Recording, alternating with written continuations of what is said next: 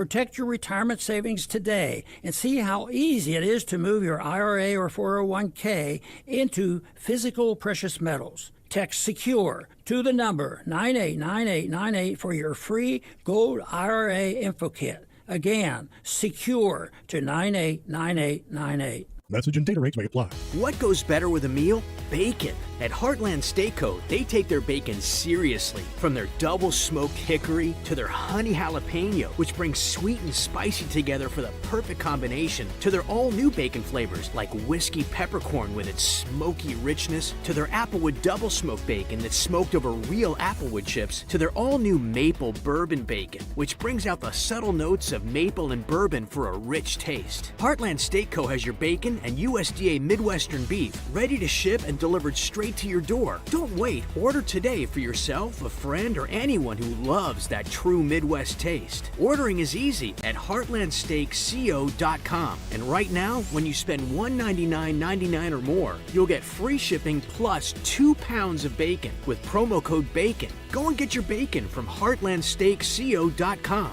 That's heartlandsteakco.com, promo code BACON. Taste the Heartland difference. Listen every Monday morning to DJ and PK and Monday afternoon with JJ and Alex for your Chevy Strong Play of the Game. Win great prizes from Rocky Mountain Chevy.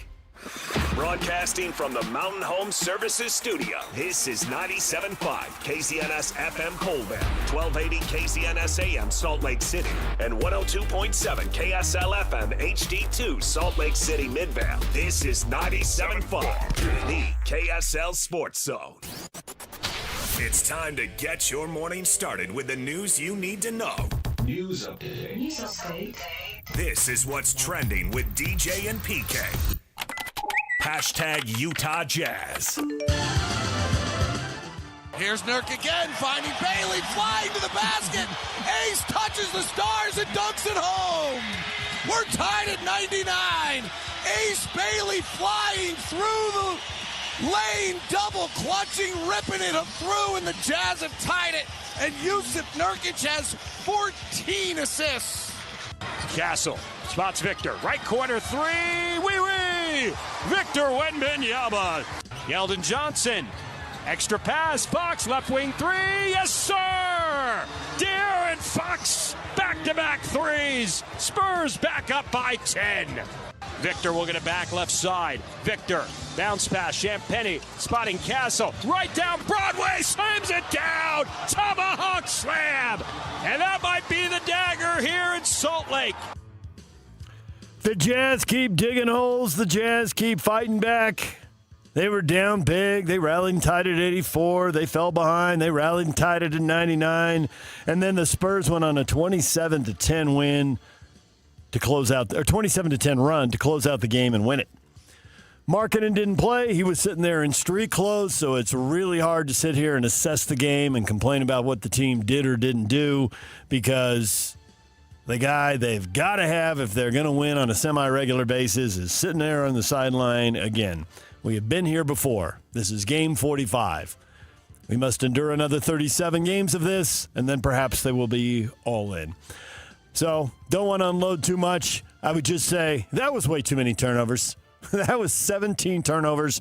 And in this postgame, which we played in the previous hour, about 6:30, you heard Will Hardy talking about, transition points, 32. This is a bad defensive team. How good is this team going to get? How quickly will they get good? And what is their ceiling? 45 wins, 50 wins, first round of the playoffs, second round. When can they get back to a conference title where they haven't been? Well, it's not 20 years yet, but it looks like the streak's going to get there pretty quick here. And I think all those questions, and we all want to know how much they're going to win in the regular season and the postseason, all those questions revolve around, well, can you get better defensively? I mean, we can sit here and read box scores, and you got different guys who are capable of scoring, and that's great, but you got to defend at some point. And to Coach Will Hardy's point, when you give it up 32 points in transition, you've dug a pretty big hole.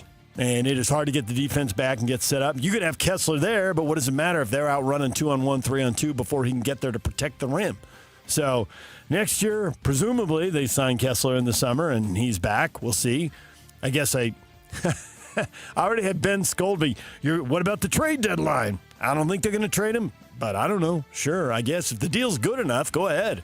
I mean, I feel that way for everybody on the roster. If the deal's good enough, the Jazz don't have anybody who's a top 10 or top 20 player in the league. I think you can argue Markkanen is top 30, but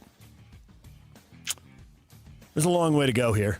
There's a long way to go, but if not all, most of that revolves around they have got to get better defensively. They got to quit being number 28 or number 30 in the league. How do you get to number 10 in the league or number 15 in the league on your way to number 10? Well, you got to turn the ball over less. That's been a problem for a while now. We'll talk more about this with David Locke coming up, Utah Jazz Radio Voice, coming up at 8:30 this morning. Jazz are off today. The Miami Heat are coming to town tomorrow night as the 2-week homestand continues, roughly 2 weeks. This will be game 3 in the homestand with Miami here. DJ and PK. Hashtag NBA. We're not playing hard. Not playing hard. We're not doing the right thing. We're not playing to win. We're not playing together. Our chemistry is not there. Guys are being selfish. Guys are trying to look for their own shots instead of looking for the right shot for the team. Giannis upset with the way the team is playing.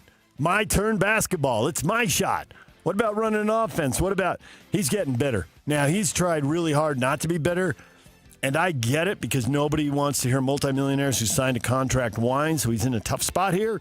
But for the crowd that was saying rip the Band-Aid off 2 years ago and trade him then, I mean, what's been the point of staggering around for 2 years?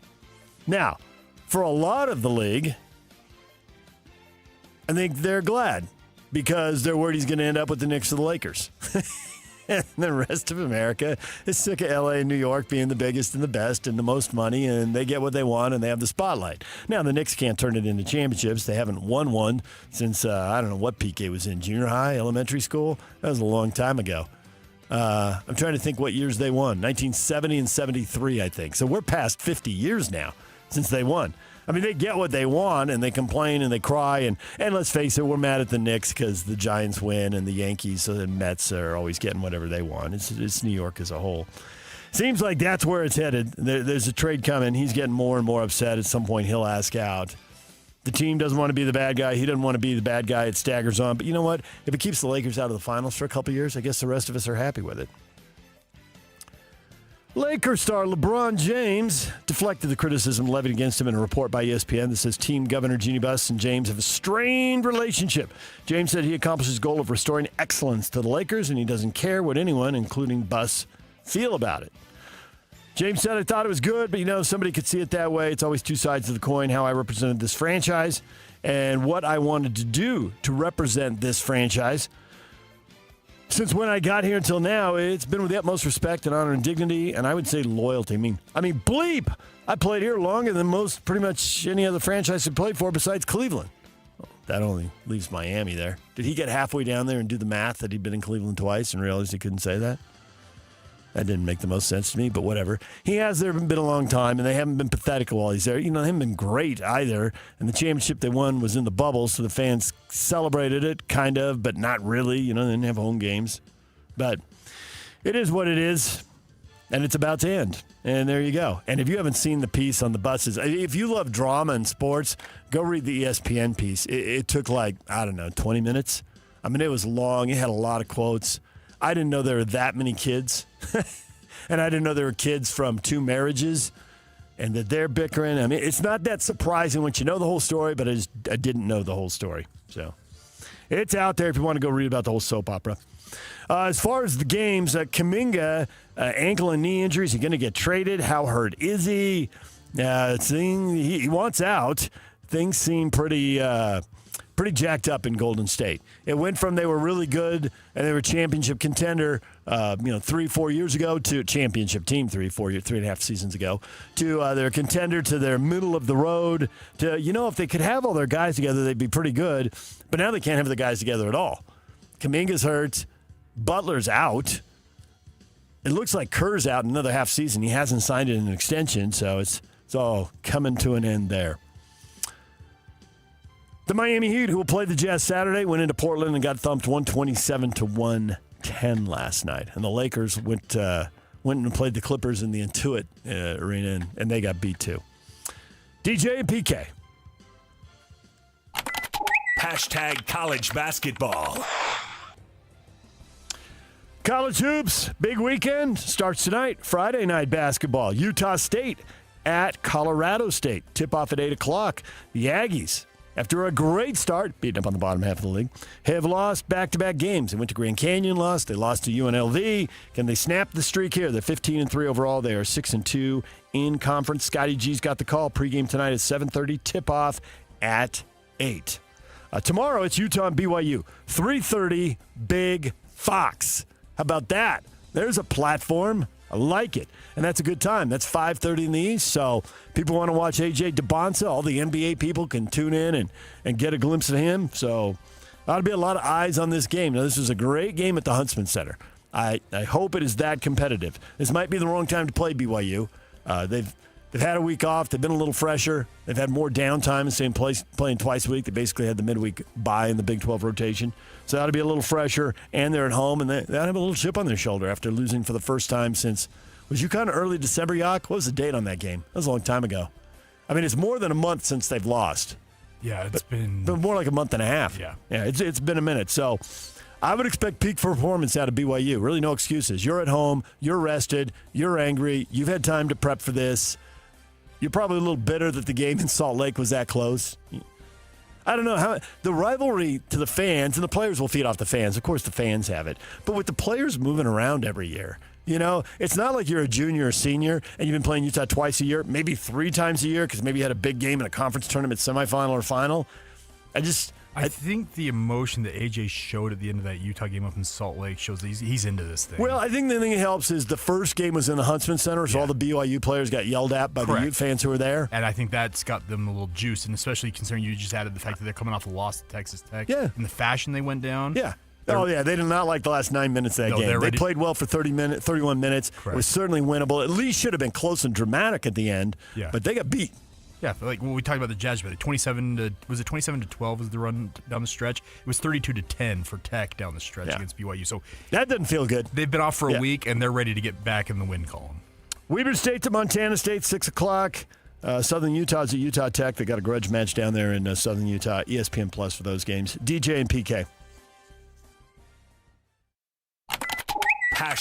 #NFL.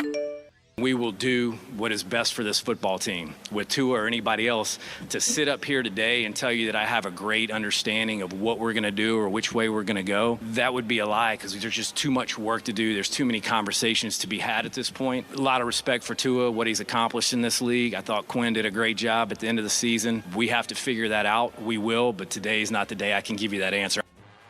That's the Dolphins general manager, John Eric Sullivan. What are they going to do at quarterback? Changing his guard there in Miami. They got new eyes on this, so what are they going to do? And it's not just from a talent perspective. I mean, Tua seems like he's kind of in the middle third of NFL quarterbacks, but there's a bunch of guys you would expect, they're really good. They're going to get their team in the playoffs. And then there's a bunch of teams that are looking to find somebody. He's kind of in the middle third, and they paid him like he's in the top quarter of the league. So that suggests move on from him, but there's huge financial penalties, so they'll have to sort that out. And who can they get that's better? So all of that is why I think Eric Sullivan did not want to really say anything definitive and specific there. Ravens hired Chargers defensive coordinator Jesse Minter as their new coach. Minter spent time with Baltimore under John Harbaugh from 2017 to 2020. He now returns to lead the franchise, having worked for both John and Jim. I like hiring coaches who've worked for winning coaches. It doesn't mean it always works, but when you look at the best coaches in the game, they usually worked for the best coaches in the game.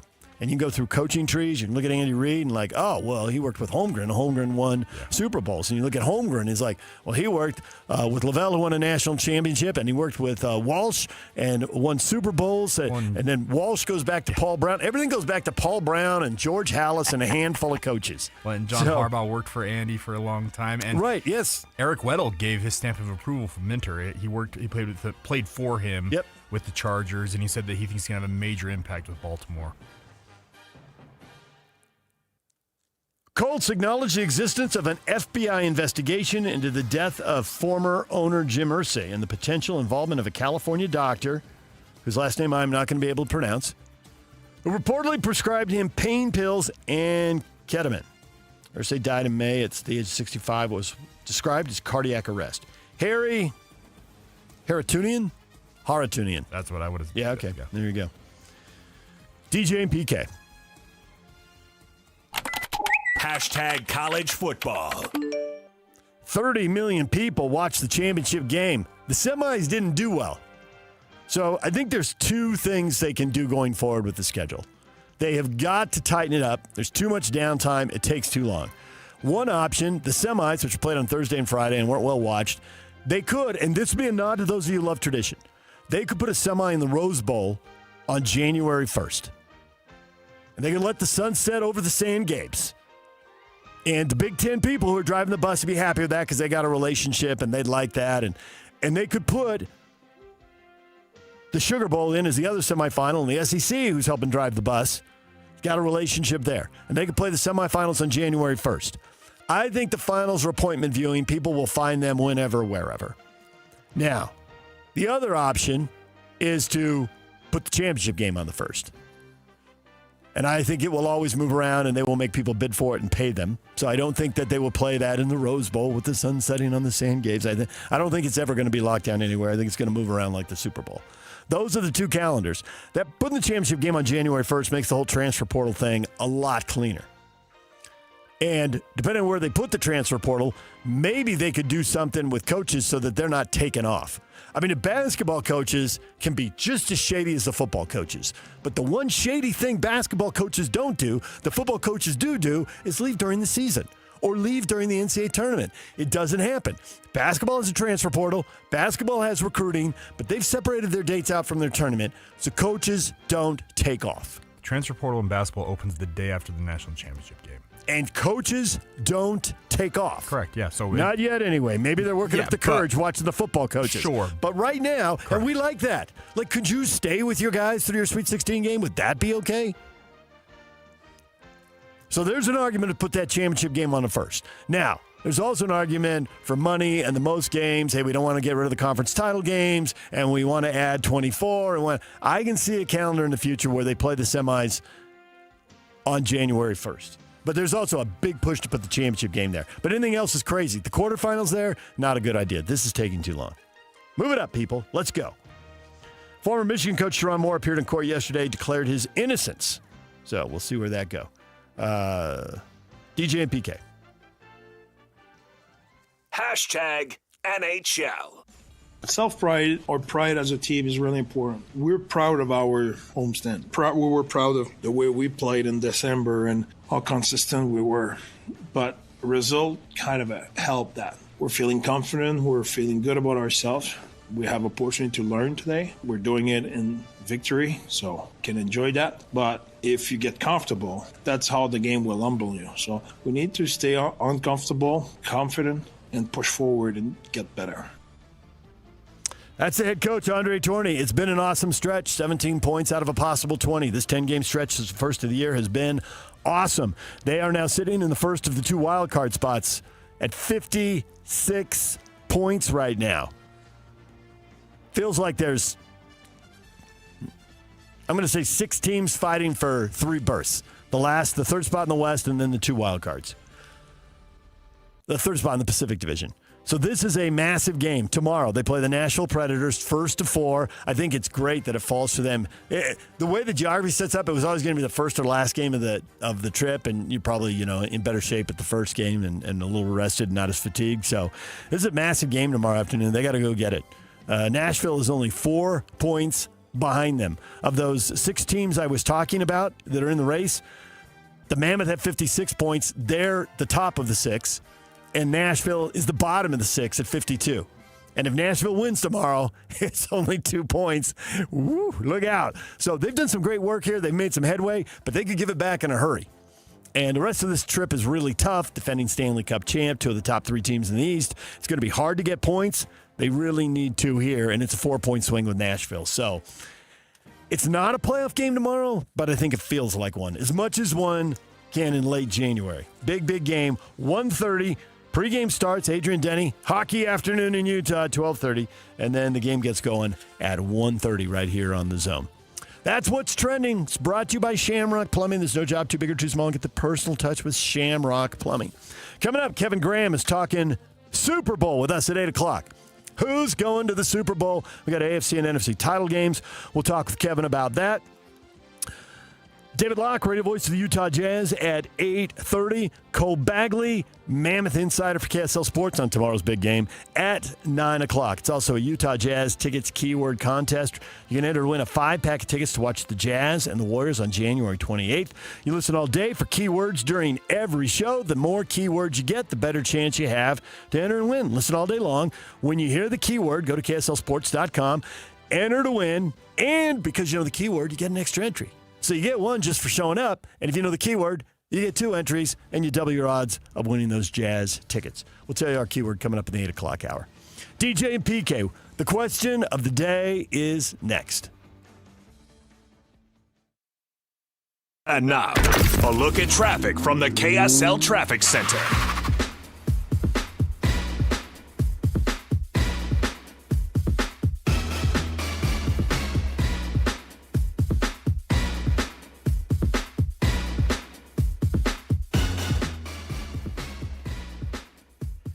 Cleared the crash that was at eastbound I-80 at 7200 West on the west side, and sliders have been cleared out of that area. Speeds are back into normal there. Also, the only heavy traffic right now is eastbound 2100 North, where people are trying to get over to I-15, but there's reports of an accident, but they have not been able to identify exactly where it is at this moment. This update is brought to you by UTA.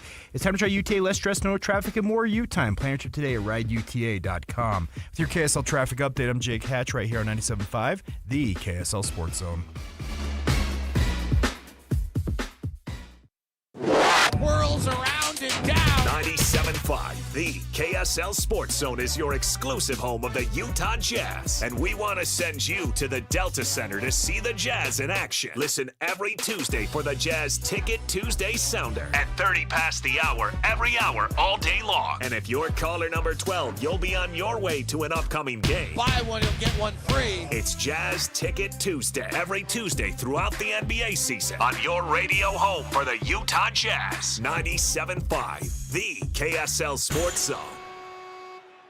Bar Dub Grill is where roadside classics meet ranch-raised flavor. Sink your teeth into juicy, handcrafted burgers made with premium Bar W beef straight from the local Utah farm. From the bold cowboy barbecue burger to the sweet and savory Aloha burger, paired with crispy cowboy fries, hand-spun shakes, or signature spud nuts. Soft, airy, and unforgettable. Bar Dub Grill delivers honest eats with cowboy swagger. Bar Dub Grill in Nephi with easy access right off exit 222 in Nephi. Are you ready for a new you in the new year? The Salt Lake City Fat Loss Program has helped thousands of frustrated men and women feel confident in their clothes, boost their energy, and finally feel like themselves again. So, what's the secret? Salt Lake City Fat Loss uses a science-proven plan to help reset your metabolism and lose up to 1 pound of fat per day without dangerous drugs or exercise. And right now is the perfect time to start. Due to overwhelming demand, Salt Lake City Fat Loss has extended their huge New Year's sale, over 20% off for a limited time only. JJ here. I lost 40 pounds in 60 days. Alex Curie here. I dropped 50 pounds in 60 days on the SLC Fat Loss program. Get their New Year's special at slcfatloss.com. Whether you want to love what you see in the mirror again, boost your energy, fit better in your clothes, or feel more confident and healthier as you age, Salt Lake City Fat Loss works. Huge New Year's sale is ending soon. Schedule your free consultation today at slcfatloss.com and lock in your savings. That's slcfatloss.com. Results may vary. Hi, this is Derek Overstreet, president of the New Millennium Group and co-host of Stop Working, Start Living with KSL News Radio. Can you imagine what your life would be like if you could retire 3 to 5 years earlier than you thought possible? The things you could do, the loved ones you could spend time with, the memories that you could create.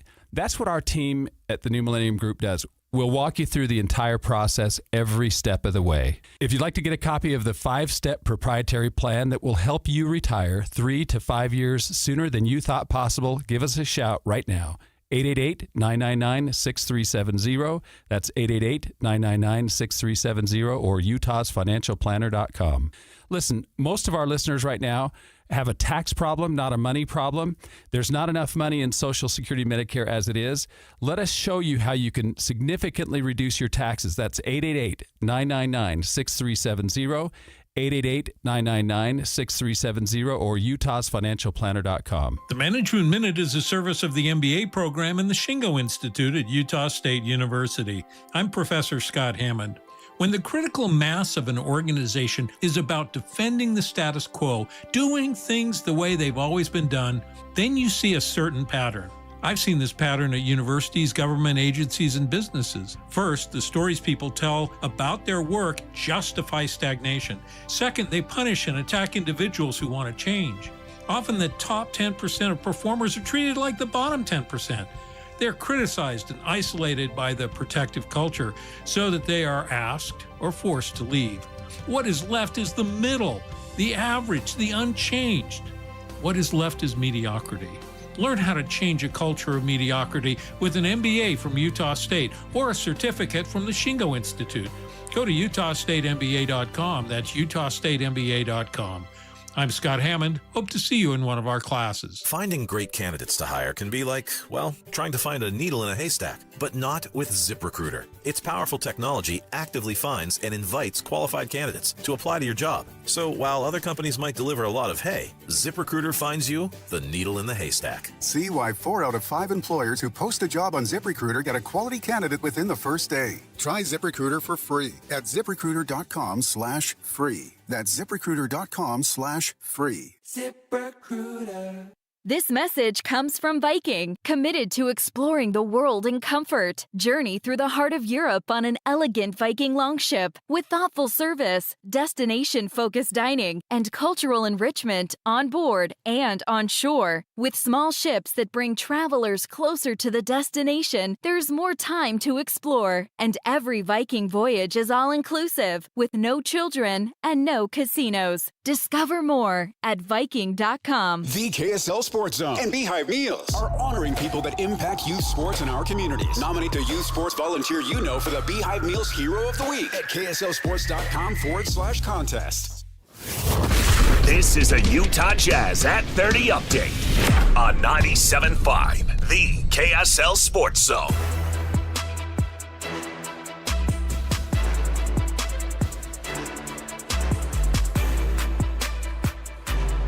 The Utah Jazz lost to the Spurs 126-109. De'Aaron Fox pacing the Spurs with 31 points. Victor Wembanyama had 26 and 14.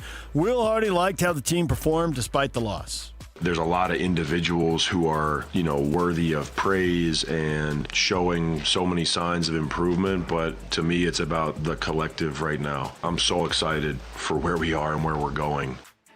Jazz face the Heat tomorrow night at the Delta Center. Tip-off set for 7:30. This Jazz at 30 update brought to you by University of Utah Health.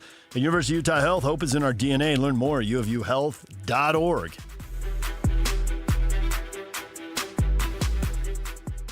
This is Utah's best coverage of the Utes, Cougars, Jazz, and Mammoth. Here we go.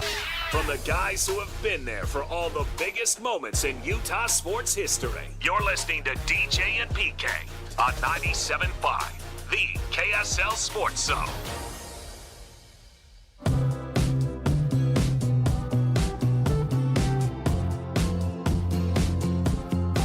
Don't miss your chance to win big every week on the KSL Sports Zone. This week, win tickets to see Pro Bowl riders Unleash the Beast Tour at the Delta Center on February 6th. Get your tickets today at SeatGeek.com or listen to the KSL Sports Zone all day Wednesday for your chance to win. All right, Bronco fans. For years, when I worked at a local TV station that showed a lot of Bronco games, people complained. Why are the Broncos on all the time? Because there's a lot of Bronco fans and the games get great ratings. It's not complicated. So a lot of you love the Broncos, and a lot of you hate the Broncos and hate watch the Broncos, which also drives the ratings. And you hate watch the Broncos because they're on TV all the time. Now the NFL's changed their rules. They're now playing more international games. I saw another thing yesterday from one of the owners that shortly we are going to go to 18 games, and shortly every team is going to play an international game, which means you're not going to have to watch the Broncos that week when they play at 7:30 in the morning Mountain Time in Berlin or Barcelona or London or wherever. And they're already moving them off to Thursday, Saturday, Monday. And now they flip games back and forth between CBS and Fox. Used to be really ironclad between the conferences. So a lot of that's gone away. But the resentment, I know you're still passionately tied into the Broncos. And this is a great story. Is Denver going to the Super Bowl with a backup quarterback? Or the Patriots in the big game? Backup quarterbacks to the Super Bowl, winning the Super Bowl, I can think it happens about once a decade. Sometimes they're a little clumped together. So it happens. It's out there. Nick Foles is the last example. Before that, you have to go back to Tom Brady and Kurt Warner. Now, it's different. Some backup quarterbacks have come in like game 10. Some backup quarterbacks have come in the preseason. Kurt Warner, it was a preseason injury to Trent Green that elevated Kurt Warner from backup to starter. So you get to play for a whole season and build all the rhythm, get all the reps, build all the confidence with the guys. Stidham, he's coming in late, which if you're a fan of a certain age, you might remember Hostetler doing that for the Giants. And that would be 35 years ago, something like that. So it can happen. Hostetler came in pretty late in the season. I think there were 4 or 5 games left in the regular season when he came in. That is a huge storyline. Now, there are other storylines, and they are getting ignored. Here is a potential storyline. We are witnessing the next big thing at quarterback on a national stage for the first time. Is that true? I don't know. But it could be. Drake May has quietly had a season. And I'm saying quietly because Drake May is not a guy who got to play on Sunday Night Football or Monday Night Football or Thursday Football or even in very many big afternoon windows. If you're way into it and you've got Red Zone or you got an NFL ticket or whatever, then you've maybe seen more of Drake May. But there's a decent chance, even if you have that, you don't have to watch the Patriots and you were watching whatever team you follow, wherever you or your family came from or whatever, wherever your favorite player plays. I don't think a lot of people know about Drake May. I don't even think in the run-up to this game that I'm seeing much of the national media talk about this. If you look at quarterbacks who had great seasons this year, the top 5 in the league, Drake May and Sam Darnold are right there. Stafford, Goff, Prescott, those guys all threw the ball at a really high level. But who completed the most passes? Let's get the highest completion percentage. By a wide margin, Drake May, New England, 72%. Nobody else was over 70. The Niner quarterbacks, Mac Jones and Brock Purdy, were both at 69. And so was Josh Allen. Yeah, and what do they have in common? They're all out of the playoffs. They turned the ball over too much last week. Does Drake May turn the ball over? 8 picks is kind of middle of the road. He had a turnover problem last week. He's lucky that he played a quarterback who had a bigger turnover problem. Those quarterbacks were giving the ball away left and right. There were 8 turnovers in that game. If May has that many turnovers, then it's not going to matter that Stidham's quarterbacking Denver if he plays turnover free. One quarterback's turnover free, the other QB has 3 turnovers. We know where this game goes. But Drake May, man, he put together a season. Highest completion percentage in the league. If you like that quarterback rating thing, number 1, Drake May. If you prefer the QBR, number 1 in the league by a wide margin, Drake May. Touchdowns, yeah, Drake May was only 3rd in the league. I mean, is this guy an elite quarterback? He went to New England. They're off the map. He's young. He is just getting started. But for a 23-year-old, has he already arrived? Wouldn't be the first quarterback to win young. There's a whole thing in the NFL now. Win when your quarterback's on his rookie deal. There are good quarterbacks who didn't win on the rookie deal. Now they're real expensive, and it's a lot harder to win. We were just talking about Tua in the last segment. Herbert with the Chargers would be another guy who's in that role. Good quarterback, but that team wasn't put together to be anywhere near a Super Bowl. They've always had major flaws. May's got the team around him. And he's supposed to be this guy. He was the 3rd pick in the draft. Now he played football at North Carolina, a little off the beaten path, so I'm guessing that here in Utah, a lot of us didn't watch him play college football either. But, man, he's there. He's 3rd in touchdowns, 31 TDs. So, I don't know. I'm thinking this is Drake May's moment, but that isn't really where the conversation is going. He's 4th in yardage. And most of the best quarterbacks were healthy this year, so he's also 4th in yardage per game. So that's an elite season any way you slice it. He's not a big runner, ran for 4 touchdowns this year, get the occasional scramble or QB sneak. But when it comes to throwing the football, he is right up there. Now, does he have the turnovers that he had in the Houston game that he got away with? That was his first playoff game. The Denver defense has been really good this year. But the Denver defense did not look good in the playoffs, and the playoffs are different. And plus, you're deeper in the season. Everybody's got injuries and is missing guys, and you always got to factor that in. But nobody cares. The game goes on. The Chiefs are awesome, and they've won 3 Super Bowls, but they have to play a Super Bowl without an offensive tackle or 2. They lose the Super Bowl. We've seen it happen to them a couple times. If it can happen to the Chiefs, it can happen to anybody else. But I am super intrigued going into this. How does Drake May play? Is this a guy who had a good college career, was third in the draft, and has gotten the right coach in Vrabel? A lot of credit to Vrabel. To me, you could give out at least three coaches at least have had Coach of the Year seasons. Huge turnaround in New England, huge turnaround in Seattle. Super impressed by what's happened in Chicago, especially, and this shouldn't matter, but it does because we all know it. We all know Ben Johnson left somewhere and they got worse. It's like, well, it was probably Ben. So if the Coach of the Year lands with McDonald or Vrabel or Ben Johnson, whatever, they all did great jobs.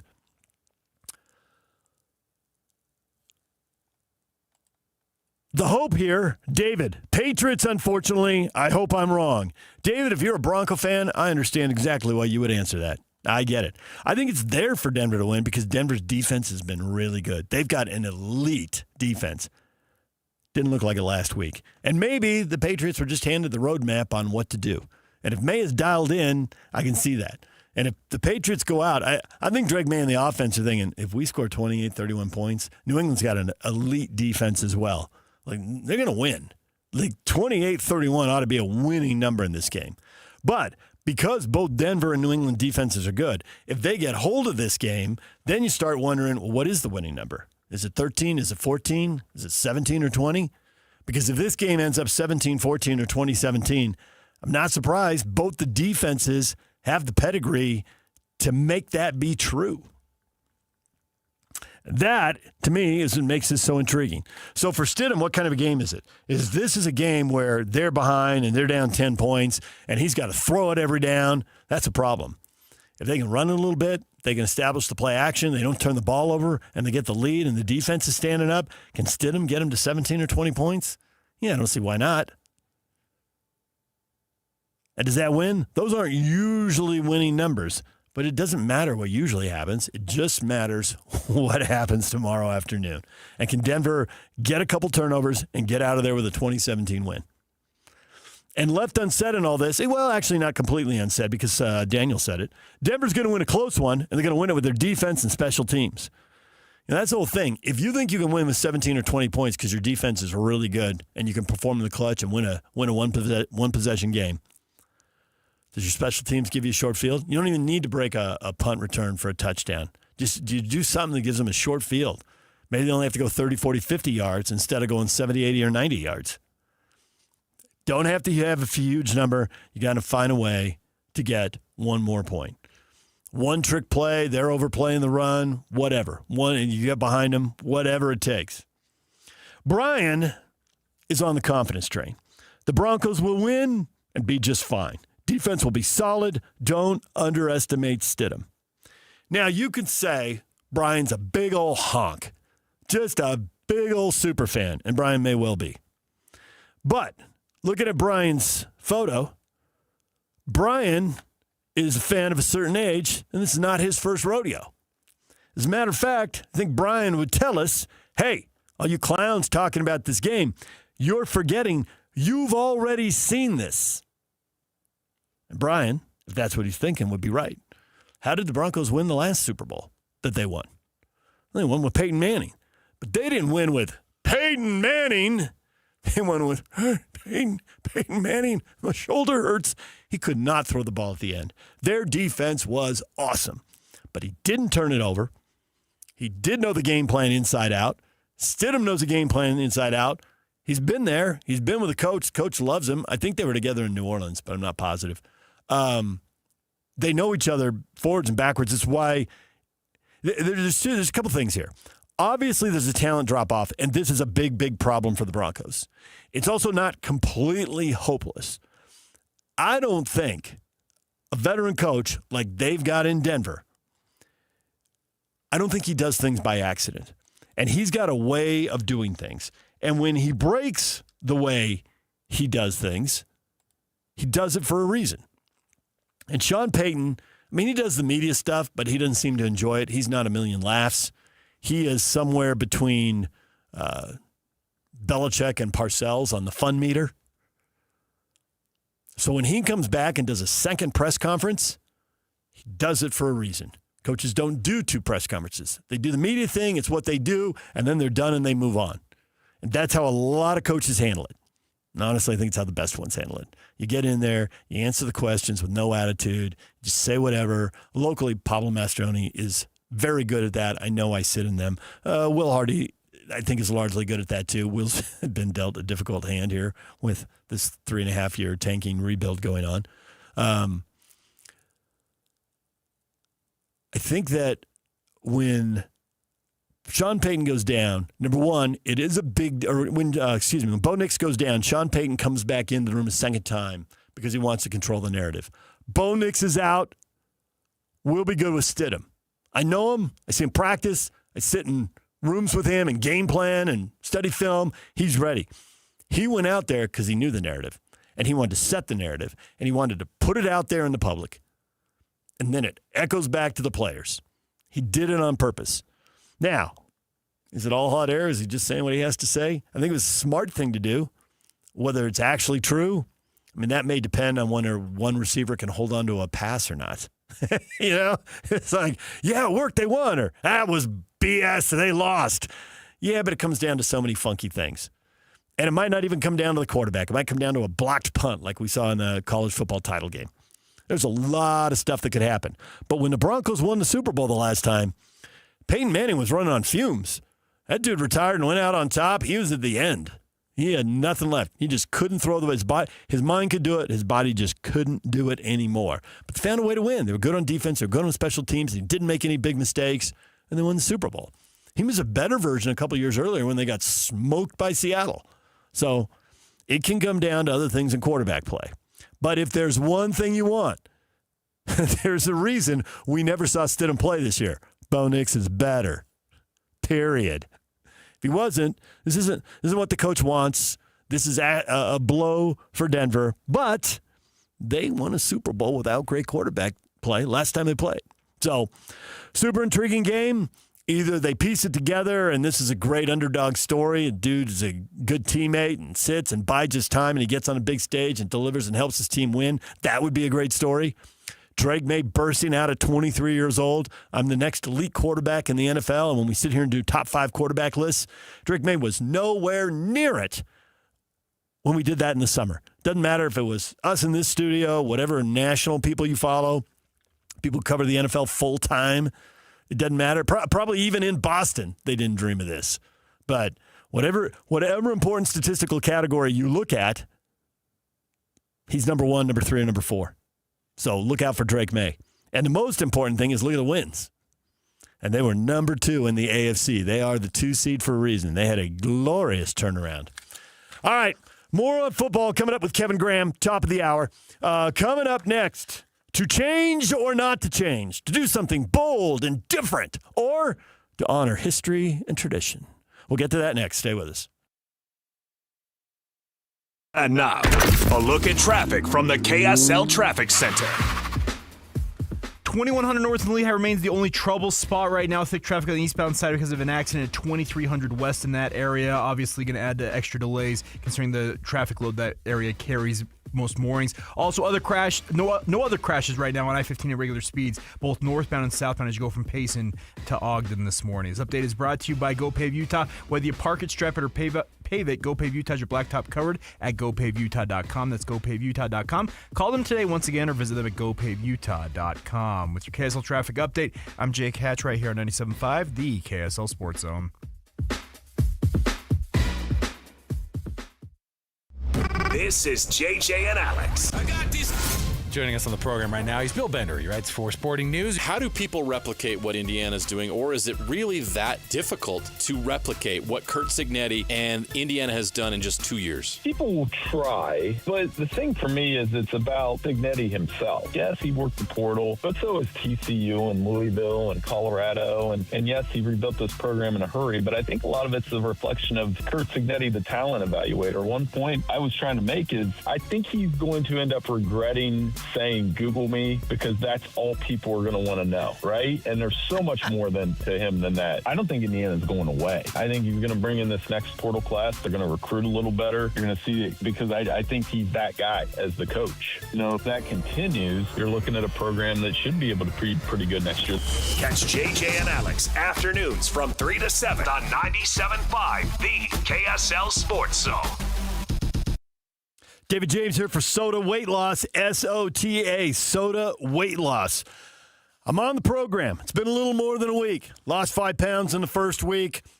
Another pound when I stepped on the scale. The results are coming. They've got a plan. It does not involve needles, injections, or pills. That was the first thing I wanted to know. I wasn't interested in any of that. They hook you up with a nutritionist. You get to talk once a week. I got my call coming up today after the show at 10:30. They'll text with you in between if you have questions. Right down to and I haven't had to do this yet, but I am because I'm going to travel in a couple weeks. If you're going out to dinner, get the restaurant, get the menu online, text it to them, and they'll help you pick out what's right for you. They'll work with you and help you have success. So far, so good. Couple reasons. Number one, I might have had a terrible diet. I knew there was some bonus sodium and sugar in there, but they found other places where there was sodium and sugar in my diet. 3 meals, 2 snacks. I'm not going hungry. So far, so good. And I'll keep you updated every day next week. Be right here on The Zone. We'll see how it goes. If you want to check it out, go to sodaweightloss.com, sodaweightloss.com, or call 866-800-SOTA, 866-800-SOTA. It's buy one, get one right now. You get 2 transformations for the price of 1. If you and a partner want to do it, now's the time to go for it. 866-800-SOTA. You can save yourself some money and start losing weight today. Soda Weight Loss is, say it with me, state of the art.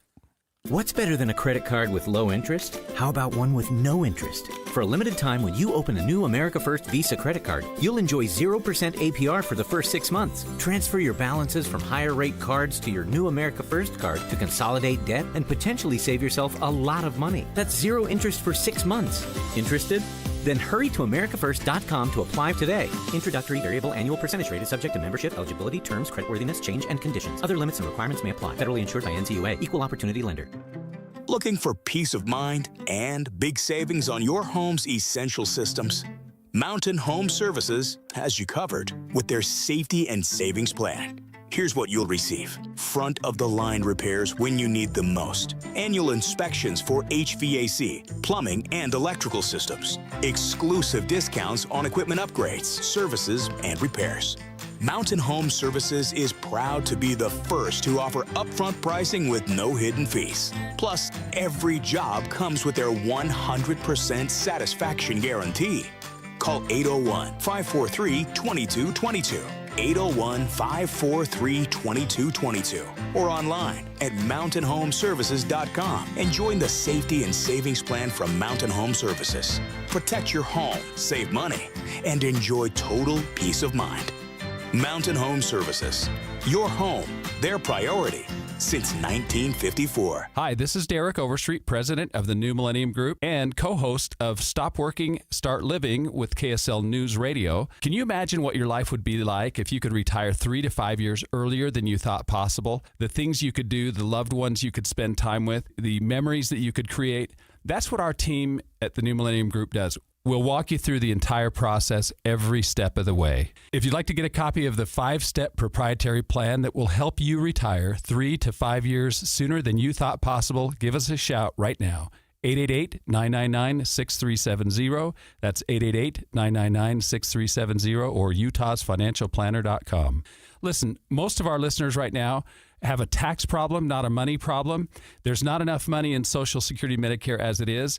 Let us show you how you can significantly reduce your taxes. That's 888-999-6370, 888-999-6370 or utahsfinancialplanner.com. At Fisher Investments, we may seem like other money managers, but we're different. Are you really that different than the rest of us? We are. As a fiduciary, we always focus on what's best for our clients.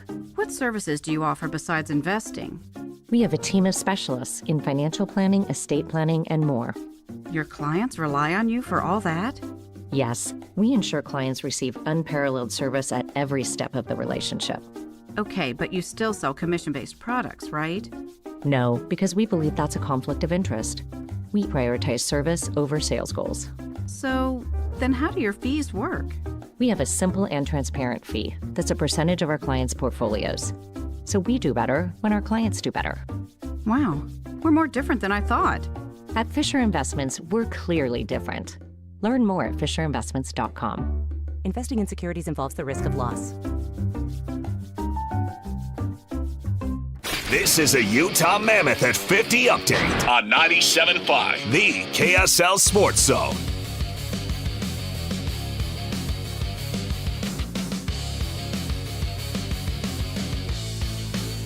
Utah Mammoth hitting the road for 4 games. It starts in Nashville against the Predators, a team that's just 4 points behind them in the playoff race. Clayton Keller on his mindset as an athlete.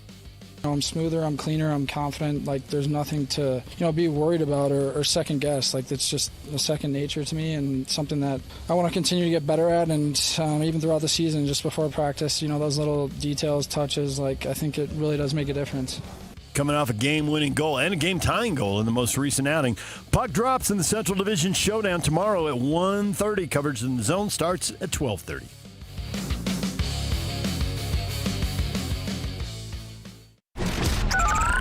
Over 2 decades of sports radio dominance in Utah. My favorite. This is DJ and PK on 97.5, the KSL Sports Zone.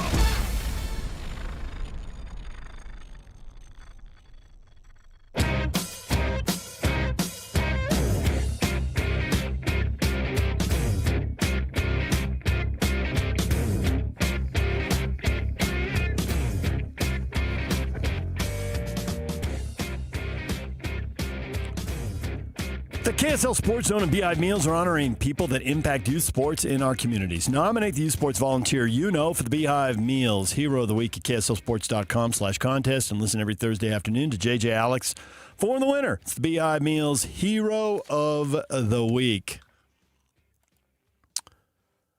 Got a question up on our Facebook page that drew a lot of reaction. Should Real Salt Lake change its name, logo, or colors? None, some, or all of the above?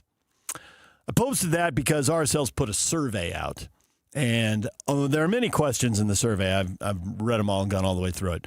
There's many questions in the survey, but several of them revolve around this, and it seemed to a little fire on social media. So first off, for the people who are fired up on social media, they missed the good news. The good news, there's a team asking you what you think. The way pro sports and college sports, which is very professional, are trending, the fans are getting less and less access, and they're getting pushed further and further away. They are getting priced out more and more. They're not just getting priced out of the stadium. They're getting priced out of watching the games as games go to different pay services, and in some cases, you got to pay multiple streaming services to watch one team. And I just think the fans, there are ways in which this is the best time to be a sports fan. But there are also ways in which it's better to be a sports fan 30 years ago. It's getting expensive. So the fact that anyone would send you a survey and ask you what you think, you ought to say thanks for that, because that doesn't seem the way things are going. And anybody who does send out these surveys, I'd applaud. Now, hopefully you get that feedback and you follow it. And if the feedback is anything like what I'm seeing posted here on social media, do not change the name, the logo, or the color. Michelle, I'm not a soccer person, but I love the name, the logo, and the colors. Other people just post no. Elaine, no. Vince, no. Rob, no, and no. Patrick, they're 20 years old, and it's like, fine. There was one that was a little different. Kevin, I'm not really a soccer fan, but I always thought it was weird that MLS teams are European-esque, Real Salt Lake, DC United, FC insert city name. I think it'd be more American-sounding names that would appeal to an American fan base. Well, we know years and years ago it came down to the Utah Highlanders or Real Salt Lake, and they ultimately went with RSL. And at the time, Dave Checketts was running the show, and he had a partnership with Real Madrid. And in the early days, it worked. Real Madrid came and played at Rice-Eccles Stadium and sold the place out, and they had Beckham, and it was a big, big deal. But ultimately, RSL's ownership has changed multiple times. I guess this would be the fourth group now. And the president has changed multiple times. The leadership has changed at Real Madrid. And so that partnership just kind of dissolves into the wind. I would just say, don't run away from your history and don't run away from your fans' memories. Don't do it. Don't. It's fine. Could it be better? Yeah, probably. That's all super subjective. One person say, no, this is great. Another person say, I can definitely sell you more kits, more. I can sell you more jerseys. I can sell you more T-shirts. You probably can, but they already switch those up all, if not every year, every other year. They constantly have new looks and all that. It's fine. I think the biggest thing to do if you want to make more money, and why would you change your name, your logo, and colors? To make more money. Well, if you want to make more money, win. And honestly, I think this group's getting really close, and I think ownership is what has held it back over the last 10 years. They've built good teams. They've done great things in a salary cap league, set baseball aside, unless you're a small market team. You know, basically you got to do money ball like the Oakland A's did. If you're in the NFL, the NBA, Major League Soccer, and there's a salary cap, you've got to get value. You got to get guys you don't pay much, and they got to outperform. And RSL's done that. They found guys playing minor league soccer in the USL, Diego Luna, brilliant. They found a guy who couldn't get a job last year, Rafa Cabral, great goalkeeping. They found a guy in a college draft because, you know, everybody goes to Cornell when they're looking for a good soccer player. I mean, that's just automatic. That's your first decision. And they found a Meccanelli who started a bunch of games and played really well. That guy could be a captain one day if he stays with the team. He's got massive leadership. He's already been the captain at one point. He has in certain games, but he's never felt like the guy. He carried the arm out for a minute. He did. To your point. He did. He absolutely. And you can find a guy another team's cut, like Caliscan. What they've got to do is they got to pay for the guys who score the goals. It's like getting a guy who hits 40 homers. Yeah, you might get him. You might get a steal when he's breaking out. But once everybody knows, you got to pay him. It's the guy who scores 30 points in the NBA. Look at all the top scorers in the NBA. Everybody's getting paid unless they're on the rookie contract. But as soon as they get past that, they've broken out. You got to pay for that. You might get a deal on something else, and you have to if you're going to be good because you can't pay everybody. You get capped out in a heartbeat, and you'll max out in the middle. RSL, I think they got to pay a couple guys. And they've done it, and it worked when they had Chicho and Andres Gomez, and they scored the most goals they've ever scored in a season, and they earned the most points they've ever earned in a season. So they can do it with this coach, with Pablo, because he's done it. They can do it with this general manager. I really think a lot of pieces are in place. But it comes down to, does ownership want to pull the trigger? Do they have the right guy? And this is their first crack at it for the Miller Group. And, to judge ownership on one season is crazy because ownership gets judged over a long period of time. But I really feel like they are close. But if you don't have a goal scorer, you're going to get picked 12th or 13th, and you're going to be scrambling to finish 7, 8, or 9. And we have seen that movie many times over the last decade. We've seen that with different coaches and different GMs many times. But to actually pay somebody who you know is going to score 15 and it might score 18 or 20, they've done it once. And it worked awesome. So I wouldn't change the name, the logo, or the colors. I'd focus on 1 or 2 goal scorers. That's where it's at for those guys. All right, DJ and PK, when we come back, Kevin Graham, get his thoughts on the AFC and NFC title games. Who's winning? Who's going to the Super Bowl? Who's he picking? Who's he pulling for? There's a bunch of great storylines here. Who is he pulling for? We'll get to that next. Stay with us. Win big this Wednesday on the KSL Sports Zone with Win Ticket Wednesday. This week, win tickets to see the Pro Bowl Riders Unleash the Beast Tour stop at the Delta Center February 6th. Get your tickets today at SeatGeek.com and listen to the KSL Sports Zone all day Wednesday for your chance to win.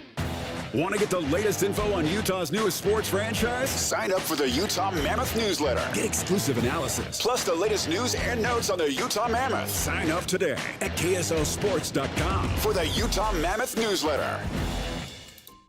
Since 1973, Belliston Jewelry has created a legacy of true value and incredible quality that stands alone. Here's Joe Belliston, owner of Belliston Jewelry. My father taught me how to make custom jewelry way back in the 90s. He would say, make it a little thicker, a little stronger. A Belliston jewelry ring is different from a typical ring. It should last a lifetime.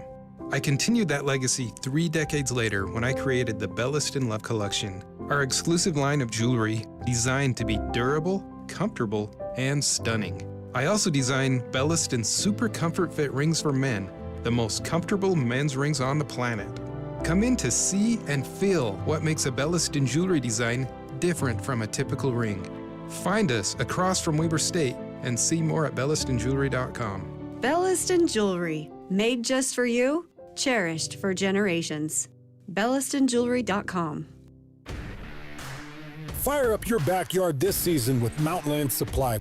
For limited time only, buy any in-stock Blackstone grill or pizza oven and get a free cover. That's on us.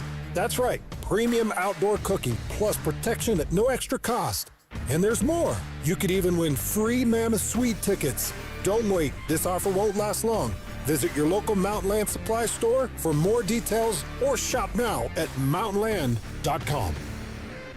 Now's the perfect time to recognize the everyday heroes who make youth sports happen in our community. The KSL Sports Zone and Beehive Meals are celebrating the coaches, referees, organizers, and volunteers who give their time so our kids can play. Nominate the youth sports volunteer you know for the Beehive Meals Hero of the Week at kslsports.com/contest. Each week, one deserving hero will be spotlighted during the JJ and Alex Show at 4:30 p.m. every Thursday. And the winner receives a $250 gift card courtesy of Beehive Meals. Don't wait. Lift up someone who lifts up our kids. The KSL Sports Zone is your home for live local sports. Tonight, the Utah State Aggies are at Colorado State. 97.5 The Zone has the game at 8 o'clock.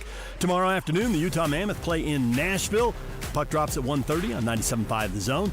Utah is at BYU, the rivalry game, 3:30 on 102.7. And the Miami Heat visit the Utah Jazz tomorrow night at 7:30 on 97.5 The Zone. If you want to hear your company's name here, email Stephanie Palmer at spalmer@ksl.com and join the winning team at the KSL Sports Zone. Chevy trucks have you covered when the road takes you from smooth sailing to Chevy Colorado will eat up some of the toughest terrains with 5 available drive modes. And Silverado and Silverado HD have the muscle to take you out for some serious with multiple engine options and impressive towing. While Silverado EV is the perfect combo of performance and capability, making it a snap to hitch up this electric truck and hit the road. Wherever the road leads, Chevy trucks are right there with you. See your Rocky Mountain Chevy dealers. The boat buying event you've been waiting for. The Boat Show and Water Sports Expo, January 29th through February 1st. Fun for the whole family. Don't miss the reptile show with scales and tails. Watch the BMX pros perform. Buy the boat of your dreams. Register to win a 5-day Alaskan fishing trip. 1280 The Zone invites you to the Boat Show and Water Sports Expo, January 29th through February 1st. Save $2 at utahboatshow.com. The boat show is here, better climb aboard. From producers T.C. Christensen and Jared Hess comes an inspiring true story. You were born different, so make a difference. Stand Out, the Ben Care story. Use what you've been made for and stand out. Rated PG, in theaters now. Broadcasting from the Mountain Home Services Studio, this is 97.5 KZNS FM Colbert, 1280 KZNS AM Salt Lake City, and 102.7 KSL FM HD2 Salt Lake City Midvale. This is 97.5, the KSL Sports Zone. Nobody brings you better coverage of the teams you're passionate about than these guys. Try some more. This is DJ and PK on 97.5, the KSL Sports Zone.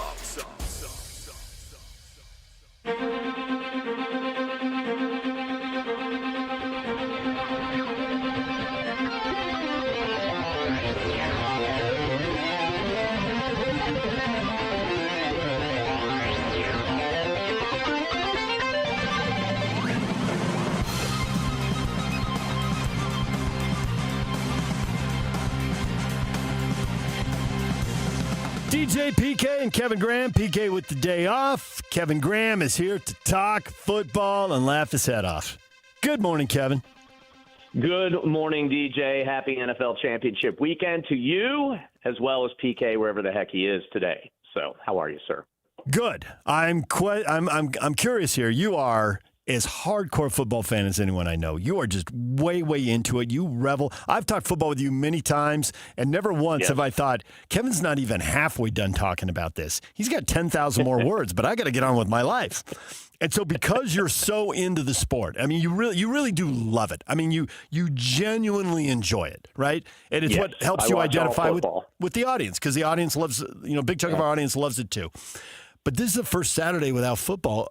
I know what I do. There's a Mammoth game at 1:30. BYU and Utah play at 3:30. The Jazz have a game in primetime, right? I know what I'm doing for sports on Saturday. What are you doing for sports on Saturday? That's a great question. I was thinking about it. See, now I'm on the East Coast. I live in Charlotte, so we're preparing for Ice-ageddon. If you've been paying attention, like the entire East Coast, it's about to get hit. And Charlotte, even though they think it's in the South, I don't know why we're considered the South, but we are. And they're not prepared for this at all. So, I went to the grocery store last night just to pick up a few things because we're supposed to get all this ice, which, by the way, will really tick me off because Sunday's when the brunt of the storm's supposed to hit. And that could if that takes the power out, I am going to freak out if I can't watch these football games. But I'll figure out a way. But, everyone's panicking. You know how it is. Everybody's panicking. There's nothing on the shelf. They don't have the trucks and the salt. It's not like Salt Lake, that can handle a storm. So I don't know what I'm going to do. All I did, and as you know, I'm one to enjoy life. And so when I went to the store, I picked up vodka, bourbon, and an 8-piece fried chicken, bucket of chicken. So I'm prepared for the weekend. I got food. I got the TVs as long as the power doesn't go out, although I do have a generator. So I may try to figure out how to use the generator on the TV. And I don't know what I'm going to do tomorrow. That's a great question, actually, because I'll probably watch college basketball. The BYU Utah game sounds enticing to me. This is when I shift, and I don't know how people are. Once football starts tailing down, that's when I start shifting to NBA as well as college hoops. And, it's not the same as football, obviously. But I'll start looking into that, preparing myself for March Madness and playoffs and all that other fun stuff. So, but yeah, I'm sad. I'm bittersweet on this weekend, DJ, because I really like this weekend. I like it better than the Super Bowl in a lot of ways because you get basically the 4 best teams, 2 great games usually, without the pomp and circumstance of the Super Bowl. I'm one of those, as I've gotten older, I don't do the Super Bowl parties as much because I really want to watch the game and not sit there and babble along. So I'll prepare myself appropriately for watching the game and then just try to stay warm and not freeze here in lovely Charlotte. Couple things you said there. I would advise you to make sure your phone and your laptop are charged. So thank you, DJ. Have that ready to go because, hey, you can get games there. You can get games until, it's done. So you got to have that all ready to go. And then the other thing is you're not sure why Charlotte is in the South. I'll give you 2 reasons. I'll give you 3. Yes. One, maps. 2, there was a war. 3, yeah, that war thing. Yeah. That war thing, yeah. 3, people think it's in the South because it is. Well, the weather here is way over. Look, my parents were here for 19 years, so I visited often. Then I moved over here back in February. The weather is not South weather. We're getting snow and ice. You shouldn't be getting that in the South. And so what you're finding, what I've learned here, and this is great geographic history that I know every week when I come on, we always try to educate the listeners. They call people that move here, and there's a lot of people move here, particularly from the Northeast, halfbacks. It's like they don't go all the way to Florida where the weather is usually a hell of a lot better than here. They kind of go halfway because they can still experience the seasons, but yet, not, be as warm year round, which I don't understand. I criticize my parents all the time when they decided to plop themselves here and retire. I'm like, why did you not go farther south to avoid these kind of weather problems? So yes, it's considered South by all those factual information that you always throw out there, DJ. But living here, no. There's a Southern accent and all that kind of stuff. But and you have some interesting people at times. But no, it's to me that when you have ice and snow, you're not in the South. That's my own personal experience. There it is. Let's go to the AFC Championship game. Denver hosting New England. On the one hand, Denver's a great story. They've had a really good defense this year. A very good defense this year. But the defense did not look good in the playoff game, and they escaped. And that's what they did. They escaped. They've got to play backup quarterback. They're playing another elite defense in New England. If this game ends up 17-13, 20-17, whatever, we're going to look at it and say, well, yeah, these were 2 of the top 5 defenses in the league. Of course it was a low-scoring game. But over here we got Drake May, who number 1 in completion percentage, right? Number 1 in QBR and the quarterback rating thing, both the rating things that people use.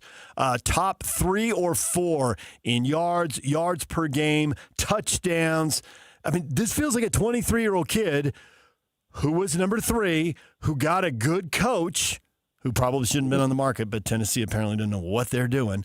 And Vrabel's in there, and like everything's coming together. So does New England burst on the scene, or does Drake May have the turnover problems he had last week that he only got away with because the other quarterback had more turnover problems? Or does Stidham go to the Super Bowl as a backup, which has happened a half dozen times in Super Bowl history, most recently with Nick Foles? What do you think? That's a great question. And look, Peyton is a great coach, and he's a great offensive coach. Yep. So I have no issues or no fears if you're a Bronco fan. And by the way, I hate both these teams. Like, I'm not rooting for anybody. Like, 1A and 1B, these two teams are up to my list of teams I despise. Mm-hmm. But with that said, Peyton will have Stidham prepared. The guy, though, hasn't thrown a ball in over 2 years in a regular season game. So, you got to put that into play in some ways. So, you got that end of it. And then, as you said, now New England, statistically, New England looks good defensively, but they've really stepped it up in the playoffs. I mean, they've only given up 19 points now in the playoffs. So you got to watch for that. May, like you said, I mean, he's had 6 fumbles in the playoffs so far, so he's got to protect the ball. But so that, to me, this game's going to come down to, like a lot of games do. It's who's going to make the least amount of mistakes. I mean, as you pointed out, I mean, Stroud was just awful. I mean, you have the best defense out there, and he's just throwing the ball up for grabs every other play, it seemed like, and that's why Houston ended up losing that game clearly. And May, though, was trying to turn it over a lot as well and doing his part to screw up the game. So my guess is May will clean it up, because he's got kind of that out of the way. Being on the road, though, is going to be very interesting for him and the Patriots. So how are they going to respond to that? Vrabel will have the defense ready to go for New England, against Peyton. But, yeah, I could see this being a very low-scoring, one-score kind of game.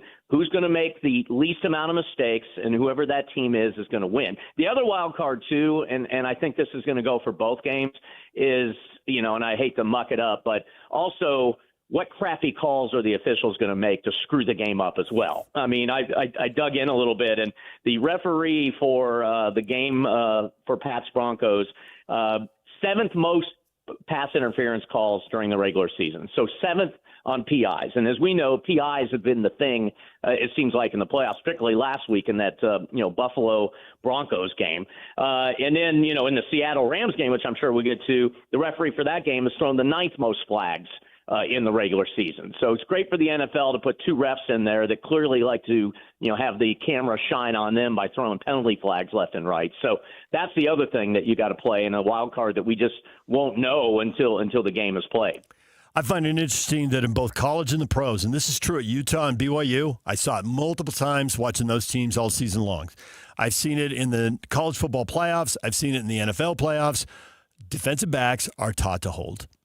There's too many players holding a handful of fabric, sometimes pulling sleeves off the shoulder pads, and it doesn't get called. And the coaches have clearly said it's worth the gamble. Hold. Yeah. And then try to let go right before the ball gets there. There was a play in the college title game where the receiver got up, pointed to his jersey off his shoulder pad, looked at the ref and just pointed at it, and then when he didn't get the ref just looked away or whatever, and he just shrugs and turns and goes back to the huddle. Now I thought that actually, as a coach, I would never criticize that kid, because it happened. He tried to get the call, but he didn't do anything to get a flag. There was no yelling, no waving of the arms and showing up, no cursing. He just points at the sleeve, and then he shrugs, and he's moving on to the next play.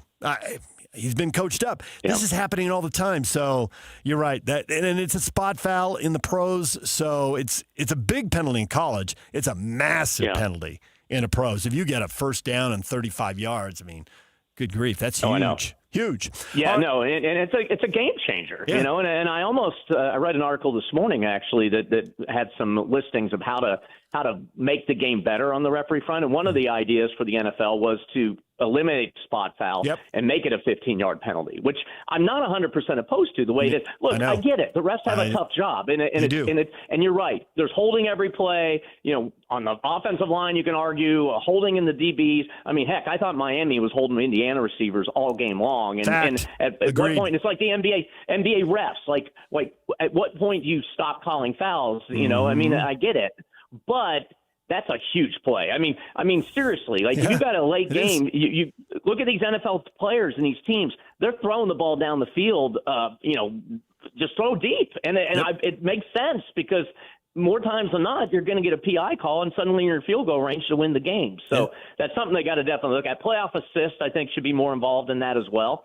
Which they're not utilizing that, I think, to the full capability. So I think that could help. But I'm telling you, in one of these games this weekend, and I think we've seen it almost in most of the games in the playoffs, there's going to be a crucial call late in the game that can have significant impact on who wins. And I hate it. I mean, I hate games being decided that way, but something will happen. I mean, we saw it last week in that Buffalo-Denver game.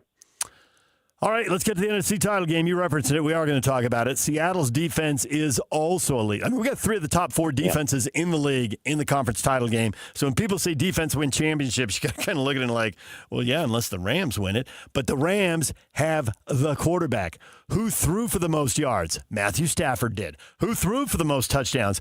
By a wide margin. 46 touchdown passes when there were only 3 other guys who got to 30? And Goff was second at 34. I mean, Stafford's off the charts. And he's going against an awesome defense. Who wins? 9th time since 1970 merger that the number 1 scoring offense, which is the Rams, goes up against the number 1 scoring defense, which is Seattle. There it is. If you look at the first 2 games that they played this season, the Rams won 21-19. Mm-hmm. How did they win? I mean, amazing they only won by 2 because Darnold threw 4 interceptions that game. The Week 16 game, Seattle was down 30-14 with 8 minutes left in the game, over 8 minutes left, ended up winning in overtime, rallying 38-37 with a 2-point conversion. So to me, it's up the air. I mean, and I think you see, I think the line's 2.5. Seahawks are favored at this point. So it's up. And I'm terrible. I swear, I'll give you predictions, and everybody just take the opposite team because I've lost 15 consecutive bets over the weekend. I'm so bad at this, it's absolutely ridiculous. But I'm leaning Rams just because of the experience factor. The standpoint of Stafford, McVay, 10 playoff wins, including a Super Bowl. I know Mike McDonald's done an outstanding job, and that defense is really, really good. And that's what's interesting about this game too. If you look at the 2 games combined, DJ, and then I don't want to stat everybody to death. The Rams have 58 points and 820 yards.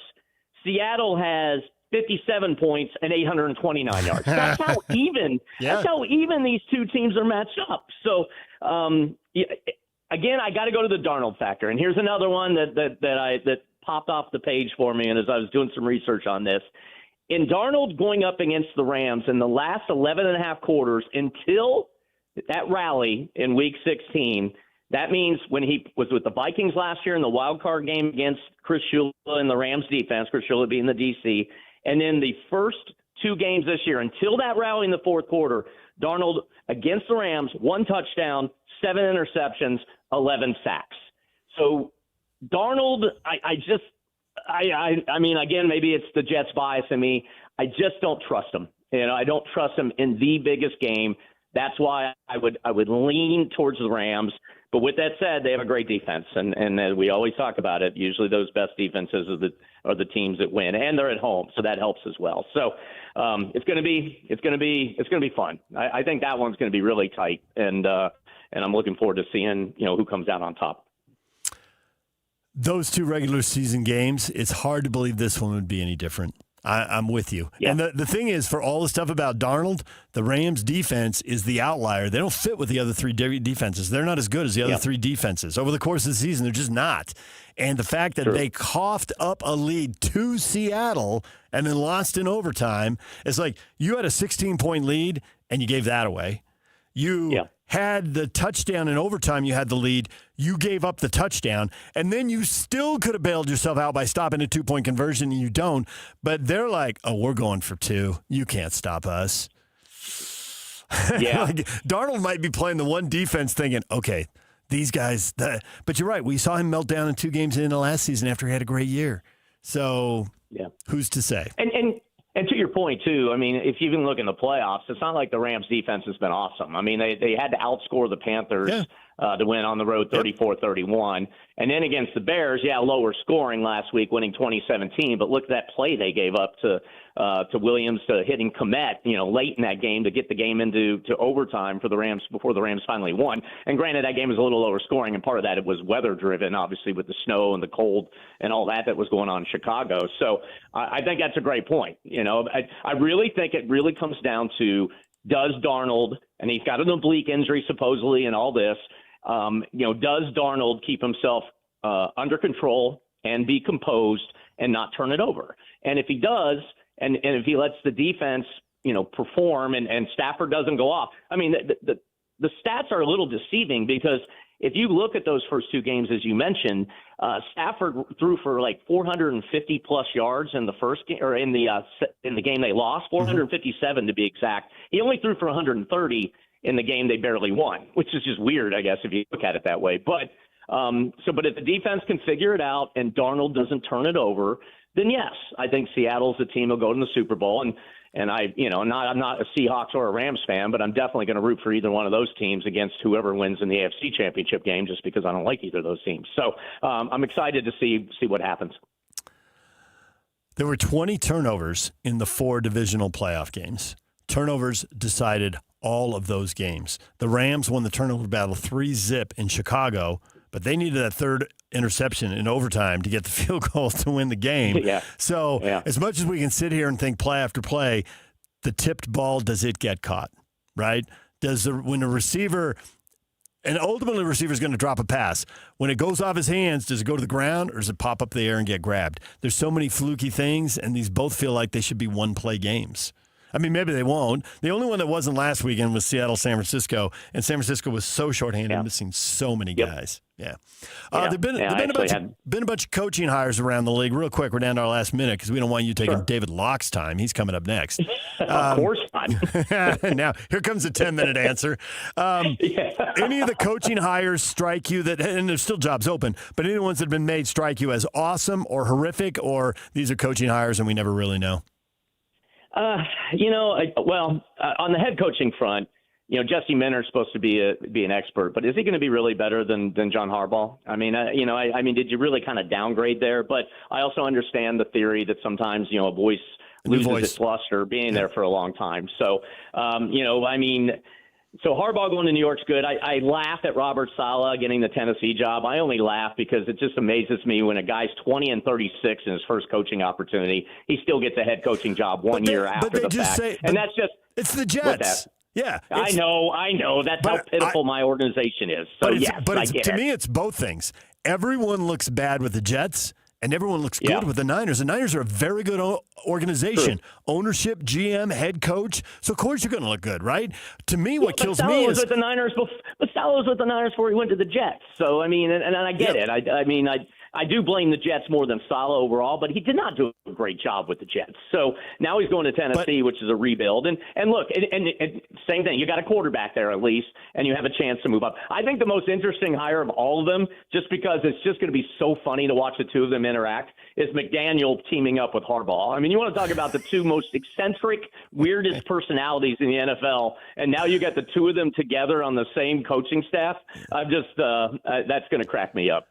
The only thing I want to say about Tennessee is Saleh picked some of the worst organizations. This is the organization that ran Vrabel, and Vrabel just flipped the Patriots in a year. Mm-hmm. Why take the Tennessee job? Give yourself a chance. There is a chance that this is his last opportunity to be a head coach if he fails spectacularly twice, and he may have picked like the 29th and 32nd best organizations, or maybe even 31 and 32 in the league. You didn't really give yourself a shot, dude. But it's hard to say no when you have an opportunity, and obviously the bad organizations go through more coaches than the good organizations. So I get that, but nonetheless, I don't know about Tennessee. Well, he's getting a new stadium. He's got a quarterback there. The question is will he get one of the biggest flaws and problems he had when he was Jets. Well, obviously Zach Wilson didn't pan out, but again, a lot of that's on the Jets for not developing him. And he hired a terrible offensive coordinator in Nathaniel Hackett. Talk about the worst offensive coordinator you can ever hire. So, once the Rodgers thing came to play. So, has he learned his lessons? Can he put a stable operation in? Will the ownership allow him to do what's necessary? Because obviously with the Jets, that wasn't the case. So, look, he's bright. He's a great defensive coordinator. We saw how the meltdown of the Jets defense went with him when he got fired last year and what happened with the Jets defense this year with Aaron Glenn in play, who was supposed to be a defensive specialist, but he sucked. So, I'm sure defensively they'll definitely improve, but can he put a good offense together? And that's a challenge for a lot of defensive-oriented coaches these days. I think that's why so many offensive coaches are being hired, because ultimately you got to score points. Kevin, always great to have you on. We'll talk to you again next week, but right now we got to make way for David Locke. Yeah, I look forward to it. Tell David I said hello, and I know it was a tough defeat for the Jazz last night, but it's a good defeat because their quest is to be as bad as possible. So look at it that way. Thanks, Kevin. See you guys. Let's see, DJ. David Locke, radio voice of the Utah Jazz, is next. Stay with us. And now, a look at traffic from the KSL Traffic Center.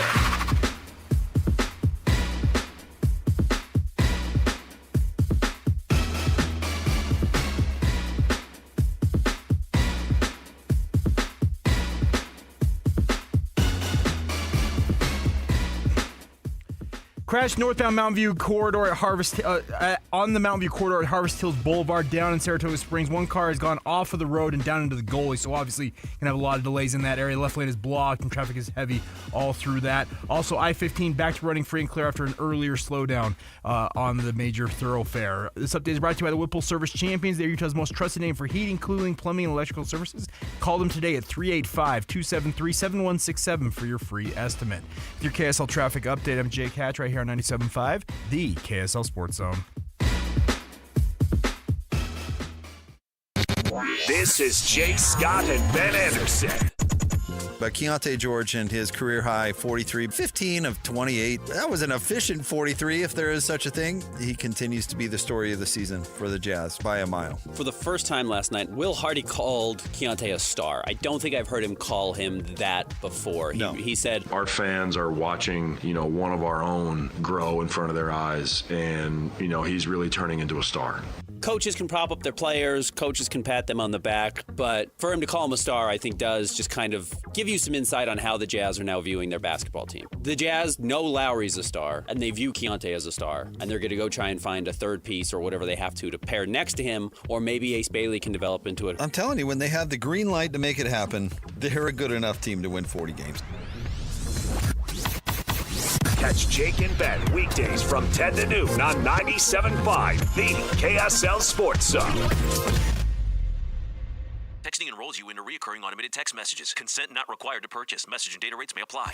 Man, I love seeing the old gang at these reunions. Did you see Brian? He's in better shape than he was 25 years ago. How is that even possible? Yep, I ran into him a few weeks ago and had to ask. He told me he started taking Nugenix Total T2. The testosterone booster? Yeah, but it's way more than that now. It also skyrockets your nitric oxide in as little as 3 hours. I started taking it right away and I'm already seeing results. I was wondering what you were doing. You seriously crushed me in that pickup game last week. Yep, after 40, energy, strength, drive, it all starts going downhill. But with T2, I feel like my old self again. Stronger, leaner, and my energy is way up. My wife even noticed a difference. They're giving out complimentary bottles right now. Just send them a text. Text TAP to 215-215 for your complimentary bottle of new Nugenix Total T2. Text now and you'll also get a free bottle of Nugenix Thermo X, our most powerful fat incinerator. That's TAP to 215-215. These statements have not been evaluated by the FDA. Product not intended to diagnose, treat, cure, or prevent any disease. Dev Simplified are your software pros. Whether it's websites, mobile apps, or complex custom systems, Dev Simplify is here to make it work and make it easy on you.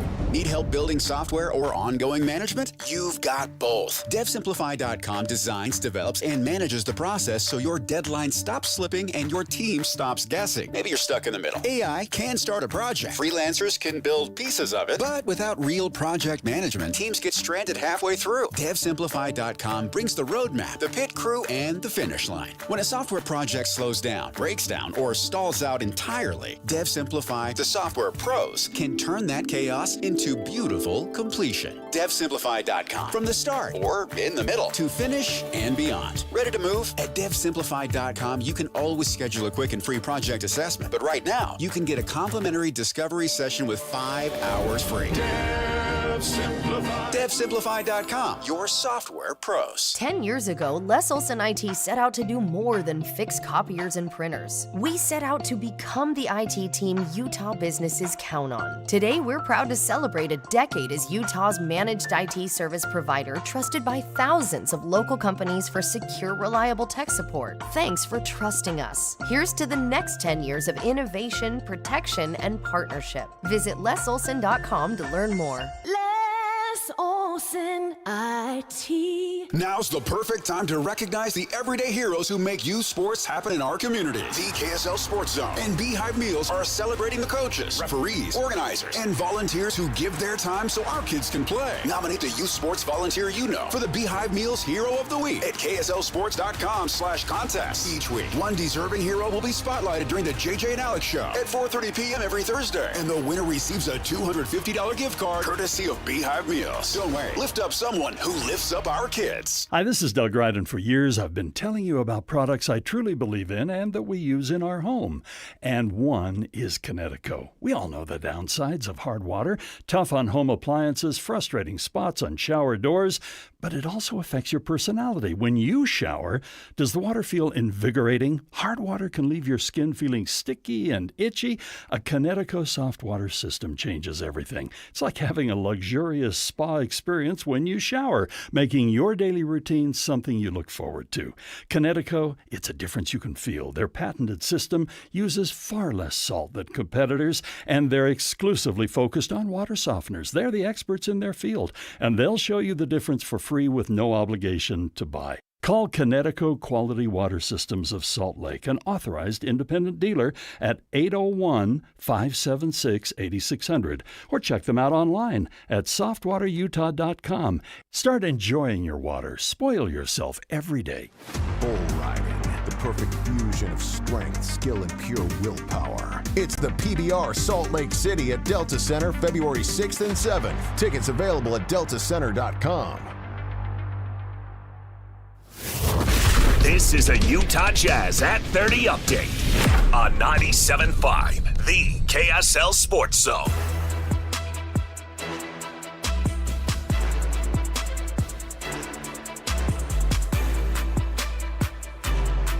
The Utah Jazz lose to the Spurs 126-109. Darren Fox with 31 points. Ace Bailey scored a career-high 25 points in the loss. Keontae George on Will Hardy, asking them to compete hard. Obviously, Will's right. We got to take the good with the bad, and people always count us out. So the fact that, every night we competing at a high level and giving our chances to win every night, like Will said, is a good sign.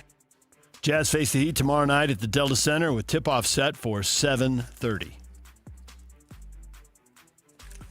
Utah Jazz updates are brought to you by University of Utah Health. At University of Utah Health, hope is in our DNA. Learn more at uofuhealth.org.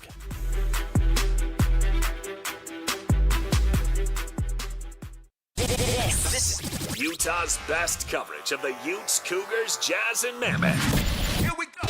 From the guys who have been there for all the biggest moments in Utah sports history. You're listening to DJ and PK on 97.5, the KSL Sports Zone.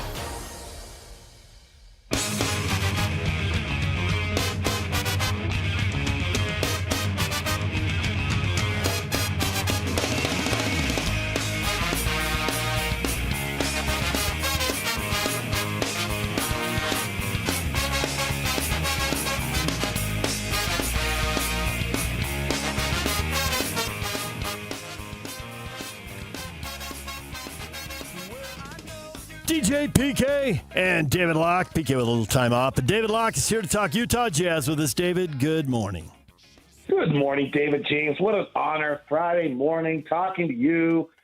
All the better without, I miss PK not being around and not being here. It's two of the greatest of all time that are really, they're like peanut butter and chocolate, but each on their own, equally as good as peanut butter or chocolate by itself, though I've never tasted peanut butter because I'm allergic to nuts, so it's a side note. We'll call PK the peanut butter. I know I love chocolate. Glad to talk with you. Did you follow that at all? It veered into peanut butter and chocolate pretty quickly there. That's kind of wild. Okay. All right, David. How are you? Let's get right to it. I'm curious about, as the Utah Jazz try to improve, and it's hard to evaluate these games. There's sitting guys. There's rotations inside of games. It's different. It's not real. And to say anything definitive is crazy. Wait a second. I don't find this hard to evaluate at all. Oh, you do too. Go ahead. You've had some negative and positive evaluations.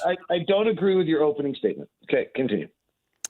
How long will it take this team to get to the middle of the league defensively? Because I don't think they can make improvement. They can't do anything the Jazz fans want until they're at least to the middle of the league defensively. They don't have Kessler. Obviously, that had changed things. They got to sign him this summer, but he's restricted, so they control that. They're missing Markin, and they make the team really small without those two. And then you take Nurkic off the floor. Now the team's really small. They can't evaluate the defense when those three guys are missing. How long till they're in the middle of the league? How far away are they? So when Yusuf Nurkic is off the floor, the defensive rating is like a 133. The league average offensive rating is a 116. Mm-hmm. The worst defense in the NBA, the Jazz, are 123. They're 10 points worse than that when they don't have Nurkic on the floor because they plan to have Walker Kessler in those minutes, right? Right. So, that is really the crux of the first part of this. So that's easily fixable immediately, upon next season, if they can be. And then the question is, what can they be in the Walker Kessler minutes? So if the league average is 115 and they can just be, 113 or so in the minutes in which Walker Kessler's on the floor, which honestly they have not shown that they can do in the past with Walker, so it's going to be more than just Walker, then, and you can get your regular minutes with Nurk or whoever your backup center is, to something, that's not horrific, you're there pretty fast. But right now you have to understand that for Nurk playing 30 minutes a night. So for 18 of the 48, that's 40% of the night. Our defensive rating it's actually now 128 when Nurk's off the floor. It's so much worse than any other defense in the league. And it's 40% of the game. And it's just they don't have the personnel to play any defense at that point. So that's an easy fix right there if you just move that number to somewhere, somewhat reasonable. I mean, even if you just take that's the answer. So it's not. So pretty quickly. That's the work, but it's not it's not a crazy quantum unbelievable jump. It's a very easy math equation. Ace Bailey seems to be accelerating here. He's and it's not just that he's scoring up, and yes, he just did have a career-high 25 points, but we're also seeing him starting to stretch together, putting a string of games together where, get 5 rebounds, and ultimately maybe even does a little more than that. He's got size, he's got athleticism, he is a rookie, and he's still figuring it out. Any thoughts on his ceiling, and maybe you don't want to go there, but how good could he be next year in the third year? Because people are thinking, wow, if he already does that, what kind of a Keontae leap can he take? What do you think? I mean, my comp on him is Tracy McGrady. That's what I thought he was the whole time. 6'8", 210. McGrady's going to the Hall of Fame, 7-time All-Star, 2-time scoring champ in the NBA. He was, top five MVP candidate on maybe more than one occasion in his NBA career. I mean, was kind of top 10 player in the NBA there for. Yeah, that's a big comp. If you want to know how good he can be, there's my answer. McGrady. I think I want to make sure people understand Tracy McGrady was a top 10 NBA player for 7 straight years.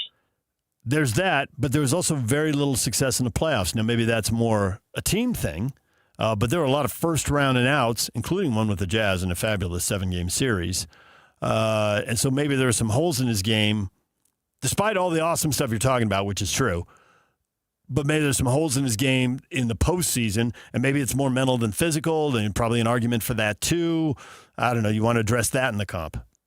Yeah, I don't. I'd have to go back and look at Orlando and Houston.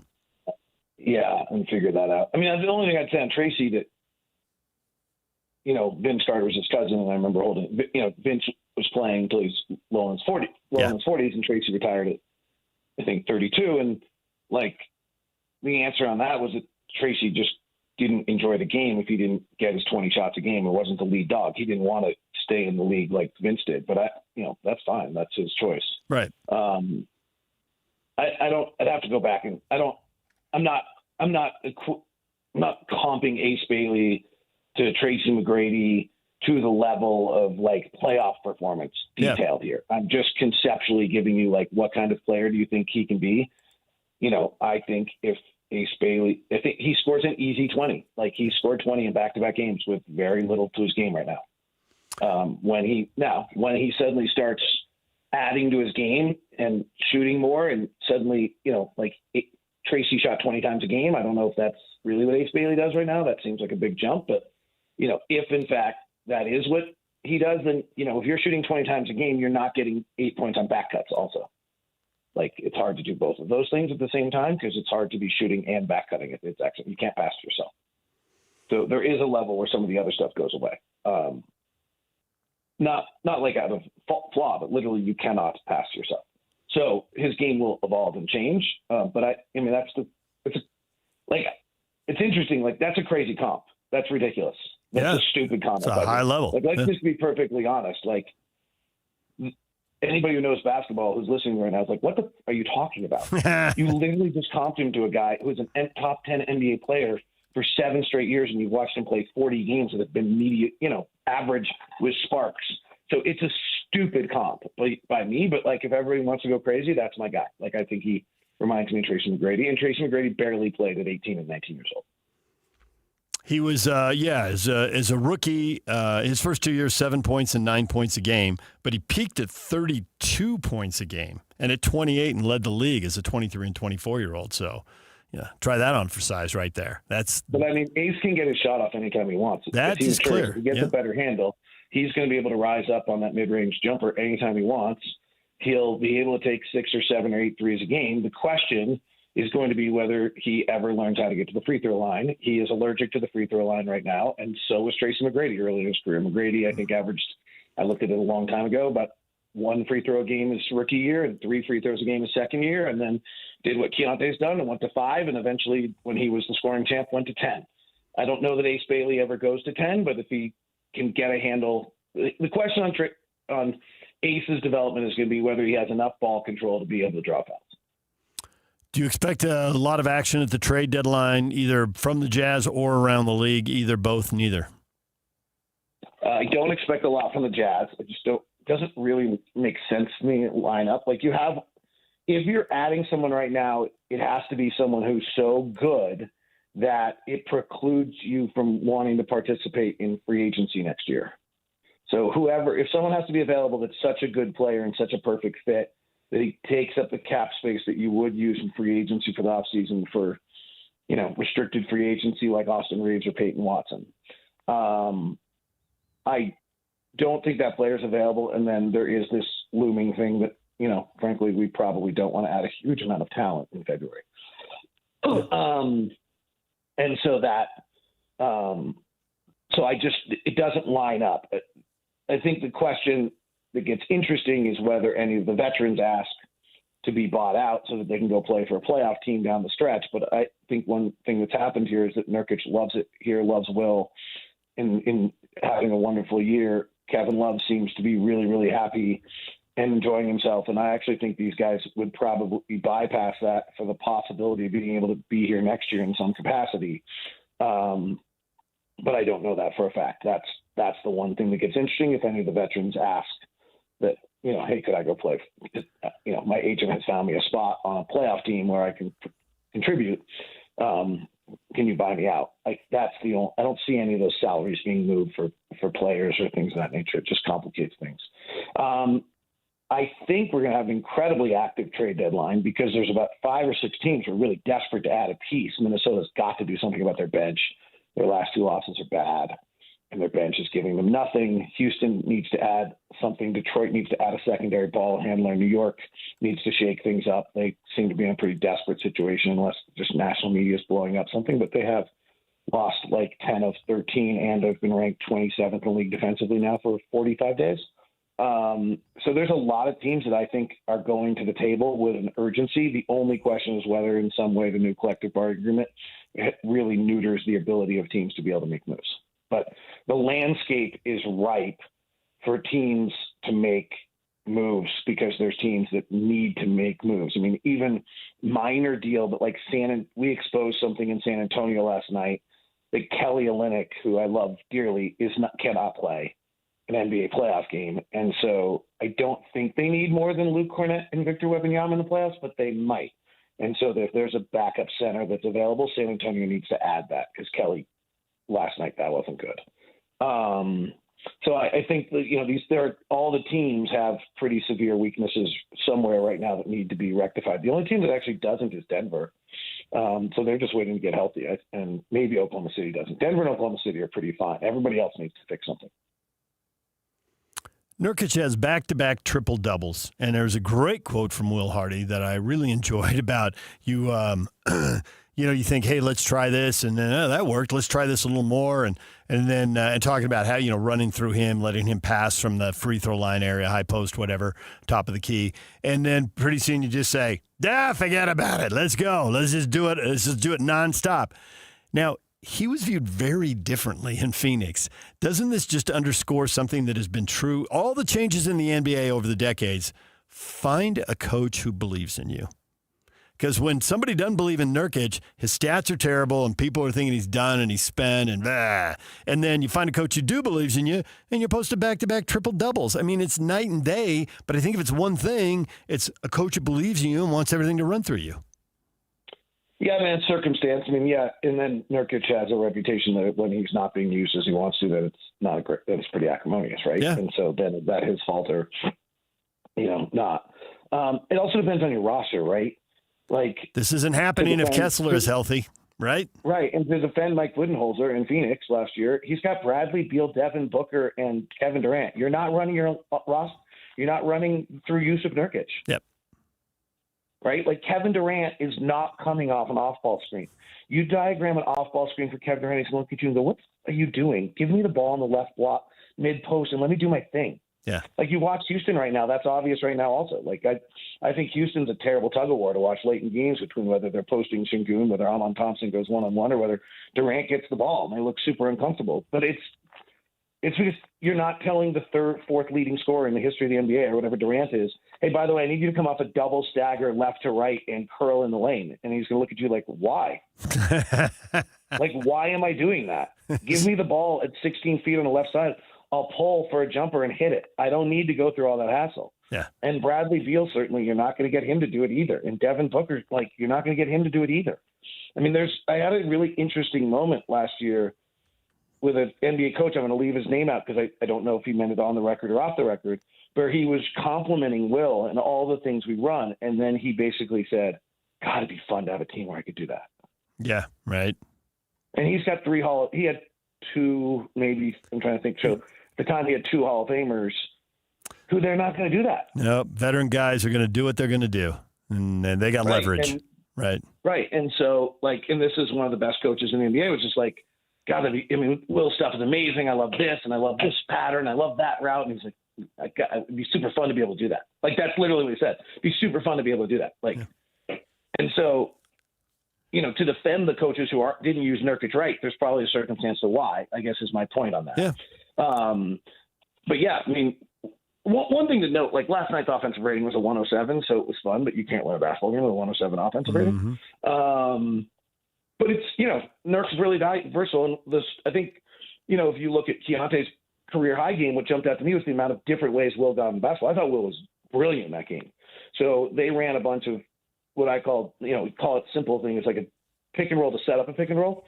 So he's guarded by Jaden McDaniels or Anthony Edwards, and they'd run a pick and roll with Julius Randle. They'd switch it. Now he's running a pick and roll with Julius Randle guarding him, and Keontae comes off the pick with Rudy Gobert dropping and Randle trying to get through the pick, which he can't do, and Keontae's open. So that's Keontae's brilliant for having that, but give Will credit. Then they started doubling Keontae. So then Will started running Keontae off ball screens on the far side, and Keontae got a bunch of catch and shoots. Like, to Keontae's credit, he's doing all these things. To Will's credit, he's setting him up for it. It's really brilliant. And this is the essence of what Will does offensively, is that they have this amazing versatility and different guys do different things. And that's what's happening with Yusuf Nurkic, is that Nurkic is part of that. And that's back to your question. Look at this. I'm taking it all the way back, David James. You should be proud of me. I am. Long, rambling monologue actually comes to a conclusion with what you said, where Will said, hey, we do these little pieces of everything. And last night we just said go. Last night we just said go because the whole concept was to pull Victor Wembanyama to 24 feet, which was the same concept with Rudy Gobert, and then back cut behind him when he's not at the rim. And the Jazz were doing it exquisitely in the third quarter, and they did it very well against Minnesota. Now, in their next matchup, when the team doesn't have a big rim defender, you need to pull out to 24 feet. Nurk's not going to have Nurk had back-to-back triple-doubles based on unique scheduling that led to the same offensive system back-to-back games. David, we'll leave it right there. We will hear you on the call tomorrow night. Jazz are back in action at home against the Miami Heat. Thanks for joining us, and we will talk to you again next week. Chocolate, dark chocolate, 74%. Like, where do you fit into this?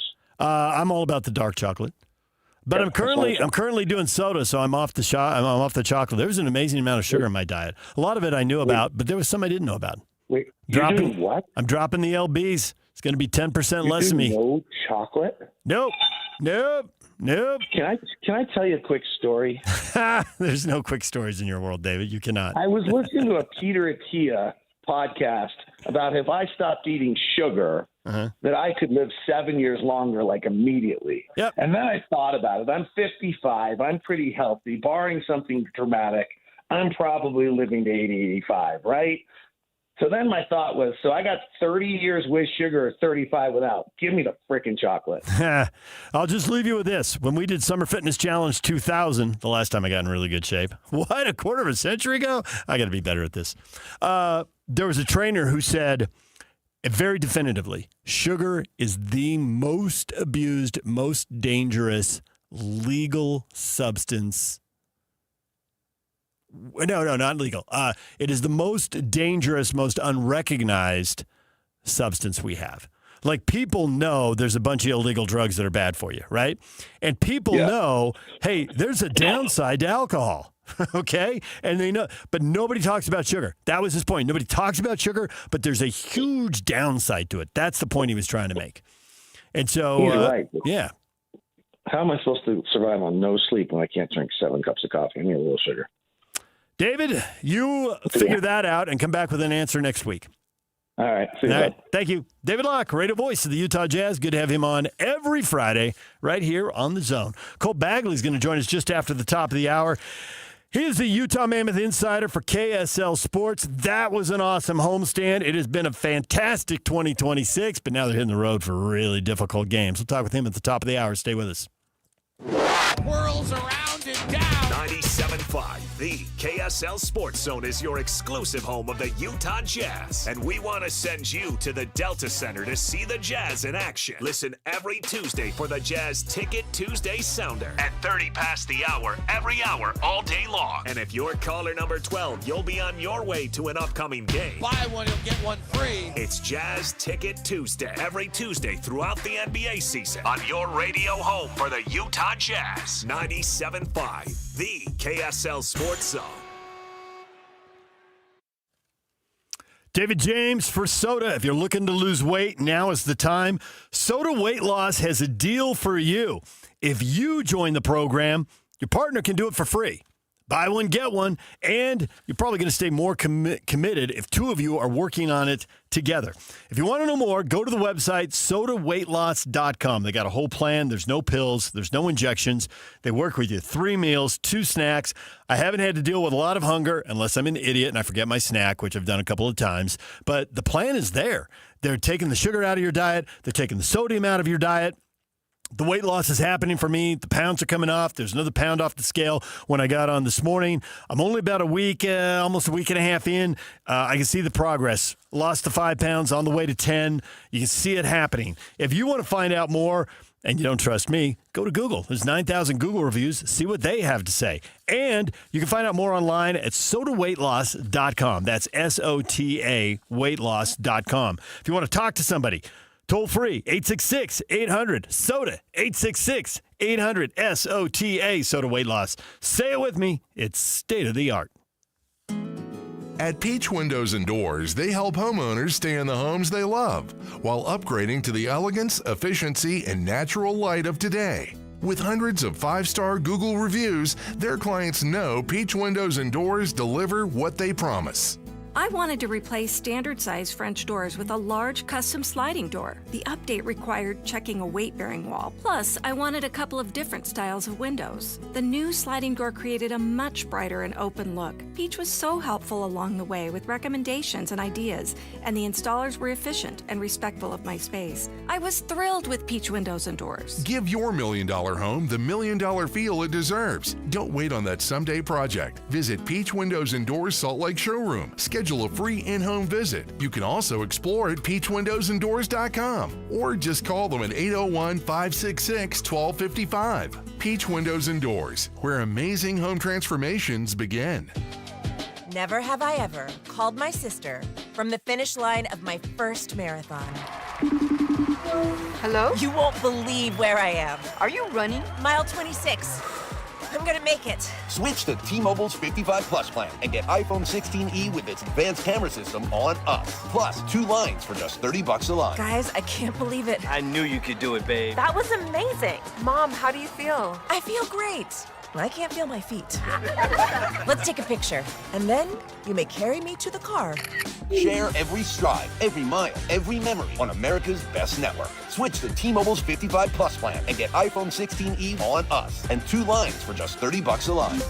With 24 monthly bill credits and 2 eligible port-ins on Essentials 55 Plus for well-qualified customers with autopay plus taxes, fees, and $35 device connection charge. Credits end and balance due if you pay off early or cancel. Contact us. Finance agreement 128 gigabytes, $599.99 required. Best mobile network in the U.S. based on analysis by Ookla of Speed Test Intelligence Data 1H 2025. Visit T-Mobile.com. This month, Tim Daly Mazda Southtown is offering 0.9% for up to 60 months on brand new 2026 Mazda CX-50s. That's right, 0.9 on new Mazda CX-50s. Get yours in wind chill pearl, jet black mica, or any color you choose. There's no better time than now to get your new Mazda. Come in today to Tim Daly Mazda Southtown in Sandy. Some restrictions apply. APR OAC not available with any other offers. See dealer for complete details. Dev Simplify are your software pros. Whether it's websites, mobile apps, or complex custom systems, Dev Simplify is here to make it work and make it easy on you. Need help building software or ongoing management? You've got both. DevSimplify.com designs, develops, and manages the process so your deadline stops slipping and your team stops guessing. Maybe you're stuck in the middle. AI can start a project. Freelancers can build pieces of it, but without real project management, teams get stranded halfway through. DevSimplify.com brings the roadmap, the pit crew, and the finish line. When a software project slows down, breaks down, or stalls out entirely, DevSimplify, the software pros, can turn that chaos into beautiful completion. DevSimplify.com. From the start, or in the middle, to finish and beyond. Ready to move? At DevSimplify.com, you can always schedule a quick and free project assessment. But right now, you can get a complimentary discovery session with 5 hours free. DevSimplify.com, your software pros. Utah's Mr. Sports here with a pro tip. Do what I did and choose the world's most efficient water softener. Connecticut uses less salt, delivers better performance, and here's the best part. You get more time for sports, less time wrestling heavy salt bags. Upgrade your system today. SoftwaterUtah.com. Hey, this is Chris with JCW's. Craving something sweet? We do ice cream right. Come in and try one of our shakes, freezes, or an ice cream cone, and you'll see why we say JCW's, quality, and a lot of it. Broadcasting from the Mountain Home Services Studio, this is 97.5 KZNS FM Colville, 1280 KZNS AM Salt Lake City, and 102.7 KSL FM HD2 Salt Lake City Midvale. This is 97.5, the KSL Sports Zone. This is a Utah Mammoth at 50 update on 97.5, the KSL Sports Zone. Mammoth will win a road trip in Nashville tomorrow against the Predators. Dylan Gunther says they are working.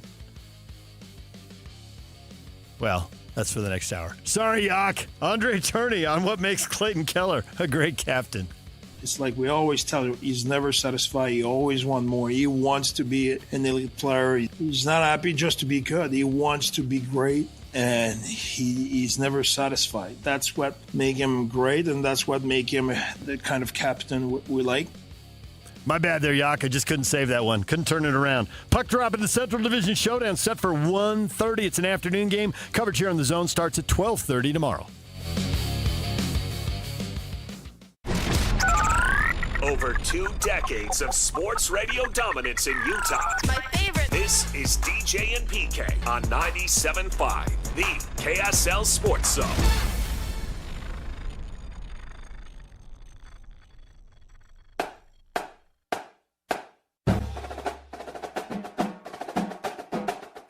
The Hercules First Federal Credit Union Salt Lake County High School Players of the Week are Grace Gallagher from Hunter and Drew Miller from Roland Hall. Gallagher had a double-double, 23 points, 15 rebounds, and Winnick Ranger added 18 points and 17 boards and win over Taylorsville. Miller scored 34 points in a win at North Sevier, 17 in a win at Waterford, and 20 in a rout of Utah Military Academy Hillfield. The Salt Lake County Players of the Week award presented by Hercules First Federal Credit Union. At Hercules, they're celebrating the everyday victories. Hercules First Federal Credit Union, growing stronger together. College football. The season is over, so the college football writers are trying to come up with a few facts, the last few columns and all that before they take some time off, and then we all get back together for spring football. Here's the stat. The whole who plays in the toughest league and who has the strength of schedule and who really runs the gauntlet that the SEC says they're running and everybody isn't running. Tom Fornelli tweets out, 9 Power 4 teams finished the 2025 season without a win against an FBS team with a winning record. 9. Yak, do you know who they are? Have you seen this? Are you onto this? I have not. I've been tracking something else with the college football. Okay, world. 4 of the 9 exist in what league? SEC. Yes, Tennessee, South Carolina, Auburn, and Missouri. Okay. And yeah, Alabama beat all 4 of them. Fair. Right, that's why this comes up. Yeah. How many in the Big Ten? Give me 3. 2. 2. Okay. Not bad. Not bad. Maryland and Purdue. Okay, fair. How many in the ACC? 2. Yes. Nice. Well done. Boston College. Sorry about that, BC. BC, really? Yeah. And North Carolina. Okay, not that surprising. Sorry about that, Bill. So that leaves 1 in the Big 12. 4-2-2-1. Who's got, right? Hey, a little toughness there. That is something for the commissioner. That's a talking point for the commissioner. Now, you know who the one was, right? I don't actually. Yes, you do. You just haven't thought about it. Who is it? Oklahoma State. Oh, okay. Right? Yeah. Okay. That should have been given. And did BYU or Utah fatten up on Oklahoma State? No, not this past year. No, they didn't play him this year. Correct. So if you want to go strength of schedule and try to figure out how to get in a second or a third Big 12 team, and obviously BYU would have been the second one and Utah would have been the third one, right? How come this league over here has 5 with a bunch of gimmies, and this league over here has 1? That's the argument the commissioner is going to have to make. How much weight he's going to carry, how much is he going to get out there in national media, and how much are high-profile coaches and ADs going to do the same thing and just hammer this home? Because it's also coming out, it's not official yet, but everyone's expecting that college football is going to stay at 12 teams. Is it official? Did it just break? It's all but official at this point. I know. That's what multiple people are saying later today they will announce. The release isn't out, but all the parameters are being reported It's going to be 12 teams again. So it's going to be a squeeze to get in a second or third Big 12 team. They got to sell this. Correct. 2 new caveats, though. Each P4 champion will be guaranteed a spot. So Duke would have been in this year with that 8-5 mark. And if Notre Dame is inside the top 12, they will be guaranteed a spot in this 12-team format. This will be next season. So that means James Madison and Miami would have been out. They would have been squeezed, yeah. Yeah. Which is why they should have gone to 16, which is what I thought they were doing when they kicked the can down the road. And the truth is, nobody wants to stay at 12. They're only staying at 12 because they can't decide what to go to. Yeah, the Big It's Ten, one more example of this thing is so messed up. The Big Ten wants 24. The SEC wants 16. I think the Big 12 and the ACC are leaning towards 16. I got to say, I've thought 16-team playoff since before I moved to Utah, and that was 1992. I think I was at college when I thought there should be a 16-team playoff. And now I'm actually open to 24 with the automatic bids. I actually don't think the Big Ten plan is horrific at all. I could totally see it. All right, DJ and PK. When we come back, we switch gears. Massive road trip. Huge game. I'm going to talk to Cole Bagley, Utah Mammoth insider for KSL Sports. Got a theory on the hot streak, and is this truly a playoff game in January tomorrow? We'll talk with Cole Bagley about that next. Stay with us. Whether you're stuck in the office, I believe you have my stapler, in your car, or at your in-laws. You want a piece of me? You bet I do. The Zone is with you every step of the way. Download the KSL Sports app to get live streaming of your favorite shows and access to all the latest updates on your favorite teams. Your home for the best coverage of the Utes, Cougars, Jazz, and Mammoth is on air, online, and on the KSL Sports app. This is 97.5, the KSL Sports Zone. Delicious doesn't change because the times change. Delicious is something passed from one generation to the next. That's why for 50 years, delicious Mexican meals have always started in one place. El Matador. Family owned and operated, El Matador is a community legend featuring fresh menu items and tasty take and bake meals. You'll even see some of the same employees who cared for your parents and grandparents. Delicious. It starts at El Matador, 606 South Main Street in Bountiful. Life is busy and honestly, sometimes a little chaotic. Between work, school drop-offs, sports, and everything in between, some days feel completely upside down. Dinner used to be one of the hardest parts of my day. Now, it's the easiest. When life feels upside down, Beehive Meals helps keep me grounded with home-cooked freezer meals that are ready when I am. No planning, no scrambling, just real food my family loves. Head to beehivemeals.com and stock your freezer with your solution to easy, delicious dinners and a little peace of mind. What's better than a credit card with low interest? How about one with no interest? For a limited time, when you open a new America First Visa credit card, you'll enjoy 0% APR for the first 6 months. Transfer your balances from higher rate cards to your new America First card to consolidate debt and potentially save yourself a lot of money. That's 0 interest for 6 months. Interested? Then hurry to americafirst.com to apply today. Introductory variable annual percentage rate is subject to membership, eligibility, terms, creditworthiness, change, and conditions. Other limits and requirements may apply. Federally insured by NCUA. Equal opportunity lender. DJ PK and John from J. Brooks Jewelers. John, whenever someone loses a parent or a grandparent, it's difficult. Things get passed down inside the family. But if someone doesn't want a watch or a piece of jewelry, what's the next best step?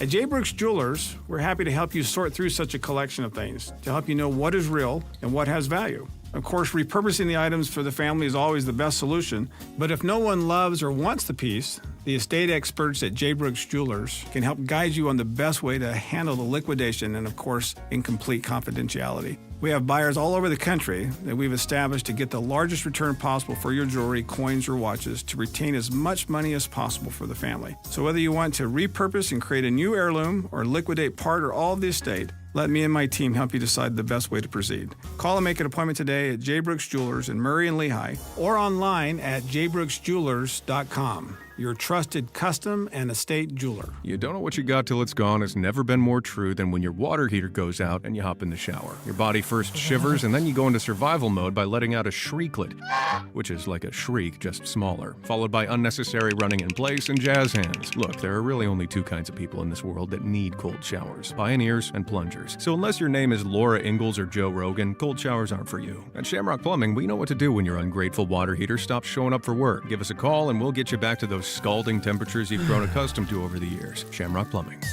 Monday at 10 on KSL. Figure skates or hockey skates today? Lacing up and hitting the rink. You get your toes to chase each other. Team KSL learns what it takes to compete on the ice. Whee! Will they be ready to groove on over to the Milan Cortina games?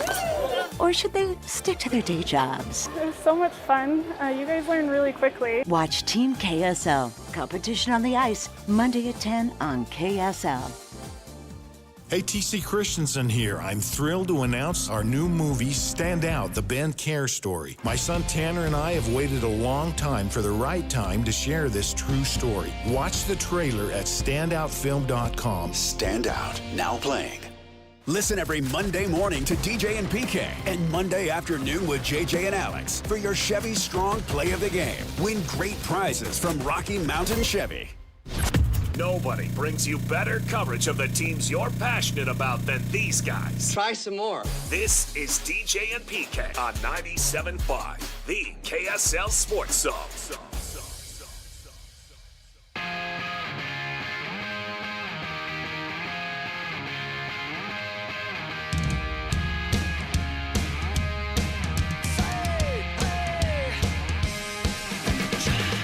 TJ, PK with a little time off. Cole Bagley, no time off. He's working hard. Utah Mammoth insider for KSL Sports, talking to us as he heads to their practice before they get on a plane and fly to Nashville for a big game. Cole, good morning. Good morning. How are you? Good. I've got theories, Cole, and I got opinions, and I need insights. So you're my guy. Are you ready? Yeah, let's hear them. Okay. First off, I have to tell you, Utah Mammoth Interviews are brought to you by Hercules First Federal Credit Union, growing stronger together. We know this has been an awesome stretch. 10 games since the first of the year. Started New Year's Day. They had those 3 games in New York. They flew home. They had 7 home games. Going back to the bubble, the NBA bubble. I want your opinion on the NHL bubble. Coming out of the NBA bubble, where a bunch of guys scored a bunch of points, the shooting was off the charts, offensively was staggering. Dennis Lindsey, running the Jazz at that point, came back and said, the lesson from the bubble, it was bizarre, but the lesson is when these guys don't have to travel, when they get a full night's sleep instead of 4 hours, wake up, drive home, and sleep 3 more hours, when they're not dealing with the fatigue and the jet lag, you really see how good they are. Now we look at this stretch. The Mammoth flew to New York on December 31st, so they've only been on 1 plane flight in 2026. Until they get on the plane to go to Nashville. And they've gone 8-1-1. 8 wins, a loss, an OT loss, 17 points out of 20. Should I just take Dennis Lindsey's theory about athletes who don't travel and apply it to this hot streak? This is what we get from the Mammoth? Because when they were struggling earlier this year, well, they were on planes all the time. It seems like Dennis Lindsey knows his hockey. Am I right? Yeah, I think you are. The Mammoth really kind of stacked the first half of their schedule this season. They had played the most road games, through the end of 2025, through the end of the year, and they were on planes, every other week, and they hadn't really had a long homestand. I think the longest homestand they had before this was 3 or 4 games, and so they'd been traveling on the road and tons of back-to-backs with the condensed schedule for the Olympics. So, yeah, I'd say that theory would be accurate here. They come home, they're able to stay at home for almost 3 weeks, and they pick up, wins in 6 out of 7 games. And even the game they lost, they picked up a point because it went to overtime. So, yeah, this team, it was a much needed homestand. Like you said, they're able to sleep in their own beds. They didn't have a single back-to-back over the course of that stretch. They got 3 days off after the Seattle game in between Philly. So, yeah, I think sometimes, it really is home sweet home, and the Mammoth took full advantage of it. I need 2 sources, as a reporter, and Mike Foltz said just almost everything you said, and the only thing he added was he really went hard at how many teams were coming through Utah on the 3rd, 4th, or 5th game of a road trip, some of them on the second night of a back-to-back, but you guys are on the same page. You didn't set this up, did you? No, I'd say that great minds think alike. There it is. Okay. Mike Folta is one of the greatest minds out there, and if I can be compared to him, well, that's a good place to be. All right. Then let's look ahead to Nashville here. Looking at the standings, it looks like there's 6 teams between 52 and 56 points, and 3 of them will go to the playoffs, and 3 of them will miss. And right now, the Mammoth have 56. They're in the best shape, and Nashville has 52. And the high stakes are the 3rd spot in the Pacific Division is up for grabs, so you got better odds. You got an extra spot to shoot for. You only have the 2 wild cards if you're in the division with Utah and with Nashville. So how high stakes is this game, and could we say that this is as close to a playoff game as you can play in January?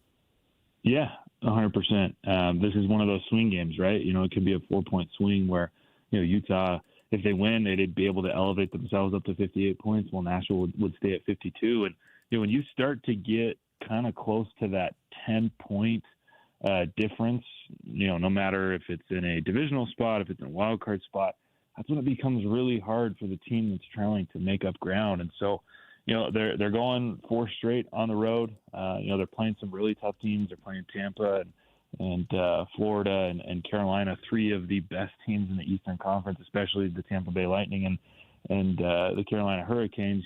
Florida's had some struggles, but 2 of their best players have been injured. However, Matthew Tkachuk is back. And so I think it's a good thing that they're starting off the road trip in Nashville, because that is, if you're only going to win 1 game on this 4-game road trip, which I don't anticipate that's the goal, that's, the goal or anything like that. And I anticipate that they will win 2, possibly even 3 based on how they're playing. But if you're going to win just 1 game, it needs to be against Nashville because it's a divisional opponent and it's a conference opponent that you have got to continue to get a leg up on.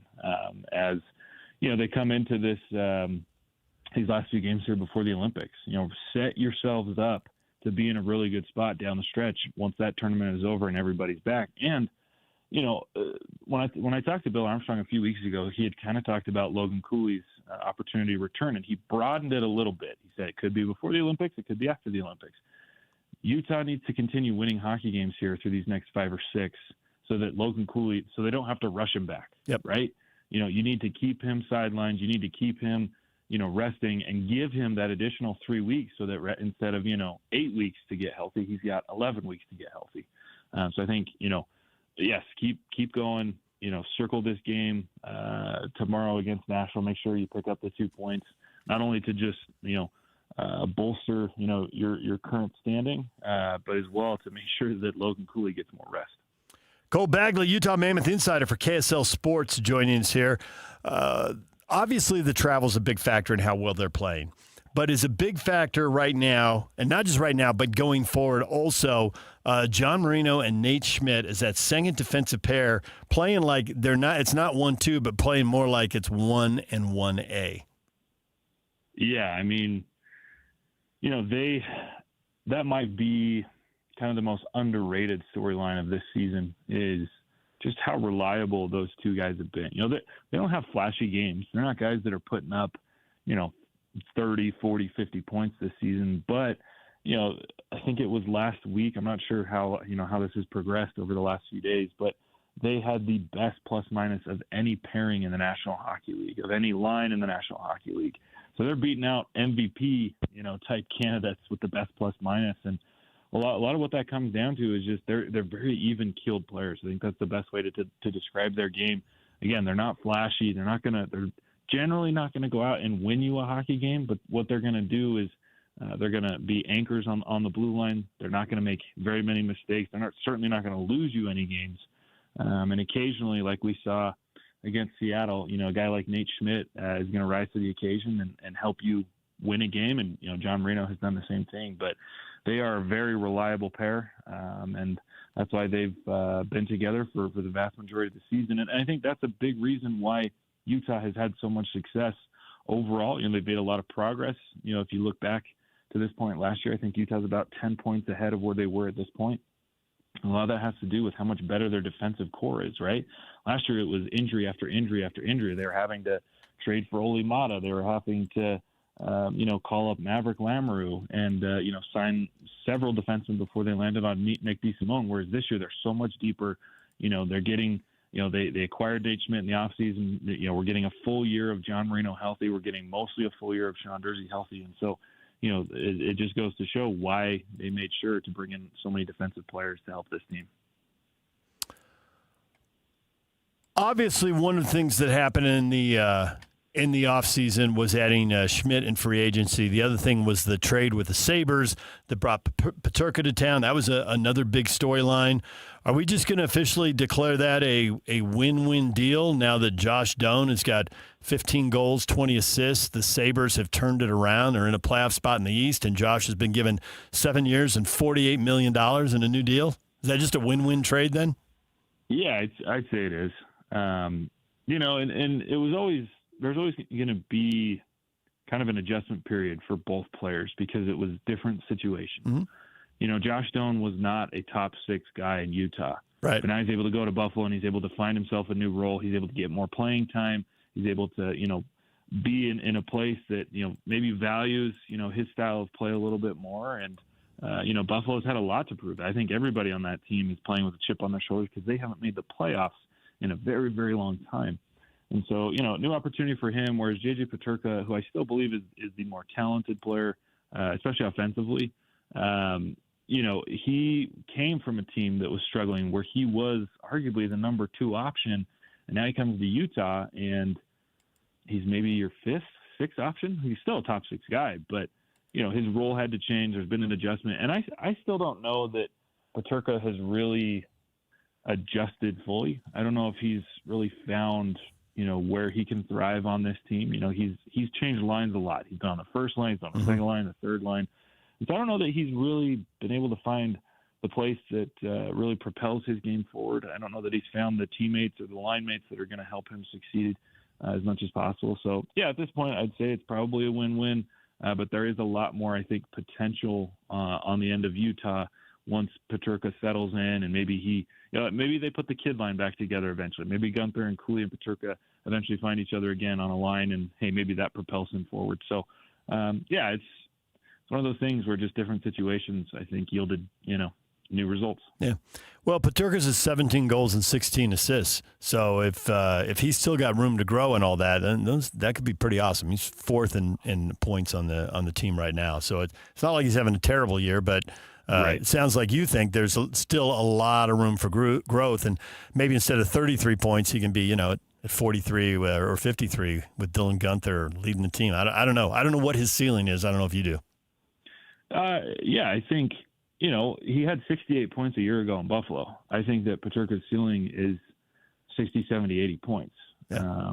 But like I said, he's just, for hockey players in the NHL, a lot of success is based on, consistency, and not just consistency in their play, but consistency on a line. When the lines are ever changing, and a guy like JJ Peterka, who I think has bounced around more than anybody, he just hasn't really had that opportunity to find someone who really helps him shine. So, I think there's a lot more potential for JJ to grow.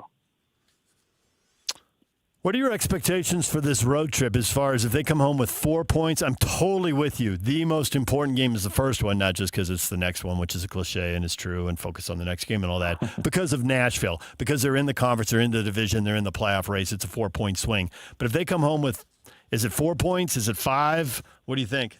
What's the magic number for the end of this trip? Yeah, I mean, the cliche of the NHL is anytime you go on the road, you're just looking to win 50% of the games. 8 points available here. Take 4 and call it good.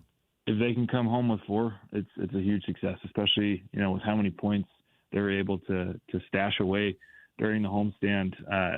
4 is definitely the goal, and anything above that, I say, is just gravy. There it is. All right, well, Cole, we appreciate it. Get to practice. Enjoy that. We'll read all your stuff, KSLSports.com, and we'll talk to you again down the road. All right, thank you. Cole Bagley, Utah Mammoth Insider for KSL Sports, join us right here on The Zone. DJ and PK, coming up, everything you missed in this show. It's Utah Jazz Ticket Tuesday. No, excuse me. It's Utah Jazz Keyword Contest. We're still giving away Jazz tickets either way. We'll give you the keyword right after the break. The keyword, you double your odds of winning. So stick around for that. That's next. Stay with us. And now, a look at traffic from the KSL Traffic Center. This is JJ and Alex. I got this.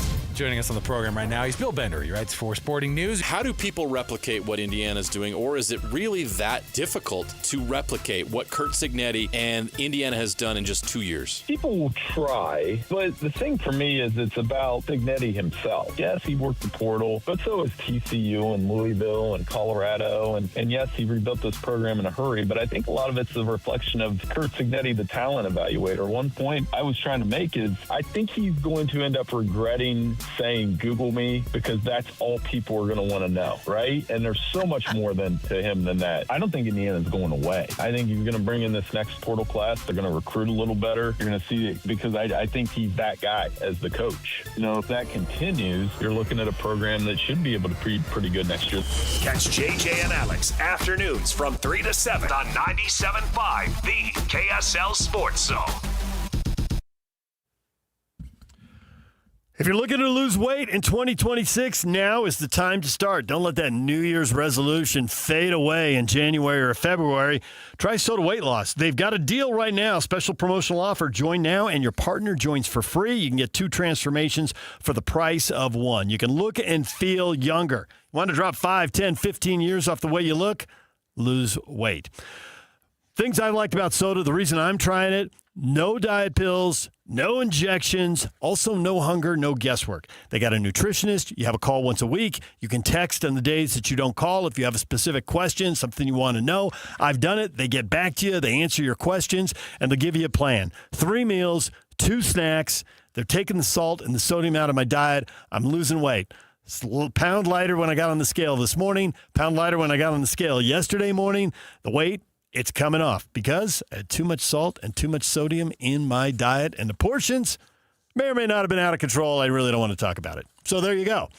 All right. How do you get involved? Well, you can go online, sotaweightloss.com. That's SOTA weightloss.com. Or you can pick up the phone and call 866-800-SOTA, and you can speak with a nutritionist and get a plan that works for you. 866-800-SOTA. Sota Weight Loss. Say it with me. It's state of the art.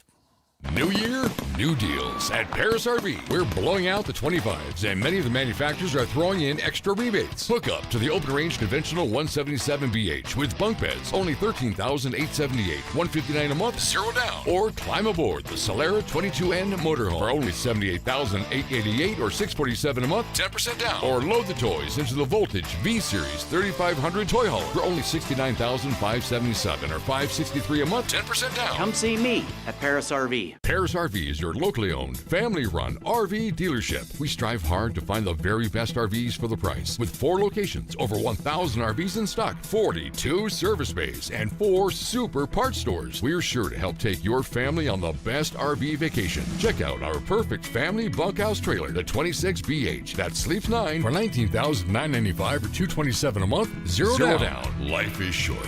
Enjoy it. North Murray, South Murray, Payson, and Pocatello. ParisRV.com. Looking for peace of mind and big savings on your home's essential systems?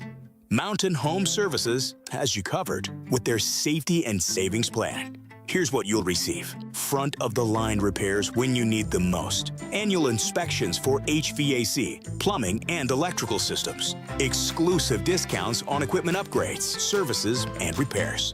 Mountain Home Services is proud to be the first to offer upfront pricing with no hidden fees. Plus, every job comes with their 100% satisfaction guarantee.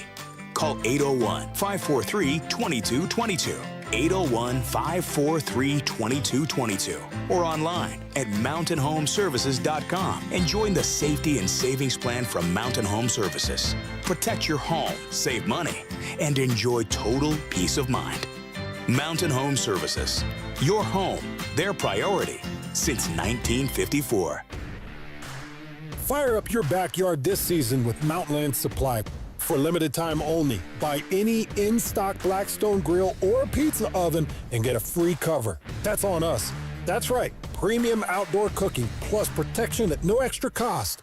And there's more. You could even win free Mammoth Suite tickets. Don't wait, this offer won't last long. Visit your local Mountainland Supply store for more details or shop now at mountainland.com. This month, Tim Daly Mazda Southtown is offering 0.9% for up to 60 months on brand new 2026 Mazda CX-50s. That's right, 0.9 on new Mazda CX-50s. Get yours in wind chill pearl, jet black mica, or any color you choose. There's no better time than now to get your new Mazda. Come in today to Tim Daly Mazda Southtown in Sandy. Some restrictions apply. APR OAC. Not available with any other offers. See dealer for complete details. 5 guys walk into a JCW's and order burgers. A pastrami, a mushroom Swiss, a guacamole bacon, a hickory barbecue, a ribeye steak, 2 onion rings, 3 french fries, a strawberry, mint, peanut butter, chocolate, and marshmallow shake, and not one left to tip. Because at JCW's, we don't ask for it. We think the price you see should be the price you pay. And all that, would you like to leave a tip stuff, is for the birds. JCW's. Quality and a lot of it. Open in American Fork, Lehigh, Provo, South Jordan, and Harriman. Listen every Monday morning to DJ and PK and Monday afternoon with JJ and Alex for your Chevy Strong Play of the Game. Win great prizes from Rocky Mountain Chevy. This is a Utah Jazz at 30 update on 97.5, the KSL Sports Zone.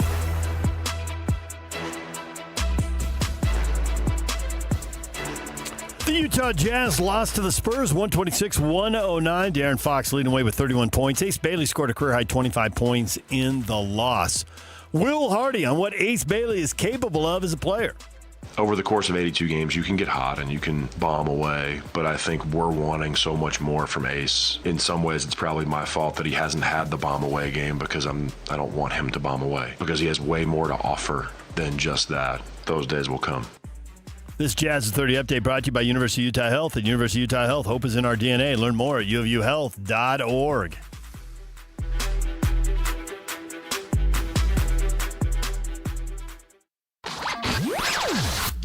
of you, less motivated listeners. It's time for your 9 o'clock. Where the heck have you been headlines? Where you at? With DJ and PK on 97.5, the KSL Sports Zone.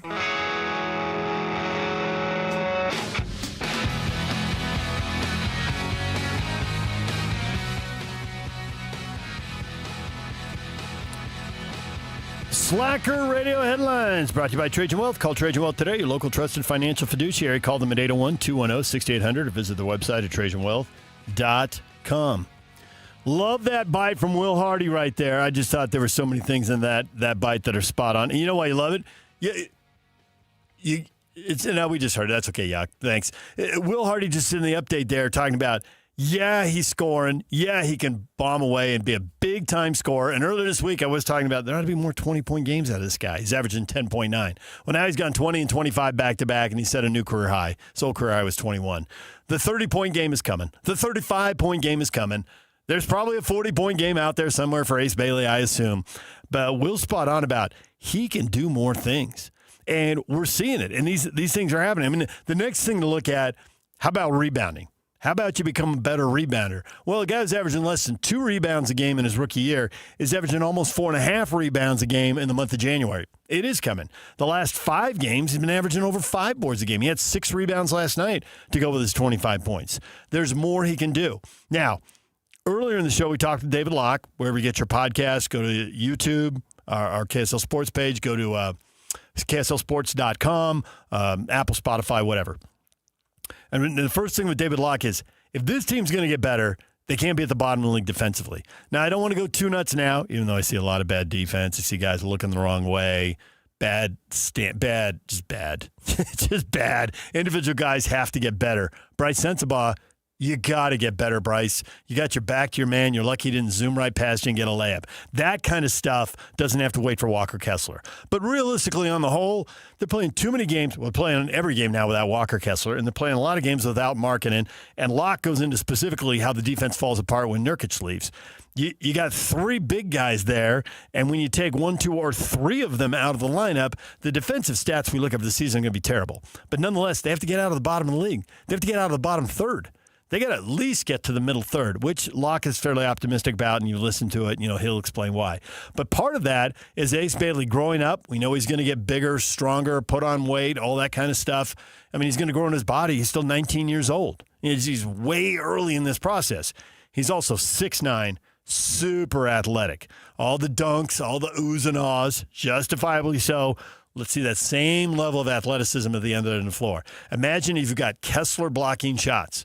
And imagine if you've got another big player on the floor like Markkanen. Imagine if you've got a 6'9" guy swooping and helping and coming in from behind. So that anybody who pauses, double pumps, gets their shot blocked from behind because Ace Bailey is that quick and he's that big and he's that athletic. So there is a lot at both ends of the floor. And as much as we look at box scores, and it's awesome that Bailey had 25 and a career high, and he'll do better than that. It's great that Keontae had his 43. They got to stop being 28, 29, or 30 in defense. And I know Kessler being out is part of it, but individual guys have to say, how come I'm getting beat off the dribble? Individual guys have to say, how come that guy, my guy, just cut past me and got a layup or a dunk? I mean, it's not like Walker Kessler is going to come in and fix everything. More size will help. A true shot blocker will help. Individual guys have to get better, and they got to get better as a group because right now, that defense, that is rough to watch. Who gives up the most points in the NBA? Who's giving up 127 points a game? Everybody, bring them on. How about those? Bring them on out. How about those Jazz? They give the most points in the league now. That's got to change. It's got to. But they got enough offensive weapons that if these guys can figure it out, then the rebuild speeds right along. So, but they do need Kessler back, and that's a next year thing. So we talk Jazz. Wherever you get your podcast, you can go listen to David Locke. Wherever you get your podcast, you can go talk. You can listen to Kevin Graham as well. We talked a lot of NFL playoffs with him. We talked a little bit of college football, not much. Subsequently, it's come out the college football playoff is staying at 12 games next year. So the battle is on for the Big 12. How do they get a second or third game in? Now, there are stats out there, and I just talked about them about 45 minutes ago. Tom Fernelli, and they're doing, all the college football writers are doing season-ending stuff, and he digs in and says, well, there's 9 teams that didn't beat a team with a winning record. 9 FBS teams that didn't beat a team with a winning record. Only one of them was in the Big 12, Oklahoma State. There were 2 in the ACC, Bill Belichick, North Carolina, on the list with Boston College. 2 in the Big 10 and 4 in the SEC. Is there hope for the Big 12 to get a second berth? Sure, there is hope. And one of the reasons is that the SEC just shouldn't get 5 next year. Now, next year shouldn't be decided by this year, except we all know that's how it works. There's definitely going to be whiplash. I'll be stunned if the SEC gets 5. Will they get 4? Will they get 3? We really don't know how this transfer portal is going to settle out or how we're going to be surprised. We don't know. So we'll have to see how this all plays out. But Notre Dame has a much clearer path in the format next year. This 12-team format, it's a 6-year contract, but they can change it and go to 16 games or 16 teams or 24 if they want. So the 12 is only guaranteed for next season. But next season it's 12, and Notre Dame's got a better path. And Yak and I were looking at Notre Dame's schedule during the break because PK wasn't here to make fun of us. There it is. What's Notre Dame's record going to be when they come in and play BYU? Well, if they're worse than 5-1, I'd be very surprised. But what's the record going to be? 6-0. Yes, it is. Write it in right now. If they aren't 6-0 when they come in here, something horrible has happened. Now, maybe some team will take the jump that Houston and Arizona took. Maybe some team will do what BYU and Arizona State and Colorado did a couple years ago. Sure, it could happen. But right now, you look at their schedule, and they got 3 hard games, and BYU's the first of them. 2 games later, they play Miami, and they play SMU. SMU might be pretty good, but after that, it's a struggle unless someone turns it around and has a breakout year. So, 12-team playoff coming. There is, and I think with this stat about there's 4 SEC teams that couldn't beat a team with a winning record, stop with the gauntlet talk. And the other 3 commissioners, they got to go out and pound Sankey. They just got to hammer this point home. I mean, hammer it home, because Sankey's out there spreading his BS all over the place. You got to call him on it. You got to go out there, it's not the right thing to do. You got to play nice. No, you don't. The SEC was playing nice with the Big 12, and meanwhile, they're negotiating to take Texas and Oklahoma away. You don't have to play nice. You don't have to play nice at all. You guys have 4 teams that couldn't beat a team with a winning record. You don't get 5 bids. Somebody's got to say the quiet part out loud. And because it's the Big 12 and they have a very small megaphone, the Big 10, they got speakers, baby. That's wall to wall. You've walked into the old school stereo shop at that point. Woofers. You know about woofers, right? Your dad, classic rock. Woofers. The issues they needed to do, the issue they need to face is they started speaking out around when the college football playoff rankings came out. You guys are speaking from week 0. How about before the preseason poll comes out? Because that starts to set the storyline, the narrative, the tone. Big 12 media days. Yeah. Yes, Big 12 media days. You're going to be talking to these guys right now. And there's conversations in front of cameras and in front of microphones. And there's counters. There are conversations that are texted and they're on private phone calls. It's like, no way. Literally, only 1 gimme in this league, 4 in that league, and they get 5 and we get 1. What are you doing? What are you doing? And the people in the room got to say it too. Now, is Mark Harlan this year? It'll be somebody else next year. Well, whoever it is, did Harlan get multiple years? Maybe it is Mark next year. Whether it's Mark or whoever it is has to say the quiet part out loud.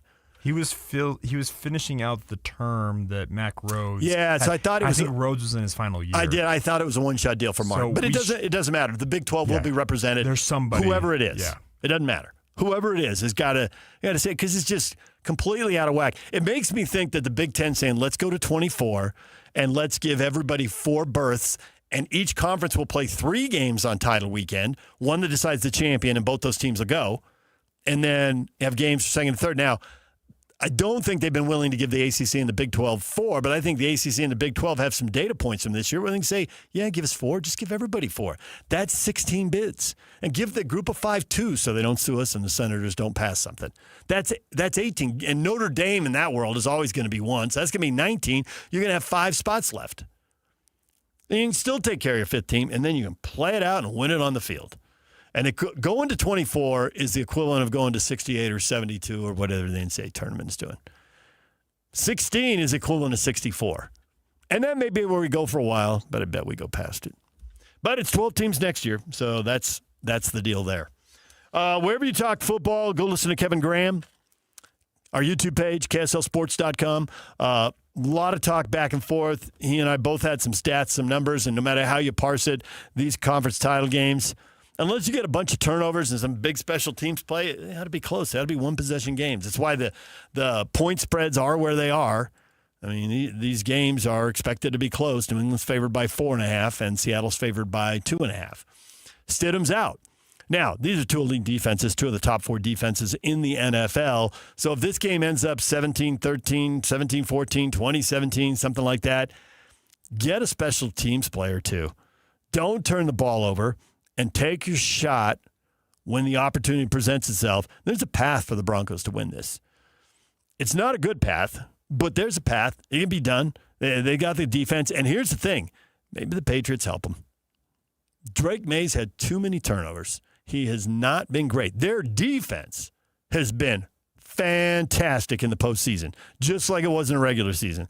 That New England defense, they beat the Chargers 16-3. They beat the Texans 28-16. They've got 19 points in 2 games. And that's with a boatload of turnovers. Fumbles, interceptions. I mean, it's been across the board, and not all of it, but a lot of it has been on May. He's lost the ball. A couple times they've recovered it and kind of cleaned it up for him. He had 4 fumbles and lost 2 of them in that last game, and he threw a pick. If Denver gets the turnovers, they can do it. The Denver defense has been great, but their defense hasn't been as good in the playoffs. Certainly Buffalo, just went and scored 30 points, went down the field in the fourth quarter a couple times when they had to, and Denver just gets a stop. They're going to win the game, and the thing goes to overtime, where they did finally get a stop. So I think you got to go Patriots. Now, the Rams-Seahawks game, they played twice. You got a 1-point game. You got a 2-point game. Why the Rams, who have the best offense in the NFL, won the low-scoring game? It's because they've also got the worst defense left in the playoffs. I mean, it's not terrible. It's a top 10 defense, but statistically, they give up 3 points and 50 yards every game that these other teams don't give up. They just don't make as many plays. And as Kevin pointed out, they couldn't protect a 2-score lead against Seattle, ended up losing to them in overtime, 38-37. Now, they did win a 21-19 game, so it's super tight between these two. Darnold's a huge X factor. The guy was 3rd in the NFL in interceptions this year. That's a problem. I think he's either 3 or 4 off the lead. I think 17 was tops. I think he came in at 13 or 14. So that's a problem. The Rams defense isn't great. Maybe you can't get as many stops, but if you pick Darnold off, it doesn't matter. Maybe you can get the interceptions and make it happen. So it's coming down to 1 or 2 plays. I think Seattle and New England. I am more confident in the New England pick than the Seattle pick. But I get why these are 1-score games. Man, you got 2 teams in New England and Seattle that could win this, but they both got quarterbacks who have turnover issues and can give this thing away in a heartbeat.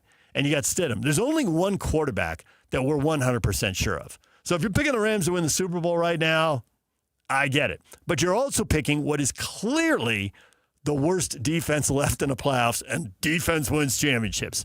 All this makes it awesome. We don't know. Hopefully, we get games. 3 of the 4 games last weekend were awesome. The college football title game is awesome. Hopefully, we get 2 more of those, and we're all wildly entertained. And this is one of the reasons PK and I don't gamble. Because no matter what you know or what you think you know, man, there's not much separating these teams. It's 1 or 2 plays. You people who are putting big money on this, that is just crazy to me. But knock yourself out. Good luck to you. Got 3 teams that have 3 losses, and the Rams with 5, and Denver with a backup quarterback. Make your picks, people. All right, DJ and PK. What else? We got college basketball. We talked a little, not a lot. Utah, BYU, and Provo. 3:30 tomorrow. Big Fox. Great platform for players individually and for BYU. Everybody can be watching this. So what are they going to be seated? What's the perception of them? Obviously, DeBanza working on draft stock. But, hey, Saunders, too. It's just a chance to get your brand out there. I mean, for the underclassmen, who knows who you could transfer to next year? The way the sport works now, sophomores or juniors, let's go. One thing I have thought that I haven't said, brand new for you 9 o'clock listeners, I wonder how much of a pitch for college basketball coaches. We'll have to get them on the air and talk to them about this. There's always been this pitch, and BYU's certainly making it. Hey, I can get you to the NBA, right? I've been in the NBA. I know I can help you get there. Now, it helps to have A.J. DeVonce's talent in the first place, but the coach can still refine and develop the talent. That's a great pitch. And obviously there's NIL money. But what about the pitch of saying, hey, I can help you improve. And if you improve, the question is just how much. There's a league in the world for you to make more money. I'm going to get you better. And if that gets you to Belgium, that's one thing. If that gets you to Barcelona, it's even more money. If that gets you to the NBA, it's even more money. How hard can you pitch that when you're recruiting juniors and seniors? I can develop you. Maybe we've got a couple coaches on our staff who have ties who can help. I've thought of that as one way if teams are trying to work around NIL, which everybody but BYU is doing. And plus, you never have enough, so maybe BYU should do it too. That is a pitch to have out there, and that's someone to have on your staff. One or two people who are well-connected and informed basketball. Hey, look at where all our guys go. Yeah, these guys got drafted, but all these other guys, look where they're playing. Look what salaries are like in that league. Seems like it's one more angle to be played. Maybe some schools are already playing it and just not talking about it. Don't talk about Moneyball and make it a movie because everybody will copy you. All right, DJ and PK, your feedback next when we come back. Stay with us. And it's all over almost here. Don't go nowhere. This is Jake Scott and Ben Anderson. Do you think what Cignetti did at Indiana will be able to be duplicated? No. Do you have the resources or not? I think that's still going to be what it is. You're not going to see a team without top 25 resources win a title. And being in the Big Ten puts you in that conversation automatically. Day one, the fact that you have full access to your $20 million revenue share separates you. Utah said they were going to do it, and then they had to go and join this private equity company that we don't know if that's just to keep the lights on or if that's actually to pay these players. If it was just to pay these players, why are they losing so many kids? If they had the ability to spend this money, I'm very skeptical of it. But how are they spending? That is what's lost. Are you spending it the right way? Absolutely. Lost in all of this conversation is how that's my point with Miami. That's going to be the difference. Yes, the people who have the money and spend it right are going to be better than the people who have the money and spend it wrong. Catch Jake and Ben weekdays from 10 to noon on 97.5, the KSL Sports Zone. The boat buying event you've been waiting for. The Boat Show and Water Sports Expo, January 29th through February 1st. Fun for the whole family. Don't miss the reptile show with scales and tails. Watch the BMX pros perform. Buy the boat of your dreams. Register to win a 5-day Alaskan fishing trip. 1280 The Zone invites you to the Boat Show and Water Sports Expo, January 29th through February 1st. Save $2 at utahboatshow.com. The boat show is here, better climb aboard.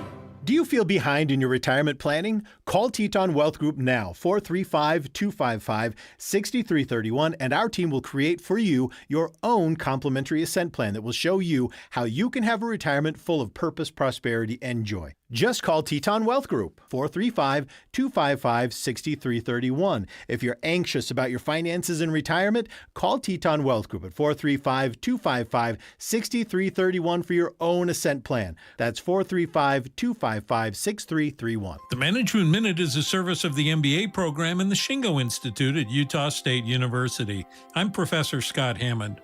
When the critical mass of an organization is about defending the status quo, doing things the way they've always been done, then you see a certain pattern. I've seen this pattern at universities, government agencies, and businesses. First, the stories people tell about their work justify stagnation. Second, they punish and attack individuals who want to change. Often the top 10% of performers are treated like the bottom 10%. They're criticized and isolated by the protective culture so that they are asked or forced to leave. What is left is the middle, the average, the unchanged. What is left is mediocrity.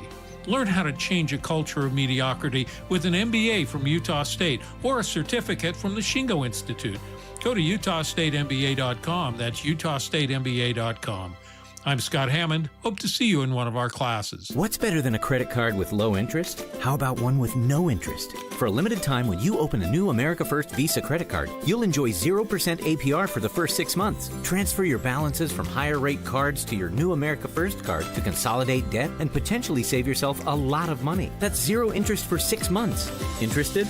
Then hurry to americafirst.com to apply today. Introductory variable annual percentage rate is subject to membership, eligibility, terms, creditworthiness, change, and conditions. Other limits and requirements may apply. Federally insured by NCUA. Equal opportunity lender. Are you ready for a new you in the new year? The Salt Lake City Fat Loss Program has helped thousands of frustrated men and women feel confident in their clothes, boost their energy, and finally feel like themselves again. So, what's the secret? Salt Lake City Fat Loss uses a science-proven plan to help reset your metabolism and lose up to 1 pound of fat per day with without dangerous drugs or exercise. And right now is the perfect time to start. Due to overwhelming demand, Salt Lake City Fat Loss has extended their huge New Year's sale, over 20% off for a limited time only. JJ here. I lost 40 pounds in 60 days. Alex Curie here. I dropped 50 pounds in 60 days on the SLC Fat Loss program. Get their New Year's special at slcfatloss.com. Whether you want to love what you see in the mirror again, boost your energy, fit better in your clothes, or feel more confident and healthier as you age, Salt Lake City Fat Loss works. Huge New Year's sale is ending soon. Schedule your free consultation today at slcfatloss.com and lock in your savings. That's slcfatloss.com. Results may vary. Tuesday tacos, Sunday roast, backyard burgers. Whatever is on your table, make it Bar W Beef. Trust matters. Knowing where the beef was raised, what it was fed, and where it was processed isn't a mystery at Bar W Beef. Dry aged 14 days. Steaks, brisket, ground beef bundles, premium cuts without premium markup. Shipped straight to your door.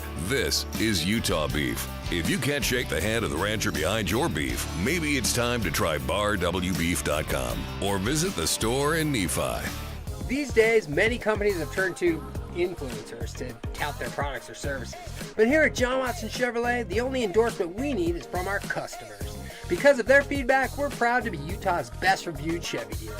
Visit us today to see why we get reviews like, "Their sales team is the best. Didn't put on any pressure, just super helpful and fun. They made the process a breeze."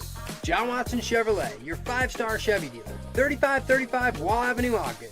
Chevrolet. Together, let's drive.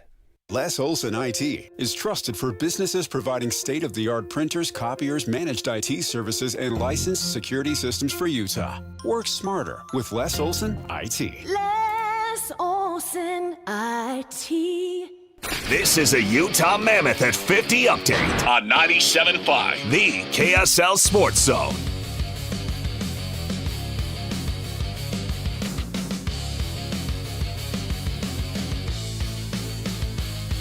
Utah Mammoth open a road trip in Nashville tomorrow against the Predators. Puck drops in the Central Division Showdown at 1:30. Dylan Gunther says they're working on putting more pucks on net. Just tried to simplify, win a few more battles and get pucks to the net. I mean, that's been a, area of talk the last few days here is to shoot more. And, good things happen when you shoot it. Pre-game at 12:30 tomorrow afternoon. 1:30, the game will get underway.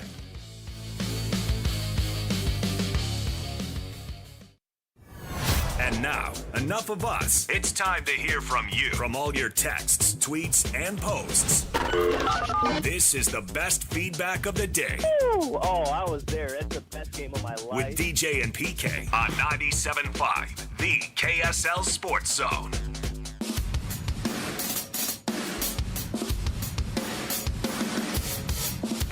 Can you read my thoughts? I'm not sure what I said. DJ and PK, it is time for your feedback. What do you have to say about today's show? Home team won the first two Rams-Seahawks matchup. Who wins the third matchup and goes to the Super Bowl, and why? David, Rams, I hope. Got a lot of Ram fans here? Probably. Got a lot of Laker fans here. A lot of people from L.A. Not that L.A.'s embracing the Rams after they moved around. This is still holding them at arm's length. Always good to see 40 or 50,000 49er fans show up at a Rams game in L.A. Travis says, Rams, better QB. I get it, Travis, they do. They have the best QB by a wide margin. We covered this earlier in the show. They're like 46 touchdown passes. Only 3 of the guys got to 30, and nobody else got to 35. I mean, their passing attack is way in front of everybody else. But their defense is way behind everybody else. And they're going against the elite defense in the NFL. I mean, Seattle's just unreal. So, number one offense versus number one defense, who wins? And all this offense-defense stuff, does it come down to special teams anyway? We just watched the college football title game. They had a punt block for a touchdown in a 6-point game. Just saying. Ty says the Seahawks, one of the best home field advantages in football. And did you watch the game last week? No one's been dominating like the Seahawks lately. That's true, Tyson. But the Niners have had a gazillion injuries. I mean, it is unreal that they got as far as they did. I would say there were at least 15 significant injuries. In a sport where you start 22 guys, I mean, everybody has injuries in the NFL. No whining, blah, blah, blah. You know, it's full-on contact. Guys are blowing each other up all the time. But even by that standards, the Niners, that was extraordinary. I mean, they missed a lot of guys. Season-ending injuries, long-term injuries. So while it's true he dominated the Niners, I think it's pretty safe to say that what was left of the Niners was the worst of the 8 teams left at that point. Not surprised that Seattle got them and got them good.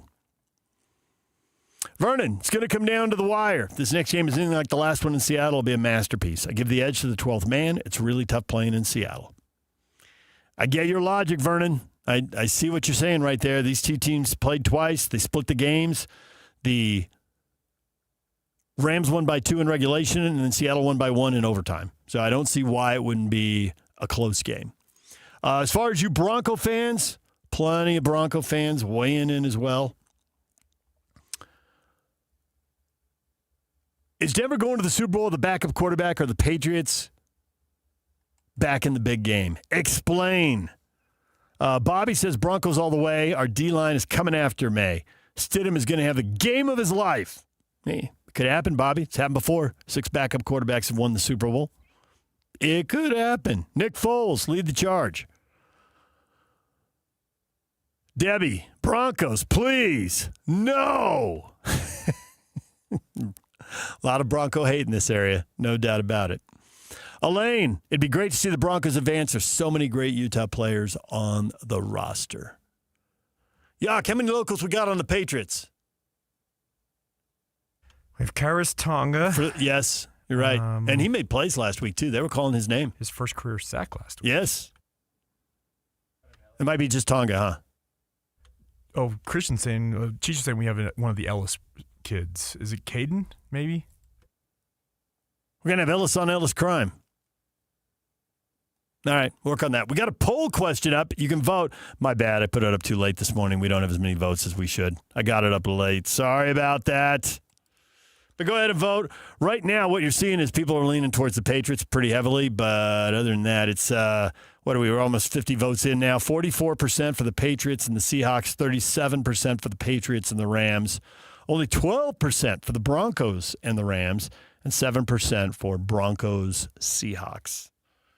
So that Broncos-Seahawks game, judging by this, that is basically split right down the middle here. So, but people are leaning pretty heavily to the Patriots over the Broncos. You got to figure that's the quarterback deal. All right, we're all out of time. Coming up next, Jake and Ben. They're next right here on The Zone. Party time! You have a great weekend, okay, buddy? Win big this Wednesday on the KSL Sports Zone with Win Ticket Wednesday. This week, win tickets to see the Pro Bull Riders Unleash the Beast Tour stop at the Delta Center February 6th. Get your tickets today at SeatGeek.com and listen to the KSL Sports Zone all day Wednesday for your chance to win. Start the new year strong with a Hercules Gold Tier checking account. Earn up to 4.25% APY and make your money work harder for you. This account combines high rewards with everyday convenience so you can reach your goals faster. Open your Gold Tier checking account today and let's grow stronger together in 2026. Visit HerculesCU.com to learn more.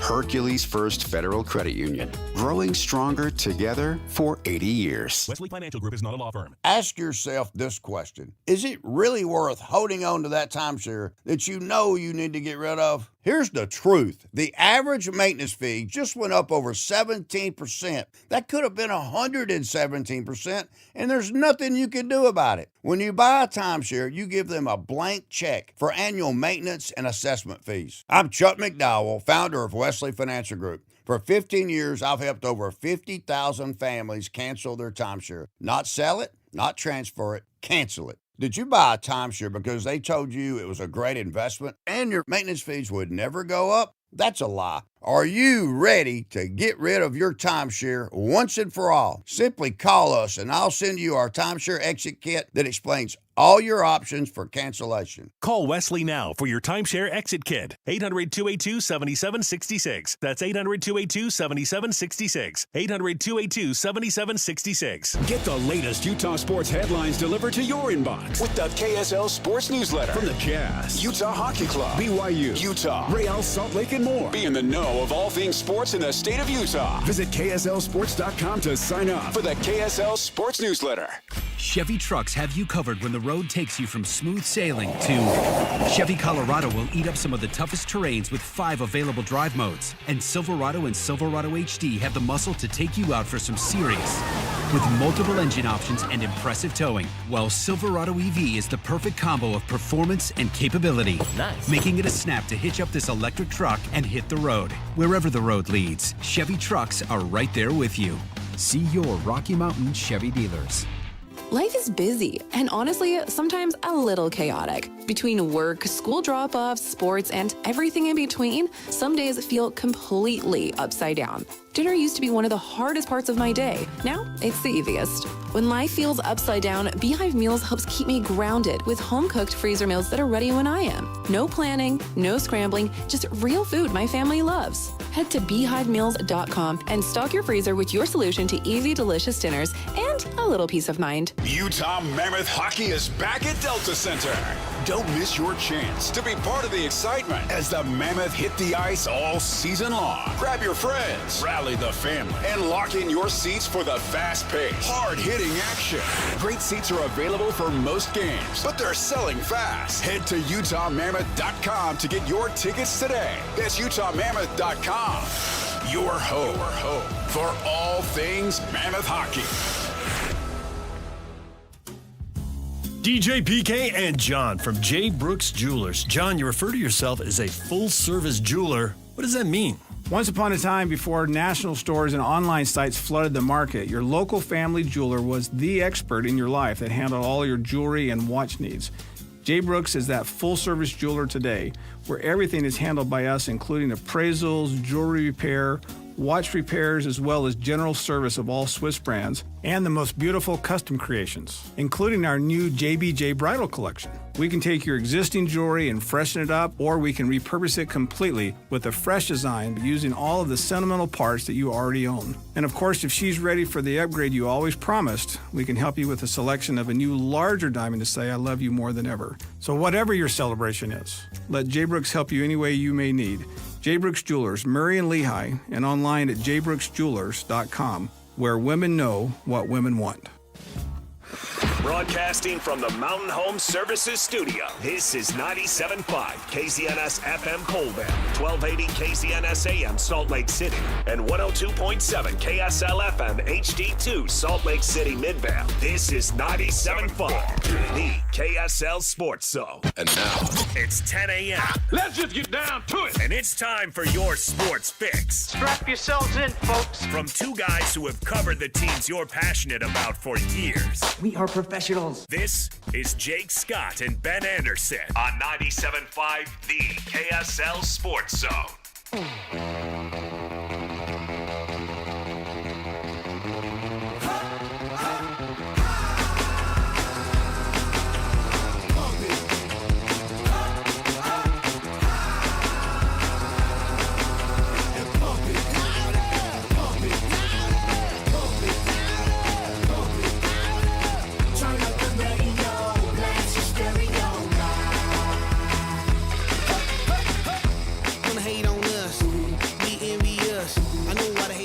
Jacob Ben, 97.5, the KSL Sports Zone. Jake Scott, Ben Anderson, thank you for making us a part of your Friday. Man, where does the time go? Weeks are just flying by. Did you guys do anything fun for your wife's birthday? No, I worked. Game? Yeah. Oh. You know, bring her over. My night job. Oh, yeah, right. I forget about you when I'm not looking right at you. Not my day job, my night job. I don't know. We try. We're going to do something on a different day. Do you refer to one or the other as your real job? Considering I'm technically employed here, I would say this is more, but it's all encompassed in my real job. I guess I don't really separate the two. And the truth is neither of these are real jobs. Right.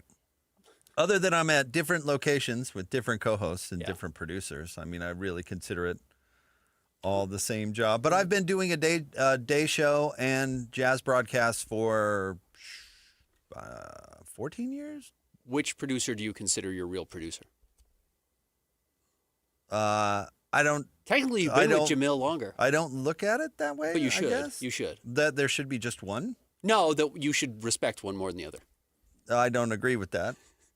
The answer's obvious. That's not really how I ever operate. But it's okay. I don't blame you. For what? It's all right.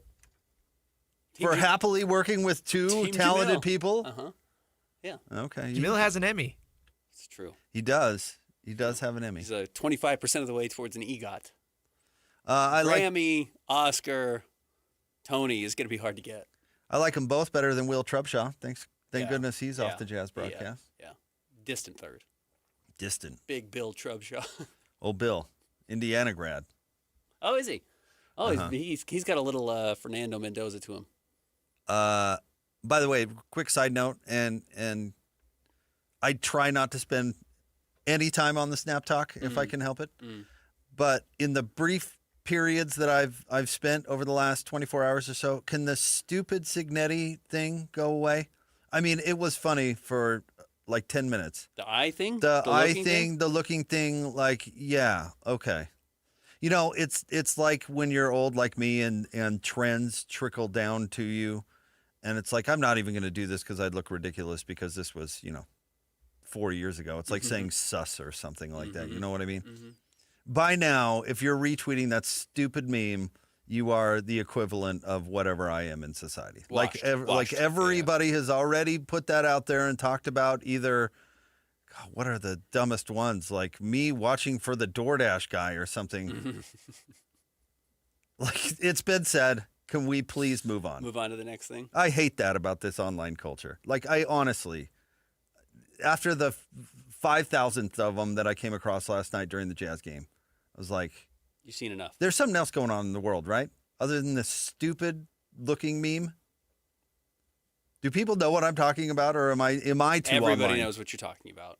I think you're the only person who's sick of it, though. Am I right? I think we're still in the heyday of it. We're still trying to milk it for what we can until the next good one comes along. I remember when I stopped wearing rainbow sandals because somebody who I deemed unhip was wearing them, and I was like, this is just too much. Yeah. That was like 15 hours ago. We're like 4 steps beyond that. You know what I mean? All right. Somewhere PK is making a joke, retweeting it. Yeah. All right. I will think twice before I tweet it out. I've never tweeted that out, but I will think twice about it. I guarantee you've probably done it 3 times on your various platforms. Christian's done it, I'm sure.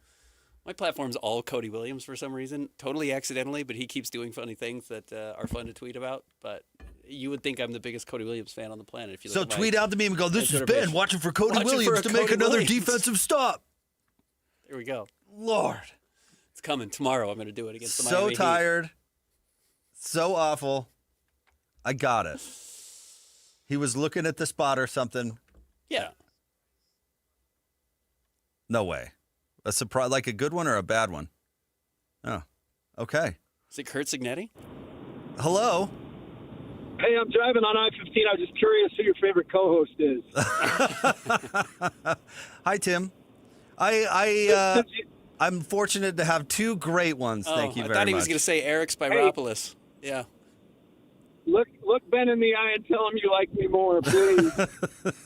I can't do that. Give him that Mike Smith look into the camera and just say, I really love him. You know what's funny? Like, we get to see the Raw TV feed, so we get to see, like, Mike and Olema getting prepped or whatever.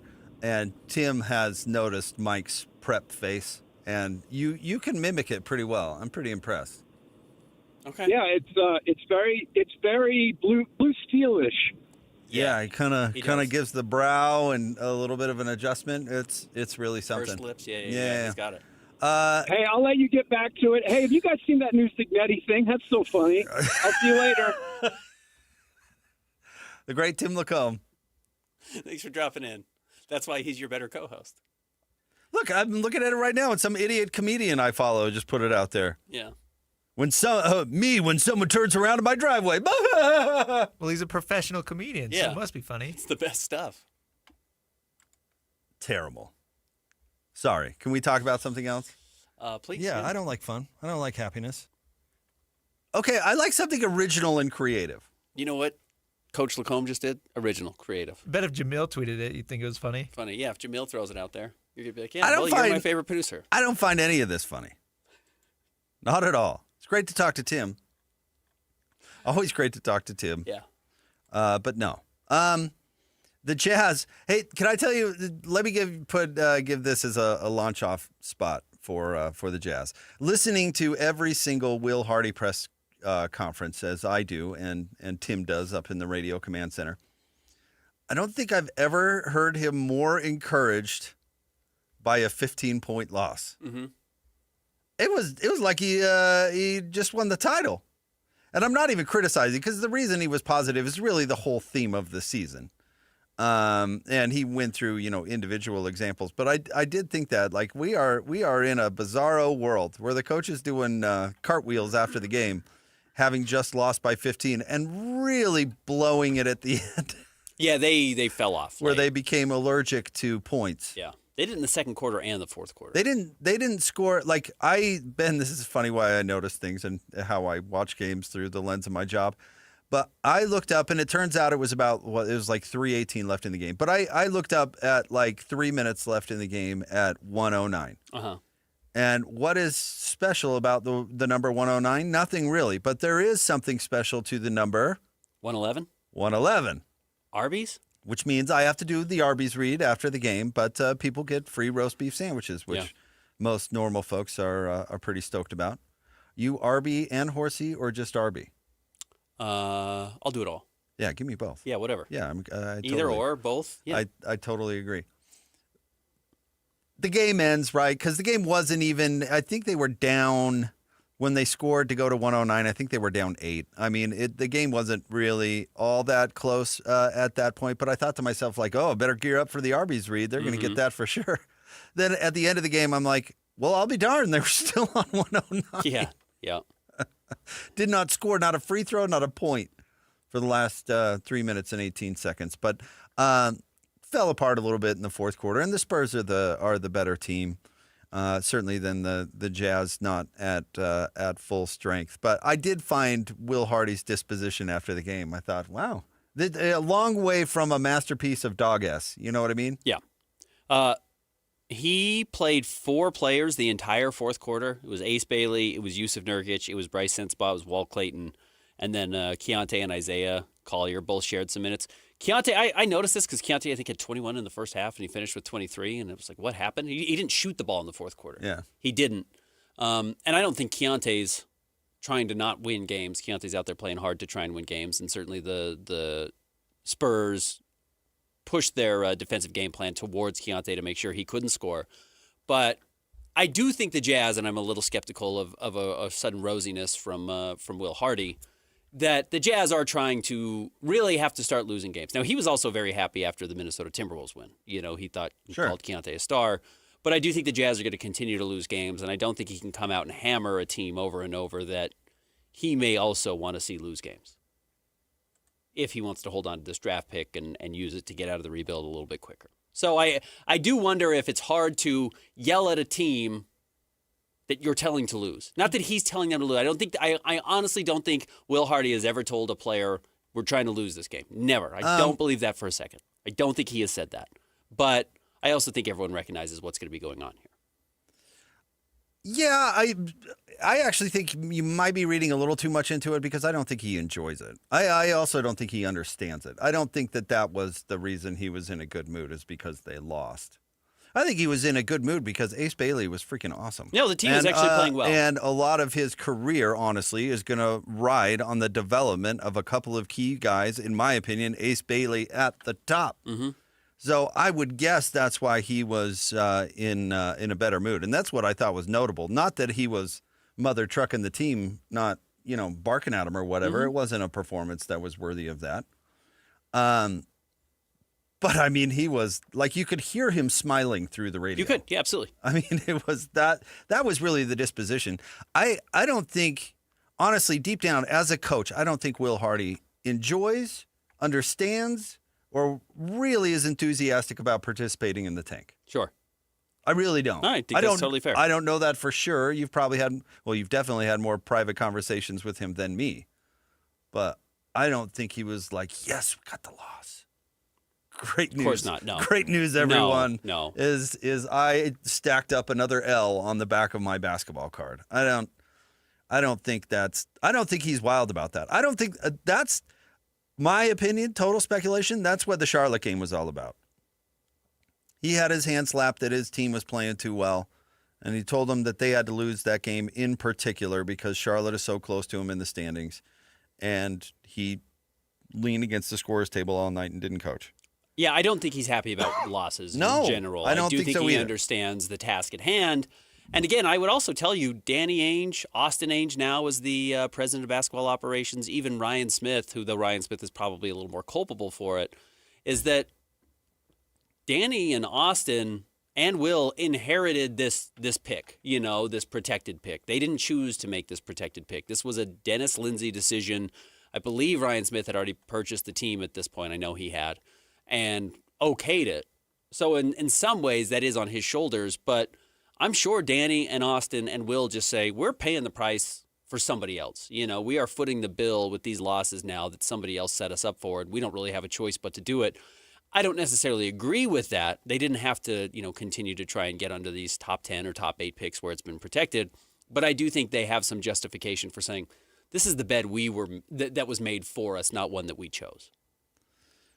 Okay. I hate that rationale, but yeah, it doesn't make it untrue. I mean, it's like, what is the anecdote? Is it a president or something that leaves a letter in his desk? 2 letters. Two letters when in you the become desk. the president, you write 2 letters. The first one is blame it on me, right? Yeah. And the second one is write start 2 letters. writing a new letter. Yeah, start writing 2 letters. Yeah. So I really hate that rationale just because it's so easy to throw the last guy under the bus. But what are you doing about it? Mm-hmm. Right? What are you doing about it? Because Ben, that was 4 years, not the trade, but the change in regime was 4 years ago. Yeah. Yes. No, I'm so with what? you. Look, so what's happened since? I am. No, I'm not going to make that joke. We all get saddled with challenges in our jobs, let alone new jobs. I mean, odds are, if you take a new job, you're brought in to solve a problem. Right. Something that was there that was not of your own creation. Like, this is not anything new. Do you have the excuse of failing at it because, the last guy wasn't good? I mean, you can throw that out there. I just hate the rationale. And I'm not even saying that they did anything wrong per se. I made the argument back that they should just convey the dang pick when they were so close anyway. Right. And you'd be out from under it. Right. And flexibility was the superpower. I remember the show specifically. Us talking about it, and what they've done is handcuffed themselves to an asset that has dictated the outcomes of 4 seasons. Yeah. And yeah, Dennis Lindsay made a bad signing because he had a bad theory of the case of what was wrong with that team. Mm-hmm. His theory was that every second Rudy's off the floor, they just purge. Right. And so they've got to get somebody that kind of resembles Rudy. It didn't work with Hassan Whiteside. It didn't work with Doak. And they're like, I know what to do. Actually, they drafted Doak and signed Derek Favors in the same offseason. Same week, yeah. Within 72 hours of each Bring other. back Derek Favors because we love him and we think he can do that. And then it capped him out. It didn't turn out to be the difference, and they had to move off him. Whatever. He was reacting to the environment, Dennis, that he had created or whatever the case may be. But you got to do something about it. Yeah. Absolutely. And so I don't know. We hear big game hunting, and there's other ways to rebuild rosters. I mean, we saw Larry Miller himself not wanting to go through a rebuild.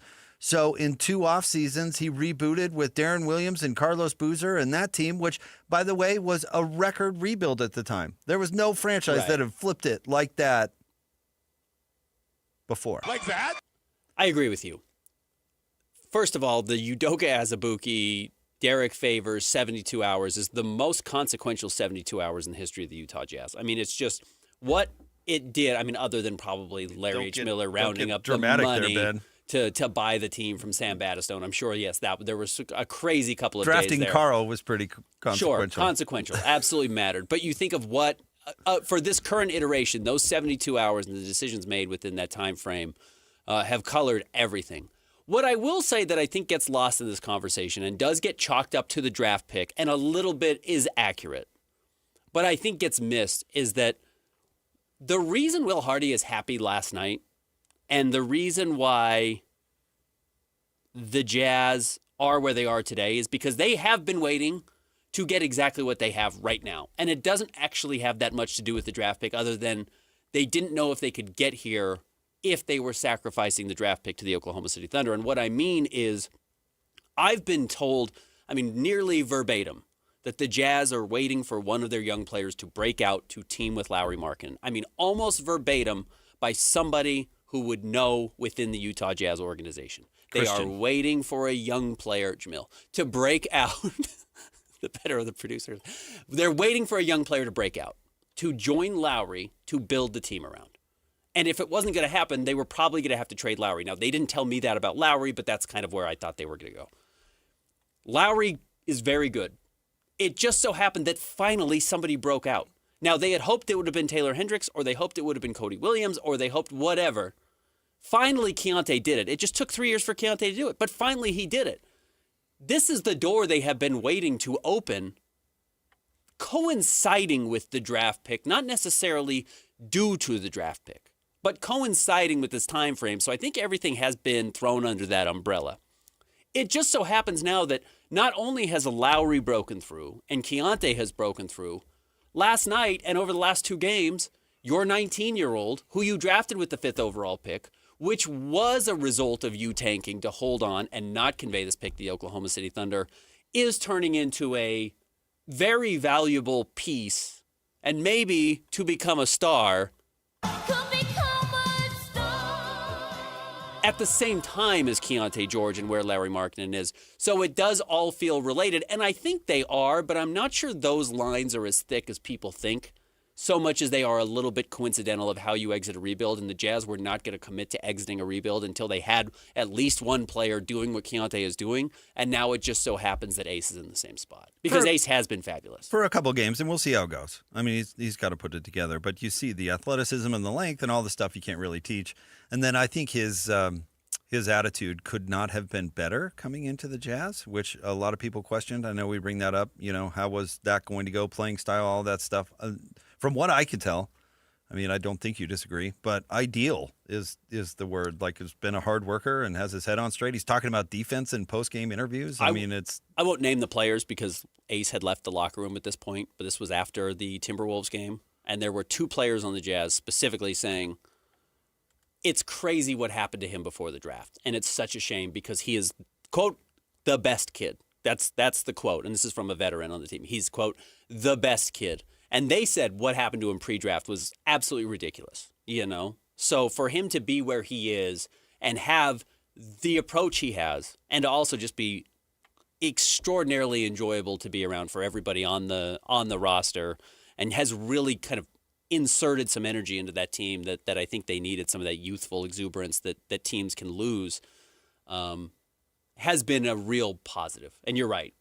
His approach has been absolutely dynamite. He has done basically everything right since the second the Jazz called his name on draft night. So Will Hardy's success is directly related to that. Mm-hmm. And that would be my diagnosis for why he was in a pretty good mood. Yeah, you check your Robinhood or wherever you trade stocks or whatever it is, and you realize, oh man, my portfolio is looking really good. You start to feel a lot better about your day. Will Hardy's portfolio was Keontae George and Ace Bailey, and they're bright green right now. They're skyrocketing. Like GameStop when the nerds revolted. 100%. All right. Yeah. Yeah, just getting that. The opposite of Blockbuster Video. Right. Okay. Tanking. Yeah. All right. Well, I just thought his demeanor was curious as somebody who listens to a lot of Will Hardy. Mm-hmm. I certainly don't think they deserved a tongue lashing by any means, but thought, why such the good mood? And I think it has to do with Ace Bailey. I'll be curious to see what he does going forward. Again, he is at a spot right now. This is what the final 37 games of the season should be. It should be about Ace Bailey getting 15 points and seeing if he can, or 15 shots, and seeing if he can score 25 points tonight.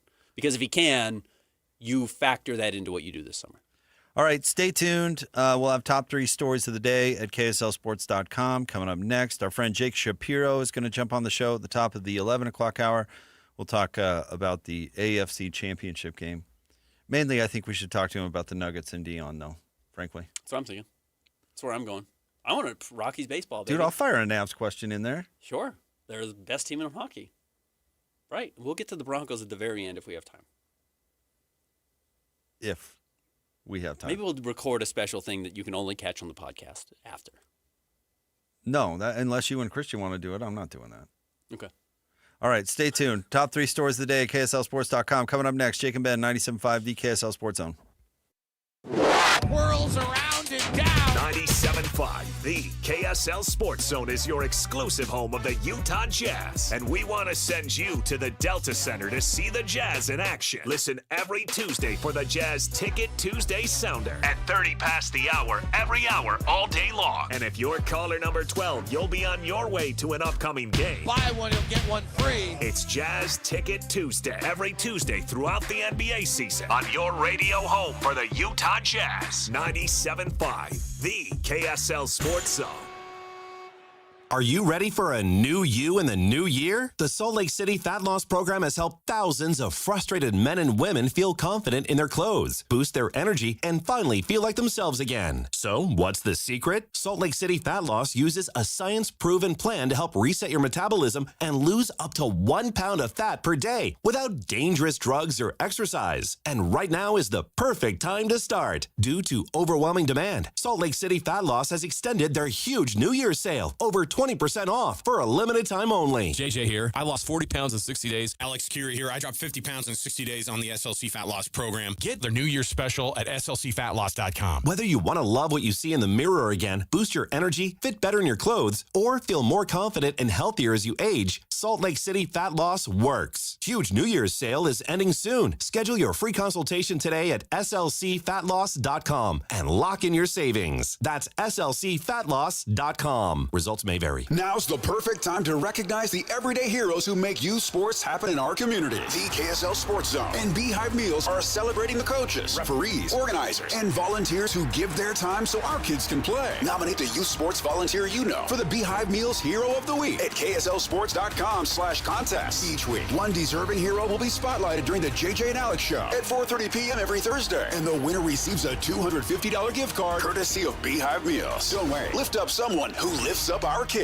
Are your investments in the right accounts? What's best, traditional or Roth? Are you receiving all available tax deductions? Are you paying as little in tax as you can? These are all questions you can't afford to get wrong. Hi, I'm Jeff Jr., founder of Trajan Wealth, and in many cases, it's not what you make, but it's what you keep that makes the real difference. Trajan Wealth and Trajan Tax work closely together exclusively. No more guessing about whether you should do a Roth conversion, or if maxing out your 401k is really the best option. Our nationally recognized fiduciary advisors and CPA team work in tandem to make sure your tax strategy works with your investment strategy. We'll even do your tax preparation. One team, one strategy. Isn't it time for a second opinion? Call Trajan today. 801-210-6800. That's 801-210-6800. Trajan Wealth, an SEC registered investment advisor. Additional services through Trajan Estate and Trajan Tax. Additional disclosures and accreditation at TrajanWealth.com.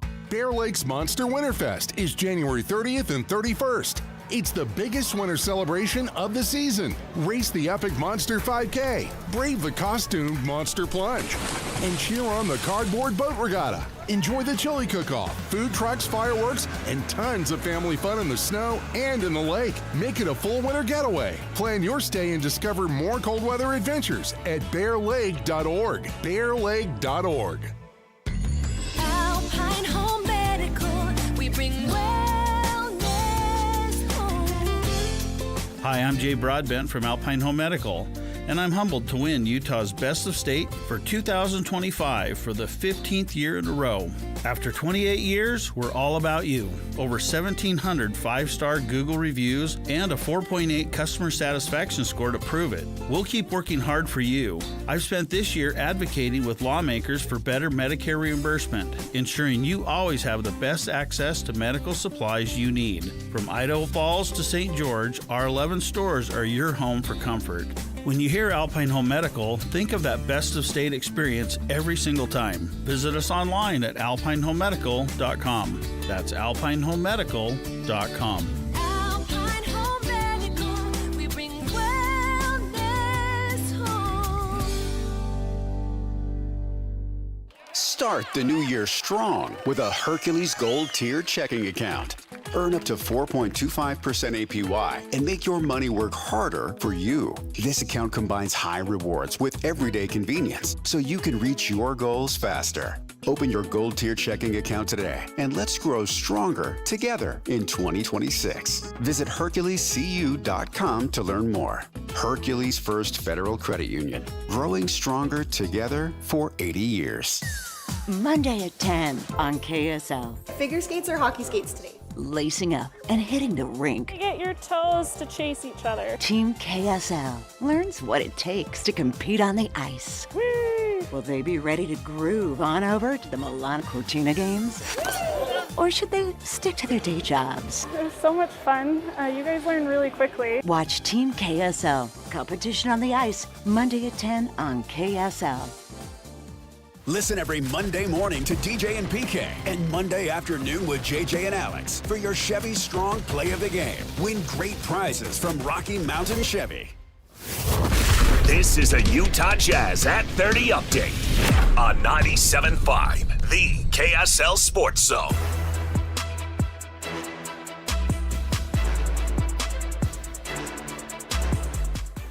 Jazz at 30 update here on Jake and Ben. Here is Will Hardy talking about Nurk being involved more in the offense. A lot of the things you saw tonight, we've done with Nurk throughout the year. We just haven't necessarily done them as much. The last two games have presented their different circumstances based on the centers on each team. You know, Rudy and Victor are both elite rim protectors. So we have to try to change the concept of the game a little bit.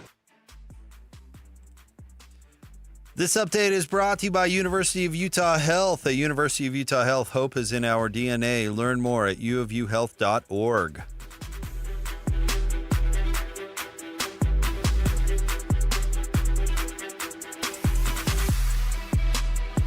It's time to break down the biggest stories of the day. This is the top 3 stories of the day on KSLSports.com. 97.5, the KSL Sports Zone.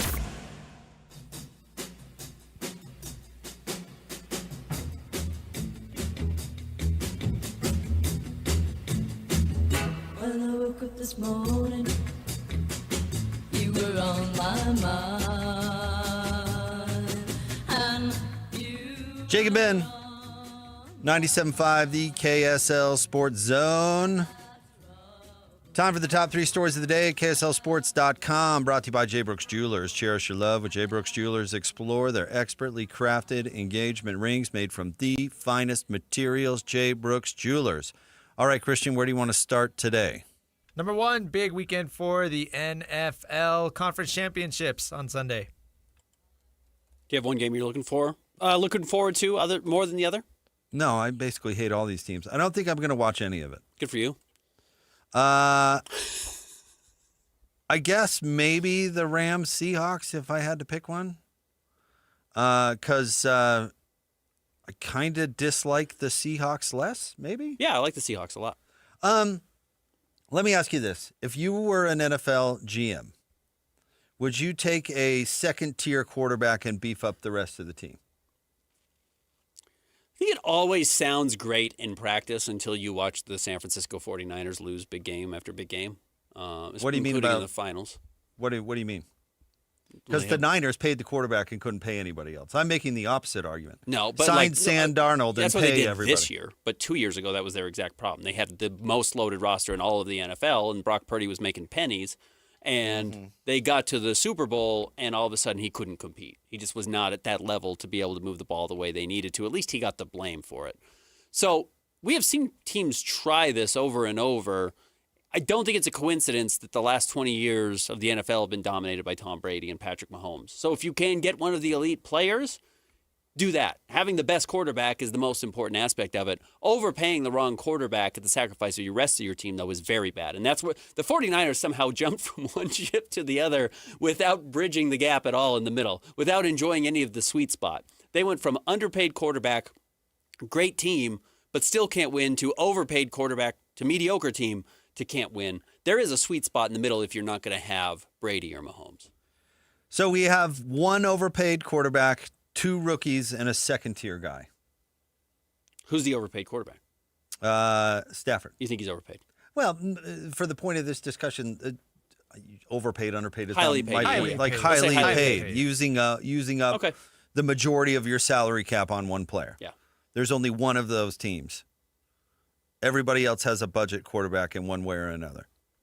And I just wonder if those things in the NFL, I mean, I don't know, maybe it's my constant desire to rethink the norms because I think it's too easy just to say, well, this team has the better quarterback. And, maybe it's covering the Jazz for all these years where, you know what? Michael Jordan isn't going to play in Utah. Yeah. LeBron isn't going to play here. Kobe wasn't going to play here. The best team in the league is never going to be on, or the best player in the league is never going to be on the Utah Jazz. So does that mean you just give up and go home because the last percentage of whatever title winners have had the best player in the league? So why are they even trying? No, you got to rethink it and do it another way. You do. And so if you're Seattle and you don't have Patrick Mahomes, who, by the way, isn't even in the playoffs this year because his team sucks. Like the rest of the team, not named Patrick Mahomes, is hot garbage, and he can't even drag that tub to the playoffs. So I wonder if the paradigm is shifting. And we're seeing 3 out of the 4 teams left have second-tier quarterbacks for whatever reason. I'm not trying to insult Drake Mee. He's just a guy on his rookie deal. So they can pay everybody else. They basically signed their whole defense in the offseason, speaking of the Patriots, and it's like the 3rd best defense in the league. So I just wonder, everybody wants to clown Sam Darnold, but here he is playing in the NFC title game with the best defense in the league and a great home field advantage, winning a tough division. So is there more than one way to skin a cat? Is this an example of that? There absolutely is. And it's not new necessarily. In fact, the last time the Seattle Seahawks were very good and won the Super Bowl, this was the paradigm they had. Rusty was on a rookie deal. Rusty was cheap. The rest of the team was absolutely stacked. It was one of the best defenses we've seen in modern history in the NFL. And you had a great running game, and that was a great way to win. And you can win that way, absolutely. And I think that's the same way you are seeing some of these teams win and continue to have success. And then the problem is you have to pay Rusty because he's a Super Bowl winning quarterback, and all of a sudden the team falls apart, and you start losing Richard Sherman or whoever it is. But that's what I'm getting at. I think the paradigm is broken. I think there's a different way to do it. And I'm not saying don't pay Drake May and cut him for Geno Smith or something, but, certainly, if you've got a Kyler Murray on your hands and you have no idea which way it could go, you'd be better off starting over or signing whoever played for the Jets last. Yeah. Not paying him just to say, well, we have a guy, we have to pay him. He might be a guy. We don't know. He has potential. We invested a high draft pick in him, give him $50 million. I don't know. It's the thing in the NBA I call the best player tax. Teams pay the best player on their team a max for no reason. They're just like, well, he's the best player on our team. So? Gordon Hayward, so what? I don't care if he's the best player on your team. You're giving him a max contract because he's the best player on your team? Where is he in the NBA? Is he close?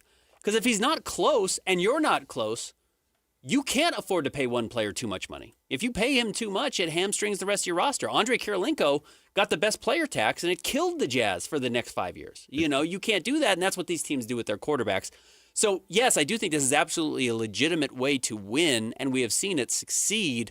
You do recognize, though, that teams get close and then don't have the quarterback, a la the 49ers, and say, well, that's the problem. So I understand why teams do feel anxious to pay the quarterback, because if you end up with Brock Purdy and he can't get it done, you're somewhat stuck even if you have great players around him. Man, I can't believe I'm going to defend Brock Purdy. He didn't lose that Super Bowl. His coach lost that Super Bowl. Yeah. And Nick Foles has as many Super Bowl rings as Jalen Hurts. And go back even further, and Brad Johnson, who I'm old enough to tell you that was a decidedly average quarterback. I mean, I just remember Kerry Collins played in a Super Bowl with the Giants. I don't like the idea of saddling all of the win or loss on the quarterback. I just don't. It's not that. Brock Purdy wasn't good enough, and Jimmy G got a bad rap on it too. It wasn't his entire fault that they lost that Super Bowl to the Ravens. For heaven's sakes, the power went out for 45 minutes. I want to talk about throwing a wild card into the whole thing. Hey, guys, just sit on ice while we get the freaking lights back on in, the Super Bowl.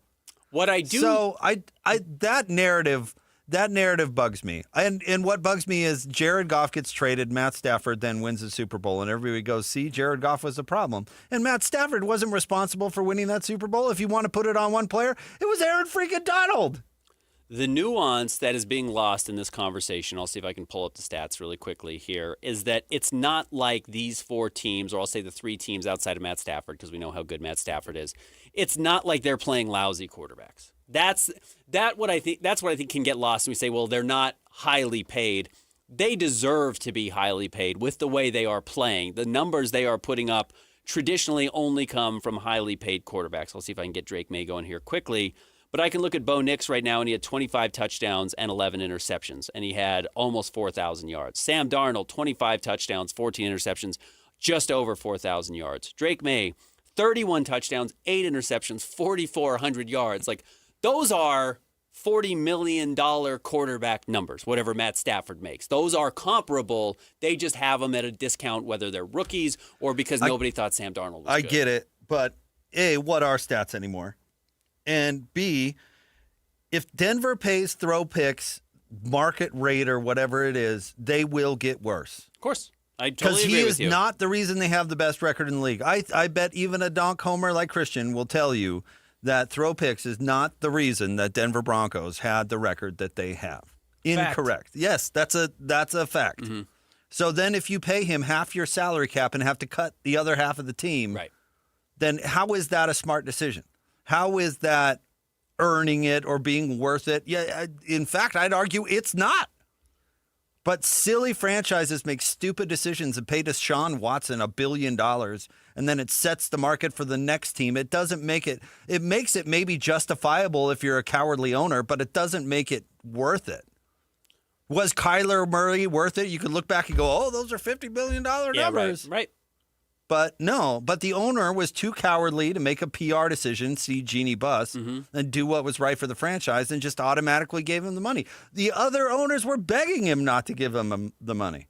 Just for comparison, it is worth noting that Matt Stafford has 46 touchdowns and 8 interceptions this year. So he's got almost 20 more than everybody else, if not 20 more. And he's throwing to the BYU Cougar Jerry Rice. Yeah, he is. No, and I mean, so Darnold's throwing to maybe the only receiver who has an argument to be better than Puka Nacua this year in Najigba. So they have talent around them, and that is certainly beneficial and has helped them. We are going to test this theory very well.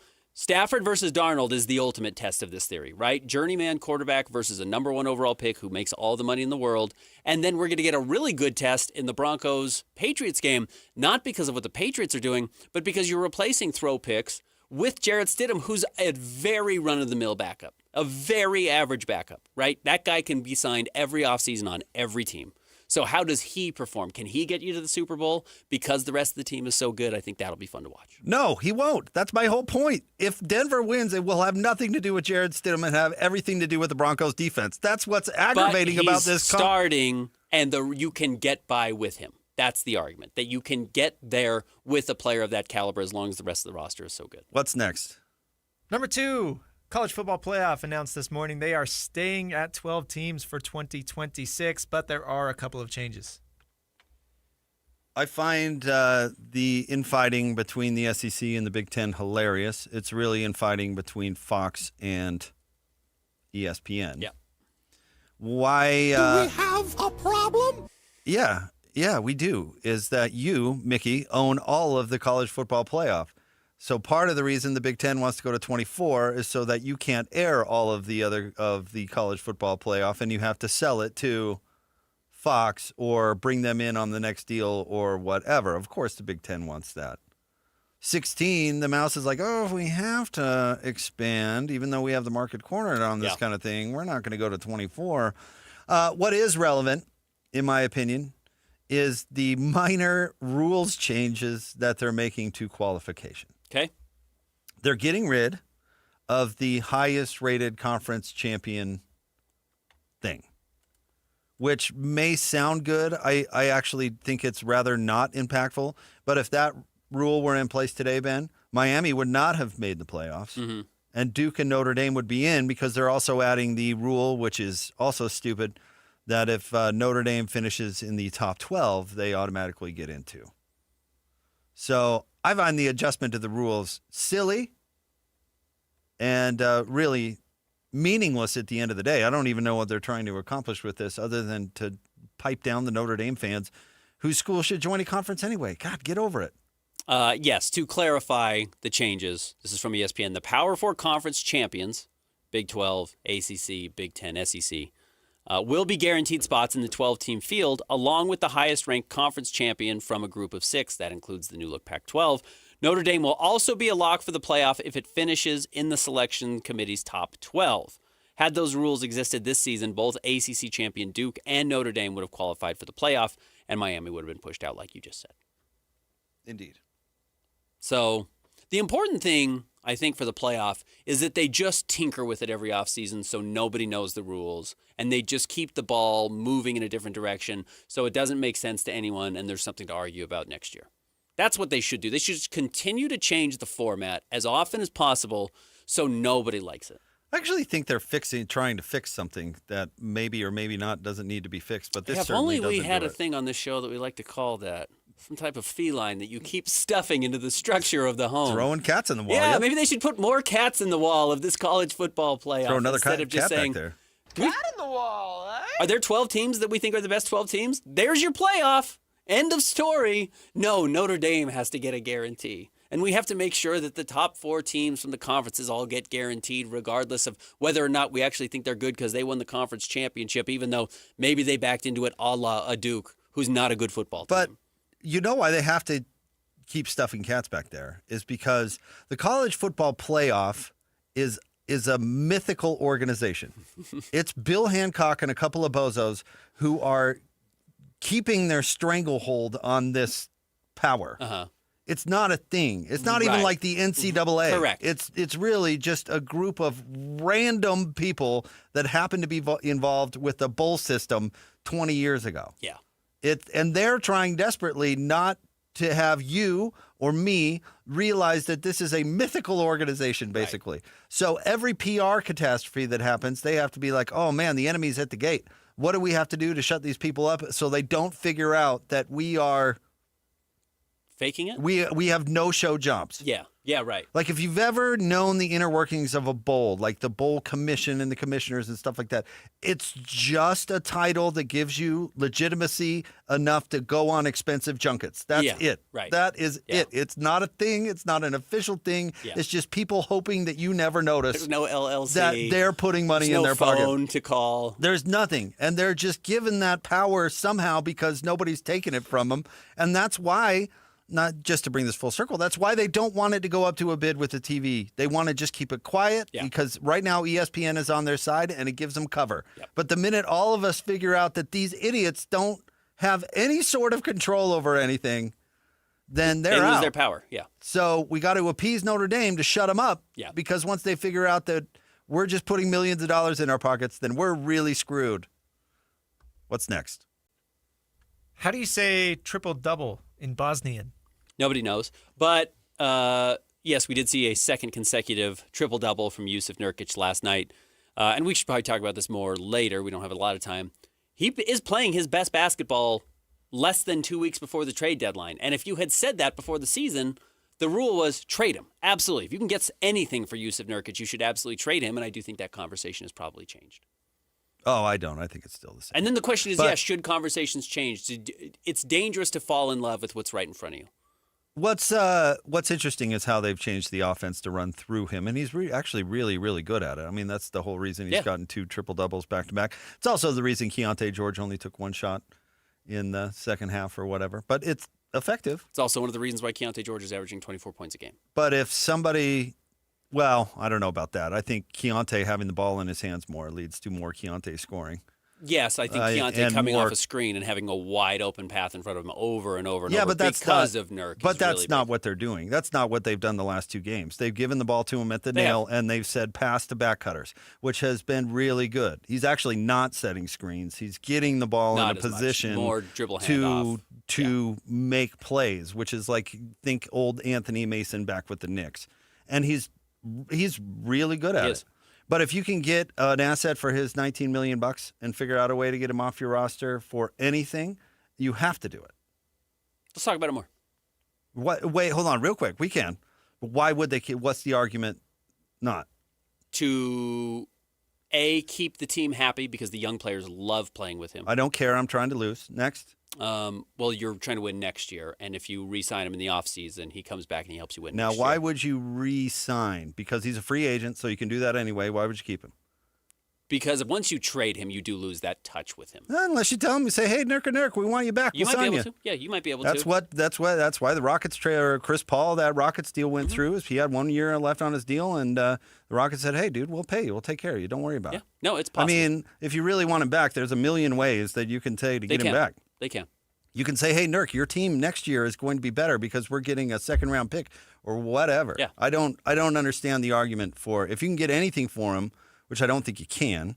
But if you can, you'd be crazy not to do it, I think. Anyway, more next, 97.5, the KSL Sports Zone. This is DJ and PK. Here we go again. Tim Lacombe, Utah Jazz analyst for SEG Media. Cougars fell apart down the stretch against Texas Tech. Just one of those things. Anything that you're alarmed about? No, league play is nuts. The level of preparation that goes into those games and the way that they're scouted is so different than the preseason. And I have a ton of respect for Texas Tech and what they're doing. So it was a road game, got away from them. Obviously, they had it. They were up 9 and in control. I kind of think it may be good for them, honestly. I don't know how many times you can start having a near miss, and this team is really good. Their metrics show to be a team that should be considered for the Final Four, so it's a process, and this was a loss. I don't think it's going to do much at all more than motivate those guys. They're a machine right now. I think they're in a great spot. Catch DJ and PK mornings from 6 to 10 on 97.5, the KSL Sports Zone. Hey, Utah. Tired of hard water problems? Scale buildup on your appliances? Dry, itchy skin? And bad taste? Culligan Water is the answer. With top-rated water softeners and filters that protect your appliances, pamper your skin, and make your water taste delicious. Hi, this is the Waterboy Colson Firmage, a third-generation Culligan man. Culligan has been locally owned and trusted for over 80 years, right here in Utah. Do you know if your current water system is even working? We're happy to come out and take a look at it, even if it's not ours. Get a free water test for any system. Call 801-509-9602 or visit CulliganSLC.com.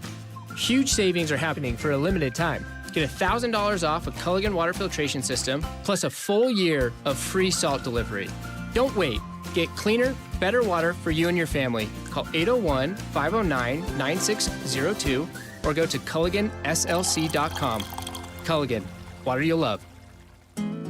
At Peach Windows and Doors, they help homeowners stay in the homes they love while upgrading to the elegance, efficiency, and natural light of today. With hundreds of 5-star Google reviews, their clients know Peach Windows and Doors deliver what they promise. I wanted to replace standard-size French doors with a large custom sliding door. The update required checking a weight-bearing wall. Plus, I wanted a couple of different styles of windows. The new sliding door created a much brighter and open look. Peach was so helpful along the way with recommendations and ideas, and the installers were efficient and respectful of my space. I was thrilled with Peach Windows and Doors. Give your $1 million home the $1 million feel it deserves. Don't wait on that someday project. Visit Peach Windows and Doors Salt Lake Showroom. Schedule a free in-home visit. You can also explore at peachwindowsanddoors.com or just call them at 801-566-1255. Peach Windows and Doors, where amazing home transformations begin. Never have I ever called my sister from the finish line of my first marathon. Hello? You won't believe where I am. Are you running? Mile 26. I'm gonna make it. Switch to T-Mobile's 55 Plus plan and get iPhone 16e with its advanced camera system on us. Plus, 2 lines for just $30 a line. Guys, I can't believe it. I knew you could do it, babe. That was amazing. Mom, how do you feel? I feel great. I can't feel my feet. Let's take a picture, and then you may carry me to the car. Share every stride, every mile, every memory on America's best network. Switch to T-Mobile's 55 Plus plan and get iPhone 16e on us and 2 lines for just $30 a line. With 24 monthly bill credits and 2 eligible port-ins on Essentials 55 Plus for well-qualified customers with autopay plus taxes, fees, and $35 device connection charge. Credits end and balance due if you pay off early or cancel. Contact us. Finance agreement 128 gigabytes, $599.99 required. Best mobile network in the U.S. based on analysis by Ookla of speed test intelligence data 1H 2025. Visit T-Mobile.com. Hi, David James here for Soda Weight Loss. Well, the doctor told me I have to lose 20 to 25 pounds. My knee's swelling up. He says, well, you lose 20 to 25 pounds, it'll be 80 to 100 pounds of force on your knee reduced. Your knee's going to feel better. So I'm joining the I'm Done With Excuses program. January's crowded with I'll start tomorrow. Soda's packed with people who finally say no, really, today. Because once the weight comes off and the energy comes back, excuses don't stand a chance. They've got real food, real coaches, real results, real fast. They've got a nutritionist, personalized to you, who will work with you and make a difference. And even better, if you join now, your partner joins for free. You can get 2 transformations for the price of 1.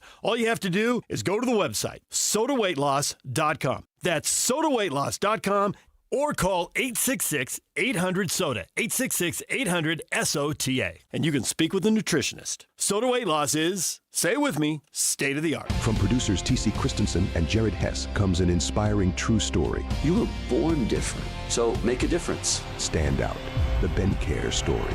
Use what you've been made for and stand out. Rated PG, in theaters now. This is a Utah Mammoth at 50 update on 97.5, the KSL Sports Zone.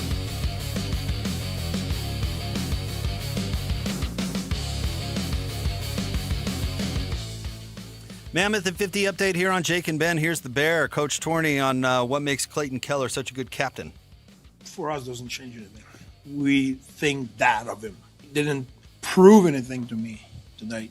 That's what he is. So it was not like, oh, really? He can do that? He did that in the past. I trust him in those situations. I know he has it in him. I know he wants to make difference. And I will say more than that. That's probably the reason number 1 is a great captain for us.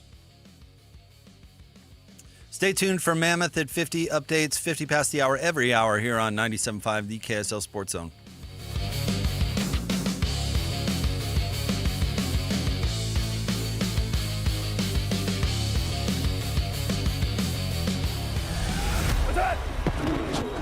Whether it's the Jazz, Utes, Cougars, or Aggies, these guys have got you covered. Time to eat, fellas. You're locked on to Jake Scott and Ben Anderson. 1, 2, 3, move it. On 97.5, the KSL Sports Zone.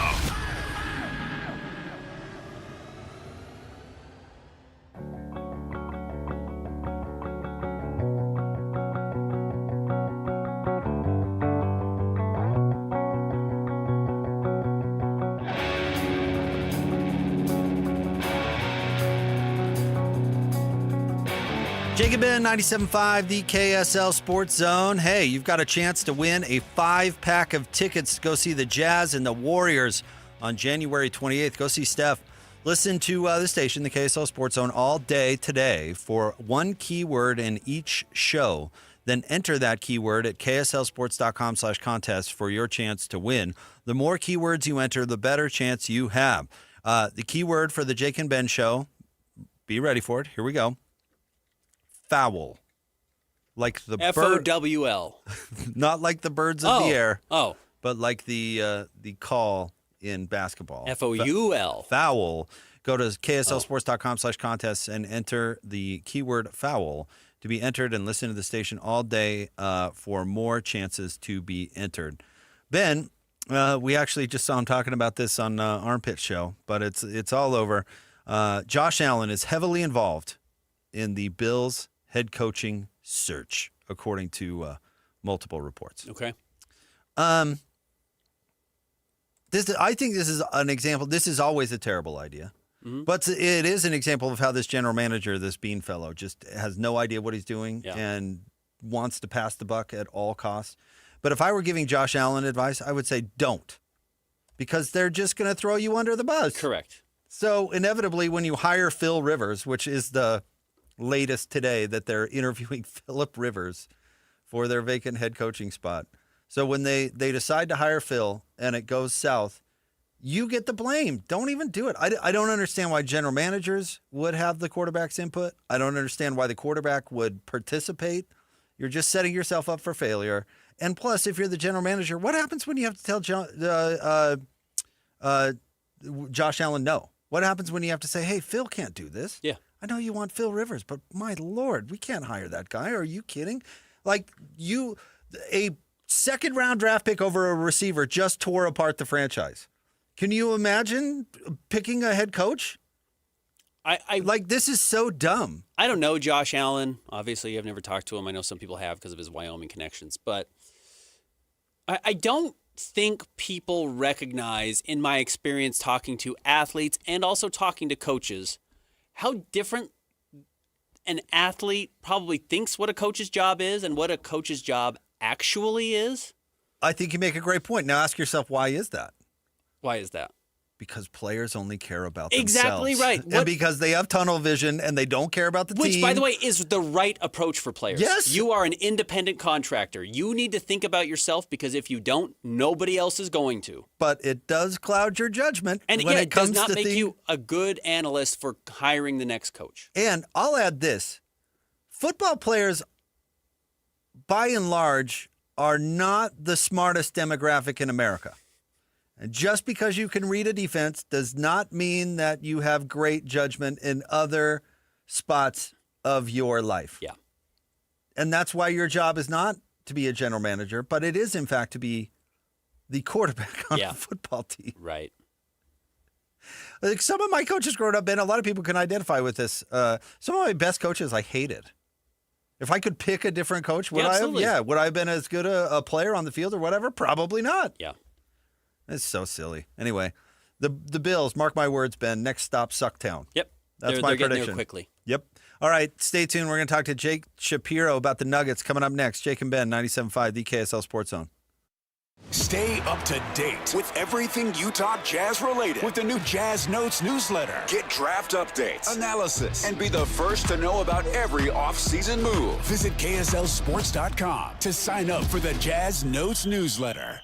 Hockey fans, let your voice be heard with the Utah Mammoth Fan Forum. Visit the Utah Mammoth page on KSLSports.com to connect with the team, other fans, and our KSL Sports insiders. Start chatting today in the Utah Mammoth Fan Forum on KSLSports.com. Every student arrives with potential. At the Huntsman School of Business, they turn that potential into possibility. And the possibility gets turned into real-world success. Through hands-on learning, personalized support, and global opportunities, students at the Huntsman School of Business graduate ready, with skills, with confidence, and with a plan. This is where you discover who you are and what you can achieve. Dare mighty things.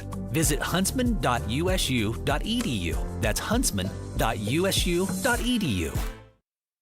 Hey everyone, Jake here from my friends at Trajan Wealth. That's Trajan, Trajan, Trajan Wealth. Listen, it is the new year. It is time to start not only making resolutions, but thinking about things to better the life of you and your family. And if you have not put the proper thought, and listen, this was me for a long time, into the financial health and well-being, both in the short term and long term of you and your family, well, maybe you should put some thought into it. And Trajan wants to be a team of great folks that are on your side to help you consider the right things, set the right goals, and help you step by step to get there. They're a fiduciary, which means just that. They are on your team. Your success means their success. So sit down with them today, 801-899-7600. Call them.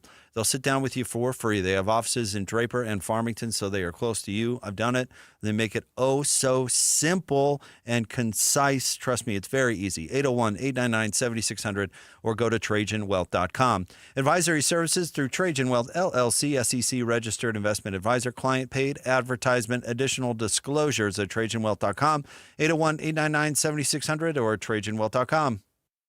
Life is busy and honestly, sometimes a little chaotic. Between work, school drop-offs, sports, and everything in between, some days feel completely upside down. Dinner used to be one of the hardest parts of my day. Now, it's the easiest. When life feels upside down, Beehive Meals helps keep me grounded with home-cooked freezer meals that are ready when I am. No planning, no scrambling, just real food my family loves. Head to beehivemeals.com and stock your freezer with your solution to easy, delicious dinners and a little peace of mind. At Fisher Investments, we may seem like other money managers, but we're different. What makes you so different than the rest of us? We ensure clients receive unparalleled service at every step of the relationship. Tell me more. Our investment counselors focus on service over sales, prioritizing clients' needs. How do you make money? We don't sell any commission-based products. We have a simple management fee, based on the value of our clients' portfolio. So we do better when our clients do better. What about client portfolios? We get to know each client, their finances, family, health, lifestyle, and more, and then we tailor a portfolio based on their specific goals and needs. Your clients really come first then, huh? Yes, we make them a top priority. Our goal is helping them achieve a comfortable retirement. Wow, maybe we are different. At Fisher Investments, we're clearly different. Learn more at FisherInvestments.com. Investing in securities involves the risk of loss. It's about time pros had one partner for the whole job. Why juggle 10 different suppliers when one can do it all? At the Home Depot, you'll save with pricing built for pros. You'll stay on track with job site deliveries, schedule, next day, or same day.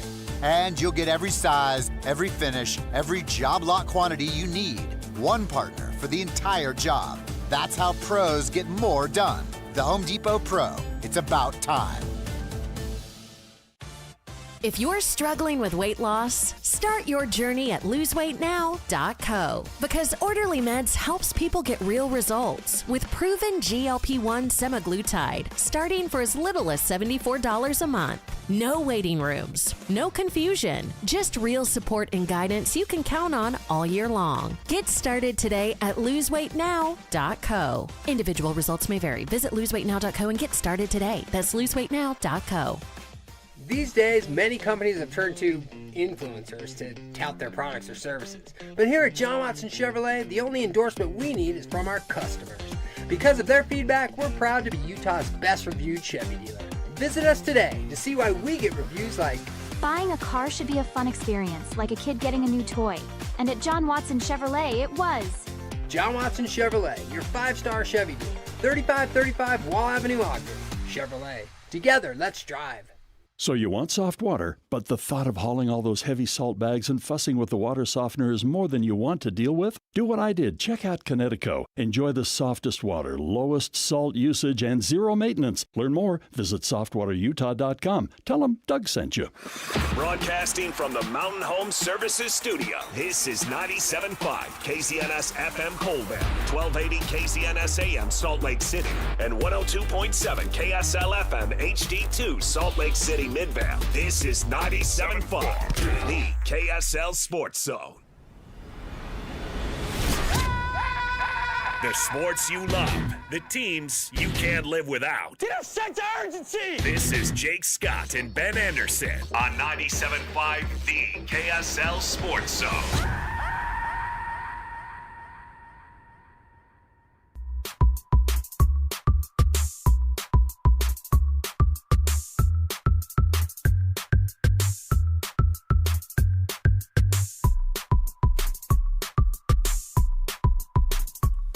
Jake and Ben, 97.5, the KSL Sports Zone. Want to remind you about Win Ticket Wednesday. Next week on the KSL Sports Zone, you can win tickets to go see the Pro Bull Riders Unleash the Beast tour stop at Delta Center on February 6th. Get your tickets today at SeatGeek.com or listen all day on Wednesday for your chance to win.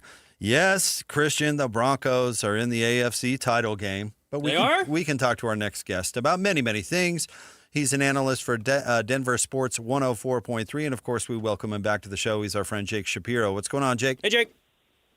Hey, guys. How you doing today? We're doing terrific. How is Broncos Nation feeling? I know there's got to be a lot of excitement about where they are. It's hard to get to the AFC Championship game at the same time they've lost their star quarterback to the ankle injury. Yeah, I think it's definitely very conflicted here in Denver. But I think the realization has set in now that we're late in the week and about 48 hours from kickoff that Jarrett Stidham is the quarterback of the Denver Broncos and they're in the AFC title game. And if you had told anyone to this point, a couple months ago that the 3-loss Denver Broncos would be staring 60 minutes away from going to the Super Bowl, just needing a win on their home field, no matter the circumstances, you would take it. So one of the most interesting and strangest press conferences I've ever been in on Saturday when we're all expecting to talk to Bo Nix and instead Sean Payton comes out and announces Bo Nix is out for the season. Obviously devastating news, but again, Sean Payton has sung his praises, and there's a reason why the Broncos paid a lot of money for a backup quarterback, which is unusual. They feel pretty confident in Jared Stidham, despite the fact they haven't needed him for 2 years. Yeah, I was going to ask you what they like about him, because they obviously like him, keeping him around. Yeah, they really like his athleticism, and that's something that might surprise some people about him that haven't seen him. If you go back and watch the highlight tape of his 2 starts in Las Vegas a couple years back in 2022, he actually scrambled for about 85 yards in those 2 starts, so he can get out of the pocket and motor a little bit. He does take quite a bit more sacks than Bo Nix, which, there's a reason why he's the backup. But this was a guy who was the number 1 dual threat quarterback coming out of high school when he committed to college. And he had a very solid college career, played in some really big games, including the SEC championship game. And, you look at the couple starts he made in the NFL and the preseason action he's gotten, and I've gotten to see him in training camp. If this was a couple of years ago, I'd be telling you Stidham was a better starter than the laundromat of the laundry list of names that the Broncos have had here before Bo Nix. So, how much do you think the offense will change under Stidham versus what we would have seen under Bo Nix? Is it going to be a lot different, or can you not change it that much this late in the season? I think you can change it. I think the bigger change, quite honestly, is the fact that J.K. Dobbins looks like he's going to be back for the Denver Broncos. He is still, to this point, a guy who has not played, I think, since early November. He is still, to this point, their leading rusher on the season. He is a essential part of this offense. So getting him back, even if it's just for 20 snaps in the game, is going to help them out immensely. And I think the game plan is going to be pretty simple, guys, and it's not going to be the most exciting game to watch, unlike that Buffalo game, which was just an absolute classic from Recipe. So they're going to revert back to a different style of offense than they've played than they played last week, which I think, they broke open the playbook last week. I'll put it that way. I would argue that Denver's defense is the primary reason they are where they are. And with that in mind, what do they have in store for Drake May? I'm guessing the Broncos would prefer to make this kind of a slogfest, and that might be the X factor. Yeah, you have to keep in mind that Drake May has never played in a road playoff game. And this is going to be his first one, and it's at altitude at one of the loudest stadiums in the NFL in about 20 degrees. And I know, Drake May plays at a cold stadium too. But I'm just saying, those are not great factors. And Mike Vrabel, who's a very good head coach, whom I respect quite a bit, has not won a road playoff game since 2019. That playoff run the Titans went on when they went into New England and beat the Patriots, who, by the way, Jared Stidham was the backup quarterback for that team. So there are definitely some connections there, but it's been a long time, and Sean Payton is trying to become the first coach in NFL history to win 2 Super Bowls, one for 2 different franchises.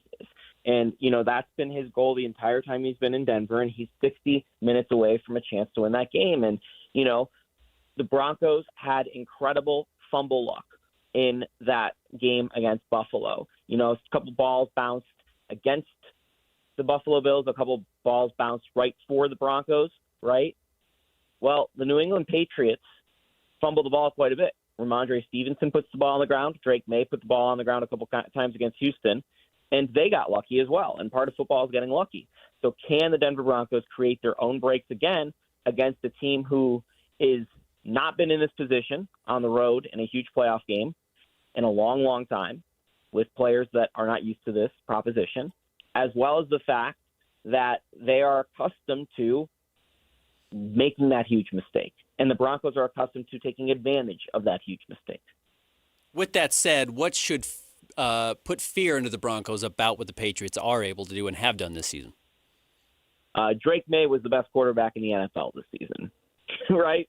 That's pretty scary. And, if you look at what they just did to Houston and Los Angeles, they allowed 3 points against the Los Angeles Chargers in a playoff game. And then they forced 5 turnovers against the Houston Texans in a playoff game. That's pretty scary. And you're going into this game against a defense that is as hot as your defense, if not hotter. And you're playing with a back quarterback who hasn't thrown a pass since 2023. That's not great, right? Let's just be honest. It's not great. But I will tell you, I think that bye week that the Broncos got at the start of the playoffs, and I know people don't think about it now, I think it's pretty big because you look at the Denver Broncos injury report, and this is a funny thing to say about a team that just lost its quarterback for the year.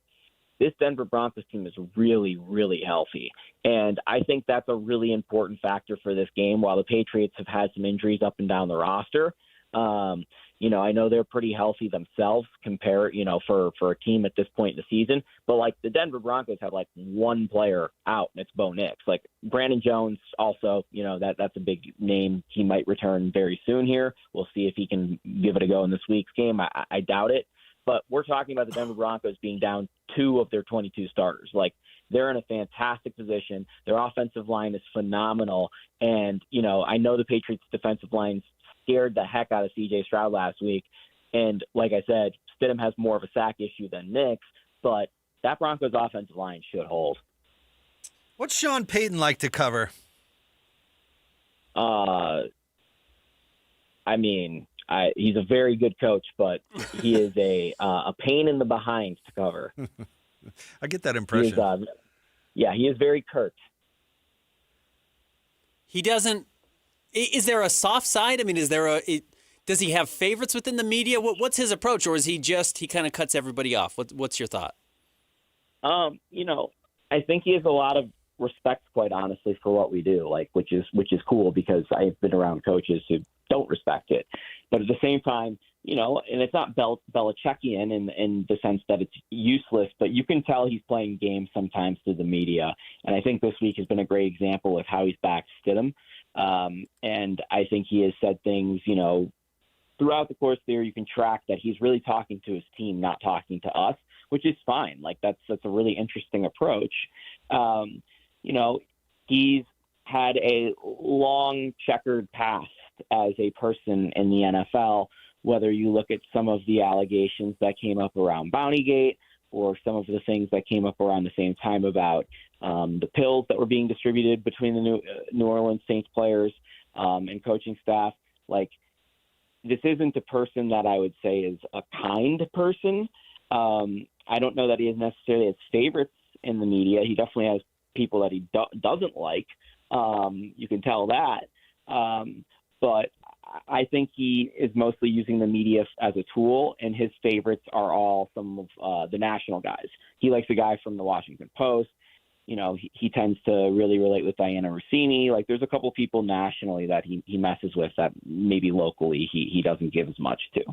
You can't count the roosters before they hatch, or your chickens before they hatch, I guess. But is there a team they would prefer to play in the Super Bowl if they could pick?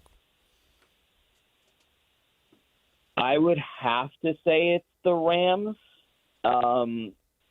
just because I like that matchup in terms of, Devontae Adams against Riley Moss is going to be very, very tough, but Riley Moss has done a lot better of a job than people think. It's just the PI stand out. And I signal that out because I think Cortland Sutton can guard Puka Nacua. I really do. Puka Nacua makes not Cortland Sutton, sorry. Pastor Tan can guard Puka Nacua. Puka Nacua is a great receiver, no doubt about it. Fantastic, but he's really a lot better in zone. And the Broncos are running man, and I think, PS2 is a guy that could dominate him in man. Adams is really their option in man coverage. So it's come down to Moss against Adams. Their run game can get going at times, and that's something that's really gashed the Broncos, but their run game's got nothing on Seattle's run game. And I know they are facing a devastating injury there, but they had 2 good backs. They're going to be fine, I think. And Stafford, obviously in a playoff game, it'll be a good situation in San Francisco weather-wise. Is again, a scary proposition, but we're talking about the Super Bowl here, fellas, if they get there, right? Like, no matter what, it's going to be tough. And Seattle looks like the most dominant team in the NFL. At one point, I did think the Rams were the best team in the NFL, but over the last couple of weeks, I haven't felt that, or I haven't felt that way until, maybe that crazy win and how they won in Chicago. Again, that they're one of those elite teams, and obviously they're at this point. But I will bring this point up. If it is the Rams, it's going to be a family Super Bowl because Dan Kroenke and Josh Kroenke are cousins to Greg Walton and Walton Penner. Like, that is the same family. It's all the Walmart people. So that would kind of be an interesting angle for the Super Bowl.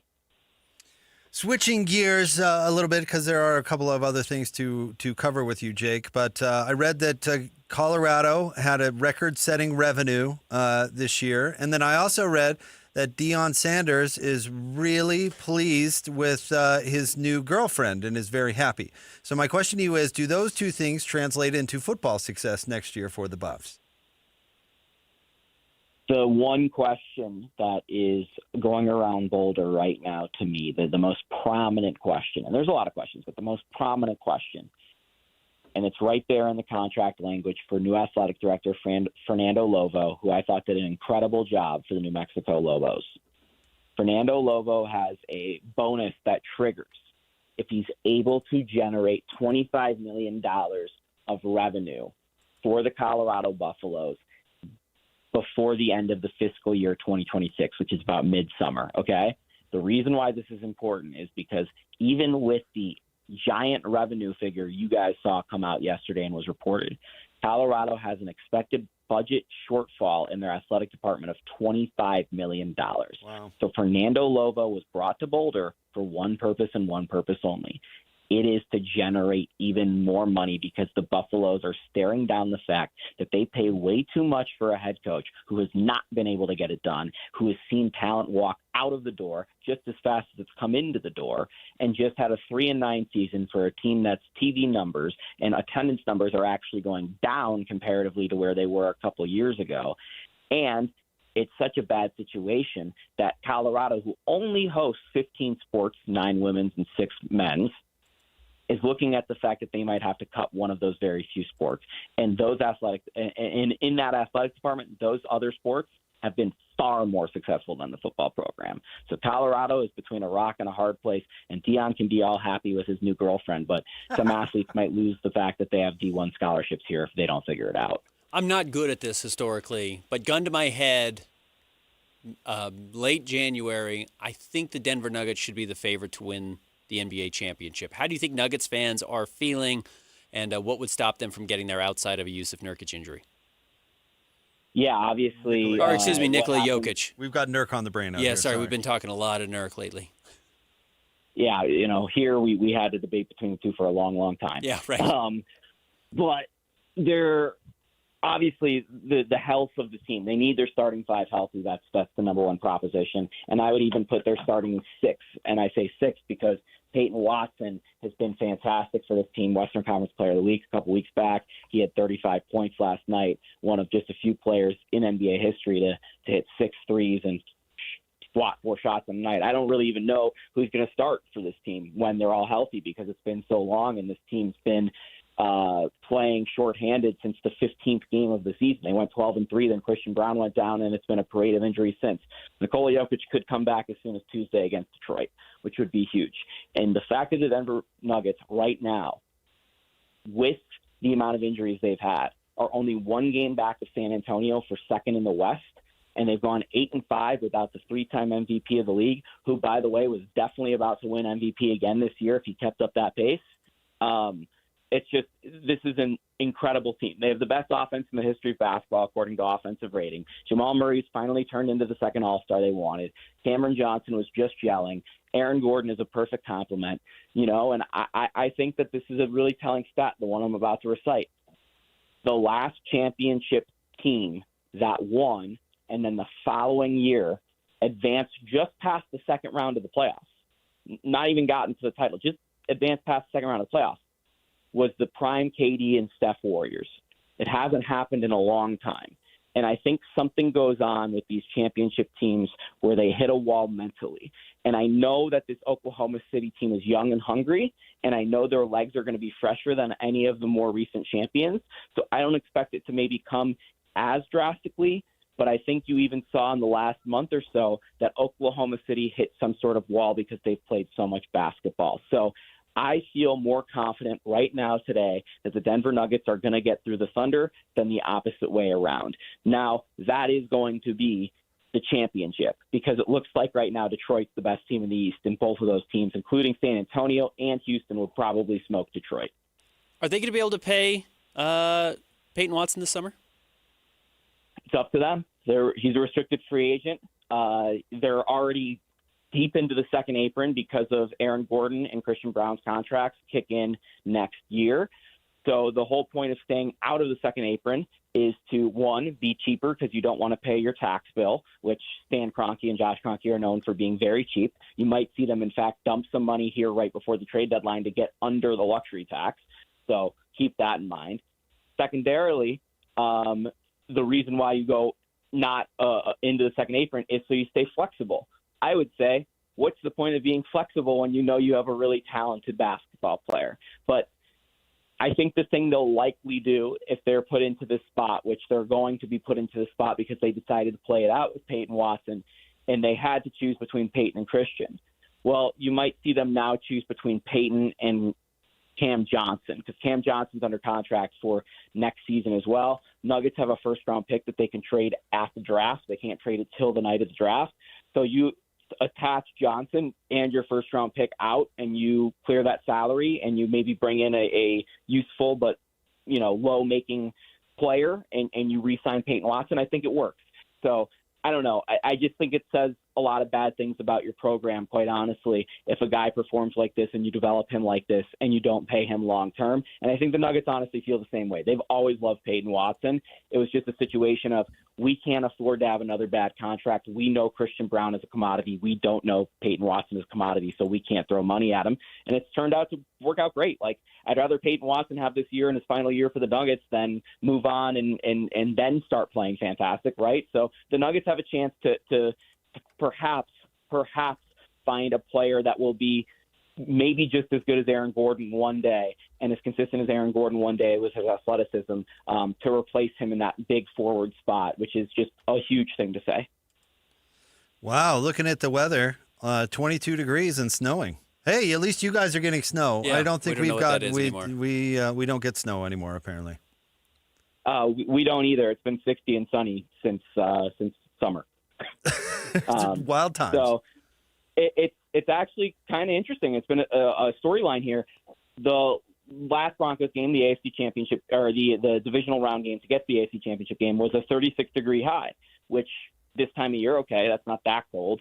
But that was over 15 degrees, maybe 20 degrees colder than any of the other kickoffs that the Broncos have had. Every Broncos game to that point had been in the 60s. So this game that the Broncos are about to play this week is by far the coldest game they've played in this season. And I know the boys have been practicing outside this week, but it hasn't gotten cold in Colorado, not truly until this week. It's been 40-degree days. Like, it's not been that bad. Similar here, man. It's definitely different. Jake, we are a big fan of your work and all that you do, and thanks for coming on the show, man. Thanks, Jake. Anytime, guys. Enjoy your weekend. You too. Enjoy the game. That's our friend Jake Shapiro. He works for Denver Sports 104.3. I ask about Peyton Watson. That's a name, if I were a Jazz fan, I would keep an eye on. Not from any insight, but 23 years old, going to be hard to pay in Denver, and really fits what the Jazz are doing. So it's a name I'd keep an eye on. Can't pay everyone. No, and the Jazz are going to have some money to play with if they want to. Really, Denver should move off Jamal Murray after this year. You think they're done with him? That's my hot take. No, I don't know. They're not done with him. I think if they were smart, they'd invest that money elsewhere. I think what he's saying, getting rid of Cam Johnson, if they can, would be probably the best path forward. But it's hard to get rid of $24 million. And somebody could come in and try and give Peyton Watson 30. That wouldn't surprise me. Flip him for Nurk. Sure. That's a deadline. Make Jamal Murray or Cam Johnson? Cam Johnson. Yeah. Yeah. And take a first-round pick off their hand. Sure. You would save them a bunch of money, and you'd get an extra pick. And Nurk 19, that's in the neighborhood. Yeah, absolutely. Yeah.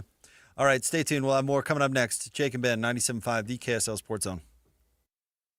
Hey, bro. You hear us every day with our crazy opinions. Hey, what you doing? Well, now it's time to hear from you. Hey, great show. Download the KSL Sports app and fire off your thoughts with the call-in tab on the bottom of your screen. Your show is fantastic. It's the one that captivates me the most. You can tell PK to stop singing. G-Bang! G-Bang! Let Jake and Ben know what you really think of the Jazz. Woo! Tell Hans and Scotty about your favorite barbecue spot or what color of tie JJ should be wearing on TV. The best entries will be played on the air. Download the KSL Sports app now and hit the call-in button to let your voice be heard. I think you guys do an incredible job. This is 97.5, the KSL Sports Zone.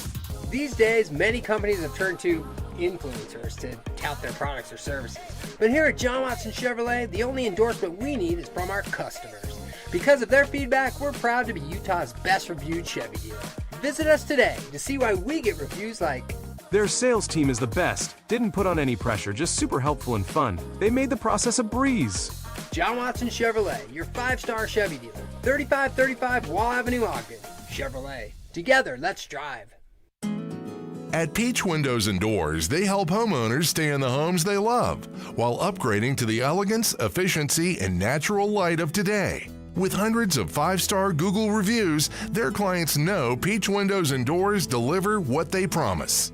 I wanted to replace standard-size French doors with a large custom sliding door. The update required checking a weight-bearing wall. Plus, I wanted a couple of different styles of windows. The new sliding door created a much brighter and open look. Peach was so helpful along the way with recommendations and ideas, and the installers were efficient and respectful of my space. I was thrilled with Peach Windows and Doors. Give your $1 million home the $1 million feel it deserves. Don't wait on that someday project. Visit Peach Windows and Doors Salt Lake Showroom. Schedule a free in-home visit. You can also explore at peachwindowsanddoors.com or just call them at 801-566-1255. Peach Windows and Doors, where amazing home transformations begin. Hi, this is Doug Wright. You've heard me talk now for years about the Connecticut soft water system that we have in our home. As we head into the colder weather, if you're dealing with dry and itchy skin, do you notice your skin is cracking? It's uncomfortable and the lotion doesn't seem to give you the relief you need? Hard water may be a hidden contributor to that pain and discomfort of dry, itchy skin. I've got Monty here from Connecticut Quality Water Systems of Salt Lake, an authorized independent Connecticut dealer and an expert in overcoming challenges with hard water here in Utah. Yeah, thanks, Doug. When you shower in hard water, the minerals don't rinse away completely, forming a film in your skin, leaving you feeling tight, dry, and constantly itching. So the hard water minerals are essentially leaving a sticky residue on my body and even in my hair? Exactly. Connecticut removes the minerals before they touch your skin, leaving you feeling silky, smooth, and comfortable. Do what I did and stop buying expensive lotions and start treating the source of the problem.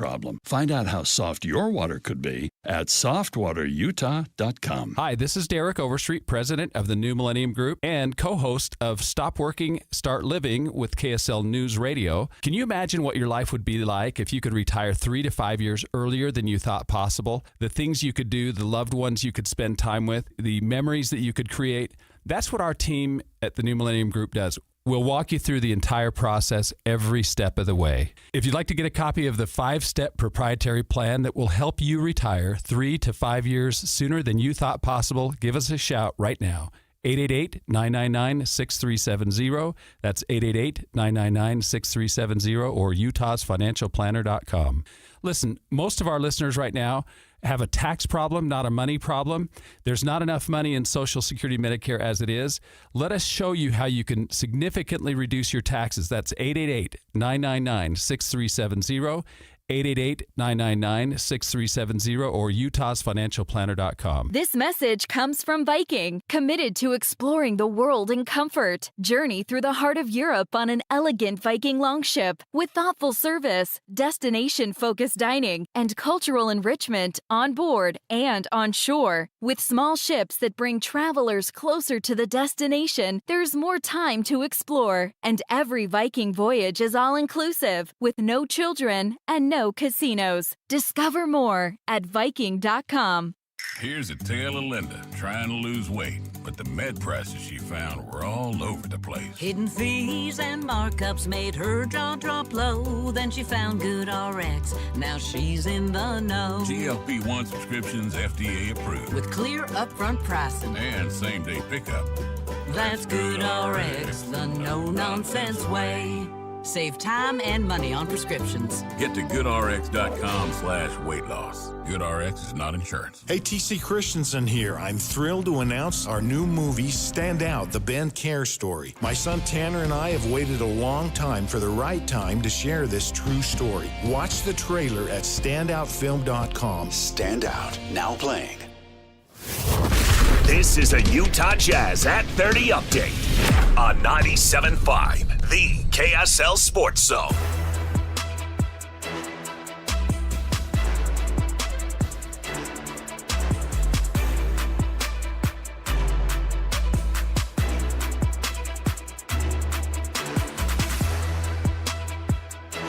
Your Jazz at 30 update. Here's Keontae George on what he feels Yusuf Nurkic brings to the floor.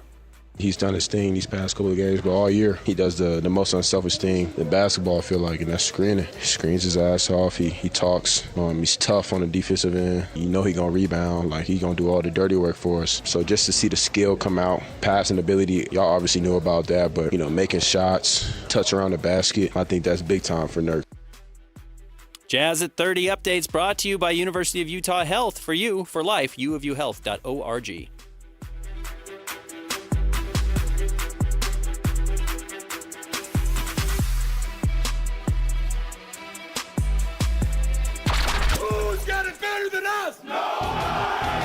Your home for the best sports coverage in Utah. You're listening to Jake Scott and Ben Anderson on 97.5, the KSL Sports Zone.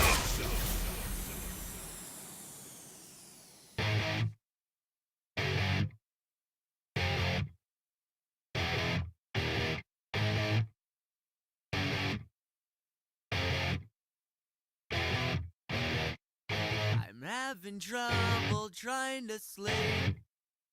I'm counting sheep but running out. As time ticks by, still I try. No rest for cross-chops in my mind. On my own, here we go. Jacob Ben, 97.5, the KSL Sports Zone. Join Hanson Scotty live today from noon to 3, hanging out with the folks at Bar W Beef at the Grill, 2264 South Main Street in Nephi.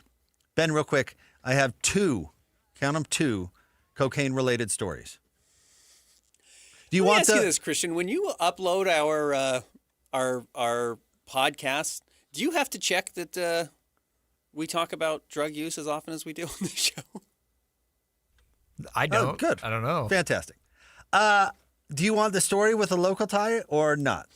Let's do both, man. Oh, we'll do both. It's Friday, yeah. You pick local tie one. It's Friday night. Or not. We'll start local. Okay. Does the name, let me make sure and get this guy's name correctly. Ryan Wedding. Does that name mean anything to you? I know who Ryan Wedding is. Yeah, I do. He was a snowboarder, who competed in the 2002 Winter Olympics right here in Salt Lake City. Mm-hmm. Do you know why he's in the news today? I do. He was arrested in Mexico.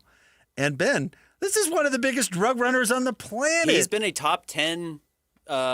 He's been on the FBI's top 10 fugitives list for some time now. Yeah, he's a crazy story. His aliases include El Jefe, Giant. El Jefe is the manager, the boss, right? Public Enemy. Yeah. James Conrad King, and Jesse King. Okay. I wonder where all that came from. James Conn. He supposedly allegedly ordered the murder of a federal witness that was set to put him away. Yep. I'm trying to find they estimated the amount of drugs that he moved. 60 tons of cocaine he imported from Mexico. What's it with like these skiers and dabbling in these? Well, this is like a true adrenaline junkie, and junkie's an interesting word to use here. But like this is a true. I'm going to live life on the absolute edge, and there also is that kind of hippie snowboarder bro that crosses over to the extreme of the like I'm ungovernable. You know what I mean? Like the rules don't apply to me. I'm so at one with the world or nature or whatever that like I truly view myself as a citizen of the world and not of any country. so I can just do whatever I want. Like, I fully guarantee that's who Ryan Wedding is. Plus, you travel the world doing snowboarding. You probably network, I'm guessing. You meet a lot of people. You network. Maybe one time someone says, like, hey, will you take this? You're going to be on a plane. You're getting on a private plane. No one's going to be checking your bag. You're not going through security. Will you just take this bag, and I'll give you $10,000? All right. He says, okay. And then he realizes that was the easiest $10,000 I've ever made. I'm not going to make that snowboarding. You know, my sponsorship from whatever is cool. I get paid in merch. That's not actual cash. Yeah. And then all of a sudden you turn into El Jefe. And like, remember Jeremy Bloom's sister ran the world's most sophisticated illegal poker ring or whatever? Mm-hmm. They made a movie about it. Yeah. What was it? Something game? Can't remember what it was called. And he also played football at Colorado. He's an interesting story. Yeah. But his sister making it happen. Trouble.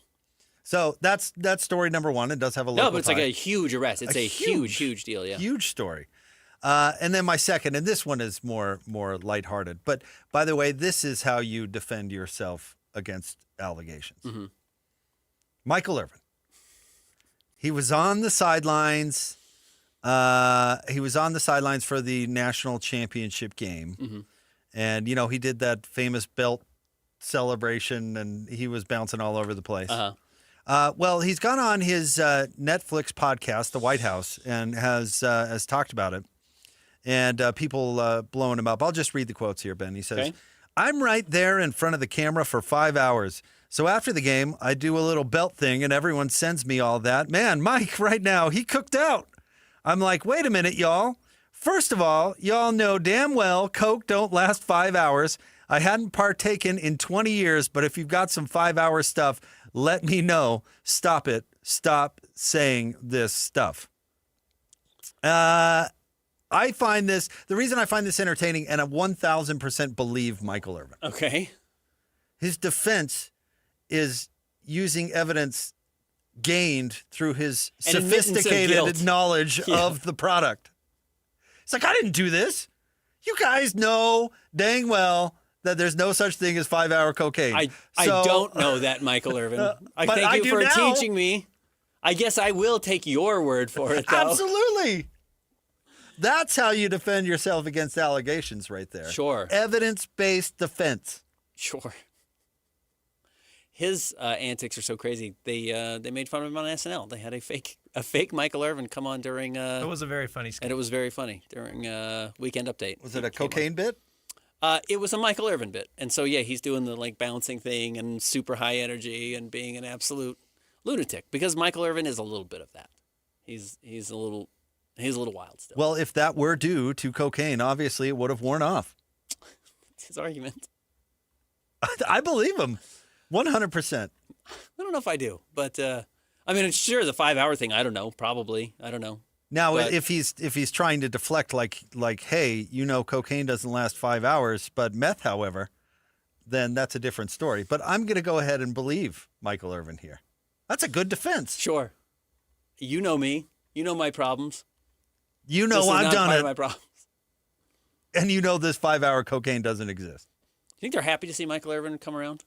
Miami? Yeah. 1,000%. You think so? You think they like having him around? Why wouldn't they? Dude's a legend. I think there are a lot of people who consider them, and he is a legend, don't get me wrong, but there are a lot of people who want to hang around that in spots where they're clearly no longer welcome. I told you, T. Morant poked his head into the Grizzlies pregame coach's speech. T. Morant is John Morant's dad, and I saw, who was their coach at the time?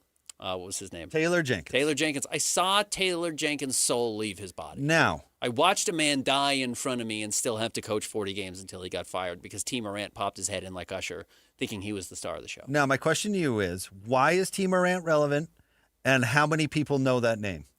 Not a lot. And he's relevant because his son is the star of the team. Now, why is Michael Irvin relevant? Loves the various powders. No, he's relevant because he's a legendary football player who also played at Miami. Yes, but here's the thing. Everyone knows who he is.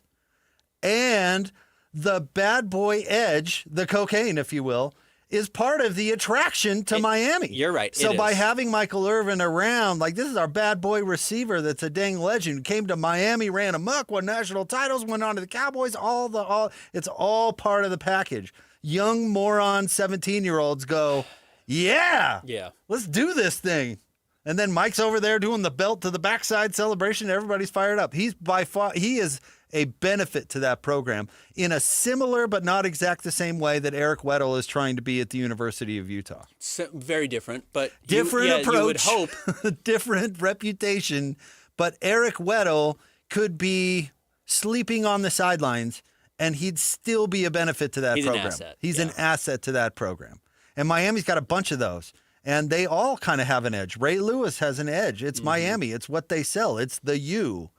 And Michael Irvin acting like he's coked out on the sideline somehow is appealing to young people. Mario did not play with Michael Irvin, right? I don't know. He's like 10 years younger, Mario Cristobal? Probably. I'd have to look at what years he was there. I don't think they crossed over with one another, but they may have. And yeah, if it's your former teammate, they're certainly welcome. I'm sure there are former players who come around that are headaches that you're saying, man, you graduated.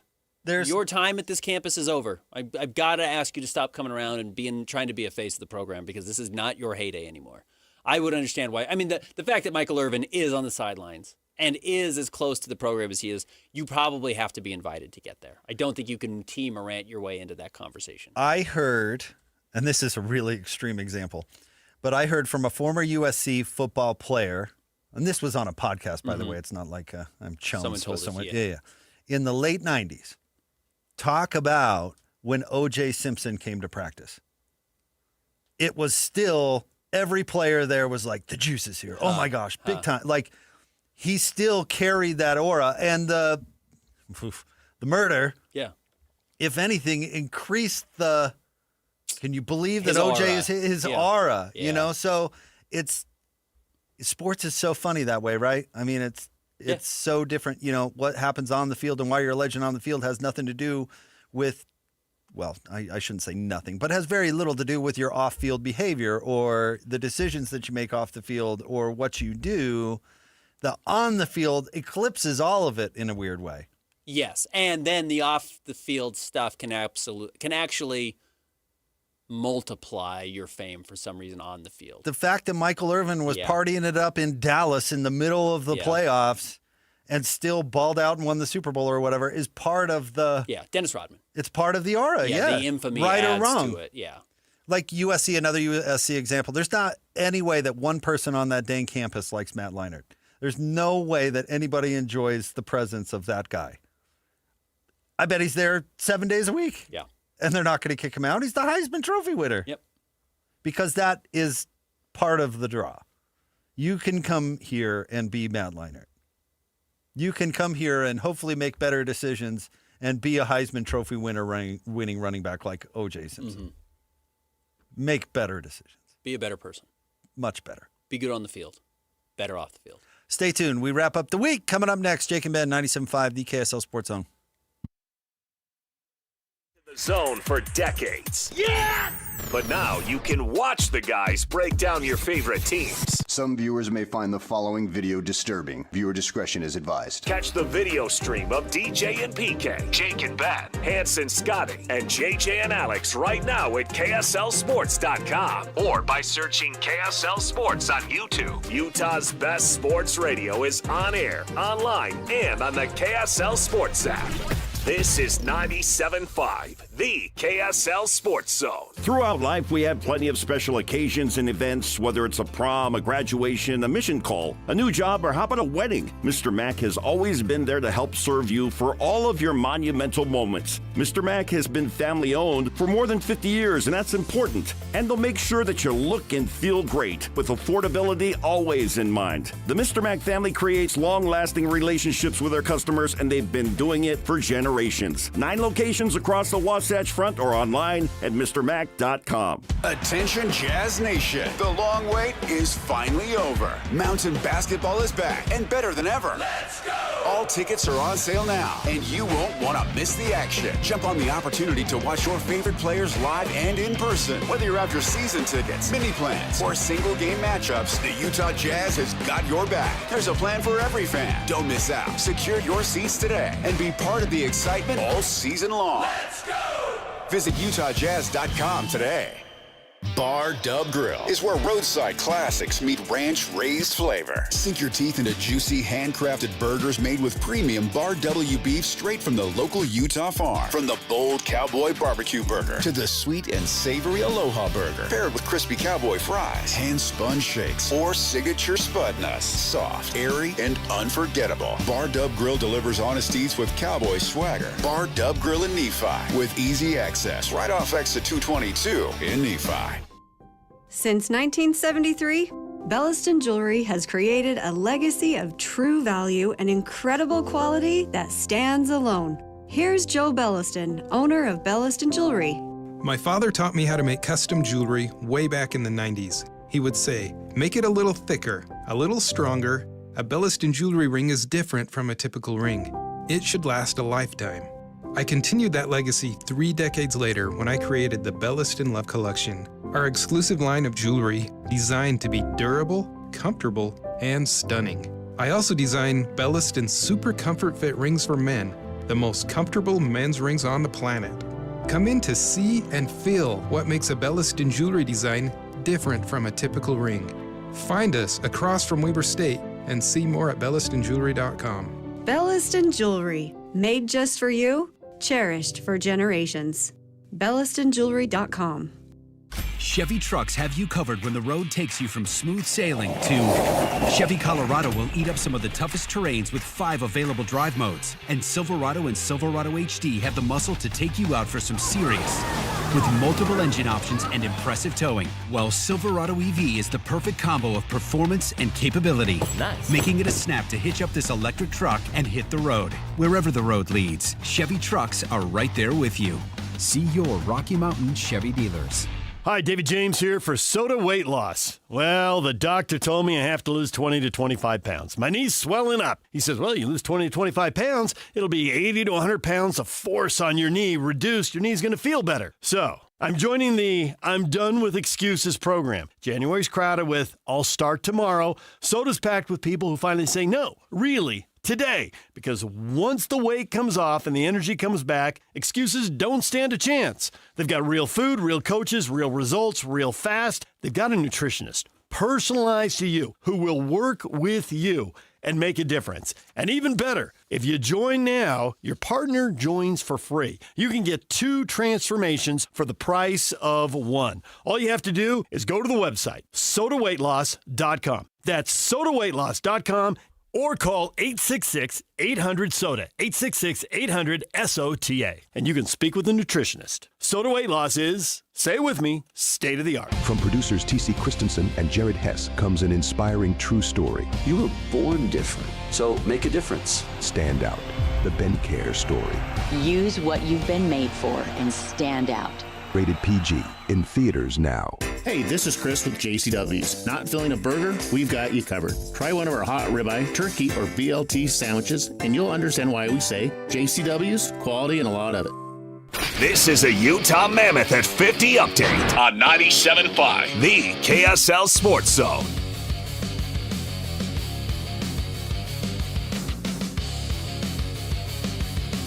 Mammoth at 50 update. Here's Dylan Gunther on wanting to simplify his game. Yeah, I mean, I thought we had a tough power the one before, so just tried to simplify, win a few more battles and get pucks to the net. I mean, that's been a, area of talk the last few days here is to shoot more. And, good things happen when you shoot it.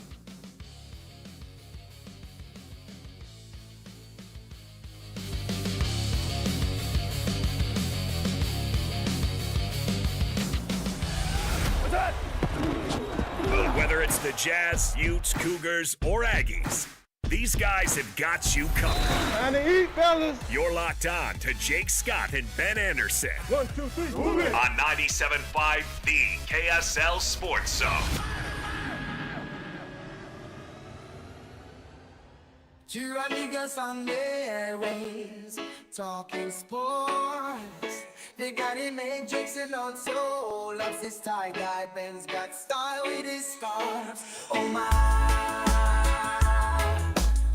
Jake and Ben, 97.5, the KSL Sports Zone. Hey, we're teaming up with Beehive Meals and honoring people that impact your sports, impact sports in our communities. U Sports, to be specific. Nominate the U Sports volunteer you know for the Beehive Meals Hero of the Week at KSLSports.com/contest and listen every Thursday to JJ and Alex for the winner. It's Beehive Meals Hero of the Week. Ben, we are going to be out on location on Monday next week. Very excited about this. We'll be there 10 to noon at the Titanic, the exhibition at Shops at Southtown. Step aboard history, walk through recreations and real artifacts, and feel the legacy of Titanic, the exhibition. I'm excited. I'm really excited. Are they dropping us in the hockey facility? Is that where it is? I think it's over by there, right? Well, it's in the Shops at in the Southtown. Shops. I'm just making a joke. Yeah. We'll poke our head in over there as well. It's not going to be at the Forever 21 because that's where the Jazz offices That's are. where the Jazz offices are, yeah. I don't know if people know that, but yeah. I do think listeners want you guys to recreate the scene. Jack Ain't Rose? happening. Yeah. It's probably happening. Stay tuned for Monday. We'll see what happens. Well, I mean, if Brant is taking the remote, then he can do it with you. Great. Kyle Whittingham's contract at Michigan has been released. Credit to Austin Meek on Twitter, @ByAustinMeek. An average of $8.2 million per year, with Michigan on the hook for 75% of the remaining value if Witt is fired before the end of the 5-year contract. So basically, he is guaranteed to make at least, $6 million a year over the 5-year deal. So that's $30 million more in his pocket. Plus, he got a $2.3 million signing bonus, it sounds like, on top of this, that if Witt were to quit in the next year, he would have to pay back, but I don't expect Witt to quit in the next year. So his salary goes from $8 million this season, $8.1 next year, $8.2 the year after that, $8.3 and $8.4. And furthermore, we have some details on the coordinators and their salaries. Jason Beck, I was a little surprised by this. He's making $3 million a year with a 3-year deal, according to Scott Gerard. And Austin Meek also says that it's a 3-year deal. And Jay Hill actually making less than Jason Beck, $2.6 million, but still gets that 3 years. After that season running the ball, Beck might have had a better market. Not that BYU's defense was any slouch, but he might have been in more demand. Who knows? The 3-year deal is the big thing with the assistants, because assistants in college football don't get 3-year deals. Yeah. So the stability there. My question is, if you were Whittingham, would you start having an affair with your secretary to get fired immediately and just cash that 75%? Just get that 75? Just take that 75. Although I guess the affair was a fire for cause in the last guys. So what would you do? Just run off all the players. Would you slow play it? Would you just be like, I'm going to do nothing until you can be? Yeah. Well, who's Michigan State playing? Who's on their team? I'm just getting all those guys over. Just give me all just swap out the rosters? All of Michigan State's roster. And, I'm 66. When did we decide Witt is? Something in that range? And just get canned like tomorrow. 30 mil. And then take home the 75%. Plus 2.5 or 2.3 million for the signing bonus, $32 million on top of what he's made in his career. Pretty sweet little gig. I could have a headache for 5 years, or I could take home 75% tomorrow. Yeah, I could deal with nonsense and boosters and 19-year-olds. And politics and all this stuff that comes along with being Michigan's head coach. Or I could do nothing until I get fired. 30 mil. Yeah. So that's what Bill Belichick is doing? Yes. Could be. 100. That's exactly what Bill Maybe Belichick is doing. sneaky genius. That does go into the conversation. There's no doubt that goes into the conversation. Do a crappy job and get fired? Is that the plan? But absolutely, Just Kyle in case. Whittingham has said to his wife at one point, even if I do a bad job, ... like, I'm going to get 30 mil. That conversation has, I know we like to think, I think about this a lot with like trade talks and rumors and things like that Jazz fans or whoever comes up with, like, what if the Jazz did this? What you have to recognize is there are people in the Jazz building who have absolutely thought of everything you've thought of times 10. To even crazier extents. And you think, oh, maybe I'm just crazy thinking that. No, it's their literal job to think about these things. This is Kyle Whittingham's actual life and his money that's going into his bank account. He has sat down and thought, man, even if I do a terrible job and get fired, I'm getting $30 million. Like, that factors into this conversation enormously. It's probably not the number one thing, but it's a very big thing. Well, that's why you negotiate 75% in. Exactly. I mean, that's the whole reason. Exactly right. And we like to think, nah, they're competitors. They're just doing it he probably doesn't even want the money if he's not the head coach. Baloney. Yeah, he's excited to get every penny of this. He'd love to get 50. If he only gets 30, I don't think he will be crying.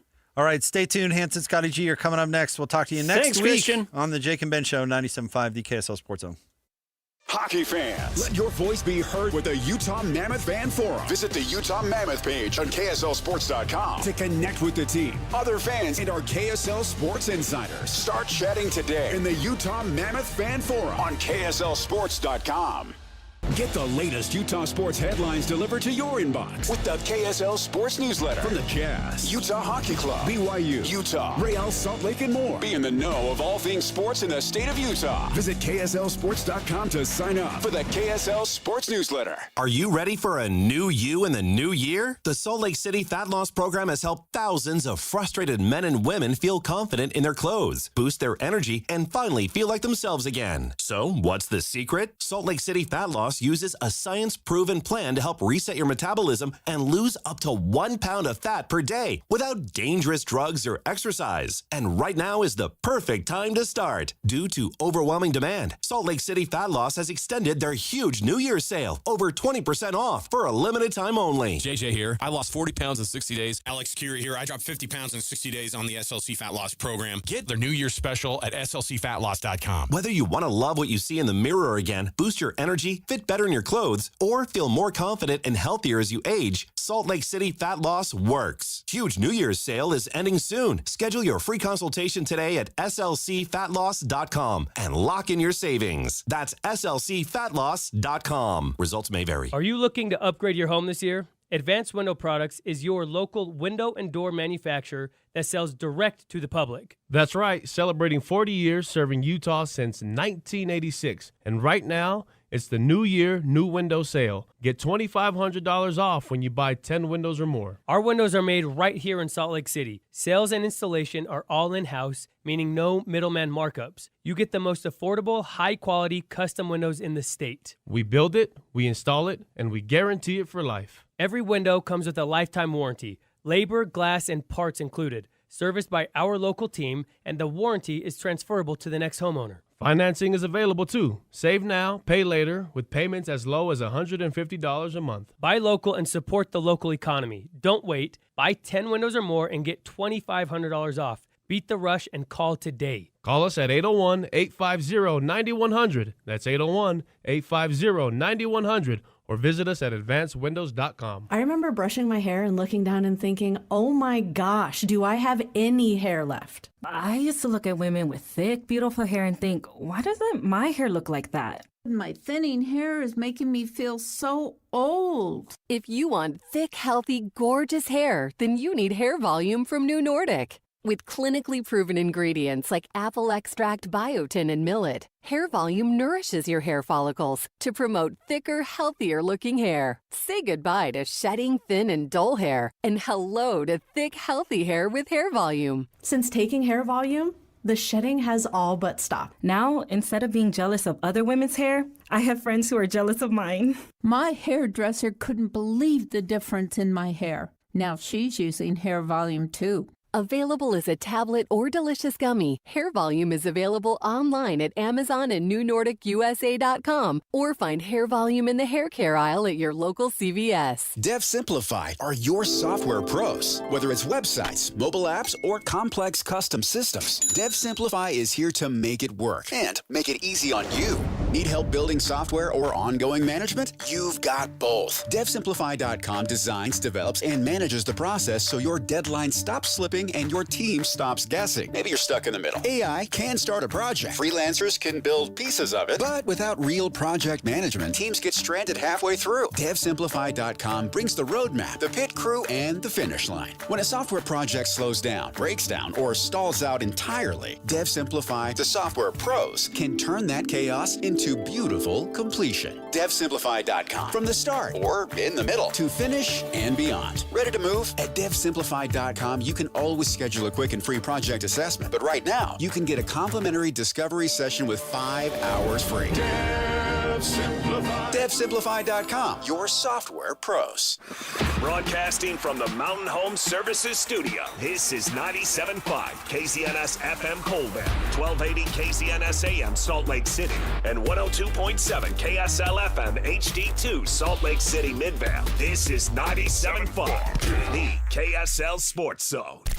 The noon hour is here. Check it out. And you're locked on to Utah's highest rated, most listened to sports radio station. It's my station. It's my station.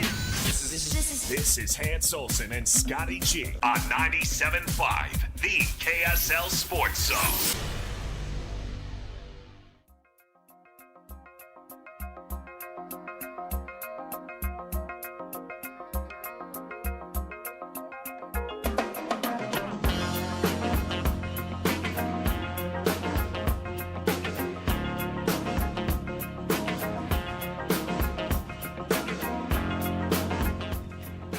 All right, folks, let's get it. Hans and Scotty, 97.5, the KSL Sports Zone. Hope you're all having a great day. It's a Friday. Look, I'm here in Fort Collins. Hans, you win. I'm just going to tell you right now, you win.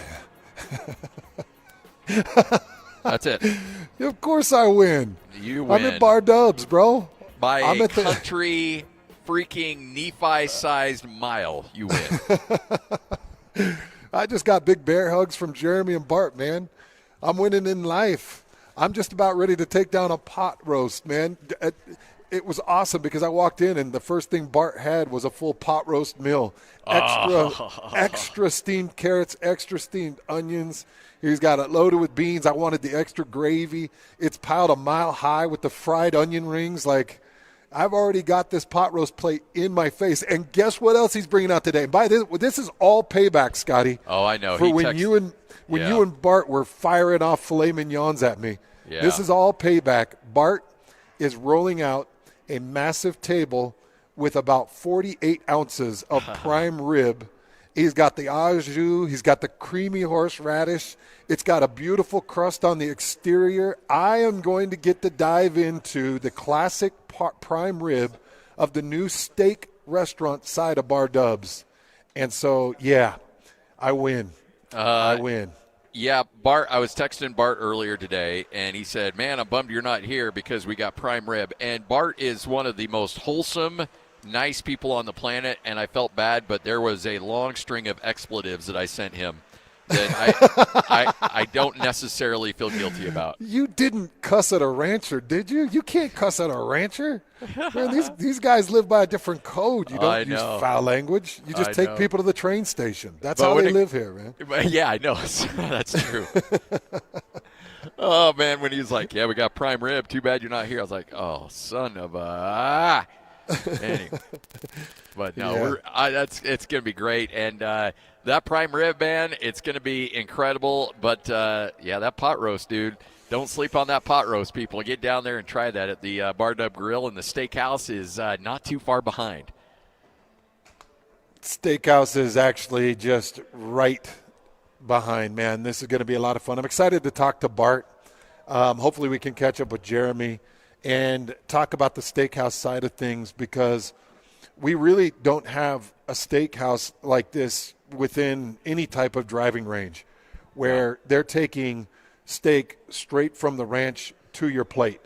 This is as fresh and as clean a beef as you can get. And, you know, when you're thinking, oh, okay, so straight from the cow to the plate, is that really the best thing? No, they still take it through the dry aging process to get the most flavor in your steak, to get the most texture and the most tender part of that steak. They'll take it through the dry aging process. And this steakhouse is going to be world-class. And here's the crazy thing. It's not going to be world-class prices. No. That's what's incredible. Like, it's going to be great countryside prices for an incredible steak. And I got to tell you, Scotty, I'm just sitting here at the entrance where you and I usually sit. And we've got the Bar Dub Grill, of course, that's rocking and rolling.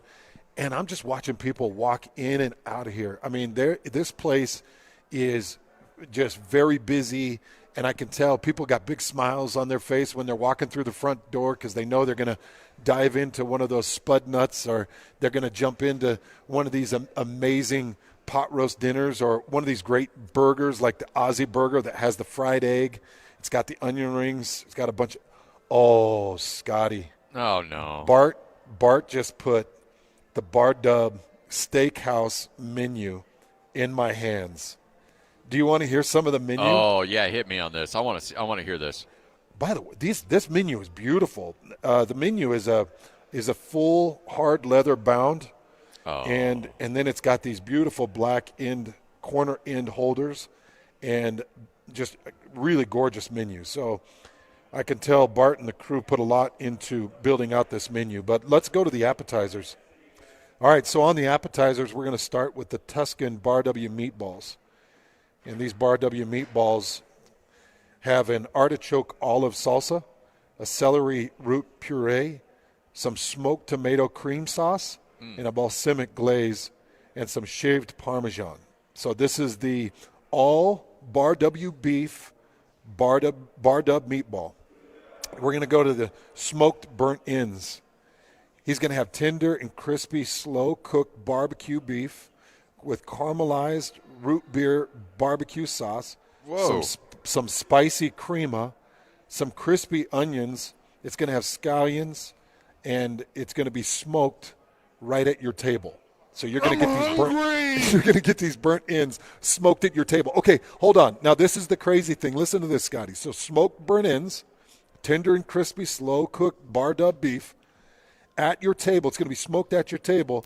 Okay, take a guess on the price of this, and I don't want your best Costco guess here. You don't want mine? Yeah, this isn't a bag of cashews at Costco, Scotty. Give your best guess on fresh smoked burnt ends smoked at your table. Does it have like an amount, like in ounces or anything? Or it doesn't have an amount, but obviously it would be for four to share. Okay. I would go, honestly, a plate like that, you go in any other place up and down the Wasatch Front, you're dropping north of like $55, $60. $16, bro, for the burnt ends appetizer. Oh, I got really nervous when you said the 6 part. I was like, oh, no, I did it again. Bart, have you heard this story? Throw on the headset, Bart. Oh, man. Have you heard this story about the nuts? No. Okay. No, but I'm ready to hear it. I got to tell you this. So this all right, is Bart. Okay, everything he says, it's exaggerated by about 1.5. That doesn't sound like Hans. He does not exaggerate at all. This goes back about 10 years ago. And Scotty and I get this notification that a classic nut place wants to advertise with our show. Really? And it's a very well-known nut place. Oh, yeah. They provide some of the best nuts in the state of Utah, yeah. undoubtedly. Okay. Yes. So we go into this beautiful place, and they've got all these packaged nuts everywhere. And they're like, hey, these nuts are rated by number. These nuts are a 5. These nuts are a 6. And Scotty picks up this bucket of nuts, and it was cashews. Cashews, yeah. And he said, boy, these look delicious. And they said, well, that's an 8 rating on those. And Scotty goes, oh, man, I'll bet you guys save people a bundle. He said, I could get a bucket of cashews like this at Costco for, like $8 to $10. How much does this run? Oh, boy. And they said $48. And Scotty set it down. And we never got a call back. Scotty said, you can get a great bag of nuts like that at Costco for $8 to $10. See, I thought when they were advertising, you're a true professional there, Scotty. Way to read the room. I thought that the price they were advertising was the price for the whole thing. It was the price per ounce. Oh, okay. And, still. And so I was like, man. They're like, no, there's actually 10 ounces of that at that price. I was like, oh boy. Oh, no. And Bart literally never heard back from them. No. It went crickets. And Scotty and I are typically pretty decent salesmen, and we walked out of there, and Scotty and I got to our cars, and they go, $8 to $10 at Costco. What did you do? Let's run over to Costco, see if we can land something over there. Oh, God. Anyways, so Bart, I'm going through this. The crispy pork belly, creamed corn, spicy cream, serrano orange marmalade, salsa fresca, sweet heat chili sauce, and micro herbs on these crispy pork belly. Only $14 for these appetizers, man.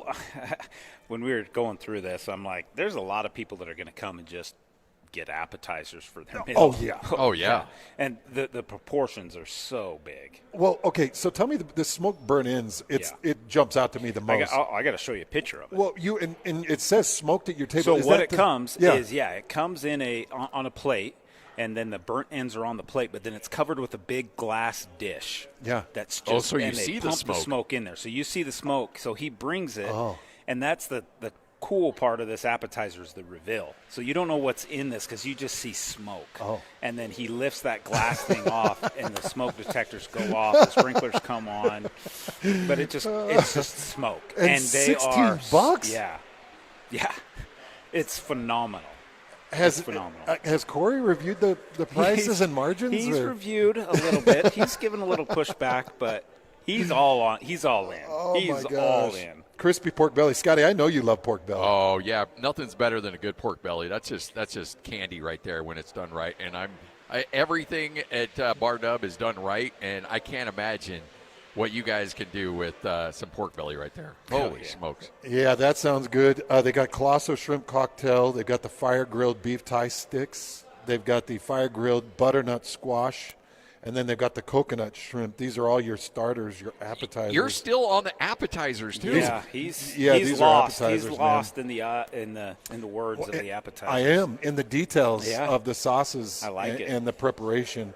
Let's just say this: you're going to want to schedule to get in here to try the Bar Dub Steakhouse. And you can. I know we're jumping the gun here. Yeah. I don't know if we want to mention this now. But we'll take reservations right now for the week of Valentine's. On our website right now at barwsteakhouse.com. Now, the 14th, actually, Valentine's is pretty much full. Okay. There's a couple tables left, but you got to jump to our website, click on make reservation on our website. Okay. We have a soft opening week happening, the week of Valentine's. Oh. So starting the 10th. Okay. 10th, 11th, 12th, 13th, 14th's pretty much full. So jump on right now because it is and this is the first time we've announced it publicly. Oh, wow. So your listeners get the first crack at reservations at Bar W Steakhouse, which is kind of cool. We have not announced it, and I'm getting a look from Megan, our chief of staff, who is very upset that I'm saying this right now. But jump on now. If you want a reservation the week of Valentine's, do it now. You're going to want to do it. I want to give people some ideas here. So, Scotty, we think of, I don't know, there's 2 chain steak restaurants that I can think of. And I just went to one about a month ago, and I paid $72 for my steak. So I want people to keep that in mind, your big chain steak restaurants. Okay, this is the 8-ounce Manhattan filet. Yes. And this is off the Bar Dub Ranch, Yep. right? You know exactly where the beef was born, raised, processed, and cooked. Never left hands from Bar W's group of brands. And it comes right to your plate. So an 8-ounce Manhattan filet, $35. Born and raised here in Utah. Born and raised in Utah, and it's on your plate Dry-aged. prepared for $35. You got the 10-ounce bacon-wrapped top sirloin. Yeah. So 10 ounces of top sirloin, bacon-wrapped. And I know you're thinking, sirloin, because maybe you went to 1 or 2 restaurants that you can go that are big-time brand names. Yep. And you try to cut into it, and you order 3 of them before you find one that has 2 inches of space that isn't chewy. This is 10 ounces of the bacon-wrapped top sirloin, $36. Yeah. $36. That's insane. A 16-ounce, so a massive New York steak, which would cost you probably, $84, where we're kind of thinking, Scotty? Easy, right? easy. 16-ounce New York steak. That's a thick-cut, grilled-to-perfection New York steak for $42. I'm saying this because you don't have to come here and spend $250 to have an amazing meal with you, your wife, maybe your kid.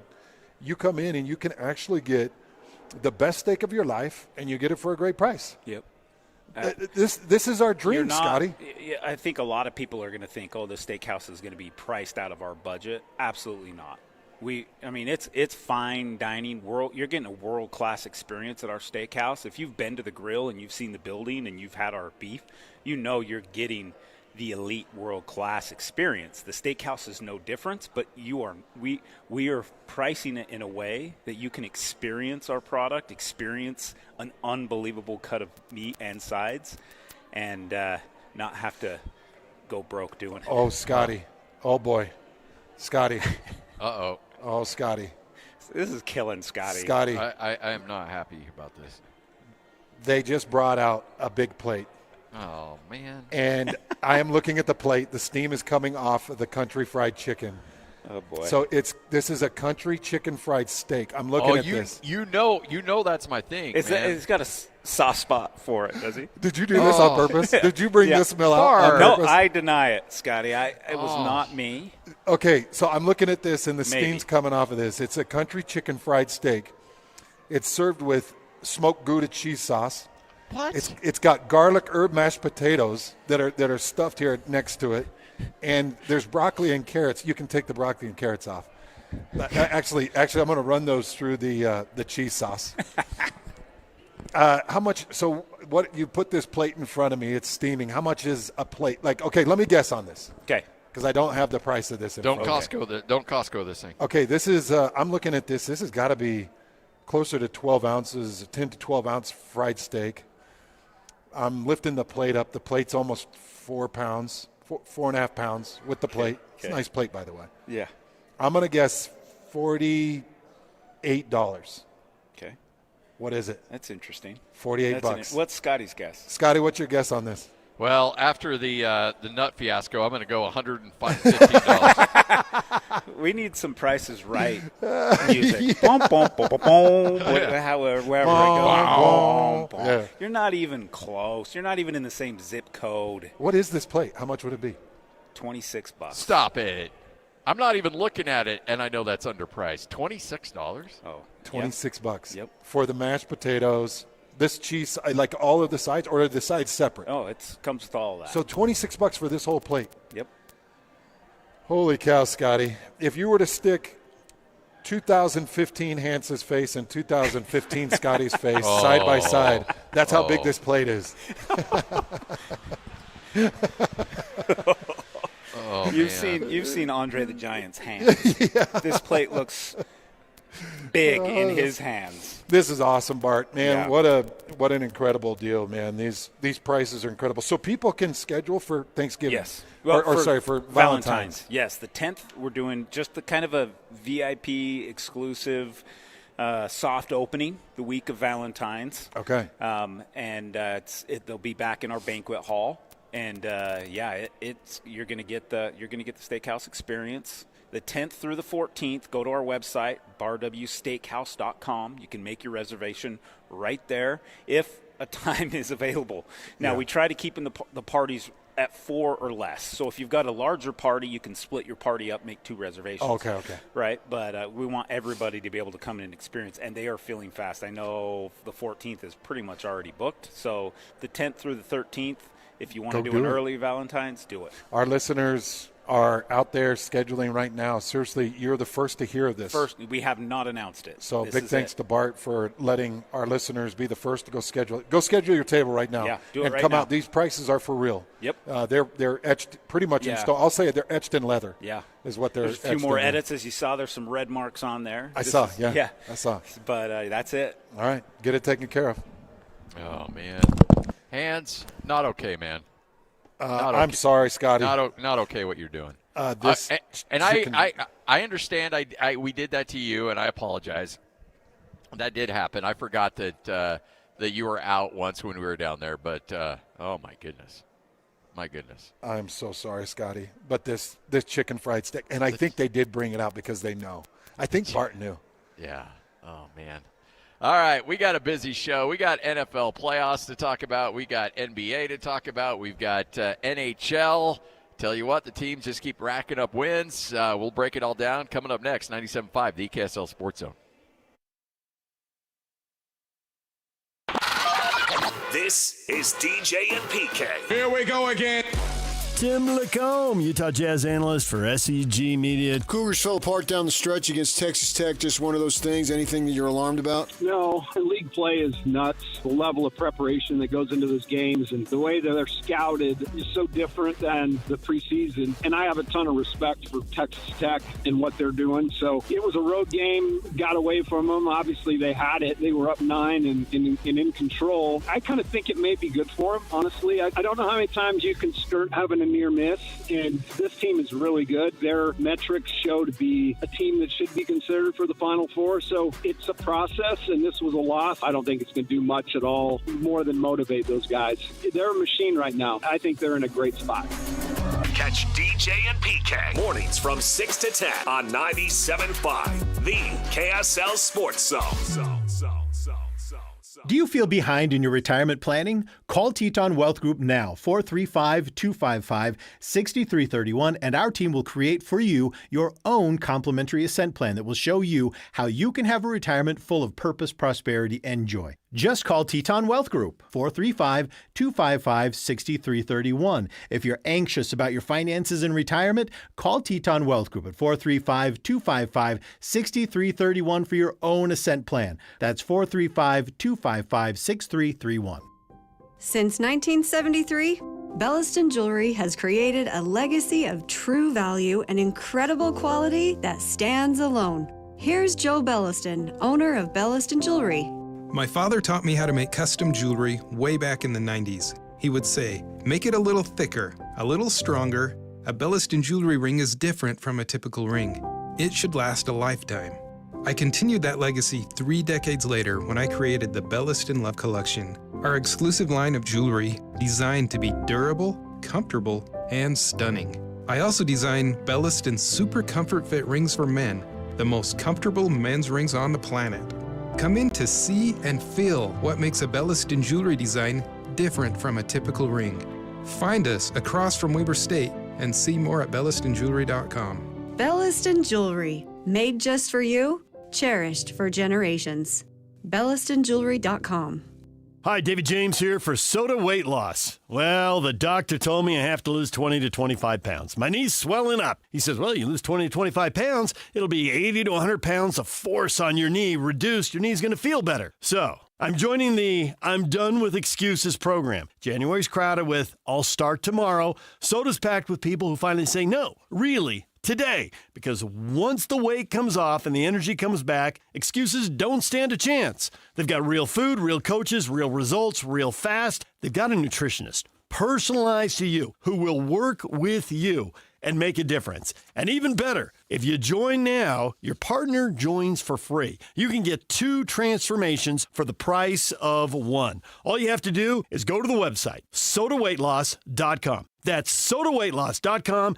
Or call 866-800-SODA, 866-800-SOTA, and you can speak with a nutritionist. Soda Weight Loss is, say it with me, state of the art. Now's the perfect time to recognize the everyday heroes who make youth sports happen in our community. The KSL Sports Zone and Beehive Meals are celebrating the coaches, referees, organizers, and volunteers who give their time so our kids can play. Nominate the youth sports volunteer you know for the Beehive Meals Hero of the Week at KSLSports.com/contest. Each week, one deserving hero will be spotlighted during the JJ and Alex Show at 4:30 p.m. every Thursday, and the winner receives a $250 gift card courtesy of Beehive Meals. Don't wait. Lift up someone who lifts up our kids. What's better than a credit card with low interest? How about one with no interest? For a limited time, when you open a new America First Visa credit card, you'll enjoy 0% APR for the first 6 months. Transfer your balances from higher rate cards to your new America First card to consolidate debt and potentially save yourself a lot of money. That's 0 interest for 6 months.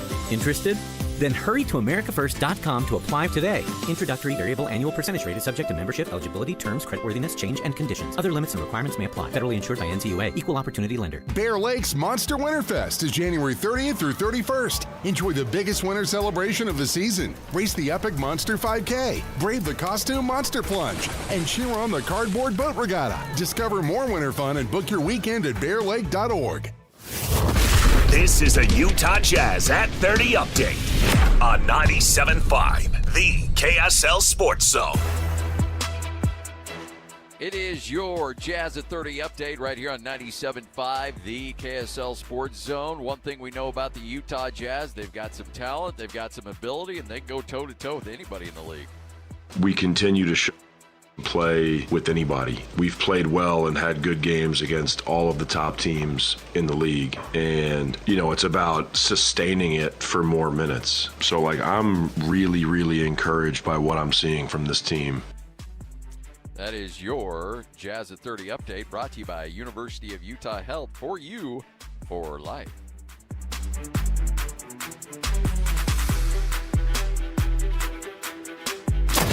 Number one. Miss any part of the show? Every moment of every show is available in podcast form by searching Hans and Scotty on your favorite podcasting platform or online at KSLSports.com. This is Hans Olsen and Scotty G on 97.5, the KSL Sports Zone. Hans Olsen, Scott Gerard, 97.5, the KSL Sports Zone. I'm here in snowy, nasty Fort Collins. Hans is knee-deep assembling his own cow with steaks there in Nephi at Bar W Grill and Steakhouse. Oh, my gosh. Scotty. All right, tell me about the dessert. I heard you talking about it. What do you got there? I just tweeted it out. Oh, geez. So this is their brownie sundae. All right, this is brownie sundae. And, Whoa. Yeah.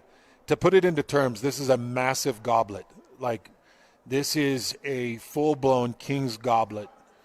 I would say that holds probably 34 ounces of liquid, maybe 40 ounces of liquid, all right?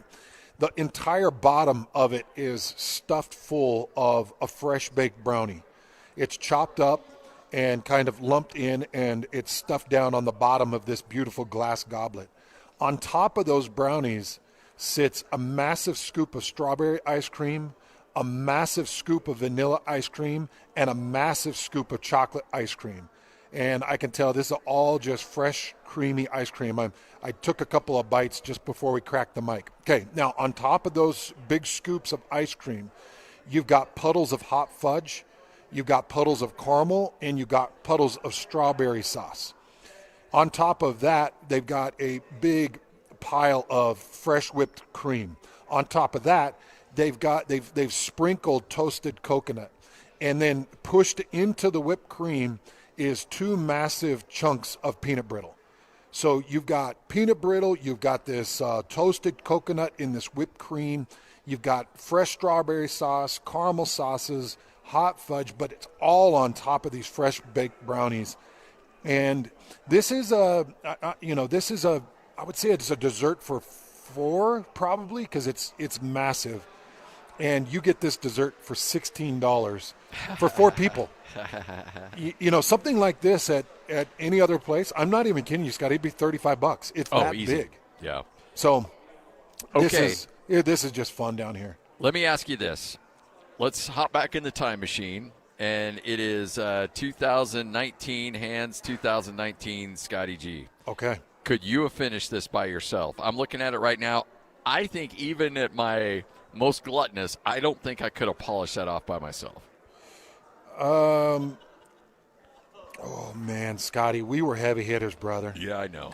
I mean, we had the stomach capacity of 2 cattle combined. That's true. I think we could have done it.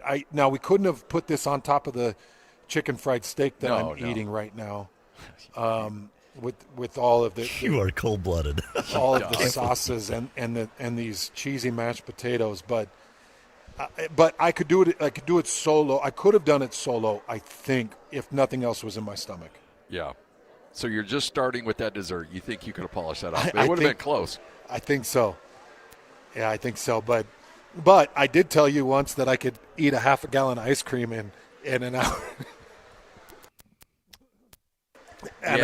And you and I did our food challenges one day on air, and we both failed. You were closer at completing and succeeding than I was with the half gallon of ice cream, but I don't even think I got half the half gallon down.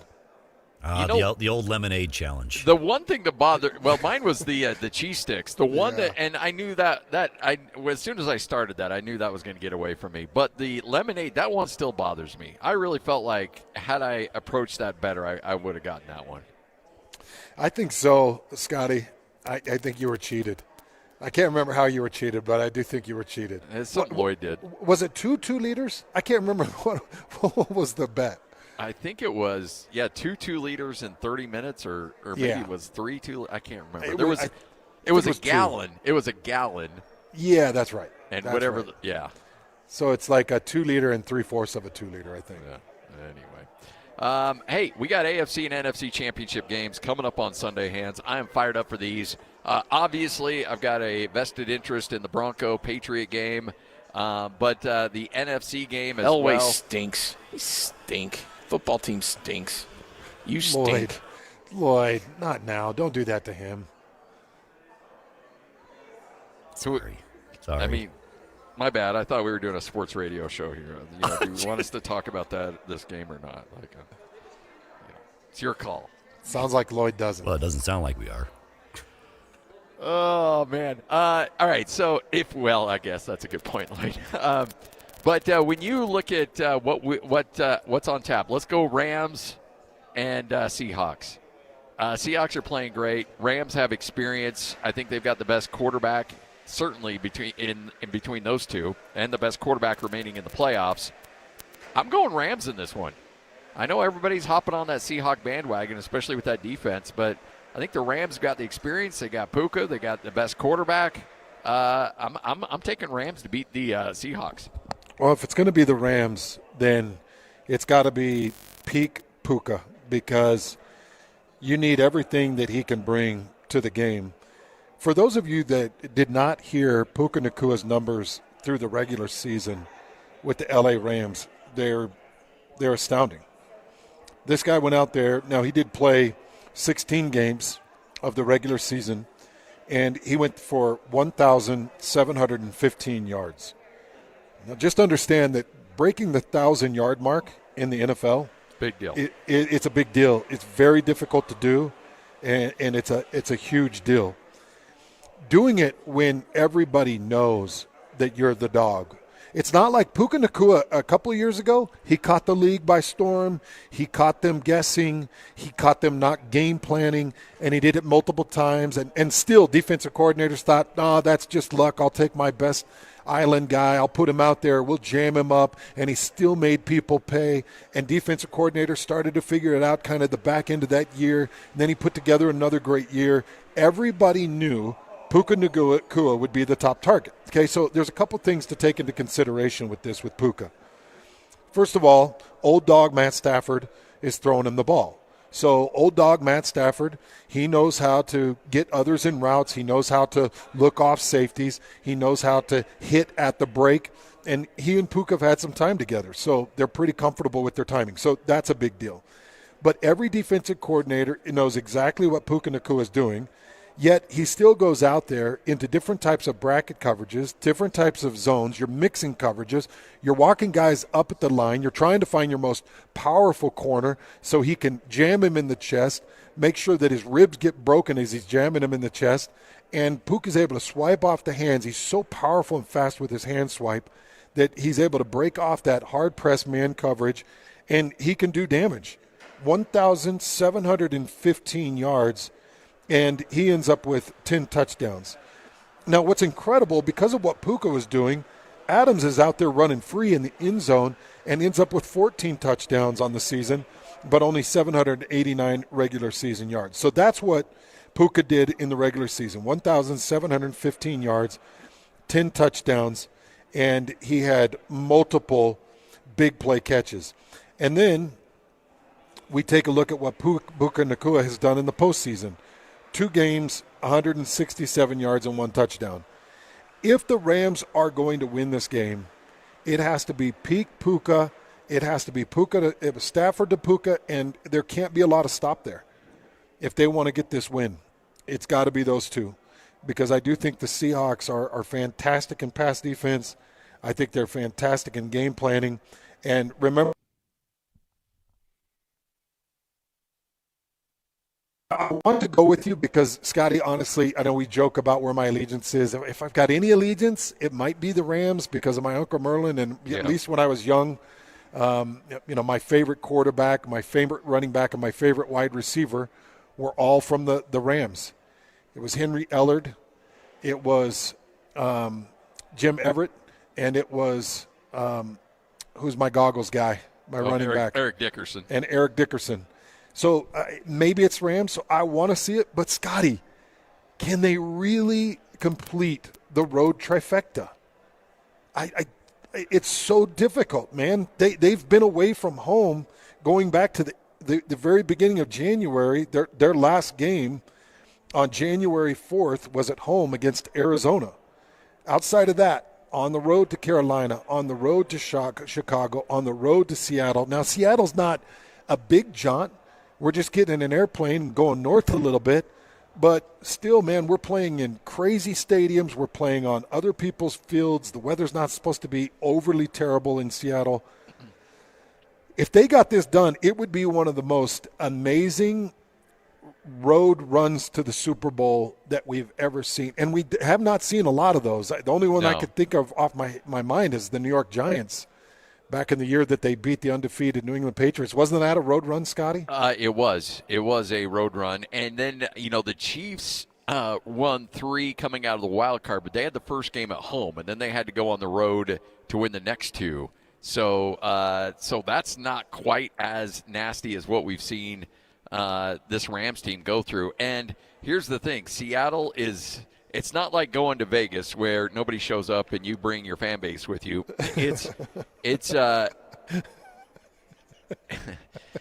guys can't help it. Now Lloyd's going to play a drop, and he's going to throw us off our rhythm. You guys can't help it. It's fine. Keep dropless. Going. No drops. Okay, go ahead. Thanks, Lloyd. That's my bad. Seattle, frankly, is one of the toughest, if not the toughest place to play in the NFL. I mean, you look at Kansas City, you look at Seattle. There are iconic places that are very difficult to play as an opponent. And when that Seattle fan base gets rocking and the acoustics in that stadium, it is a miserable, miserable place to play. So that's working against them as well. And I get all of that. There's something about the experience factor. And I know we need to give a lot of respect to Sam Darnold. I cannot trust Sam Darnold in a big NFC championship game. If it's Stafford versus Darnold, I feel like Darnold's going to make some mistakes along the way, and Stafford's going to play well. If you're going to say what quarterback, because you said, if you get prime Puka Nacua, you get prime Stafford, of what quarterback do you feel more comfortable that you're going to get the prime version of themselves? I mean, it's going to be Stafford over Sam Darnold every day of the week and twice on Sundays. Now, I could be wrong. I never in a million years thought Bo Nix would have out-battled Josh Allen last week, but he did. And Josh Allen made crazy mistakes. So, we've seen crazy things happen, but right now I just kind of trust the Rams a little bit more in this situation than the Seahawks. Okay, I've got a question for you, Scotty.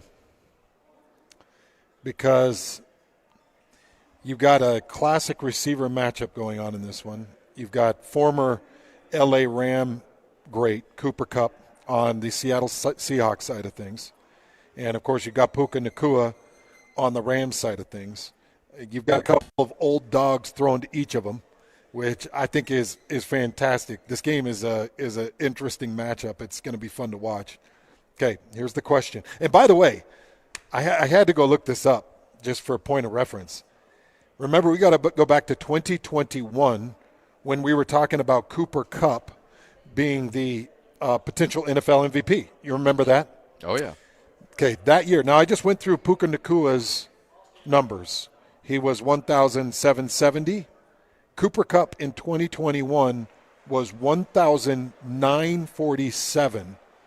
So he had nearly 200 yards more receiving, and he had 6 more touchdowns. He went for 16 touchdowns, 1,947, 16 touchdowns, and was a monster in that year. Now, he has not reached 1,000 yards since 2021. He went for 812, 737, 710, and he went for 593 in 16 games played this year. Okay, so the point I want to make here, Cooper Kupp isn't doing what Puka Nacua has been doing, but Cooper Kupp had 60 yards in this last playoff game. So, my question, Cooper Kupp on his home field getting balls from Sam Darnold in the conference finals versus Puka Nacua from Matt Stafford on the road in the conference finals. Scotty, who comes out of this one with more yards? Puka Nacua and Matt Stafford.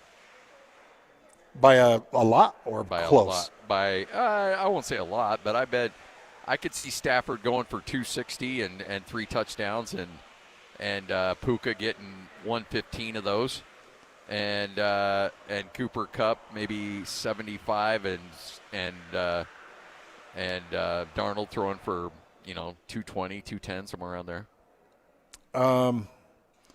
Just looking at the postseason, they gave up 128 yards in their opening game. And the regular season, they were giving up 193 yards a game through the air, 193 through the air. They were collecting 230. So you're going to take Puka? Yep. Give me Cooper Kupp. Give me Cooper Kupp, and let's you and I put just a little bit of paradise on this thing. I say because you and I are both watching the old LBs. I'm going to say an Avatar. Oh, you're going to do that to me, and you know what next week is, huh? I do, yes. Oh, man. Seattle has got to double down on Puka. Seattle knows that if Puka goes for 100 and they lose, everybody's going to be like, Seattle, you suck. You knew what was coming. Next week's a really tough one, Scotty. What are you? What are you, yellow? You chicken? All right. Give it to me. Yeah. Let's go. I'll take it, man. Because if the Rams come into this game thinking, we better cover up Cooper Kupp, then I think they're drinking in their game plan. So, which I wouldn't put it past them. But I've got Seattle Seahawks covering the 2.5 that they're favored by. I'll take Cooper Kupp at 78 yards. I think that Puka will be kept under 70, and I think Seattle wins this game. All right, I'm going to go Cooper. I will go the Rams winning by straight up winning. I don't need the points, but I go Rams straight up, and I go Puka over. If it's 99.5, I'm taking the over. Rams straight up. You got Puka, and you said what was the last one? I'm going over 100 on Puka. Puka over a 100. Okay. Yeah. But all he has to do is get better than Kupp. That's it. But the Avatar bet is better than Kupp. Yeah, you're right. Okay, I've got Puka under 70. I've got that's tough. I've got Kupp going 70 plus, and I've got Seattle covering the 2.5. Yeah. All right, brother. All right. Let's see how this goes. Yep. All right, Longer.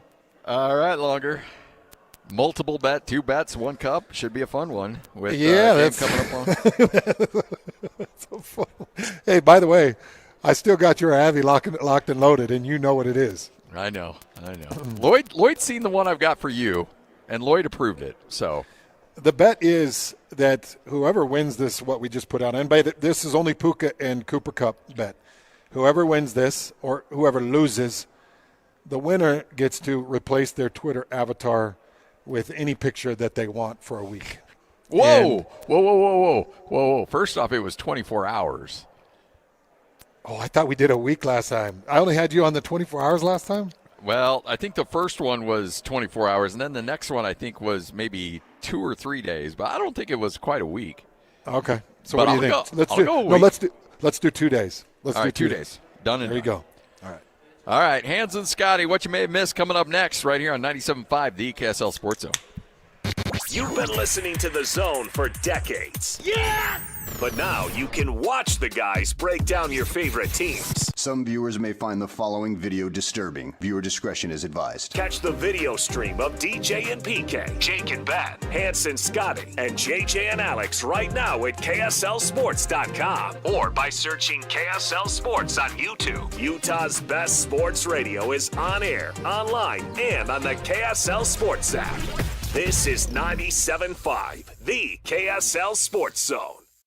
Hans and Scotty, 97.5, the KSL Sports Zone. All right, folks, it's time to better yourself, better your situation. You're always looking to figure out a way to increase your marketability.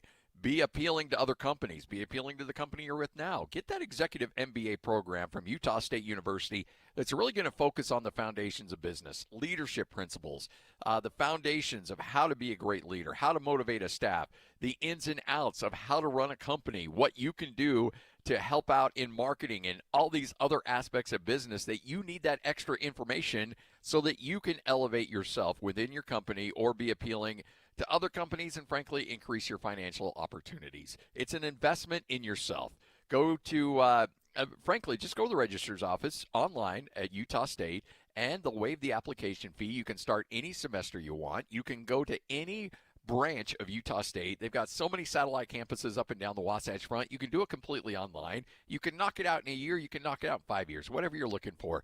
They will customize it specifically for you and your needs. It's the John M. Huntsman School of Business Executive MBA program. Check it out now. The Executive MBA program at the John M. Huntsman School of Business at Utah State. Ugh. That hard water life, right, Utah? Scale buildup ruining your appliances, skin feeling rough, water tasting, well, less than amazing? There's a better way. Hi, this is the water boy Colson Firmage, and this is Culligan Water, your local water expert, making your water worries a thing of the past. We're talking top-rated water softeners and filters that protect your home, leave your skin feeling silky smooth, and make your water taste fantastic. For over 80 years, Culligan has been right here in Salt Lake City, a family tradition of cleaner water you can trust. Think of us as your friendly neighborhood water scientists. Is your current system even pulling its weight? Don't guess. Call us today for a free water test, no matter what make or model. Just dial 801-509-9602 or visit CulliganSLC.com. And for a limited time, get $1,000 off a new Culligan water filtration system, plus free salt delivery for a whole year. Experience the Culligan difference. Call 801-509-9602 or visit CulliganSLC.com. Culligan, water you'll love. For years I've said this, when it comes to the person you love, there are 3 dates you never, ever want to forget or overlook. 1, birthday. 2, anniversary. 3, it's Valentine's Day. And the perfect place to celebrate Valentine's Day with the one you love, it's Ruth's Chris Steakhouse. First of all, of course, the best food you have ever had. But the ambiance, the wait service is absolutely incredible.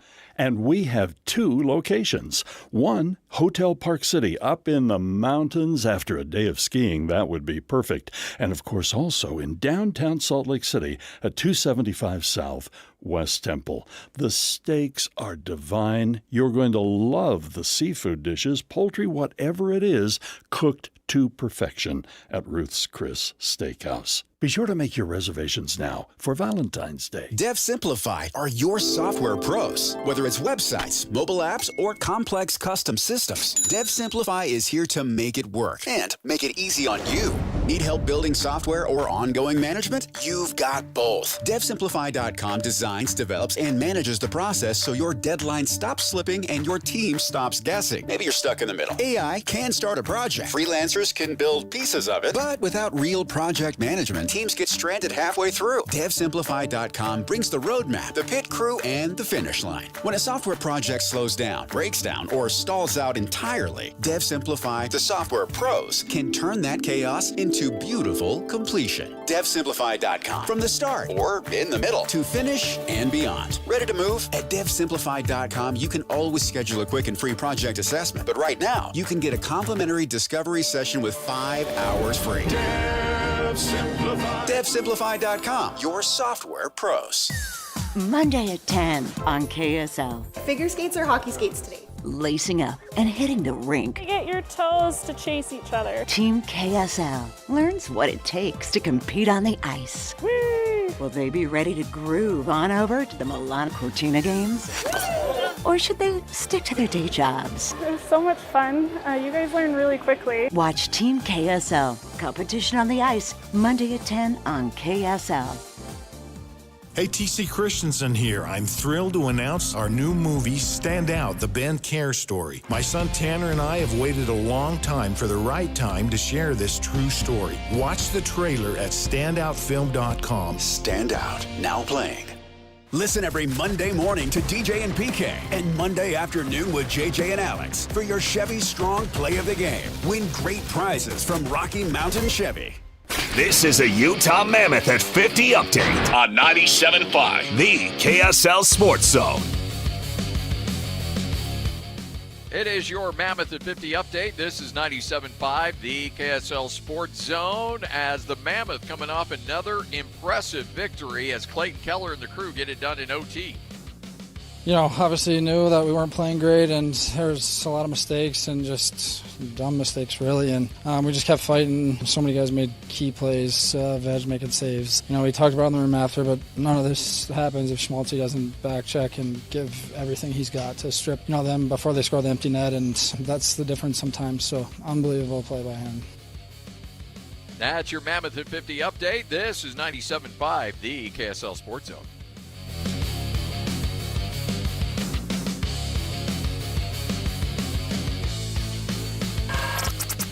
You're locked on to Hans Olsen and Scotty G. That's right, yeah! On 97.5, the KSL Sports Zone.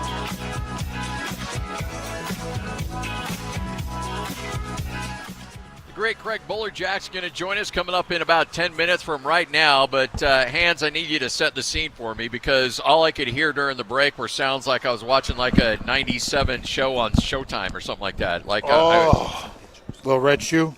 Yeah. Yeah. Like, what is going on back there? Yeah, brother. Well, I'll tell you what's going on. I just had 32 ounces of they're perfectly cooked. And this is a beautiful medium rare prime rib. Did you send a picture to Scotty? So I'm just getting ready to tweet it. Oh. I've actually got somebody just tweeted me, said, hey, emergency. What burger's your favorite at Bar Dub? I'm taking my wife there tomorrow. Now, Gotcha. I apologize for my answer. My answer was, bro, hear me out. The pot roast dinner is perfection. It is. The burgers are great. Pot roast dinner is perfection. So if you're coming down to Bar Dub Grill. I go top three. Mm-hmm. Pot roast, filet mignon sliders, and then the Aussie burger. Aussie burger's third. Yeah. But, Scotty, Bart just rolled out 32 ounces, and then this is a thick-cut prime rib, perfectly marbled. It's got all those classic, marbled pieces of fat that go around it. It's got I'd say a 1/4 inch of crust. So you've got a beautiful seasoned crust that goes around this. It's flaky in the middle, but you also know kind of that exterior part that hangs off on the outside with that crust on it. So flaky. And then it's covered in this is more of like a gravy au jus. But it's not a thick gravy. It's like a thin gravy au jus and then a homemade horseradish sauce on the side. I'm going to tweet this out. But, Scotty, you know that the prime rib is my favorite cut of beef. It's number one. Yeah. Yep. When I can hit a prime rib, it's my number one cut of beef. Bart, this thing is more beautiful than a prom date, buddy. Like, this is incredible. Thank you. I wish I could take the credit, but the cattle take the credit, and then our chef, obviously, all I do is try to communicate the message to the world to let them know that we have world-class beef, the best beef in Utah, and you can experience it prepared by a world-class chef here at the Bar W Steakhouse. What did you bring out for the boys here? What is this plate? The boys got the a la carte, man. They got some chicken, and they got some pork. Is that pork chop? Pork chop, prime rib, scallop potatoes, mashed potatoes, pasta salad. They got just about everything, dude. By the way, last time I was down there, Brant put on a show. Like that dude packed it away last time. And I'm sure he's down there again. Scotty, the whole plate is pretty much gone. Brant is killing it. Brant is killing it, yeah. And here's what's incredible with Brant, Scotty. Every bite he's eating is on top of a fresh baked roll. He's got through a dozen rolls. Attaboy. Oh man, he's just cutting through it. It's incredible. But Bart, this is a lot of fun. I know the steakhouse is about to open. People have been waiting. They've been waiting for so long. We've been waiting, and now's your chance. You can come for a tease Valentine's weekend if you have a reservation. Okay, so February is the soft February open. 10th through the 14th. The 14th's pretty much full, but you have the 10th through the 13th still to make a reservation at barwsteakhouse.com. Get your name on that list. You want to experience this. So barwsteakhouse.com. Correct. Go there right now. You can pull up the reservations. Yep. Set your table and come experience what I'm talking about, what Bart's talking about, and you're going to be shocked by the prices. These are still, country-style prices. And then the full steakhouse will open the first week in March. Okay. And that's the entire steakhouse will be open, booths, the full everything.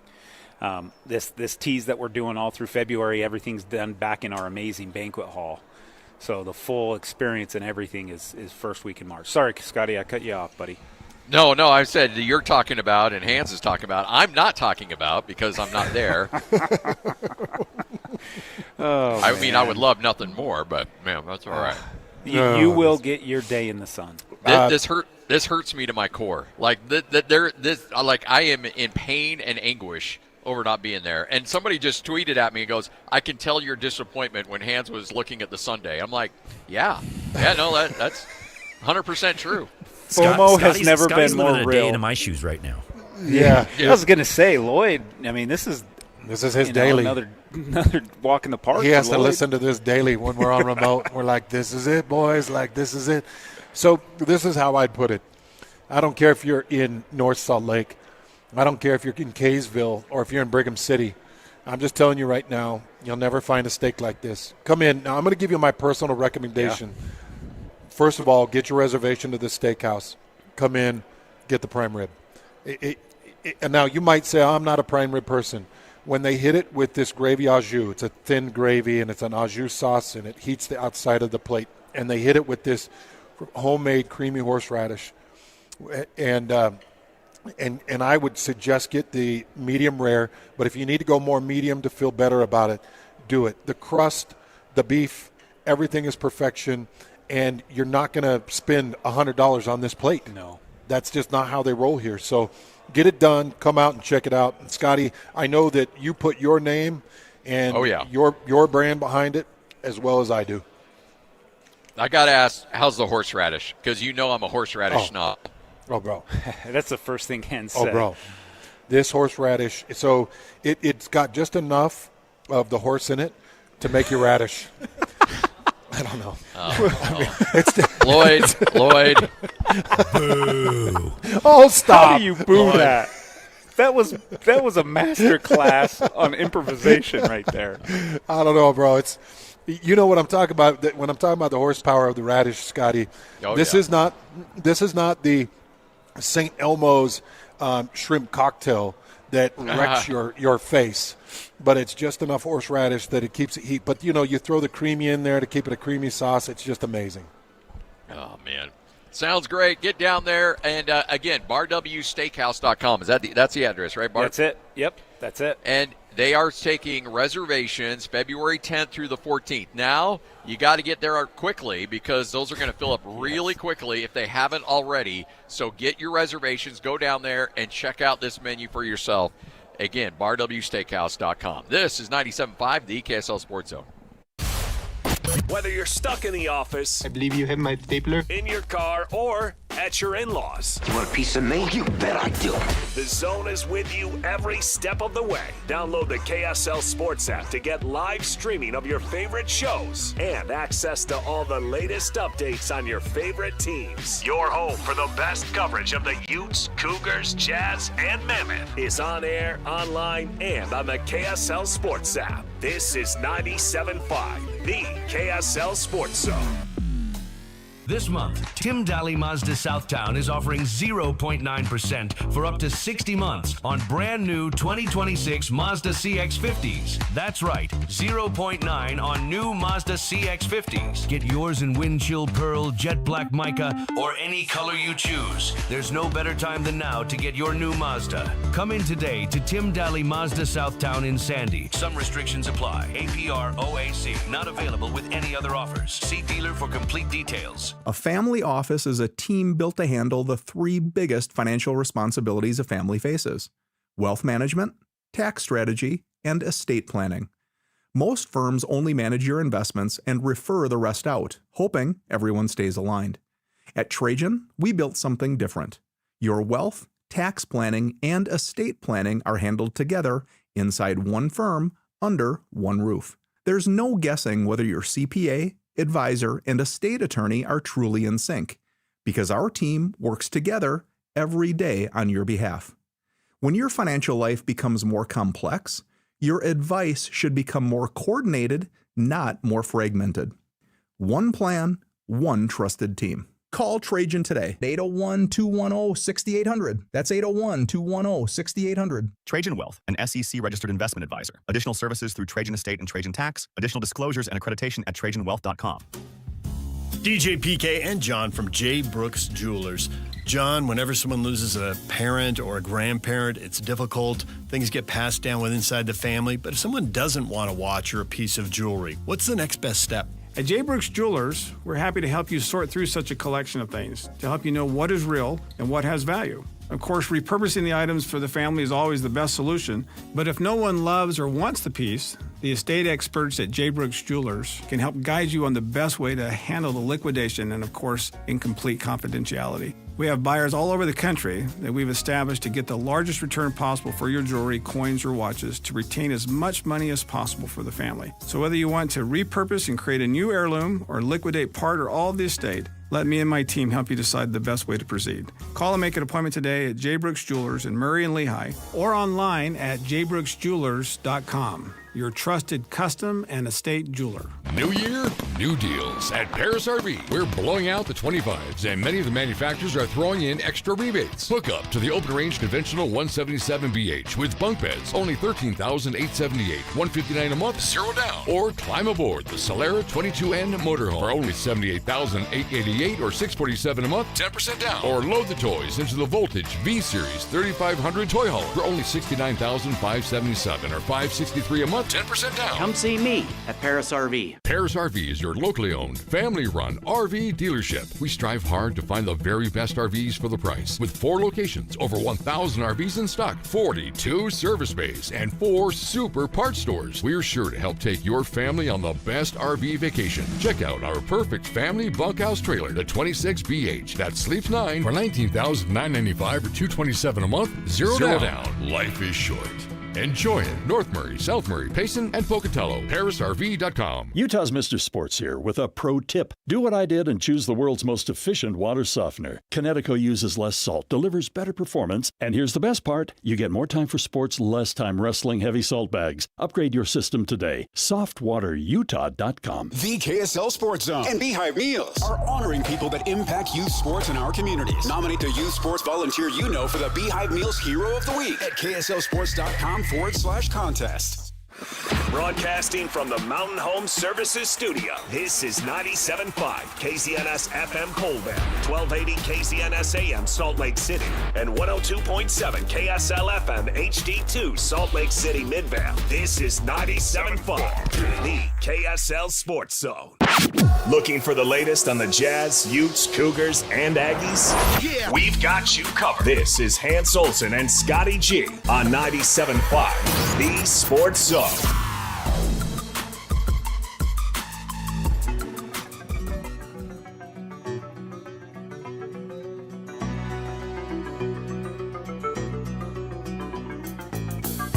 I was a highwayman. Along the coach roads I did ride, with sword and pistol by my side.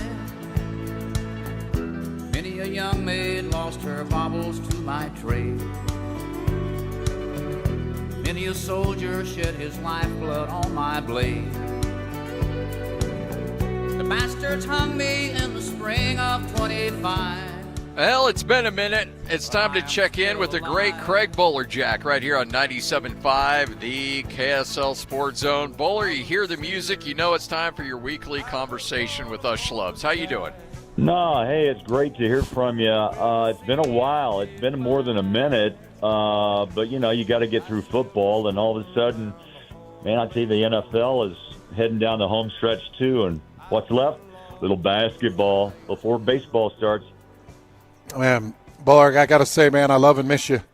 And it's so nice to hear your voice. I get to listen to it every time I flip on the TV and I'm watching the boys, and I get to see my man Bowler. But the Jazz ain't the Jazz without this voice and you, Mr. Bolerjack. It's fun. You know, we're seeing some maybe progress, and it's going to be we always say it, but this summer, one of the most important for the Jazz. You know, they're trying to protect the 8th pick that belongs to them. If not, it's going to go to Oklahoma City. Trying to win some ball games along the way, and also you're seeing some improvement, some, you know, development along the way, and that's what this whole year is about: evaluation and development. And you know, I tell you, there's been some very high level wins this year, and I got to be honest, the Minnesota game felt big time. Jokic, back-to-back triple-doubles, which, you know, just doesn't happen in Jazz franchise history, and you have to wait years and years to get one, and you finally get one a week of back-to-back by Jusuf Nurkic. It's been an amazing couple of weeks. It has. So what did you get a vibe going in? Because I remember talking to Booner at Media Day, and he said Keontae George has spent the offseason not just working on his game, but kind of working on where he's at mentally and emotionally coming into this season. And he kept mentioning that. And I'm like, okay, all right, that's good to know. That's good to know. And then all of a sudden, Keontae just explodes. Did you get a vibe that he was heading in this kind of a direction before the season started? Yeah, talking to him, he was a little bit more open about who he was. And, you know, sometimes players are closed off and they never open up. But I think, you know, it's been well documented that they had a pretty heart-to-heart conversation with Will on the exit interview about who you are, who do you want to be, and the challenge was, hey, it's up to you. You know what? I'm coaching you, and I know the potential you have, and he had to make some big decisions. You know, I think, you know, Hans and Scotty, in the world we're living in today with younger players being drafted out of high school or 1 year as a freshman, and out you come into the real world, many are not prepared. Let's just call it what it is. And it takes time to develop.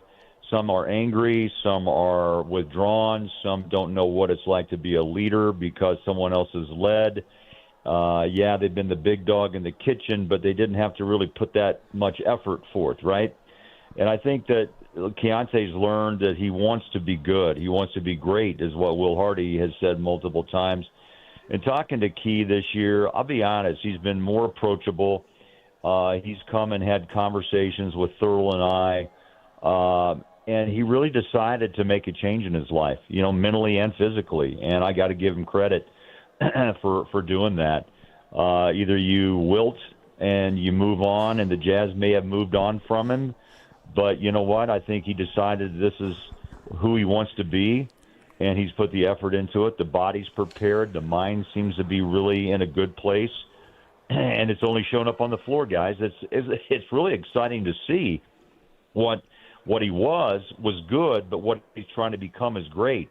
And he ought to be in the discussion of being, you know, added to the All-Star list, in my opinion. He and Larry both have been one of the most dangerous combinations in the NBA all year long, when healthy and when on the floor together. So, Bowler, I know we could talk a lot about just this team in this moment and where they're at, but I kind of just want to continue to talk about the future for a minute because one guy we all just continue to look at is Walker Kessler. And he gets 5 games under his belt. In those 5 games, just so everybody's aware out there, in those 5 games, Walker Kessler was averaging 15 and 11. Yep. He was averaging 15 and 11, and he's out there averaging 2 block shots. He was able to find his teammates. He was still 3 and 3.5 assists a game, and we saw the best Walker Kessler we had seen. And this guy was supposed to be a big piece. He was a first-round acquisition, and he came in and he was spectacular in his first season. Had a sophomore slump, but looked so good to start this season. Give me your thoughts on Kess. Like, where is he at mentally? Where is he at physically through recovery? And what do you think the Jazz plans are for a guy like him? Well, he is special, I think. He's growing up as well, Hans, to your point. A little shy at the first. He had the sophomore slump, which happens sometimes. Still had a very strong third year, and here he gets injured. It's that same shoulder that he kind of tweaked several times last season, and then it finally caught up with him. Was he disappointed? Yeah, I talked to him several times before and after the surgery, and like anyone, you're down because you don't feel like you're a part of a team, and you've got to really, Andrew, and Scotty, rehabbing is a lonely business, man. It's you've got to dig deep and find the right people to be around you. I think the best thing for him now is he's rejoined the team and traveling. It's just like what Taylor Hendricks went through. The rehab, the bike, and all that is a lonely place, and you have to dig down to kind of find yourself and maybe reinvent who you are a bit. I think Walker's done a great job. He's growing up. I think he knows who he is and what his capabilities are. And I think Nurkic, no one ever thought Nurk would come out and have this type of role, which I think Nurk would tell you he didn't expect this as well. But when Walker went down, Nurkic has been able to take a lot of those minutes along with Filipowski and Kevin Love, and they've made it work to some degree. But it's all about growth, and Walker's going to have a hell of an off season to get back in shape and get his confidence back. But I think, again, there's no ceiling right now for Walker. I see him as a dominant guy who is going to be a part of a very impressive front line for the Jazz when everybody comes together. And this summer after the draft, I think, the gates open. The Jazz are given a go out and get it type of attitude from the front office. And I'm excited to see what next year brings, along with the remaining 40 or so games that remain in this season. The growth of Ace Bailey hands is obvious. Keontae, we just talked about. Isaiah Collier is beginning to show some flashes. Filipowski had a struggle and a slump, but he's starting to kind of find his way back too after a summer in Las Vegas where he garnered a lot of honors, MVP of the Summer League. So, there's some potential and there's some excitement, but there's still a lot of growth that has to happen between now and mid-April. But I can't wait to see what happens in the offseason because we're going to get a lot of answers there, too, on what direction the Jazz go. How much you're around the team, so, and obviously you've got confidences that you have to hold on to, but how much as a veteran presence has Kevin Love offered this team? Because I saw an interview the other day where he said, I keep telling these rookies, I keep telling these young guys, you don't know how good you have it here. This is an organization that's really taking care of you. You've got an owner that knows your name. You've got a coach that's hell-bent on your development. Like, this doesn't happen everywhere. And I just thought, you know what, that's a good message from a guy that's been around the league. He may not be able to help the team much physically, but I got to imagine that leadership and that veteran knowledge has got to be adding a good level to this locker room. Yeah, huge. K-Love, you start to call these guys, by their nicknames. That's what they want. Hey, I'm K-Love, whatever. But, no, I like him. I like him a lot. Look, 18 years in the league, he could be surly, right? Probably deservingly so. But, no, he's been engaged with this franchise from the get-go. I think he's been able to get on the floor and prove he still has some gas in the tank. He can still knock down a three. He can still rebound. You saw him verbally last night, excited and angry at times, which shows you got to fight to win. And I like that, personally. I like the emotions of a game where a vet gets in and says, look, let's play it this way. Or he has a word or two for an official. Look, that's just the way the game's played. and I think he's been a huge asset, along with Anderson and along with Yusuf Nurkic. Those guys, and even Mikhailuk, I mean, those guys have a voice, and I'm just glad that Will has allowed them to speak their minds, and that, you know, the team concept is real. It almost feels, and I talked about this on radio last night on postgame, guys, but, you know, it's the feeling around the team almost has a collegiate feel to it. Like, we're doing this together, we're in it. And I think that's really good, because look what Oklahoma City's done. They won a title. They built it kind of from the ground floor up through the draft. But do you notice when they do post-game interviews, they kind of all huddle together as one? It may sound a little sophomoric, but at the same time, I think it tells you that they're in it together. And I get the same feeling about this Jazz team. Wasn't so sure about it last year. But this year, I think the leadership of the vets have kind of told them, hands of what you just said, Scotty, what you just said, too, about you got it good here. Kevin Love, 18 years in the league, knows what he's talking about. And I've been around this franchise a long time, like you two have. And the Jazz basically open the doors and welcome you. What do you think the fan base is? One of the best, if not the best, in the NBA. They still pack Delta Center on each and every night. I see very few empty seats. So, yes, if you think the grass is greener on the other side, okay, maybe we can't change your mind. But what you have right now is a pretty damn good thing. And I think a bunch of teammates that got your back, and some veterans who are here to help you grow. And I'm speaking, I forgot about George. Minivan ought to be back sometime after the All-Star break. But having George Niang in the locker room, I've watched him work his magic with humor and words and coaching, and I don't think Will could have a better subset of coaches than what Niang and Nurkic and Kevin Love and Anderson have brought, honestly. And I'm not just saying that, but I've watched a lot. Shoot-arounds, road, travel, buses, planes, hotels. It's a real deal, real deal.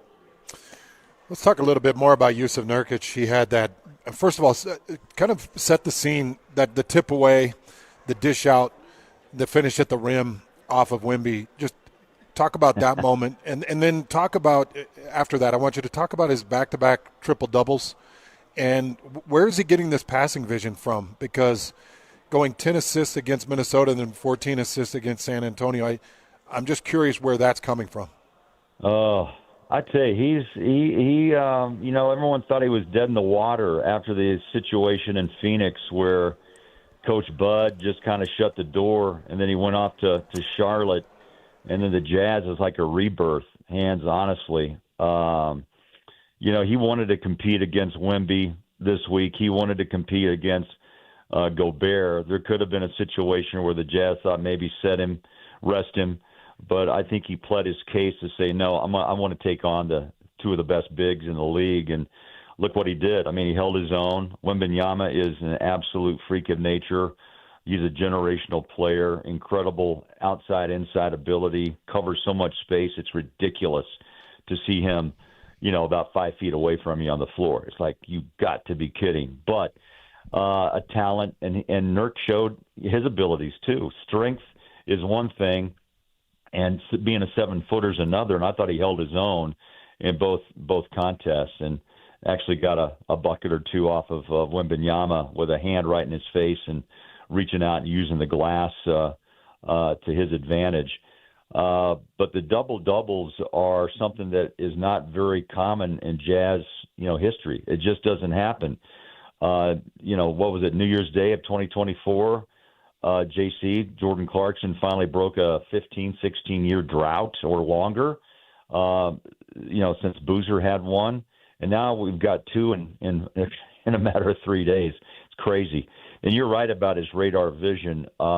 He holds the ball to his advantage. He's so long, Hands and Scotty. And if you look at him play, you know, you say squeeze the orange. Well, again, it's just like in Wembanyama's hands, it looks like an orange. But I think he uses that as almost to guard off or even block vision of defenders. And then he's able to just to find the open space and squeeze the ball through. I mean, it's been fun to watch. He is truly a magician and has a sixth sense on where his teammates are going to be. And you know what it tells me, too, is that he's been able to adjust quickly to these young guys and know where they cut, where they like the ball. And you got to give a tip of his hat to just, his NBA IQ. I mean, he knows the game. He's smart. He knows the system, and it hasn't taken him long to figure it out. Craig Bolerjack joining us right here on 97.5, the KSL Sports Zone. Is there conversations among the team? I mean, trade deadline's coming up here in a few weeks. You've got guys that are playing well. Sensabaugh is now an asset. Jurkic certainly an asset. I mean, right. And you never know what's going on through Danny Ainge's mind. Could that have an impact on this team? I think it always does. They'll say no, but I think, again, the human element is, if it was me, I'd say, cry, here we go. Let's get through February 5th, right? What if we had trade deadlines in radio or television, guys? I mean, hey, Hans has been doing pretty well, right, Scotty, man? We may have to push him off to Minnesota and try to get somebody else back in. Maybe we get a twofer. But, I mean, that would mess with your mind. Yeah. So, yeah, they may say it's not in their mindset. They block it all out. Maybe they get off social media more. I mean, I would. But I think you just have to focus on the now. It's hard to do, but I think Will does a good job in trying to keep the guys in the present.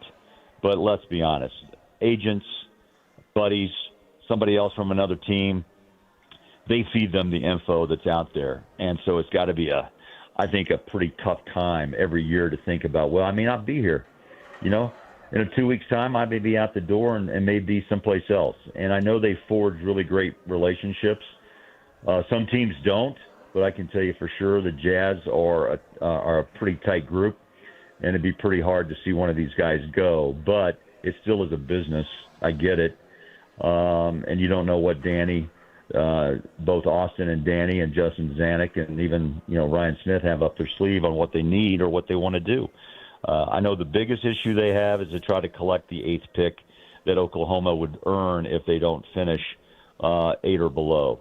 So I think you get some quality wins along the way. You continue to develop, and you just see how this thing plays out. But I guarantee you the trade deadline, some guys will take a deep breath when it passes, and they know they can just focus on the now. But I guarantee you some guys are tight. There's no doubt. Okay, Bowler, I got to ask because, by the way, Craig Bolerjack, the absolute GOAT of all things sports media. I just love and adore you, brother. I hope you know that. Oh, pal. Hey, man. You're too kind, man. Hey, look at what you and Scotty have been doing. I mean, for years, you guys keep plowing the field, as my dad always said. Plow the field. That's what you guys are doing, man. Plow it.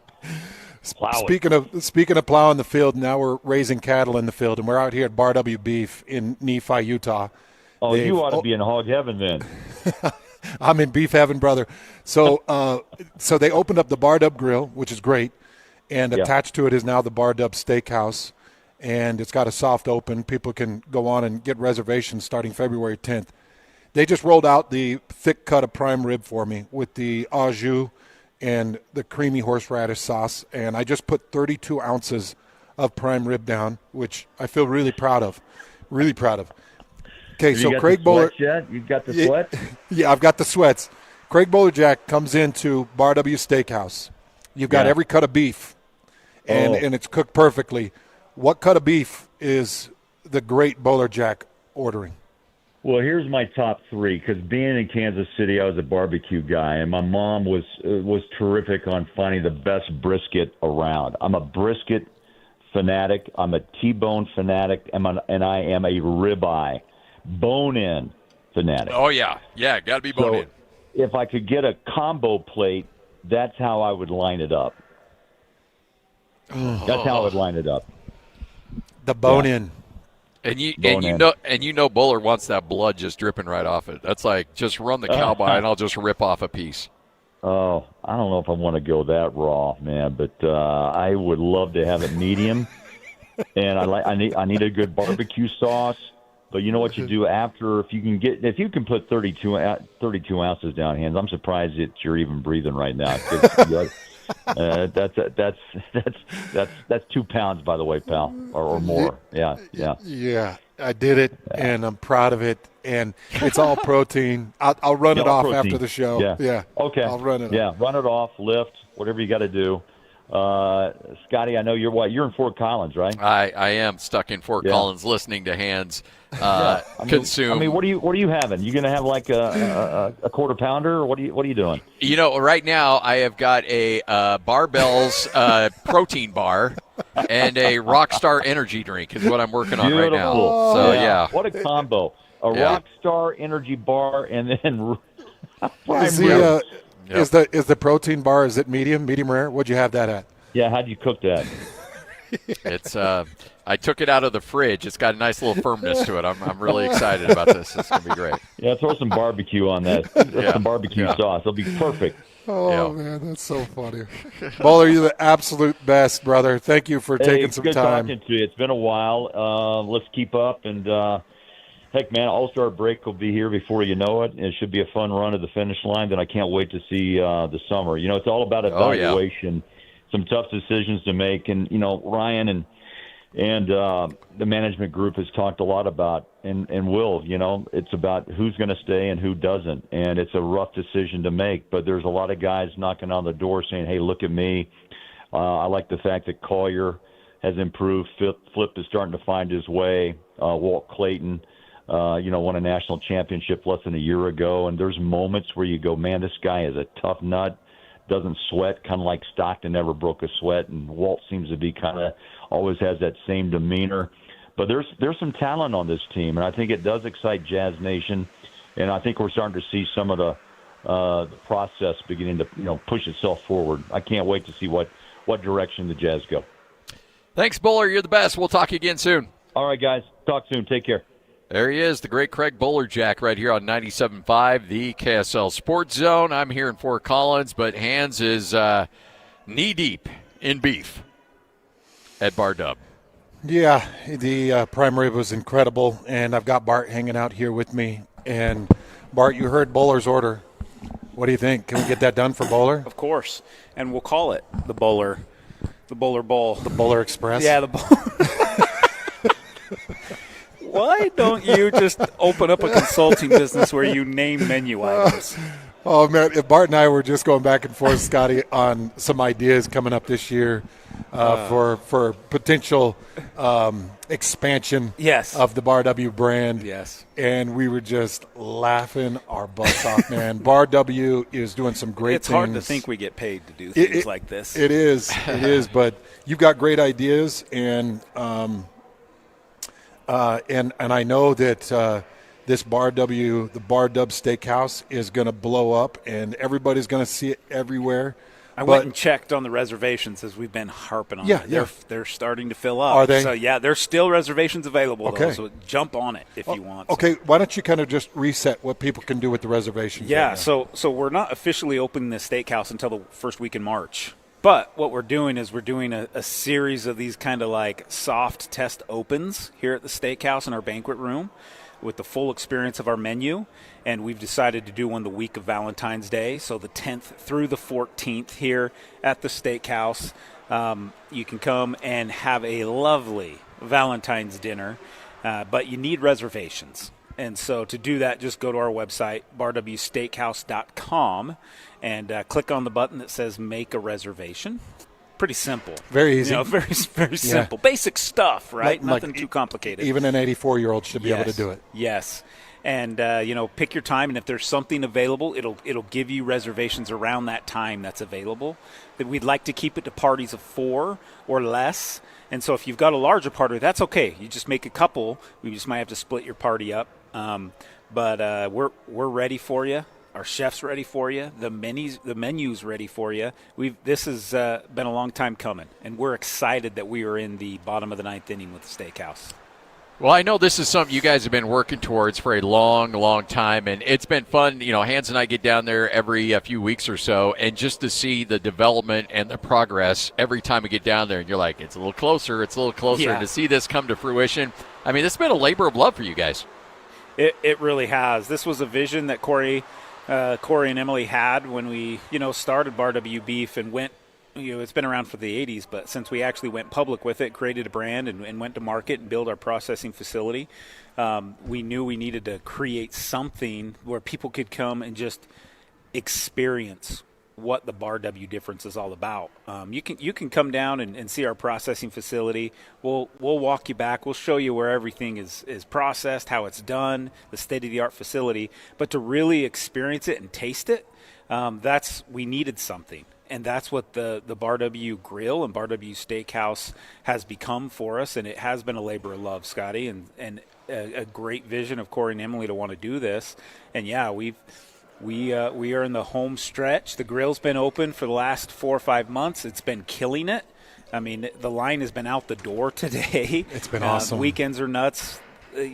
Weekdays are nuts. It's awesome. And the steakhouse is going to be even better. What's incredible is how fast you're managing people. Right. Like right. you've got a system back there that. Yeah, exactly. Because there's people constantly coming in, and I'm seeing them 15, 20 minutes out the door, big smiles and a little barbecue sauce on their nose. Exactly. And I know when we first opened, it was Western. Like, yeah. We didn't, it was Western. It was Western. Yeah. No pun intended. But people were like, man, I've been waiting forever for my burger. And it's like, hey, we just opened like today and yesterday, like, we're figuring this out, and now it's a well-oiled machine, and you're in and out, and it's the best burger you're going to get in Utah. Fresh-made bakery items, pastry items. We got a creamery here. Come get ice cream, shakes, whatever. We got it. We got it for you. And then just to be able to add the steakhouse is the icing on the cake. To come get a premium steak at an affordable price, it's going to blow you away. The cherry on top of the 10-pound sundae, hands just ate. Exactly. If you will. The thing was massive, Scotty. Massive. It was impressive to see your team just dive into that. Oh, I'm sure. Yeah, you got a bunch of piranhas there, especially Brant and the crew. They can knock it down. It's good to be that young and have that metabolism. They finished it off no problem. Yeah, it went quick. It went quick, but it was awesome. What are you working on over here? Same thing, but a smaller version? A smaller version of that brownie, okay. Yeah. In the nice – I think this is kind of the kids' version of it that you can get, yeah. It's so good. Scotty, this place is state-of-the-art. And if people are thinking, oh, man, it's Nephi, Utah, they hollowed out an old barn and threw a couple of grills in the middle of it. No, this is a state-of-the-art building built Brand from the new. ground up. It's all perfection. Now, they've built it on the inside to make you think of a ranch and think of a down-home style steak and burger joint. They've even got half a silo that's in here. You can actually eat in the silo. And this is a real silo brought off the farm and cleaned up, and it's just beautiful in here in this building. Come down to Nephi, Utah, off exit 222. Come see Bar Dub Grill. Go get your reservations taken care of right now, so that you can be one of the first in this steak joint, and you can see why Scotty and I are absolutely in love with the Bar Dub brand. And it's pretty special for me. One, we've had this relationship for quite some time with you guys, which we love, and we're so excited for what we're going to do together this next year with 1280. And what's been really cool is you guys every step of the way have been a part of it, and have helped grown our audience and this cult following almost of people that come here and experience it, and they come and say, hey, we heard you on Hands and Scotty. Awesome. We want this burger. We want that burger. So, man, it's an honor to have you guys here. Every time you guys come down, we have a blast, and we're super thankful for you guys. It's the best, and I do want to mention this because I've got a couple of people that have texted me. If you're in St. George and you want to try some of the Bar W beef, but you can't make it to Nephi, you got a pop-up event coming. We do. We do these pop-ups. Normally we do them in the summers, and we have a few occasionally through the winter with the colder weather. But St. George has always been a great spot for us. We're down in St. George tomorrow. So if you're heading to St. George or in the St. George area tomorrow from 11 to 1 at the IFA in St. George, we'll be there. And we've got some all great your cuts of bundles. beef. Yeah. Yep. All great deal on beef bundles down there that you can go buy. And then we'll have a lot more of these pop-ups as we get into spring. We have a whole big, long schedule, and I know you guys are going to be a part of that too. So. Oh, good. You know, Bart, the crazy thing is, and I just got a text from a buddy of mine. He said that, and I think I showed this to you when I was down there last, like it's now part of their tradition as a family when they're going to St. George or they're going to Vegas or if they're going to Disneyland, that they're like, okay, we're not stopping in Provo. We're not going to stop there. We're going to make it another hour, and we're going to have burgers at Bar W. And it's just part of the tradition now. And you guys haven't been around that long with the grill, but already people are like, that's where we go on our way down, and that's our treat on the way back up is to stop at Bar W and grab a burger. I mean, it's just perfect. Thanks for sharing that, because that's kind of the vision of what we wanted. Is we wanted to make this place a destination. We're right off I-15, busiest interstate here in the West, people traveling, whether they're heading south or north. And to stop and stretch your legs. We got a playground for the kids, a place for the dogs to run around, great facilities, which was important for me. Great facilities here. Yes. And great food. So it's a place that you want to come and experience and hang out with and stretch your legs on a trip. Bar W Steakhouse. Get there now. Bar W Steakhouse. Get your reservations for the new grand opening. Now, it's kind of a soft opening, February 10th through the 14th. It'll officially open the beginning of March. But if you want a sneak peek and you want to try it beforehand, they are taking reservations from February 10th through the 14th. But you got to go to barwsteakhouse.com. Make those reservations. Get there now. This is 97.5, the KSL Sports Zone. Hey, bro. You hear us every day with our crazy opinions. Hey, what you doing? Well, now, it's time to hear from you. Hey, great show. Download the KSL Sports app and fire off your thoughts with the call-in tab on the bottom of your screen. Your show is fantastic. It's the one that captivates me the most. You can tell PK to stop singing. Cheap bangs! Let Jake and Ben know what you really think of the Jazz. Woo! Tell Hans and Scotty about your favorite barbecue spot or what color of tie JJ should be wearing on TV. The best entries will be played on the air. Download the KSL Sports app now and hit the call-in button to let your voice be heard. I think you guys do an incredible job. This is 97.5, the KSL Sports Zone. Bull riding, the perfect fusion of strength, skill, and pure willpower. Come experience the true modern West, where 8 seconds of glory will create a lifetime of memories. It's the PBR Salt Lake City, presented by Busch Light at Delta Center, February 6th and 7th. Tickets at deltacenter.com and pbr.com. Hold on tight for the ride of your life.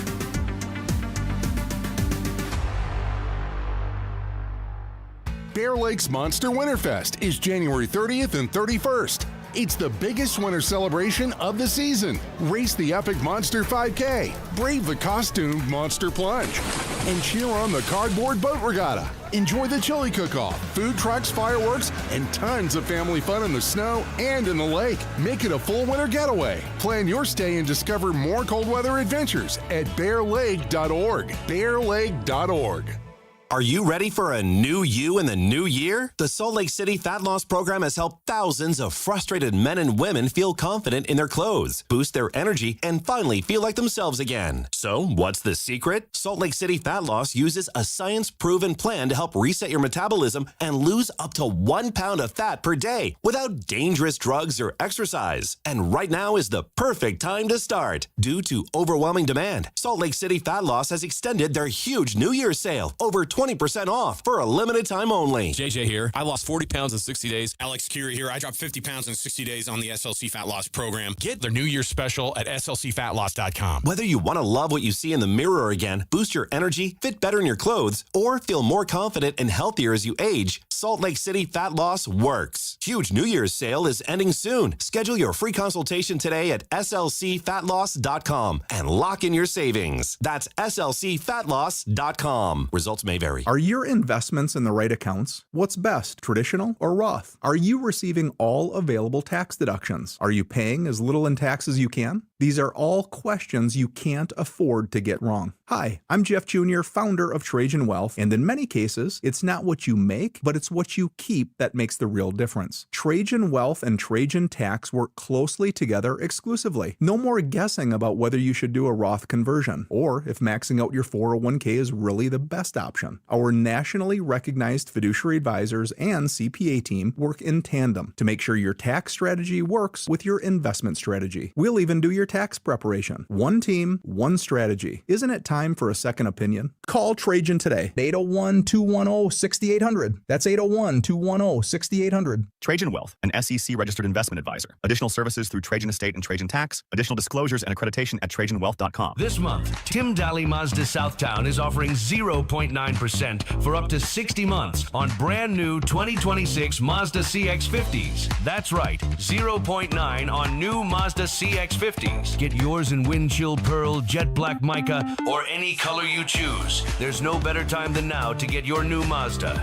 Come in today to Tim Daly Mazda Southtown in Sandy. Some restrictions apply. APR OAC. Not available with any other offers. See dealer for complete details. The KSL Sports Zone and Beehive Meals are honoring people that impact youth sports in our communities. Nominate the youth sports volunteer you know for the Beehive Meals Hero of the Week at KSLSports.com/contest. It's time to saddle up and talk about the winners and the losers. This is the good, the bad, and the ugly. Now, here's the good. Hans and Scotty, 97.5, the KSL Sports Zone. University of Utah Health. Go to uofuhealth.org. All right, Hans, it is time to give away some more tickets. Now, not right now. Don't call. But what I want you to do is go to KSLSports.com/contest and enter the keyword Keontae or just Key. That'll get you entered to win a 5-pack of tickets to see the Jazz and Warriors coming up on January 28th. We're going to be giving away a keyword in each show. The more keywords you enter, the better chance you have to win, so listen all day long. When you hear the keyword, head to KSLSports.com/contest and earn an extra entry. Again, the keyword right now, you can either put Key or Keontae. All right, Hans, it is time for the good, the bad, the ugly, and I'm going to start with the good here, and congrats to Kyle Whittingham and the staff at the University of Michigan. Kyle Whittingham, his new compensation package is going to average about $8.5 million a year, and he also is giving a $2.5 million loan just for fun. It's not necessarily a loan; it's called a signing bonus. And what he will get on this signing bonus is essentially a check for $2.5 million. And if he retires before February 1st, 2027, which is just about 1 year away, if he retires before that, he has to pay that money back. But if he makes it past February 1st, 2027, that $2.5 million is his to keep and enjoy any which way he wants. Oh, but wait, there's more. Let's talk about our good friend Jay Hill. Now, a lot of people are looking at the money like, wow, that's a crazy amount of money. He has a contract that will pay him starting at $2.6 million. But this is the important part. It's a 3-year guaranteed contract. So assistants, the majority of your assistants are on a year-to-year contract. Sometimes they get 2. Very, very rarely do they get 3. And if they're getting 3, they're not making $2.6 million at a starting salary. Also, Jason Beck is starting just north of $3 million, and he also is on a 3-year guarantee contract. 2 years ago, he was the offensive coordinator at New Mexico. Probably making about maybe 180, maybe 200 around there. On a year-to-year deal. On a year-to-year contract, yeah. I mean, kids, that's what you can do if you dream. Yep. That's what you can do if you have a work ethic, and if you can dream it, you can do it. Well, and you got to have some talent, but you got to be good at it. Yeah, absolutely. But that's amazing and good for them. You know, I know a lot of people aren't going to be happy for them because maybe they don't know them like you and I do. But knowing those men and knowing their families and knowing their heart and their work and a lot of them, what they've done to get positioned in this job and what they've given up with their family, they deserve this. And I hope that they pay Michigan back. That's what I hope. I hope that Michigan isn't regretting this in a couple of years and locked into these major contracts, and then everybody's trying to find a way to offboard them, see if they can find any type of for-cause firing or anything like that, because things get real shady when a company owes you millions and millions and millions of dollars and they've got a for-cause clause that's in your contract. Everybody starts digging. And, Scotty, you and I saw that on a personal basis many, many years ago with a contract, two contracts that we were very well aware of, and what the owners or the managers in that moment were trying to do to offboard those contracts. So I hope they go out there. I hope they earn it. I hope they make their bosses happy. I hope they make the Michigan fan base happy, because one thing I've found is when that Michigan fan base isn't happy, everybody knows it. No. They don't conceal their displeasure. No. And, in fact, it's funny. There's a assistant coach on the Utah State team that I was talking to yesterday, and he's a graduate of the University of Michigan. And he said, yeah, I love Michigan basketball, and if you kept track, Michigan basketball is just having a crazy year right now. They are just ridiculously good. And he goes, you know what? People are fired up about it, but honestly, everybody's more concerned about Kyle Whittingham and what they're going to look like in spring ball. That's what everybody cares about right now at the University of Michigan. So, look, if you win there, you will be a hero. They will build a statue next to Bo Schembechler of Kyle Whittingham.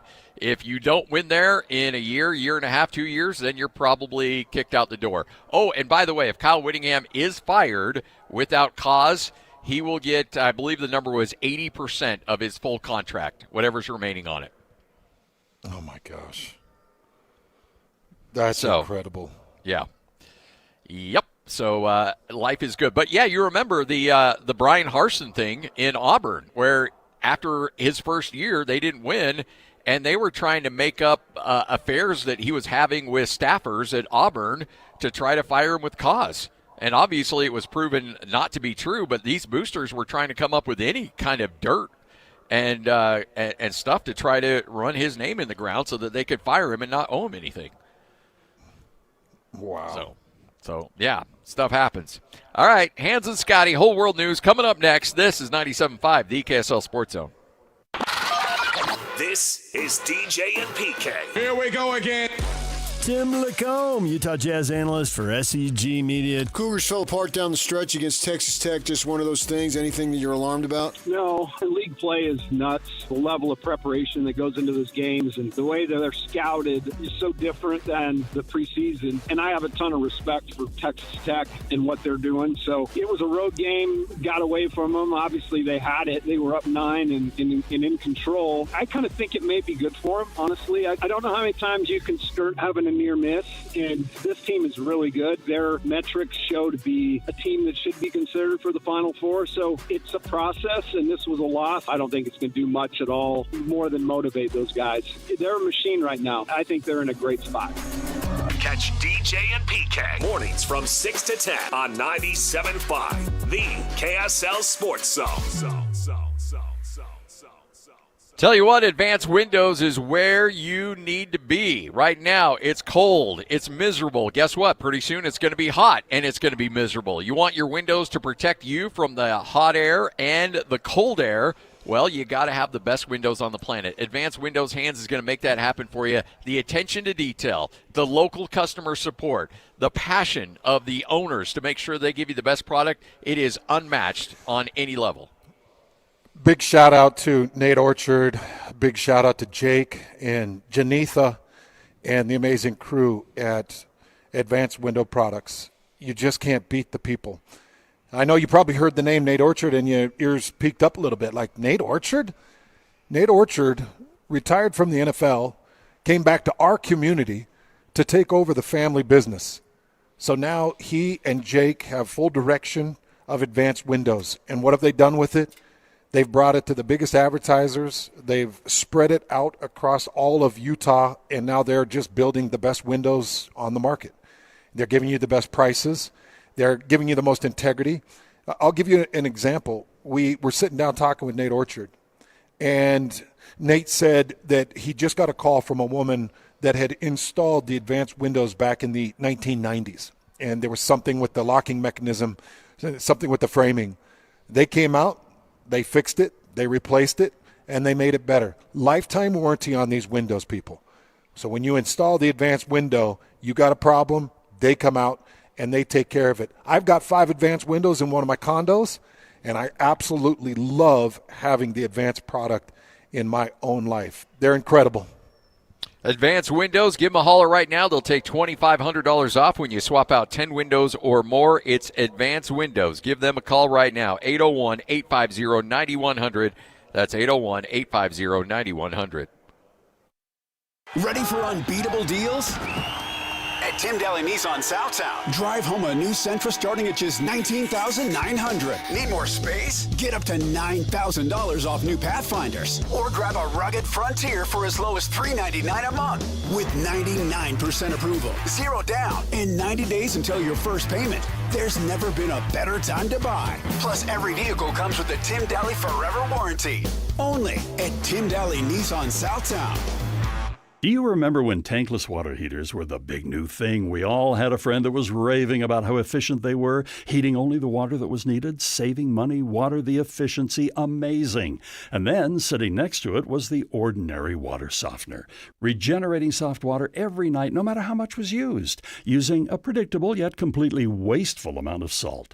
Looking back, it really doesn't make sense, does it? If you don't have a Connecticut soft water system, you're likely using about 2/3 more salt than you need to. It's not rocket science. It's the same way a tankless water heater only heats the water you use. A Connecticut water softener precisely uses the exact amount of salt needed to give you endless, perfectly soft water for your 2-bed condo or 4-story mansion. Save on money, save on salt. Call Northern Utah's authorized Connecticut dealer, 801-576-8600, or visit softwaterutah.com. Tell them Doug Wright sent you. Hi, this is Derek Overstreet, president of the New Millennium Group and co-host of Stop Working, Start Living with KSL News Radio. Can you imagine what your life would be like if you could retire 3 to 5 years earlier than you thought possible? The things you could do, the loved ones you could spend time with, the memories that you could create.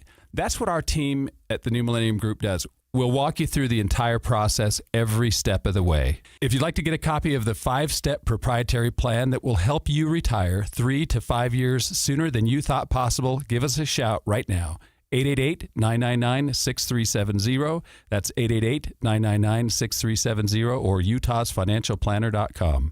Listen, most of our listeners right now have a tax problem, not a money problem. There's not enough money in Social Security Medicare as it is. Let us show you how you can significantly reduce your taxes. That's 888-999-6370, 888-999-6370, or utahsfinancialplanner.com. These days, many companies have turned to influencers to tout their products or services. But here at John Watson Chevrolet, the only endorsement we need is from our customers. Because of their feedback, we're proud to be Utah's best reviewed Chevy dealer. Visit us today to see why we get reviews like, buying a car should be a fun experience, like a kid getting a new toy. And at John Watson Chevrolet, it was. John Watson Chevrolet, your 5-star Chevy dealer. 3535 Wall Avenue, Ogden. Chevrolet. Together, let's drive. Adventuring in the Wasatch Back to play in the sunshine and snow? Stop into Dairy King in Heber. Now serving your favorite soups. And come in and invent your own shake. Dairy King on Main Street, home of the train and best of state shakes. Number 1. Miss any part of the show? Every moment of every show is available in podcast form by searching Hans and Scotty on your favorite podcasting platform or online at KSLSports.com. This is Hans Olsen and Scotty G on 97.5, the KSL Sports Zone. Hans Olsen, Scott Gerard, 97.5, the KSL Sports Zone. Make sure to join Jake and Ben coming up on Monday from 10 to noon at the Titanic at the shops at Southtown. Step aboard history, walk through recreation, see real artifacts, and feel the legacy of Titanic, the exhibition. All right, time for another edition of Whole World News. Hans and Scotty, 97.5, the KSL Sports Zone. I'm here in Fort Collins, Utah State, coming up tonight, 8 o'clock start time, as the Aggies will take on the Rams. Hans, you're hanging out at Bar Dub. And, I'm very happy for you. Hanging out at Bar Dub. Oh, you should be happy for us, Scotty, because I'm eating for two. Yes. I'm not pregnant. I'm just eating for you and I, buddy. And I appreciate you taking on that sacrifice for me. Hey, I did want to mention, you mentioned the Titanic exhibit, and big shout out to them. That's going to be a really fun remote for those guys. Honestly, if you have not been out there, go get your tickets. They've got 300 plus artifacts that come from the Titanic. This is just a short stop in Salt Lake City. It really goes all around the country. And at one point, I think it was in Chicago when I was going through Chicago, and I got to see the build out of it. And they build out like the Grandmaster staircase that is so famous off the Titanic. And they've really pulled up some great artifacts, and you can see things that were on the Titanic when it sunk. If you're a complete historic junkie like I am, and you feel like you're living in it just by looking at it, seeing it, touching it, hearing about it, this is a great thing. They also have a virtual reality tour where you put on these glasses, Scotty, and you can walk through areas of the Titanic, and you can experience what they were experiencing. They do have I think the one that I got to go see years ago, they had a life-size recreation of the captain's deck, which was awesome. So you could see all the different things that they pulled, the alert bells that they pulled, the wheel that they were steering, all the different things that were on the captain's deck that make it really come to life. And it's a lot of fun. I mean, these companies come on and they throw our station a few dollars for advertisement, and it means a lot to Scotty and I. So get out there, go see the Titanic exhibit. I promise you'll walk away from that thing happy that you went. And I'm actually going, it's February 24th, I think, 23rd or 24th. I'm going to be out there at the Titanic exhibit having a blast. Are you going to prop up Amanda on a thing and say you're on top of the world? You going to bring your sketchbook?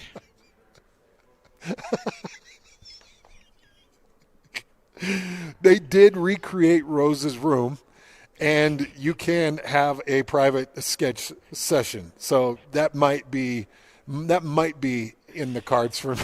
That's the VIP package. Yeah. Bart just got it. Hey, Bart, throw on the headset. Buddy, I'm so sorry. Bart, I'm sorry you have to deal with Scotty and I's ridiculous shenanigans. I apologize. I could hang out with you guys all day. And just I like you guys did a segment a couple weeks ago. I was up at a convention in Salt Lake, and I chimed in on the whole bathroom scenario. Oh, yeah, I remember. We don't need to revisit it. Yeah, I remember. Like that's I could live in those conversations. Yeah, those are good times. I'll tell you what else is good times. Being down here at Bar Dub Grill, getting ready for Bar Dub Steakhouse to open. I'm now having people go nuts on Twitter because I posted the picture of that thick cut prime rib. Hanging out with the chef too. Like I feel like I'm big time here at Bar Dub, getting to hang out with the chef. Talk a little bit about the chef that's put these menu items together. Yeah. Our chef that's helped us here, Chef Todd Leonard. He's up at UVU, culinary. He ran that culinary department up there for a long time, or been a part of it for a very long time. I've known Chef for 20 years in some other areas that we work together on, but he's won Chef of the Year multiple times. So it's not like he's just some dude that has a chef coat and, has the name chef in front of it. But he is unbelievable. He's like a maestro with these ingredients and what he puts together. Like he likes to be called chef. Like when we go through the kitchen, we have to, yes, chef. Yeah. We have to, absolutely. Yes. He whips us in line. But he deserves it. Is he like Hell's Kitchen, a little bit like Hell's Kitchen? It's raw. It's a level up. Yeah. No, he's great. He lets you know when he walks into a kitchen, though. Oh, you know he's on site. He owns the kitchen. Yeah. Oh, yeah. Well, let me tell you who else can own the mic is state champion Jeremy. Oh, I love Josh Park so much. That's a great way to introduce him. I've been asked to call him only state champion Jeremy, so that's awesome. Can I just tell a quick story about Bart and Jeremy? No. Because somehow it ended up getting me in trouble, and Scotty, you'll remember this. I get a picture sent to me of Bart and Jeremy in Alaska hunting bears. Yeah. Was it Valentine's Day or was it Mother's Day? Oh, which is worse. Okay, so here I am. I'm making dinner for my mom and my wife, and I did these paper mache hearts. I did a couple of this. I used to cut the snowflakes out of paper and I did hearts out of paper, out of pink butcher paper.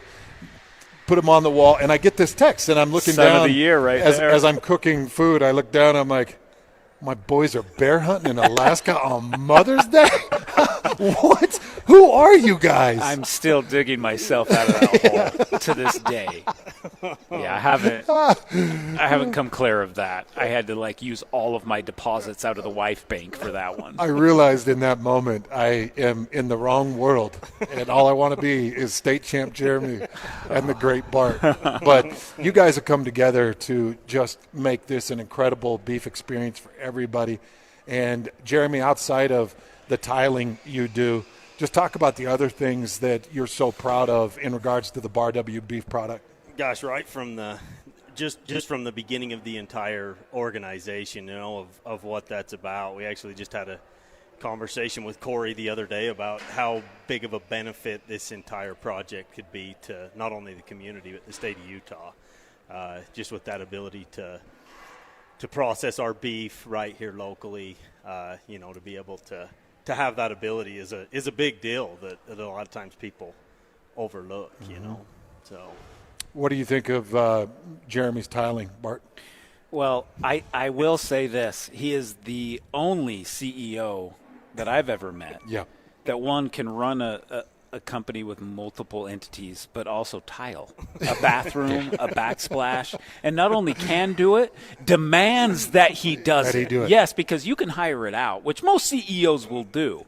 But Jeremy, no, I need to tile the bathroom in the steakhouse. That's the dedication, and he has his fingerprints all over this. Not just the floor, the walls too. The walls. Most CEOs are smarter than me.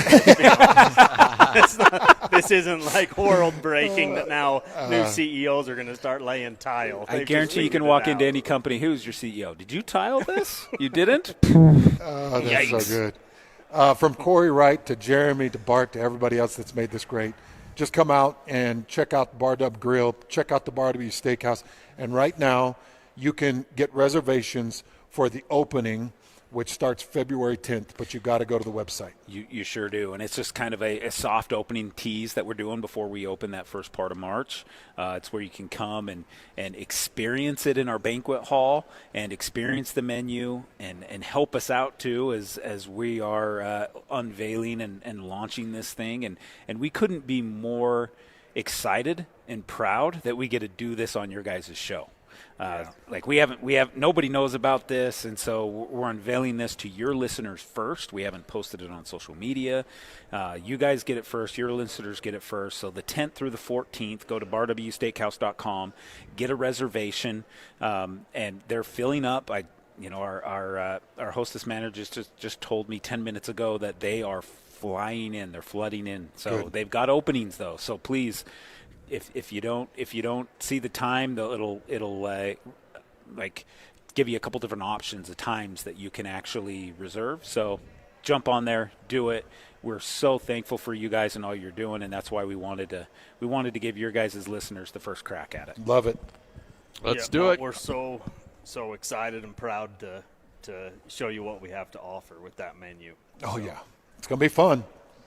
Let's go. All you got to do is go to barwsteakhouse.com, get those reservations, barwsteakhouse.com, 97.5, the KSL Sports Zone. Whether you're stuck in the office, I believe you have my stapler, in your car, or at your in-laws. You want a piece of me? You bet I do. The Zone is with you every step of the way. Download the KSL Sports app to get live streaming of your favorite shows and access to all the latest updates on your favorite teams. Your home for the best coverage of the Utes, Cougars, Jazz, and Mammoth is on air, online, and on the KSL Sports app. This is 97.5, the KSL Sports Zone. Looking for peace of mind and big savings on your home's essential systems? Mountain Home Services has you covered with their safety and savings plan. Here's what you'll receive. Front-of-the-line repairs when you need them most. Annual inspections for HVAC, plumbing, and electrical systems. Exclusive discounts on equipment upgrades, services, and repairs. Mountain Home Services is proud to be the first to offer upfront pricing with no hidden fees. Plus, every job comes with their 100% satisfaction guarantee. Call 801-543-2222. 801-543-2222 or online at mountainhomeservices.com and join the safety and savings plan from Mountain Home Services. Protect your home, save money, and enjoy total peace of mind. Mountain Home Services.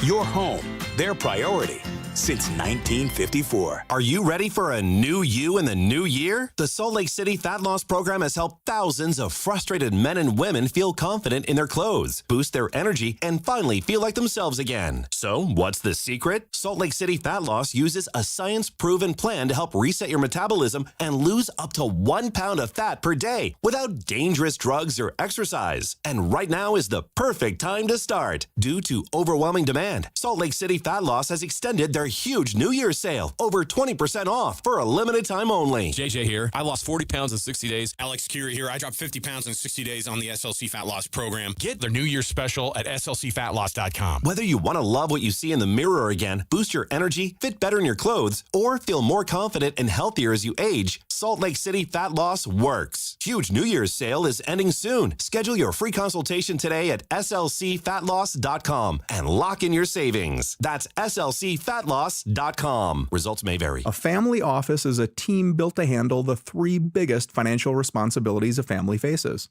wealth management, tax strategy, and estate planning. Most firms only manage your investments and refer the rest out, hoping everyone stays aligned. At Trajan, we built something different. Your wealth, tax planning, and estate planning are handled together inside one firm under one roof. There's no guessing whether your CPA, advisor, and estate attorney are truly in sync, because our team works together every day on your behalf. When your financial life becomes more complex, your advice should become more coordinated, not more fragmented. One plan, one trusted team. Call Trajan today. 801-210-6800. That's 801-210-6800. Trajan Wealth, an SEC-registered investment advisor. Additional services through Trajan Estate and Trajan Tax. Additional disclosures and accreditation at TrajanWealth.com. From producers T.C. Christensen and Jared Hess comes an inspiring true story. You were born different, so make a difference. Stand Out, the Ben Care story. Use what you've been made for and stand out. Rated PG, in theaters now. Hey, this is Chris with JCW's. Are your kids picky eaters? Bring them in and try our chicken fingers or a grilled cheese sandwich. They'll be smiling big in no time. JCW's, quality and a lot of it. Broadcasting from the Mountain Home Services Studio, this is 97.5 KZNS FM Colville, 1280 KZNS AM Salt Lake City, and 102.7 KSL FM HD2 Salt Lake City Midvale. This is 97.5, the KSL Sports Zone. You're locked on to Hans Olsen and Scotty G. That's right, yeah! On 97.5, the KSL Sports Zone.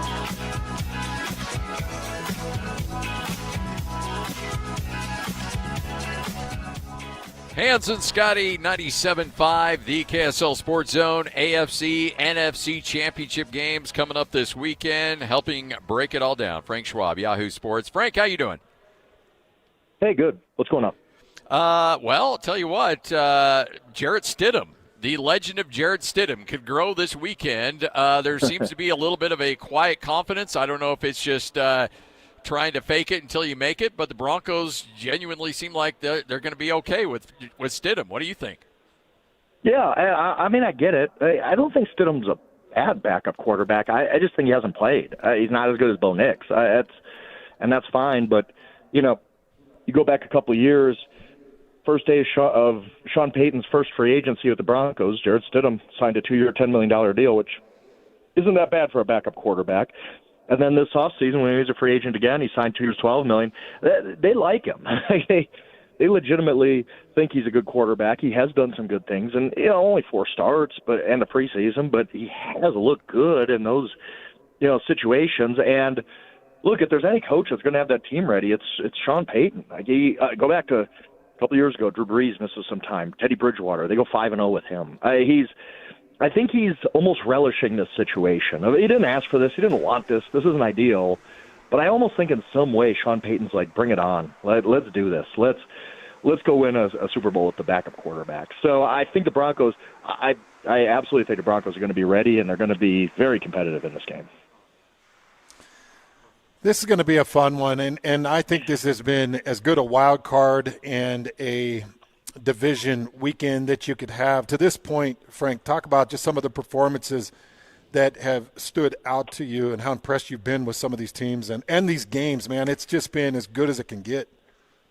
Yeah, playoffs have just been fantastic from wild card weekend on. And, I mean, you look at this, and it's kind of a strange Final Four in that, there's no Mahomes. We're not used to that. No real – not a lot of huge – and there's no Josh Allen. There's no Lamar Jackson.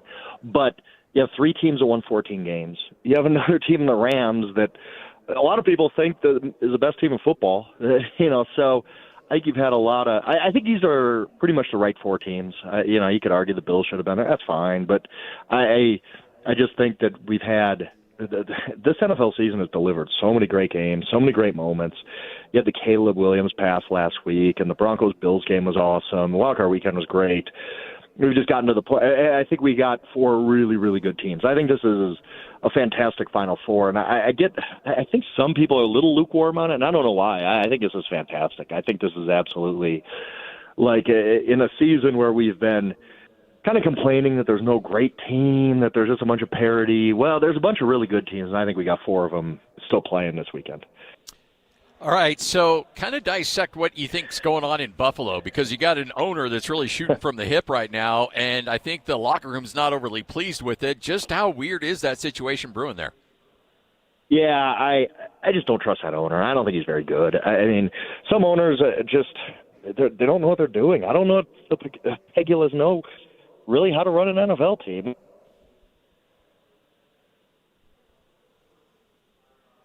I think we may have lost him there. We'll try to get him back. Scott Gerard, Hans Olsen, 97.5, the KSL Sports Zone. I hope that's him and not me, Lloyd. I'm not sure what's going on, but we'll try to get him back on the line. It's him, Scotty, because I got you loud and clear. So it's Frank. But, just talking about the games that we've had a chance to watch and the way these teams have played and the way the big names have come out and had big performances, and the way teams have caught us off guard, it's all been great. Frank Schwab back with us, and you mentioned the Buffalo situation's gotten weird. Do you think Phillip Rivers actually has a shot at that job? At this point, who knows? I don't know what that ownership is doing. I don't know what they're thinking. To promote Brandon Beane and to, bring up the whole Keon Coleman situation and to air that, it just seems unhinged around there. And I know that's a strong word, but it's just weird. Everything about that's weird. The Phillip Rivers thing, I'm like, what are we doing? I like Phillip Rivers. I don't know that necessarily he's the guy who's going to take Josh Allen to a Super Bowl right away. I mean, I don't know. I don't know what's going on there. And you look back and you're like, why'd they fire Sean McDermott if this is their plan? Like, do they have a plan? What is their plan? And people just assume that's the best job because, hey, it's Josh Allen. You can go coach Josh Allen. We've narrowed down how we think about these coaching vacancies just to the quarterback and who you're getting attached to. I don't know if that's a good job. The ownership's not great. And the bar for that job is you better make Super Bowl your first year or you're already going to be on the hot seat. We've seen that. Like now the pressure's on. So I don't know. I don't know what's going on in Buffalo, and there's a lot of weird stuff going on there. So, Frank, there's only really one team that this entire show cares about, and that's the Las Vegas Raiders. And I know that. Sorry, Scotty. Okay, Lloyd, our producer, who I love dearly, cares about him, and I definitely have interest. I think when the silver and black is good, the NFL's better. So, Las Vegas is going to have a shot at Fernando, correct? If they get Fernando, what kind of coach do they need to add to it? And what kind of adjustments do they need to add to it? Because I think they got their running back in last year's draft.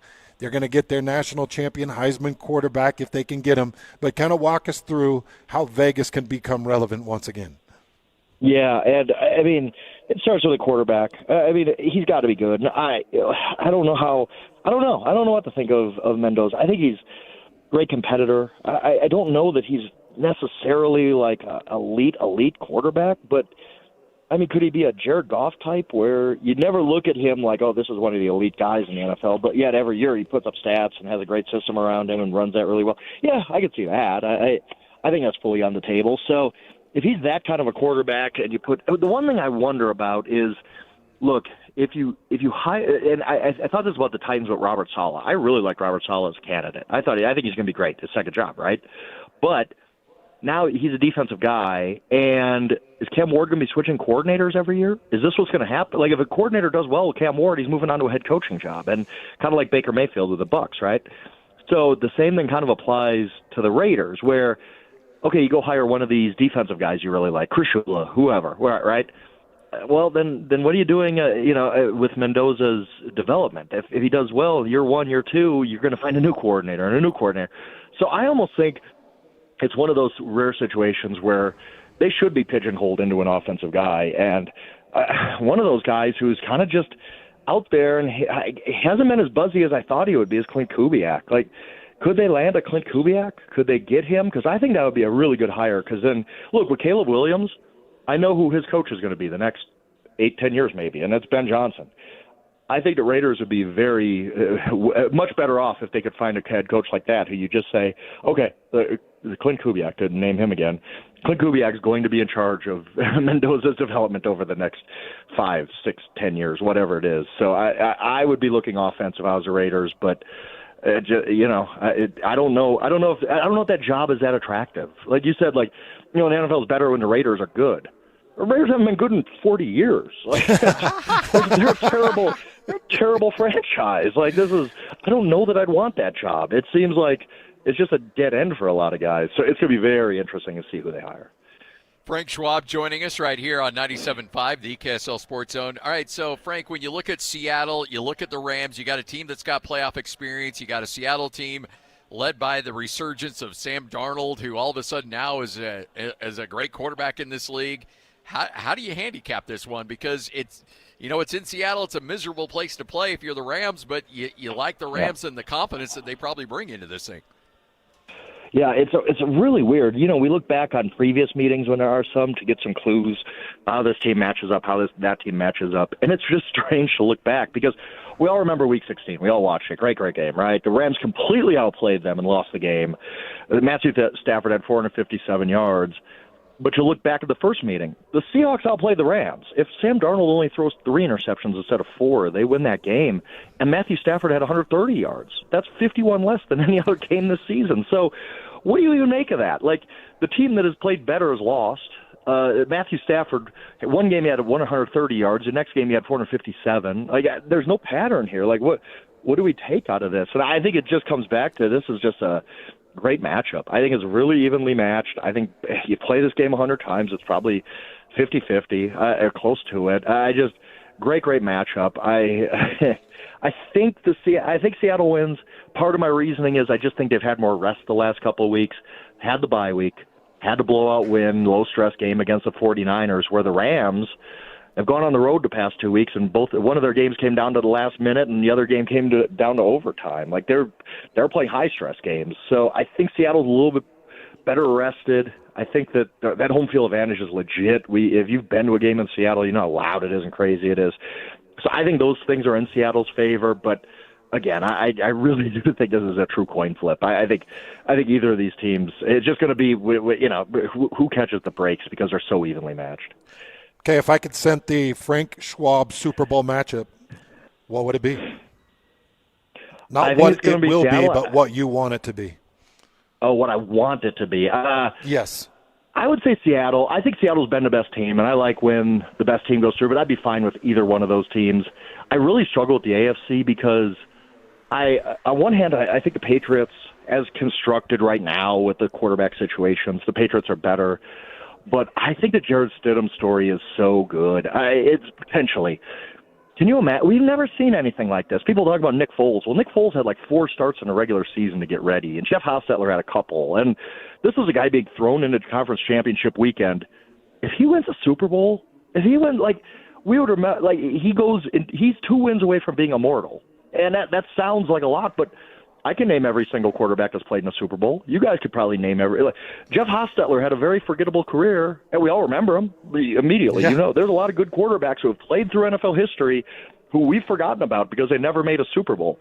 If Jarrett Stidham wins a Super Bowl, or even wins an AFC championship, we'll, 20 years from now, when some quarterback gets hurt, we'll be saying, well, remember Jarrett Stidham in the 2025 AFC championship game. So the story itself for the Broncos it would just be phenomenal. I think covering that week would just be fantastic. Rich Gannon, for crying out loud. Like, every quarterback that got an opportunity, and you remember it. Yeah, I mean, Nick Foles and even Trent Dilfer. Trent Dilfer, again, a totally forgettable career, but you're like, oh, yeah, Trent Dilfer, 2000 Ravens. Like, this is what Super Bowls do for quarterbacks. And Jarrett Stidham, again, 2 games. You play out of your mind for 2 games, we'll remember you forever. It's such an interesting story and an interesting situation he finds himself in that I'm kind of rooting for it to happen because I just think it would be unlike really, it's truly unprecedented. We haven't seen. Look, the only other quarterback to make his first start of the season in a conference championship game was Roger Staubach back in 1972. Well, Roger Staubach's a Hall of Famer. He was hurt in the preseason that year. Craig Morton played really well in the regular season, so they just kept running with that until the championship game. That's not a comparable situation. He's Roger Staubach. This is a guy who hasn't thrown a pass in 2 years, being told, hey, go win us a Super Bowl. It's never happened before this way, so I'm just fascinated by the story, really. I know you live in that area. What's that weather supposed to be look like in Denver coming up on Sunday? Pretty cold. I mean, obviously, but it doesn't look like we're going to get snow or anything like that, and it just depends on the wind. I think that's what everybody's waiting to see. If it's going to be some wind, I don't know how. Like, if it's going to be really, really bad, where to the point where we get, wind chill down to -10 or something like that. So that's kind of it's going to look on your TV like a nice, bright, clear day.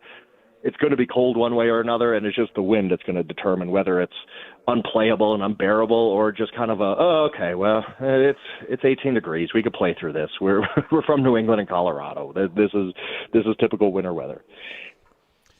Frank Schwab joining us, 97.5, the KSL Sports Zone. Overall, when you look at the vacancies of what's available out there, even including the hires that have already been made, what did you look at as the most appealing job and the team that can win fairly quickly?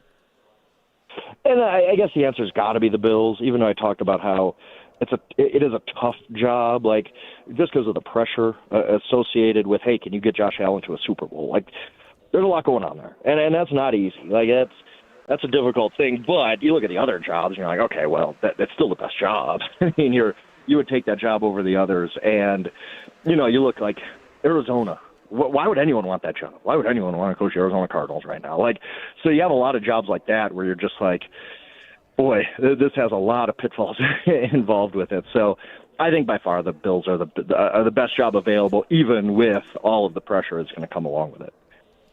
Now, granted, he goes out with the injury, but the playoff, performance that Bo Nix had up against Josh Allen, just how impressed were you with that as he goes into year 3 in his career next year?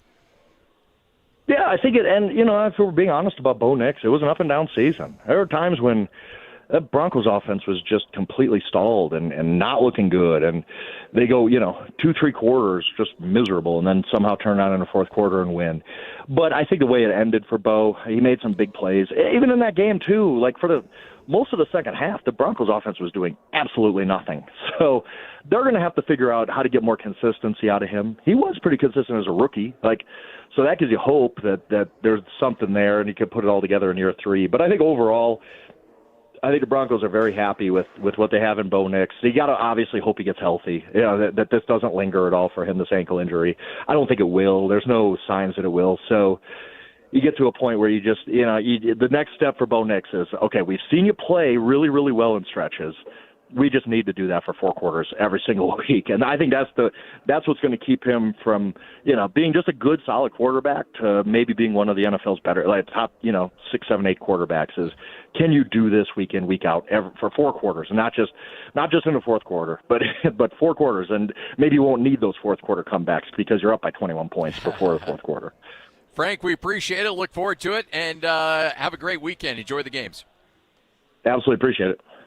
There he is, Frank Schwab, Yahoo Sports, right here on 97.5, the KSL Sports Zone. I'm here in Fort Collins. Got a little Utah State hoops coming up tonight. Hans is now, about 48, 72 ounces worth of beef consumed. How you holding in?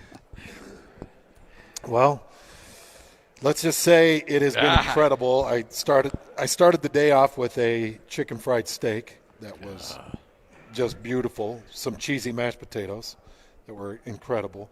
Moved into a chocolate brownie sundae, which it hurt, but we got through it. And as I'm finishing that out, they bring out 32 ounces of prime rib with the horseradish and the au jus. But, Bart, this is the food that everybody's got a shot to get coming up February 10th. Yeah, we're not keeping it a secret. Yeah. We're not just saving this for Hans. Yeah. This is for everybody to partake of. This is everybody, man. Yeah, you can jump on the website right now, barwsteakhouse.com, get a VIP reservation for KSL 1280. The Zone listeners right now have the first crack at it for February 10th through the 14th only. Until so 4 days. 4 days. Valentine's. Take your special sweetheart. Bring her down here. Was there still a couple of open slots? Yeah, there's a few open slots for Valentine's Day. Okay. Not for Valentine's Day. Oh. Unless you're flying solo, I think. Okay, so we're down to party of one. Yeah, party of one. We might be able to sneak you in. Which there are some Valentiners out there. True. That party of one is kind of their destiny. I'll have to check. There might be some party of twos available, but I know the actual the 14th is pretty much locked up. Okay. But the 10th through the 13th available still. There's still spots from 5:30 to, I believe we're doing it until 8. 5:30 to 8. So date night. There it is. We talked about some of the menu items that's going to be on the Bar Dub Steakhouse menu. The appetizers alone are enough to send you in here. Think about this now, $16, and you get a huge serving of amazing Bar W beef burnt ends that are smoked to perfection. They're candied up. They're put on a display tray, and a glass lid is put over the top of them. It's then pumped full of amazing smoke, like just a good wood smoke sitting on top of that. And they bring it to your table, piping hot, warm, candied, juiced up, ready. They pull that lid off. The smoke pours down the sides of the tray. Yep. And you've got an amazing tray of burnt ends at the steakhouse for $16. That appetizer is going to be one that when you come here, you got to get that appetizer. You have to get that starter. Yeah. Like, it's a must. Yeah. It's so good. Like, I promise you. Like, and I'm not just saying, yes, it's us. I'm biased 100%. But, no, it's freaking good. It's delicious. Scotty, we got to get you down here, buddy. You got to see what they got going. I know you were just here, but it's just amazing. I just checked with Jen. You're here again on the 6th, Scotty. Okay. Of February. All right. There you go. There we go. You'll be here. You won't be in Colorado sitting in a hotel. You'll be sitting here pounding some burnt ends, hopefully. You're not in Wyoming, are you? Oh, Laramie. Ouch. Ouch. For eating at the Flying J. Hands. You're not going to believe this. Yeah. February 7th at Laramie, Wyoming. I will be there. No. I'm going to be there. You dodged a bullet. I'm going to be there. You dodged a bullet. And then I will drive to Laramie the day after. Like that, I will make that work because I think Hans actually – did you know the schedule, Hans, when you can't joke about that? I did not. I literally did not. I was just thinking of the worst place you could be if you weren't here. So the game is actually in Laramie on the 7th. So you're going to come to Nephi and make the overnight drive to Laramie.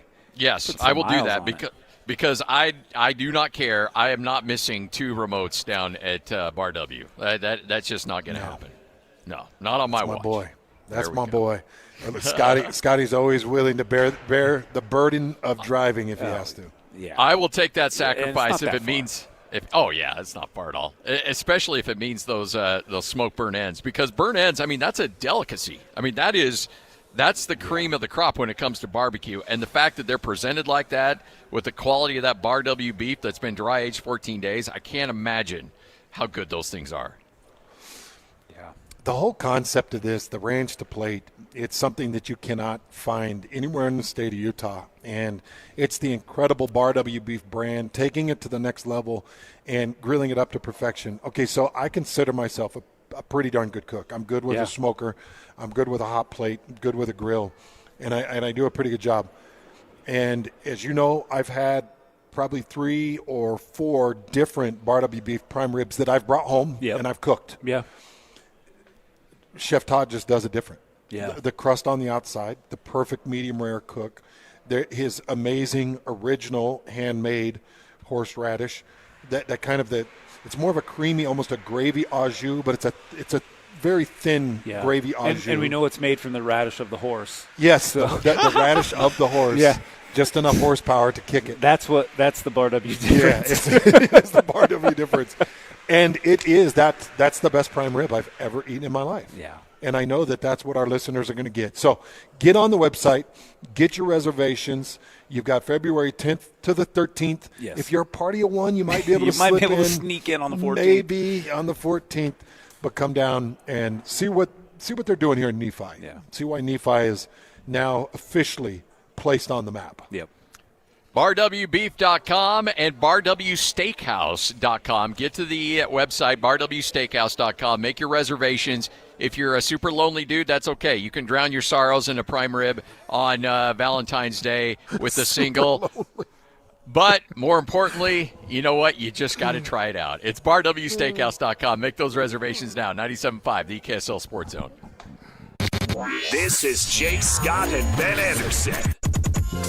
Do you think what Cignetti did at Indiana will be able to be duplicated? No. Do you have the resources or not? I think that's still going to be what it is. You're not going to see a team without top 25 resources win a title. And being in the Big Ten puts you in that conversation automatically. Day one, the fact that you have full access to your $20 million revenue share separates you. Utah said they were going to do it, and then they had to go and join this private equity company that we don't know if that's just to keep the lights on or if that's actually to pay these players. If it was just to pay these players, why are they losing so many kids? If they had the ability to spend this money, I'm very skeptical of it. But how are they spending? That is what's lost. Are you spending it the right way? Absolutely. Lost in all of this conversation is how that's my point with Miami. That's going to be the difference. Yes, the people who have the money and spend it right are going to be better than the people who have the money and spend it wrong.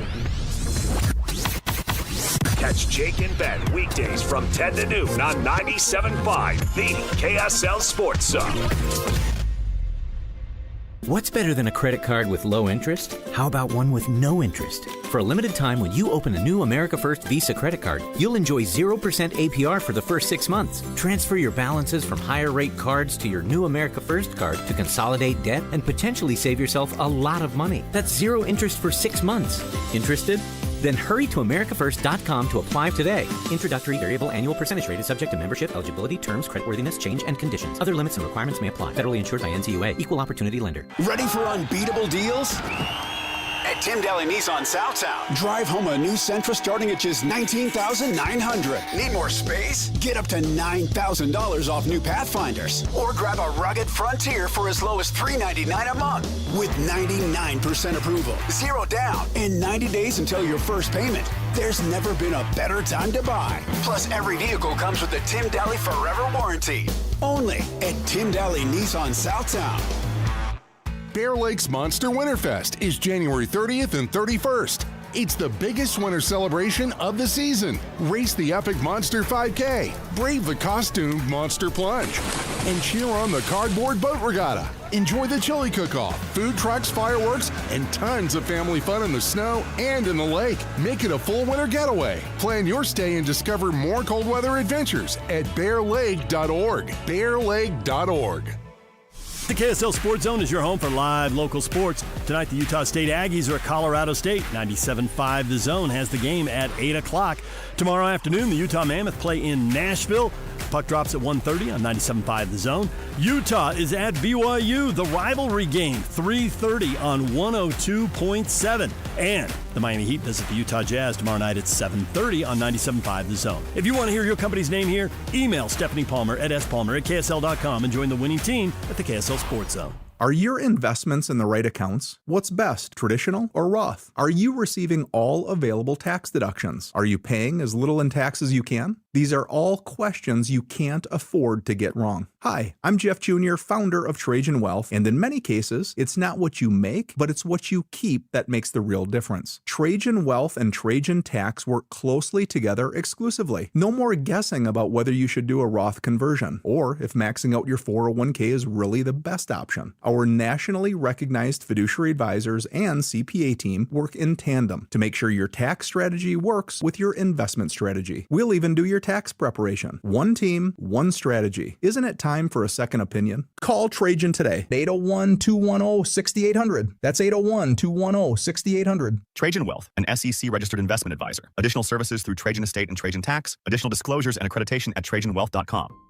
Since 1973, Belliston Jewelry has created a legacy of true value and incredible quality that stands alone. Here's Joe Belliston, owner of Belliston Jewelry. My father taught me how to make custom jewelry way back in the 90s. He would say, make it a little thicker, a little stronger. A Belliston jewelry ring is different from a typical ring. It should last a lifetime. I continued that legacy 3 decades later when I created the Belliston Love Collection, our exclusive line of jewelry designed to be durable, comfortable, and stunning. I also designed Belliston Super Comfort Fit rings for men, the most comfortable men's rings on the planet. Come in to see and feel what makes a Belliston jewelry design different from a typical ring. Find us across from Weber State and see more at bellistonjewelry.com. Belliston Jewelry, made just for you, cherished for generations. bellistonjewelry.com. The wheel is loaded, and it's time to talk some sports. This is Sports Roulette with Hans and Scotty on 97.5, the KSL Sports Zone.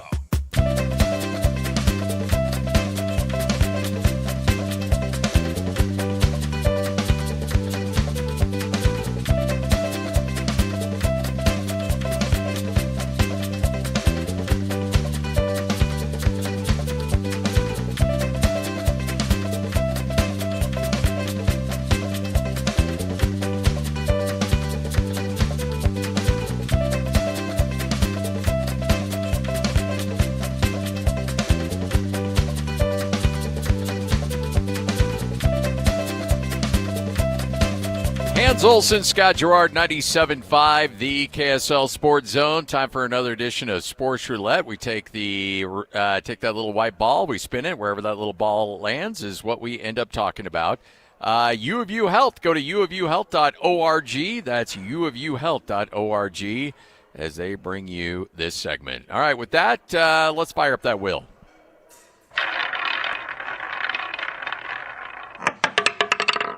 Kentucky high school basketball game gets out of hand. All right, Hans, I have not heard this. I was not aware of this. Lloyd told me about it during the break, but apparently during was it a basketball broadcast? What was this, Lloyd? Yes, basketball broadcast, much like what we kind of run on the Game Night Live, one of those broadcasts on the streams. It got a little out of hand, and you have the play-by-play guys that are kind of talking about it. So here's from the broadcast of a game that, like Lloyd said, got away from him a bit.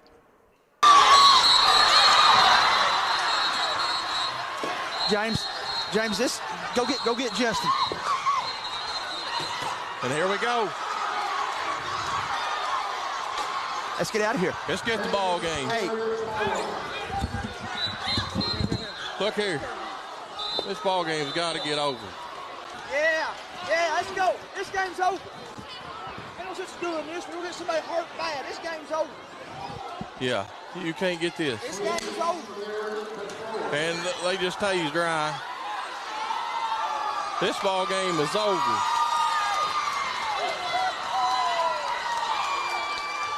That's me. Yeah, we're going to end our live feed. This game has got to come to an end. He just got tased. They just tased Rye. Oh, my gosh. Like it's That's nothing. really Like, good. oh, yeah, well, he just got tased. We should probably end this geez. live broadcast. Oh, my gosh. It's By the been way, over- I thought this was high school. This was a middle school, elementary brawl. Middle school brawl. Yes. Why it are was they broadcasting a middle school game? Car Creek Elementary clashed with Emelina Elementary, and apparently it was a middle school brawl of some sort in Kentucky. I have no idea. And by the way, who's sitting there and can tase Rye within 10 seconds of this brawl breaking out? Like somebody had a taser gun sitting in their pocket, pulled it out, was like, nah, Rye's out of hand. Put him down. Yeah, we got to Put him down. Rye's being Rye. You know what you got to do. Only one thing going to slow him down. I mean, the score was 48-30, so it was over. A middle school game. We got to end the live feed. This is getting riotous. We've got to get off. Hey, get down and get Sally. These country bumpkins have tase guns on the ready, man. Oh, this sounds like the type of party I want to be at. This ball game is over. We're going to end our live feed. This game has got to come to an end.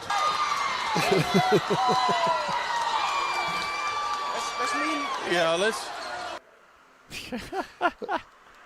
I'm not going to lie. So is this where we're at, Scotty, that we're broadcasting middle school games now? Or is this a famous middle school that we're not aware of? Yeah, I don't know. But I will say if Nate has rights to be able to web stream games that end with people being tased, I will watch that. I will watch every second of that. Yep.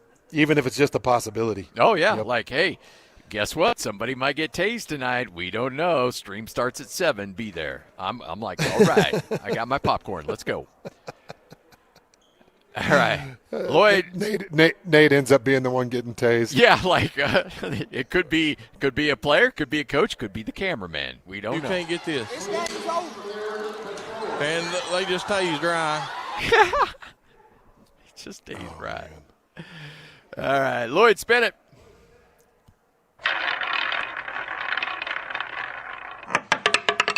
Go get that money. You ready to see a Qualtrics jersey patch on a BYU jersey? Maybe a Garf patch on the University of Utah? Maybe a little Cache Valley Electric on a Utah State jersey? Well, guess what?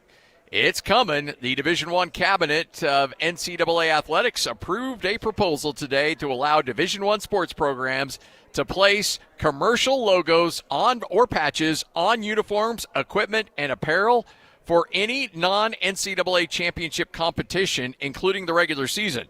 However, you get into the NCAA tournament or you get into any NCAA championship events, you got to remove the jersey. But regular season, go for it. Go crazy. Put whatever patches you want on your jersey to raise money. Holy cow, man. There's a lot of money involved in that. Oh, yeah. No, I mean, frankly, this is just going to widen the gap between the haves and the have-nots. Because, Alabama, frankly, BYU, Utah, I mean, there's a lot of these schools that have got a lot of good corporate sponsors that will pay a lot of money to slap a corporate patch on there. And then other schools that may have Jim Bob's Oil and Tire, at $500 a month. Slap a jersey, it is what it is. It's just going to accentuate the haves and the have-nots here. That's incredible. So what do you think? I mean, give me some logos you think we might see. Well, I mean, you immediately go Qualtrics, you go Garfs, go Cache Valley Electric. Trying to think what other ones, you can throw on there. Crumble, yeah, there you go. We need to get some Bar W beef on everybody.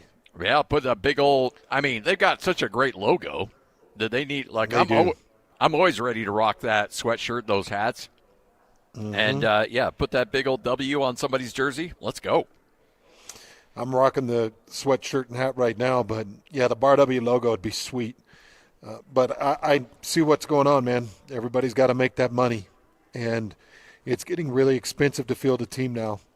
And everybody's got to have the opportunity. If I've got the opportunity now as a college football player to make the money, I've got to have the opportunity as a college entity to make the money. So fair is fair. I mean, look, I interviewed Jared Calhoun. They had one of their most disappointing losses the other night to UNLV. And they were getting roughed up in the post a bit. And I asked him in the post game, I'm like, hey, what do you need to do to be able to handle some of that aggressive nature at the rim? And he's like, I need $300,000 to go get a big. It's like, oh, okay. It's like, look, I mean, that's just the way it is. Like, I know people don't want to hear it, but I need money because right now people have good, solid bigs. Right now I do not, and I need the money to go get one for next year. It's like, okay, all right. Shout out to Cache County. It's not called Cache County because we're broke. No. It's Cache County because we got cash. And we got to start finding that money in Logan, man. I mean, we do have one of the biggest cheese factories, one of the biggest snack crackers and factories. We got some of the biggest dairies. If we got to put milk on somebody's jersey, we'll put the milk on somebody's jersey, something. But let's get that money flowing into Logan. Yeah, I mean, come on. We got people who are going to need that money in about a year and a half from now. So let's go. Well, and, how about we just go to Hastings? Hastings has got to be raking it in, selling CDs and – yeah, no. I don't think the DVD and VHS rental business is quite what it used to be. Hey, my wife, she spent 2 or 3 years working at Hastings, your entertainment superstore. So I have nothing but love and admiration for Hastings. They help pay for tuition. Was that Hastings off 400? Yep, right there by the Taco Time. Right behind the Taco Time. There's some great places in Logan that just need to pony up, and let's make Logan big, because when that basketball team is rocking and the Spectrum is rocking, Utah State's at its best. And if they could get that kind of rocking and success going with their football program, Maverick Stadium would be overflowed. People are always looking for a show in Logan, man. It's hard to find good, solid, sound sports entertainment in that valley. And it's not easy to leave the valley, man. By the time you get through Sardine and you get yourself through Brigham. Oh, don't I know it. Ma and Paul want to turn around the wagon and head back into Cache. So we have got to keep some sports entertainment going in Logan. Let's get the money going so Coach Calhoun stays happy, because I don't want Coach Calhoun to go chasing the money. No, sir. All right, speaking of Coach Calhoun, a little Utah State hoops tonight, 8 o'clock. They'll take on Colorado State. Pregame show will begin at 7:30. Final segment coming up next. Hans and Scotty, 97.5, the KSL Sports Zone. Whirls around and down. 97.5, the KSL Sports Zone is your exclusive home of the Utah Jazz. And we want to send you to the Delta Center to see the Jazz in action. Listen every Tuesday for the Jazz Ticket Tuesday Sounder at 30 past the hour, every hour, all day long. And if you're caller number 12, you'll be on your way to an upcoming game. Buy one, you'll get one free. It's Jazz Ticket Tuesday, every Tuesday throughout the NBA season on your radio home for the Utah Jazz. 97.5, the KSL Sports Zone. If you're dealing with the aches and pains of life, you don't have to. If you're dealing with issues, you got a bad hip, or, you got the shoulder injury that just keeps flaring up every now and then, and you're like, I need to get that looked at. Well, let's get it looked at. University of Utah Health is here to help you get back out on the field, or just get back on the court, or just get back to a good quality of life. University of Utah Health is going to give you the same care that they're going to give members of the Utah Mammoth, the Utah Jazz, the University of Utah athletic teams, because that's the same kind of help those players get, you'll get as well. Go to uofuhealth.org. That's uofuhealth.org. They've got so many great clinics up and down the Wasatch Front. They've got Instacare locations. You can go telehealth. You can even go to the University of Utah Hospital, rated the #1 hospital in the state of Utah for 11 consecutive years. It is the health you need to get you back to where you need to be. uofuhealth.org. That's uofuhealth.org. Life is busy and honestly, sometimes a little chaotic. Between work, school drop-offs, sports, and everything in between, some days feel completely upside down. Dinner used to be one of the hardest parts of my day. Now, it's the easiest. When life feels upside down, Beehive Meals helps keep me grounded with home-cooked freezer meals that are ready when I am. No planning, no scrambling, just real food my family loves. Head to beehivemeals.com and stock your freezer with your solution to easy, delicious dinners and a little peace of mind. This message comes from Viking, committed to exploring the world in comfort. Journey through the heart of Europe on an elegant Viking longship with thoughtful service, destination-focused dining, and cultural enrichment on board and on shore. With small ships that bring travelers closer to the destination, there's more time to explore. And every Viking voyage is all-inclusive, with no children and no casinos. Discover more at Viking.com. When winter weather hits and the power goes out, will your family still have heat, light, and communication? The Grid Doctor 3300 solar generator from My Patriot Supply gives you serious off-grid power. It'll run heaters, refrigerators, medical devices, and more without gas or noise. Right now, you can double your power for free with a free expansion battery when you order the Grid Doctor 3300. Go to MyPatriotSupply.com and get your Grid Doctor 3300 today. That's MyPatriotSupply.com. Are you living with dry AMD? If so, you could be on the road to geographic atrophy, or GA, a condition that leads to retinal cell death and permanent vision loss. But with Izervay, you can slow it down and get it going slower. Izervay slows GA progression by targeting a key source of retinal cell death, which may help preserve your vision longer. Izervay, or Avastin Captid Pagel, is a prescription eye injection used to treat GA. Don't take it if you have an infection or active swelling in or around your eye. Izervay can cause eye infection, retinal detachment, or increased risk of wet AMD. Izervay may temporarily increase eye pressure. Your vision may be impaired after an eye injection or exam. Don't delay. Ask your doctor about Izervay today. Izervay gets GA going slower. Visit Izervay.com. That's IZERVAY.com. Paid for by Astellas Pharma. Hey, Utah.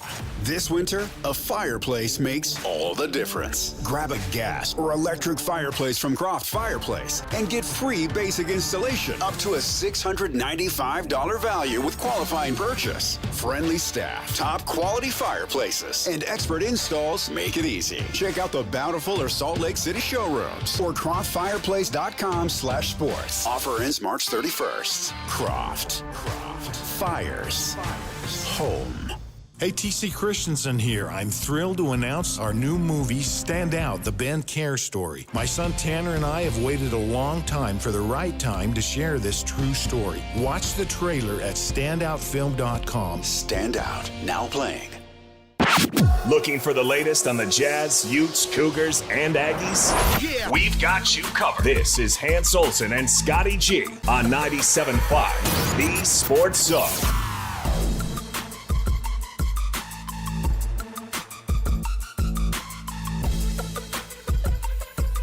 Hans and Scotty, 97.5, the KSL Sports Zone.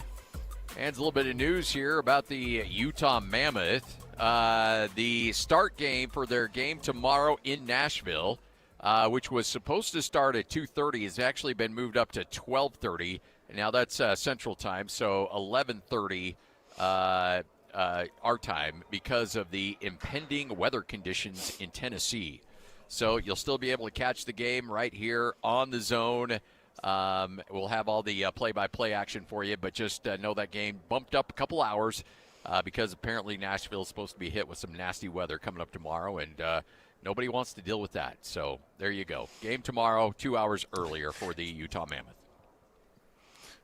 It's already a tough start for the Mammoth in this road trip, having time changes there with Nashville. After they play Nashville, they head out on their Florida tour, playing both the Lightning and the Panther, and then they finish things off in Carolina for this road trip. And, you know, when we were talking with Jay for the final hour yesterday after you jumped on a flight, Scotty, Jay said that he believes they need to split the points. And I got to imagine splitting the points on this 4-game road trip is going to be extremely difficult because that Florida trip, is a nightmare. I mean, we're talking about the teams that have recently won cups or been in cup contention. If they come back from this thing with 3 points, I would be impressed, because that 6-game road stand or homestand is going to be all that really matters. As they, in that 6-game homestand, they get into their all-star break. They've got the extended break in there, and that's where I think they got to rack up the points, and they got to do it against the best in their division in Dallas, Colorado, and Minnesota. So some big games, big times coming up for the Mammoth. Hans and Scotty, 97.5, the KSL Sports Zone. Utah State coming up tonight. Pregame at 7:30. Tip-off is at 8 here in Fort Collins. Hans, I know you're down at Bar W Beef, and just so many good things going on down there. And I took some steaks up to my dad. You know, my dad's not getting around as much as he used to, and but the guy still enjoys a great steak at 85 years old. And man, I fired up one of those ribeyes, and this is a guy that's been around. He's been around a lot of feedlots. He's had a lot of steak in his day, and he's like, "That's the best damn steak I've ever had." I'm like, "Yes, sir, no doubt, no doubt." And he goes, and I know it's a man who it was his job. Yeah, and he goes, and I know it had nothing to do with you making it. And I'm like, "Yep, that's true too. That's just good quality beef right there." Oh, Richard, I love you, brother. I love you. You gotta be hard on Scotty for sure, man. Hey, Scotty, we've got a very special guest here with us. The chef has just thrown on the headset. So we've got Bart hanging out with us, and we got Chef Todd who's hanging out with us. And by the way, I tweeted out the picture of you, and everybody's like, "Chef Todd, what's up?" But somebody even called you Coach Todd. So are you coaching in? I coach soccer. Oh, okay. Because I also coach culinary arts. Okay, so you've coached plenty of people. Yeah, it's fun. It's amazing. Well, everybody's recognizing Chef Todd on the picture. He's a big deal. Yes, he is a big deal. He's a big deal, and if you question that, just ask him. Yeah, right. Wow. He'll tell you. Come on. He leads with it. I just like to cook, guys. Come on. Do you even let Bart or Jeremy or Corey, do you even let them in the kitchen? Bart, we feed greens out back. Just greens only. Greens.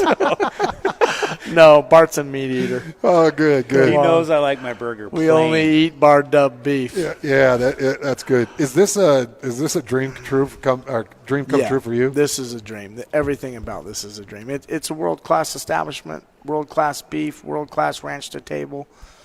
It's phenomenal, and just privileged to be part of the team to make it happen. Okay, so tell me what your goal is with this steakhouse. Like, what is your goal as you set out making the menu, knowing you're in Nephi, Utah, knowing you're in state-of-the-art facilities? I've seen your kitchen. I can't imagine there's a better kitchen in the state. I've seen all the different things that you've got access to. I thought I saw you back there cooking one day. I might be back there cooking again soon. We'll see. We'll see. But what was the goal that you set out when you took on this project? Really, it's to meet a market. It's to meet a need for employment. It's a need to meet community.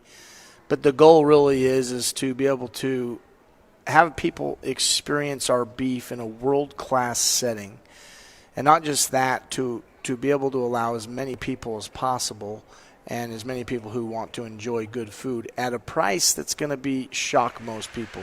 When we go out to eat these days, it's like, man, oh man, I mean, it's so expensive to really go to a fine dining place. So we're trying to be in the middle and really recognize families and travelers as well as the local need of Nephi. We're trying to meet the market. The goal is to meet a really wide-span market and give everybody an opportunity to enjoy excellence.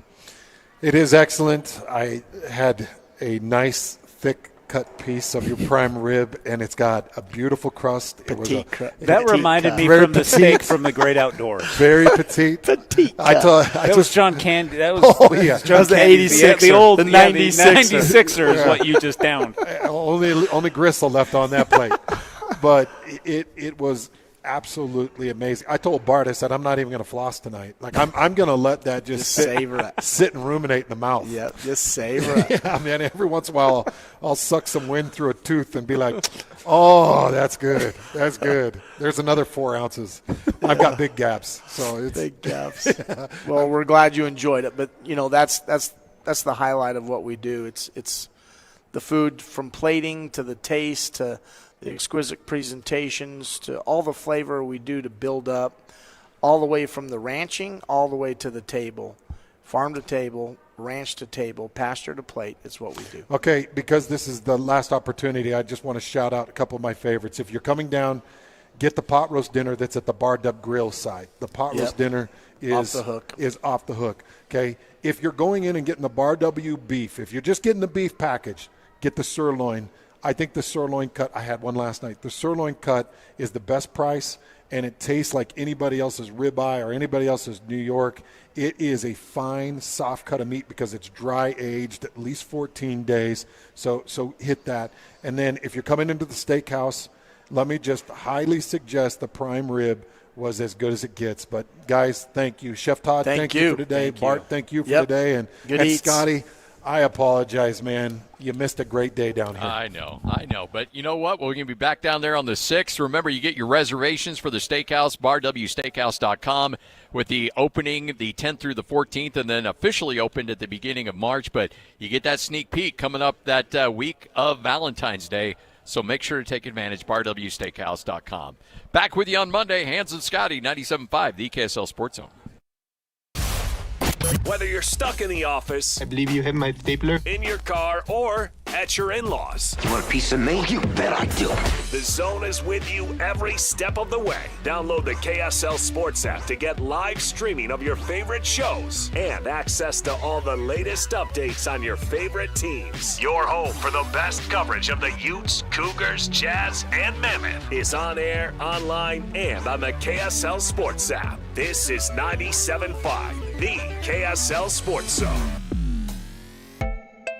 What makes a Huntsman School of Business student stand out? It's the difference between studying business and becoming a business leader. At Huntsman School of Business, hands-on learning, global experiences, mentors who know your name, and a welcoming community set you apart. From classrooms to internships to real-world problem solving, students at Huntsman School of Business graduate with purpose, confidence, and career opportunities. Discover the school built for bold futures. Dare mighty things at huntsman.usu.edu.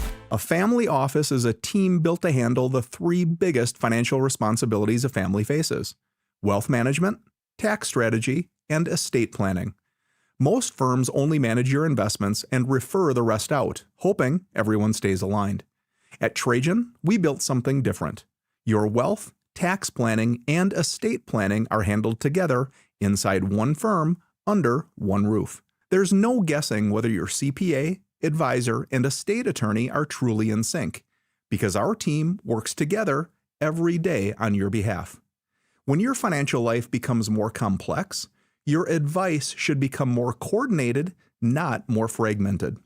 One plan, one trusted team. Call Trajan today. 801-210-6800. That's 801-210-6800. Trajan Wealth, an SEC-registered investment advisor. Additional services through Trajan Estate and Trajan Tax. Additional disclosures and accreditation at TrajanWealth.com. New year, new deals. At Paris RV, we're blowing out the 25s, and many of the manufacturers are throwing in extra rebates. Hook up to the open-range conventional 177BH with bunk beds, only $13,878, $159 a month, 0 down. Or climb aboard the Solera 22N motorhome for only $78,888 or $647 a month, 10% down. Or load the toys into the Voltage V-Series 3500 toy hauler for only $69,577 or $563 a month, 10% down. Come see me at Paris RV. Paris RV is your locally owned, family-run RV dealership. We strive hard to find the very best RVs for the price. With 4 locations, over 1,000 RVs in stock, 42 service bays, and 4 super parts stores. We're sure to help take your family on the best RV vacation. Check out our perfect family bunkhouse trailer, the 26BH, that sleeps 9 for $19,995 or $227 a month, 0 down. Life is short.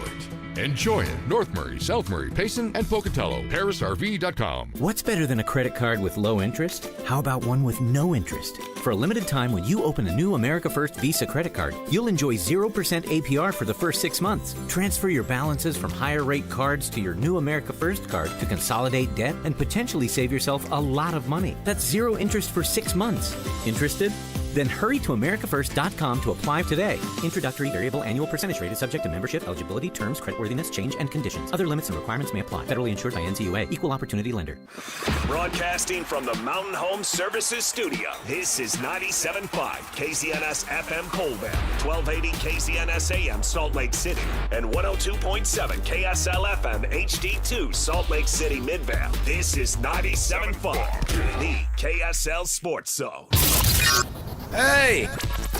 This is JJ and Alex. I made a name for myself, I told you I won't be denied. As you wrap up your day, it's time to get your fix of the teams you live for and the sports you love. This is JJ and Alex on 97.5, the KSL Sports Zone.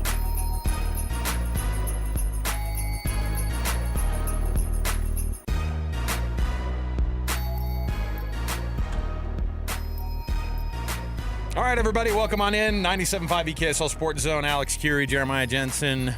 Hold the phone. JJ out today. In steps Sly, my favorite fill-in host of all time. So, Stevenson Sylvester, you know him, of course, as Sly across all of the different platforms that we abuse you for. Sly that you come in and do. And the sunglasses are on. Hey. You already know. You got a brand. I got like 5 pair. You got a brand to fulfill. I do. I got an extra pair in my bag in case I forget one time. Which is not likely because it's on my face as soon as I leave the house. But, you always got to have your stunning shades, your sunglasses on you at all times. Got to be cool. Got to be invisible. Got to make it happen. Look, this is what. And look, if you're tuning in on the YouTube channel, you'll see Sly's sunglasses. I tried it one time. Didn't work out. I tried the sunglasses one time. I can't read my screen here.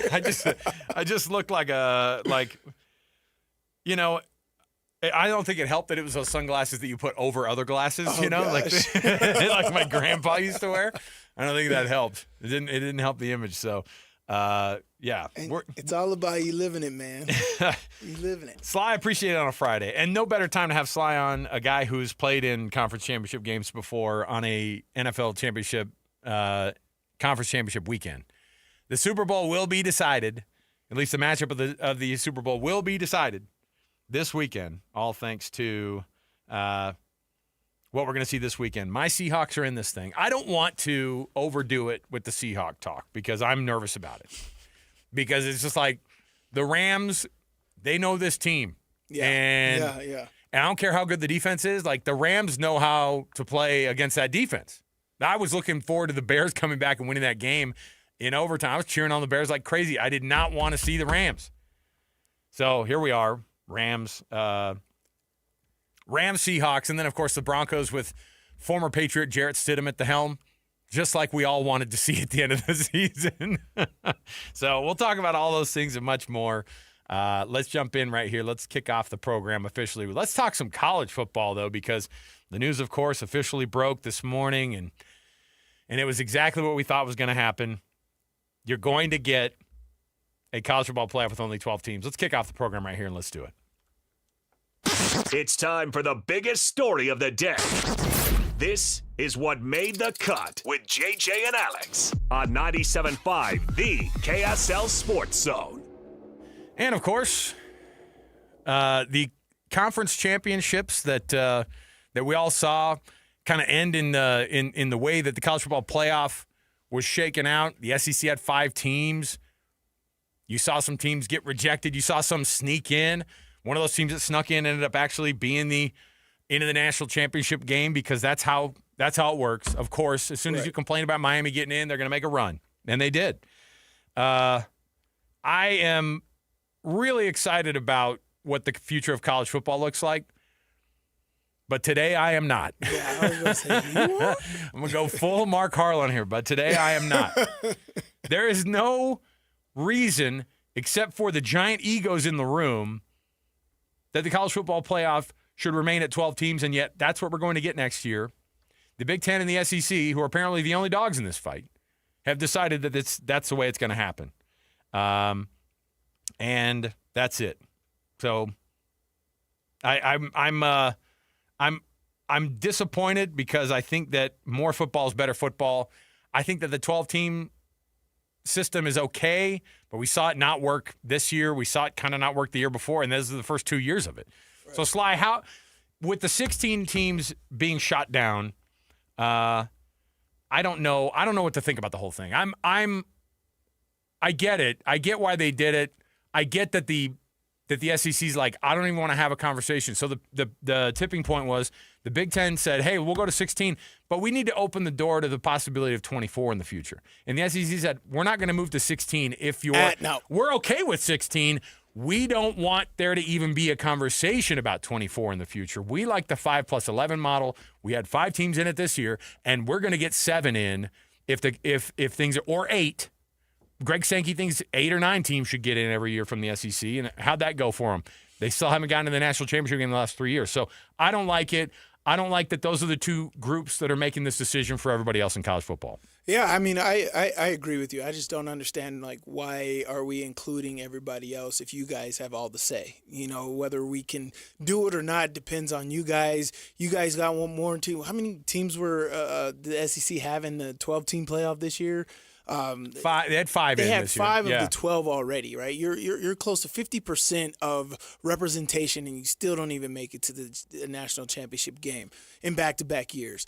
And so it's kind of crazy, but you know it is what it is. Until for me, I think the only resolve here is we just beat the SEC. Well, we're not scheduling. We're not in charge of the schedules. Because I'm just like, how do all these other teams just continually beat the SEC so they don't even get into the top 12 or the top 16, right? And they schedule so easily that they're always guaranteed to always have X amount of teams in there. And so yeah, man, I don't know. There's just so much going on. It's chaos. It's pure chaos, and I think that's exactly what the NCAA wanted. They wanted chaos. They wanted controversy. They want us to sit here and talk and deliberate about this each and every month, every week of the year. This is where control, and this is where the NFL was going. When I was in, they're even more so now, is they want to be 365, right?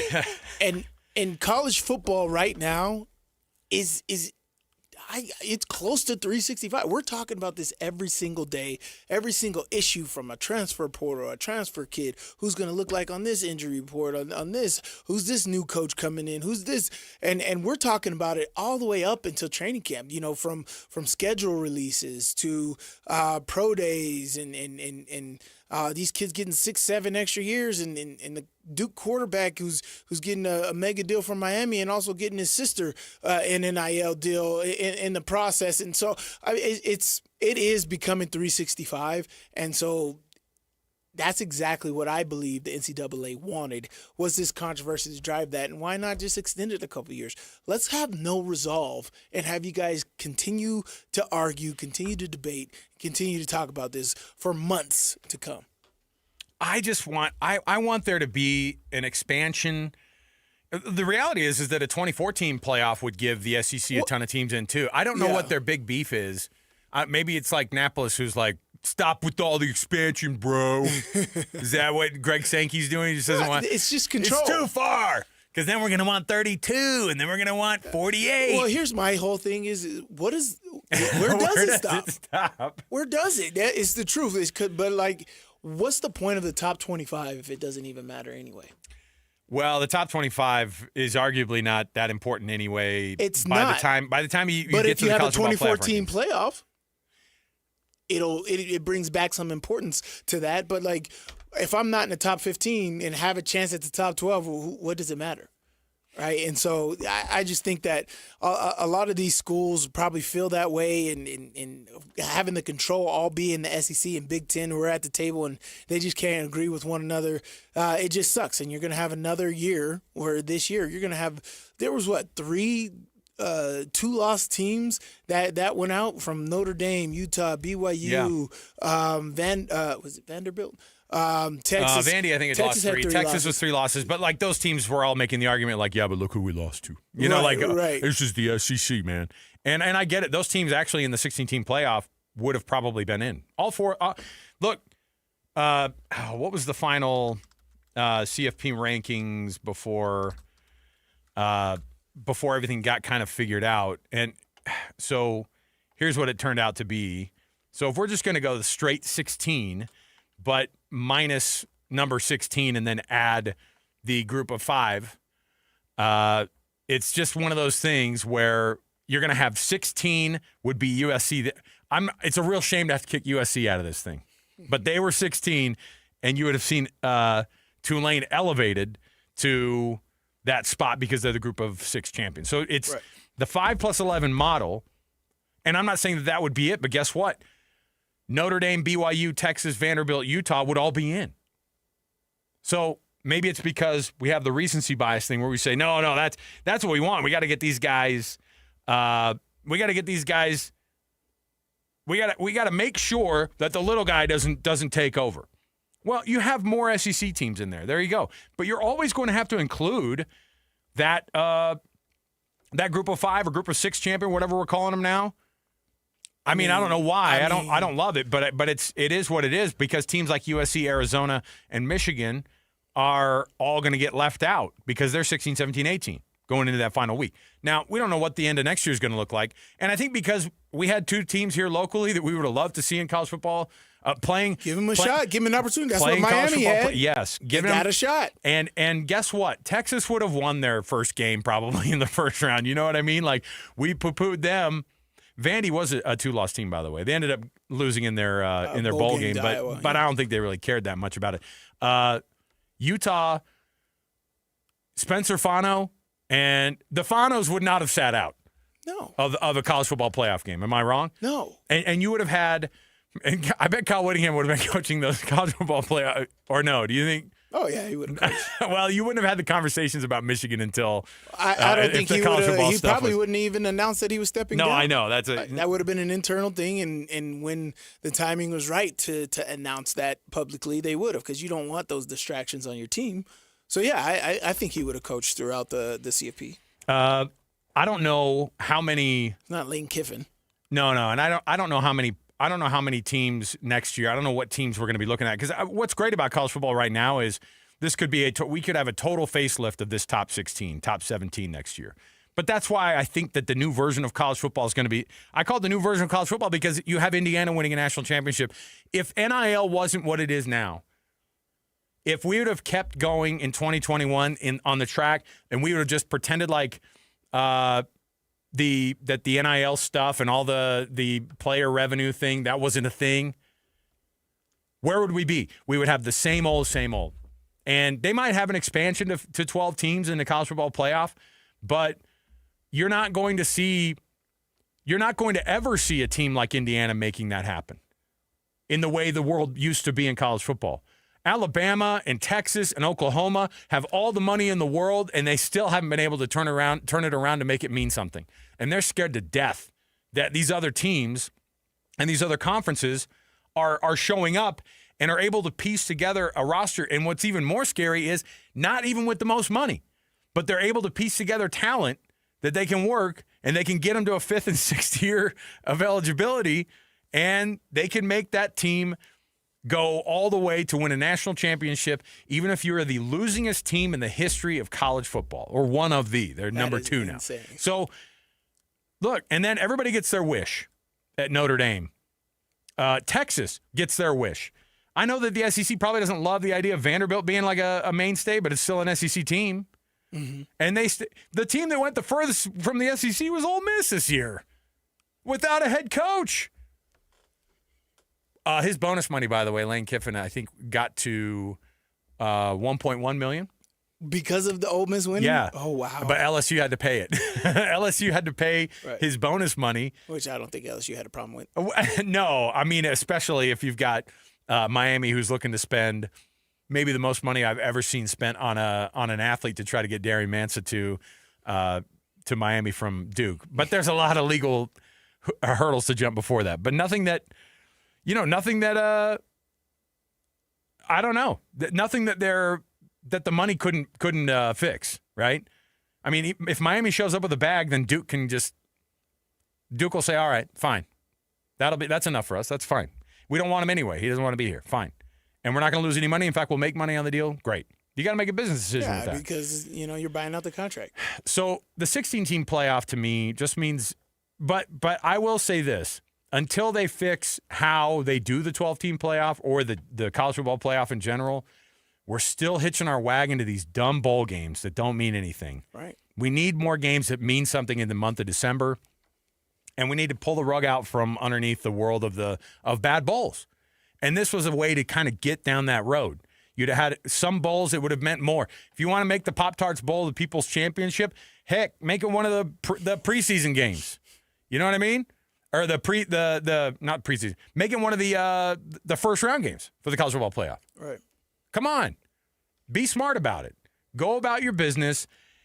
Tell me that college football and the TV partners that you have wouldn't have been more excited to add USC, Utah, Texas, Vanderbilt. I'm saying BYU. But Notre Dame, you're leaving out USC, Texas, Notre Dame. You don't think that the powers that be at the networks don't want those three teams in that conversation? Of course they do. That's how big of the egos that were in this room. That they were able to say, you know what?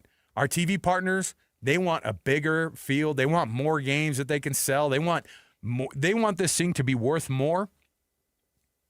But I don't want to negotiate with you. That's where they got with this. And it's a shame. I'm pissed about it because I would have loved to see, but until they fix how December looks in the college football playoff, then because all this is going to do is punt the national championship game to what's next week going to be? The 26th of January, the 27th of January, right?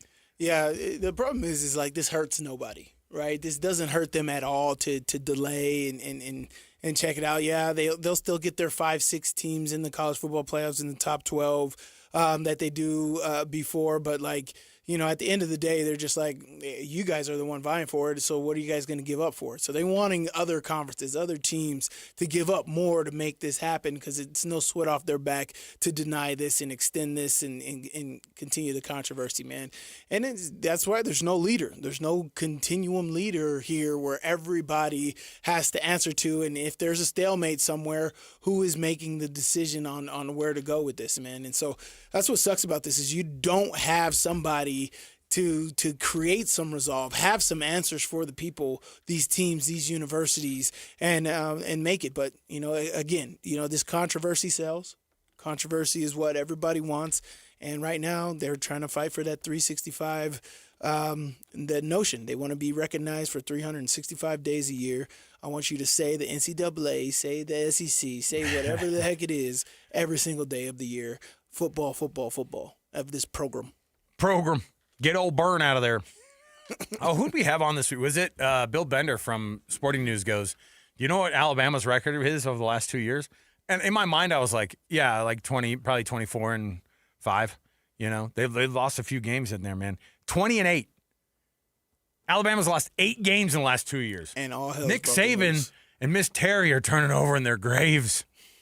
They're still with us. But you know what I'm saying? Like that, it is like it's an embarrassment for some of these programs to be at the level that they're at and not being able to. This is like this crazy flailing effort by the SEC and the relevance of trying to be the most important conference out there while they're not the most important and the most powerful conference currently. And that's where they're at. They are scared to death that a team like BYU or a team like Utah gets elevated above teams in their conference. Right. Even like a second. Again, I don't even think that they love the idea of Ole Miss going as far as they did. Because that doesn't feel like a powerhouse. You know what I mean? Right. It's not the traditional power. If Missouri goes to the college football playoff, they're kind of like, SEC team. Yeah, it's good. I like the Tigers. I like what they're doing there at Missouri. I want my Georgia. Give me my Georgias. Tennessee, Give me Texas and Oklahoma even before those guys. That's what they're saying. Give me those big brands out there representing. Auburn. Give me my Auburn. Oh my yeah, gosh. man, it's a mess. Crazy. It's a dang mess, and it's not going to get fixed until it's not. So fix the schedule first, and how we can finish this football season by January 1. And we'll talk about that a little bit later, because a guy put a schedule together on how this thing would work, and he kind of is running with what Joey McGuire from Texas Tech rolled in with, and I love the idea. Expand college football playoff, but you've also got to figure out how to get the schedule. One, to not butt heads with the NFL. Both sides want that. You do not want to compete with that. You cannot compete with that. And come on, let's all go into the transfer portal window and have a nice same time. Yeah, and have a nice bow on just like we used to have. January 1, January 2 at the most. That was it. That was the pinnacle of college football. Rose Bowl on January 1. Unless it's on a Sunday, then it's January 2. So I love the idea of getting it to that. But there are some things that we still haven't. Well, they're changing so many other things in college football, but they are butting heads about the stupid bowl system and about how the college football playoff is going to be, quote unquote, ruined by adding a bunch of more teams. So they've got to figure some other things out. They got to figure out where bowls are going to fit, because right now they don't. And the network's got to hate it. ESPN owns half these bowls, so they're probably okay with it. Figure something out so we can play something, dang it. Man. All right. Let's take our first break. We'll come back. We've got more to go on a Friday edition of the program. We got our hot and cold coming up next. I've got a list of some Big 12 games that are going to shape the college football playoff race, the ones that mean the most to the conference. There's some big names in there. So stay right here with us. More to go. 97.5, the KSL Sports Zone. And now, a look at traffic from the KSL Traffic Center. Northbound crash on I-15 approaching 45th South in Murray, and it is blocking the far right lane and causing heavy delays back to the south interchange. The rest of the freeways across the Wasatch Front are moving at a good pace right now. Whipple Service Champions is Utah's most trusted name for heating, cooling, plumbing, and electrical services. Call 385-273-7167 for your free estimate today. With your traffic update, I'm Alex Napolis here on 97.5, the KSL Sports Zone. This is DJ and PK. Here we go again. Tim Lacombe, Utah Jazz analyst for SEG Media. Cougars fell apart down the stretch against Texas Tech. Just one of those things. Anything that you're alarmed about? No, league play is nuts. The level of preparation that goes into those games and the way that they're scouted is so different than the preseason. And I have a ton of respect for Texas Tech and what they're doing. So it was a road game, got away from them. Obviously, they had it. They were up 9 and in control. I kind of think it may be good for them, honestly. I don't know how many times you can start having a near miss, and this team is really good. Their metrics show to be a team that should be considered for the Final Four, so it's a process, and this was a loss. I don't think it's going to do much at all more than motivate those guys. They're a machine right now. I think they're in a great spot. Catch DJ and PK mornings from 6 to 10 on 97.5, the KSL Sports Zone. Ready for unbeatable deals? At Tim Daly Nissan Southtown, drive home a new Sentra starting at just $19,900. Need more space? Get up to $9,000 off new Pathfinders. Or grab a rugged Frontier for as low as $399 a month. With 99% approval, 0 down, and 90 days until your first payment. There's never been a better time to buy. Plus, every vehicle comes with the Tim Daly Forever Warranty. Only at Tim Daly Nissan Southtown. Throughout life, we have plenty of special occasions and events, whether it's a prom, a graduation, a mission call, a new job, or how about a wedding? Mr. Mack has always been there to help serve you for all of your monumental moments. Mr. Mack has been family-owned for more than 50 years, and that's important. And they'll make sure that you look and feel great, with affordability always in mind. The Mr. Mack family creates long-lasting relationships with their customers, and they've been doing it for generations. 9 locations across the Wasatch Front or online at MrMack.com. At Fisher Investments, we may seem like other money managers, but we're different. What makes you so different than the rest of us? We ensure clients receive unparalleled service at every step of the relationship. Tell me more. Our investment counselors focus on service over sales, prioritizing clients' needs. How do you make money? We don't sell any commission-based products. We have a simple management fee based on the value of our client's portfolio. So we do better when our clients do better. What about client portfolios? We get to know each client, their finances, family, health, lifestyle, and more, and then we tailor a portfolio based on their specific goals and needs. Your clients really come first then, huh? Yes, we make them a top priority. Our goal is helping them achieve a comfortable retirement. Wow, maybe we are different. At Fisher Investments, we're clearly different. Learn more at FisherInvestments.com. Investing in securities involves the risk of loss. Fox Sports Radio. Did you know we're on YouTube? Did you know you can find all of your favorite shows on YouTube? Look at us. We're waving at you right now. Did you know that you can find the best clips and the best videos from your favorite shows? All the interviews, clips, everything is there. This is why you're the smartest listeners in the world. Completely agree. Because you went to YouTube and you searched Fox Sports Radio, and you were the ones that hit the subscribe button and the notification bell. You're the ones that watch videos from Two Pros and a Cup of Joe with Jonas Knox, Brady Quinn, and LeVar Arrington. You can't even make this up. You got some holy water in your bag, baby. Dan Patrick, Colin Cowherd. Wow. Cavino and Rich, The Odd Couple with Rob Parker and Kelvin Washington. Oh, my God. Oh, boy. The Jason Smith Show with Mike Harmon. Think about that for a second. And The Ben Maller Show. Fox Sports Radio. On YouTube. That's strong stuff. By searching Fox Sports Radio. Check us out on YouTube, subscribe, hit that thumbs up icon, and comment away. Tuesday tacos, Sunday roast, backyard burgers. Whatever is on your table, make it Bar W Beef. Trust matters. Knowing where the beef was raised, what it was fed, and where it was processed isn't a mystery at Bar W Beef. Dry aged 14 days. Steaks, brisket, ground beef bundles, premium cuts without premium markup. Shipped straight to your door. This is Utah beef. If you can't shake the hand of the rancher behind your beef, maybe it's time to try BarWBeef.com or visit the store in Nephi. Hi, David James here for Soda Weight Loss. Well, the doctor told me I have to lose 20 to 25 pounds. My knee's swelling up. He says, well, you lose 20 to 25 pounds, it'll be 80 to 100 pounds of force on your knee reduced. Your knee's going to feel better. So I'm joining the I'm Done With Excuses program. January's crowded with I'll start tomorrow. Soda's packed with people who finally say no, really, today. Because once the weight comes off and the energy comes back, excuses don't stand a chance. They've got real food, real coaches, real results, real fast. They've got a nutritionist, personalized to you, who will work with you and make a difference. And even better, if you join now, your partner joins for free. You can get 2 transformations for the price of 1. All you have to do is go to the website, sodaweightloss.com. That's sodaweightloss.com, or call 866-800-SODA, 866-800-SOTA, and you can speak with a nutritionist. Soda Weight Loss is, say it with me, state of the art. The KSL Sports Zone and Beehive Meals are honoring people that impact youth sports in our communities. Nominate the youth sports volunteer you know for the Beehive Meals Hero of the Week at KSLSports.com/contest. This is a Utah Jazz at 30 update on 97.5, the KSL Sports Zone. Jazz at 30 update right here, 97.5 the KSL Sports Zone. Jazz head coach Will Hardy talking about being excited for this young group despite the loss last night at Delta Center to San Antonio. There's a lot of individuals who are, worthy of praise and showing so many signs of improvement, but to me, it's about the collective right now. I'm so excited for where we are and where we're going.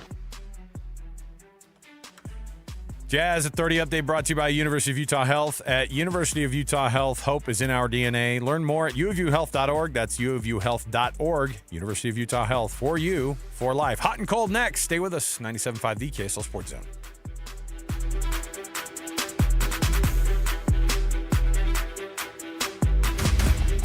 Your home for the best coverage of the Jazz, Utes, and Cougars is right here on the Zone. This is JJ and Alex on 97.5, the KSL Sports Zone.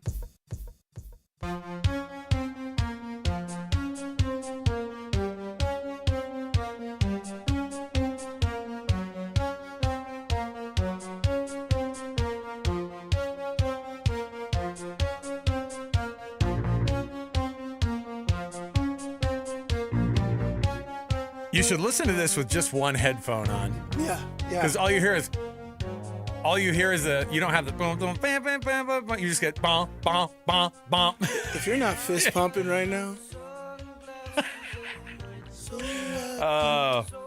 Sly's theme music hitting hard today on a Friday. Just makes you feel good. Let's go after it. Let's go have a good weekend. It should be good. Oh, yeah.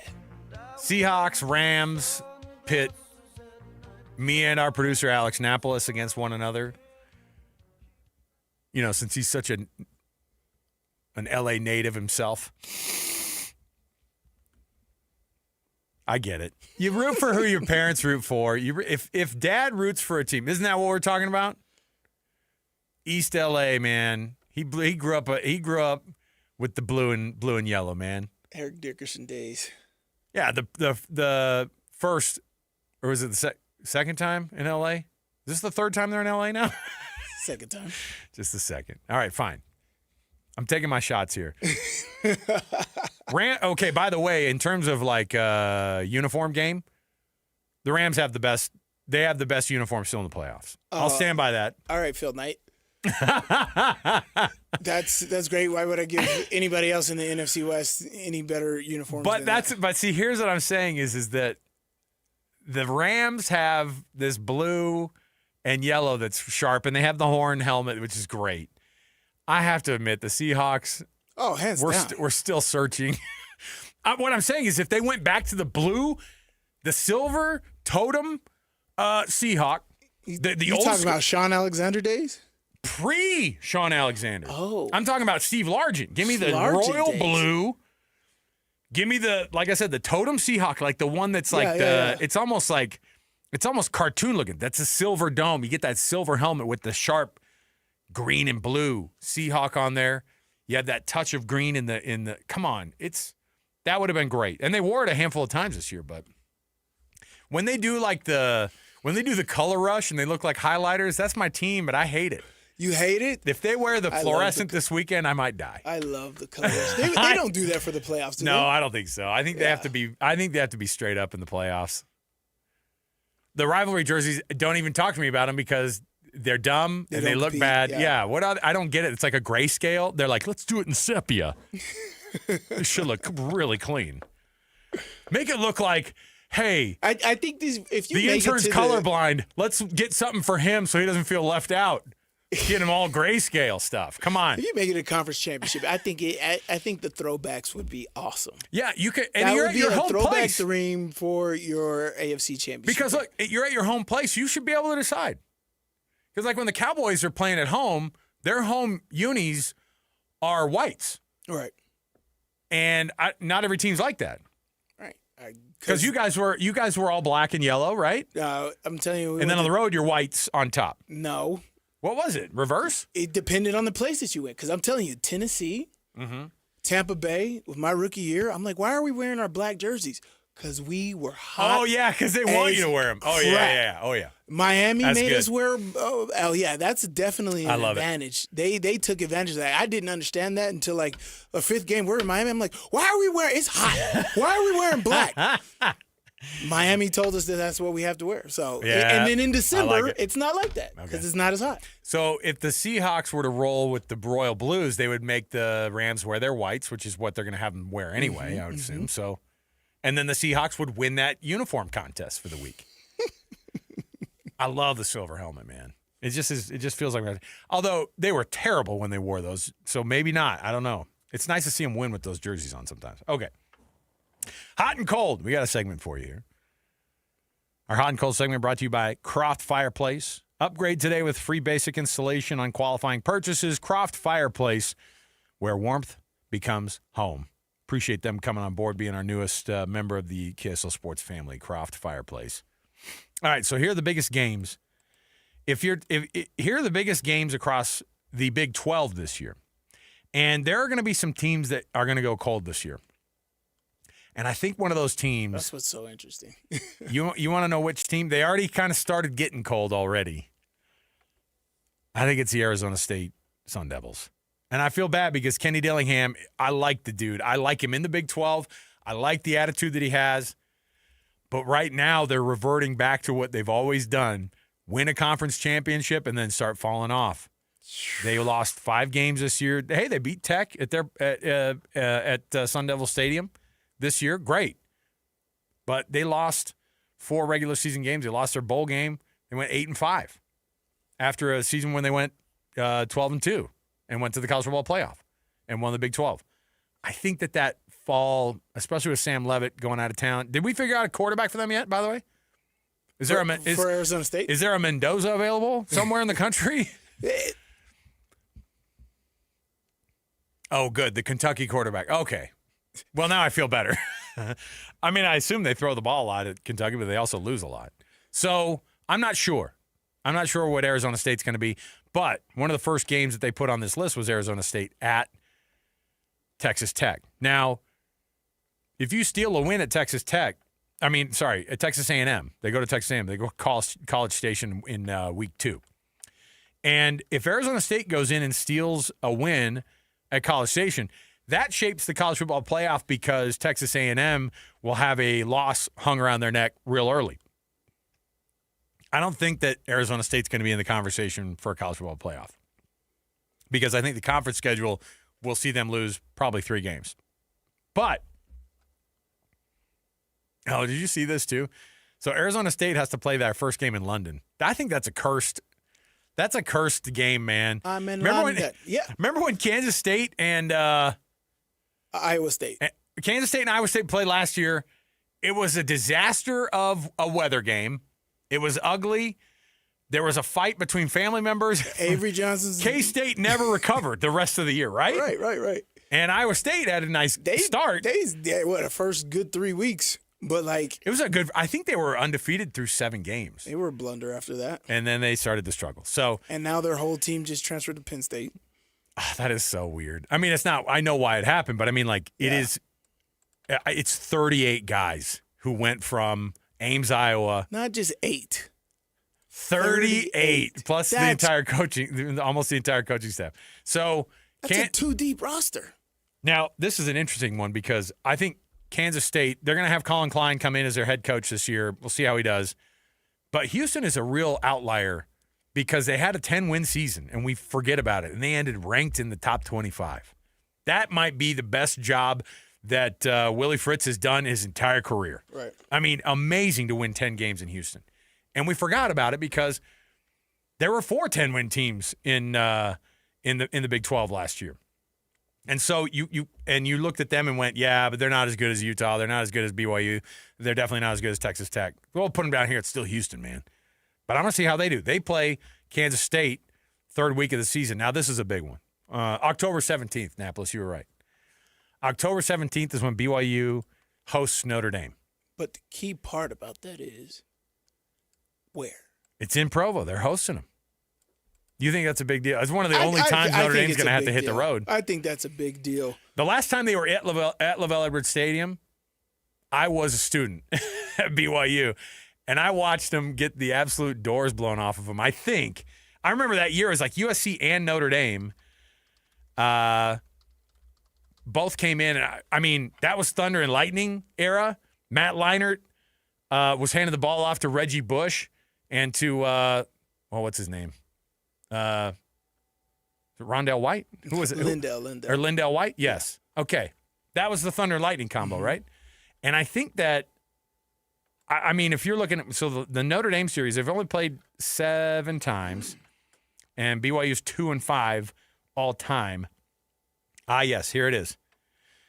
It was close in 2004, actually, 20-17. They went to South Bend the next year, and they lost 56-23.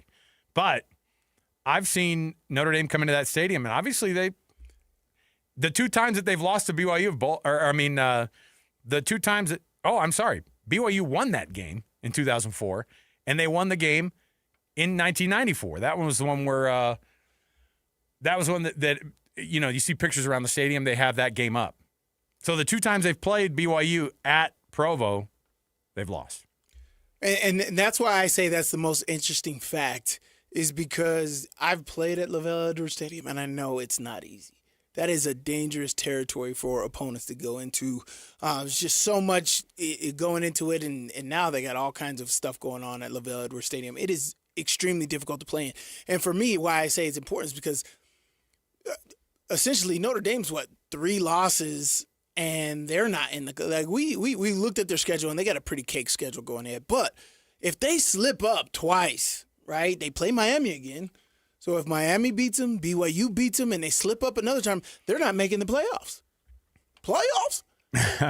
And so that's why I'm just like, they're risking going to Provo. That's huge for me, and I'm excited to see that one. Well, it's going to be interesting. Flip the coin on the other side for BYU, who have to come to Rice-Eccles Stadium and play Utah on the dang right they do. On the 7th of November. Mm-hmm. And that game has more playoff implications to them than any of these games I think that we've mentioned, because those are two teams who, if they get on a roll, if BYU can run it back like they had last year, if Morgan Scalley can find a spark and keep Devin Dampier healthy, and he becomes the Big 12 Offensive Player of the Year, has that type of a season, he could take Utah to crazy heights.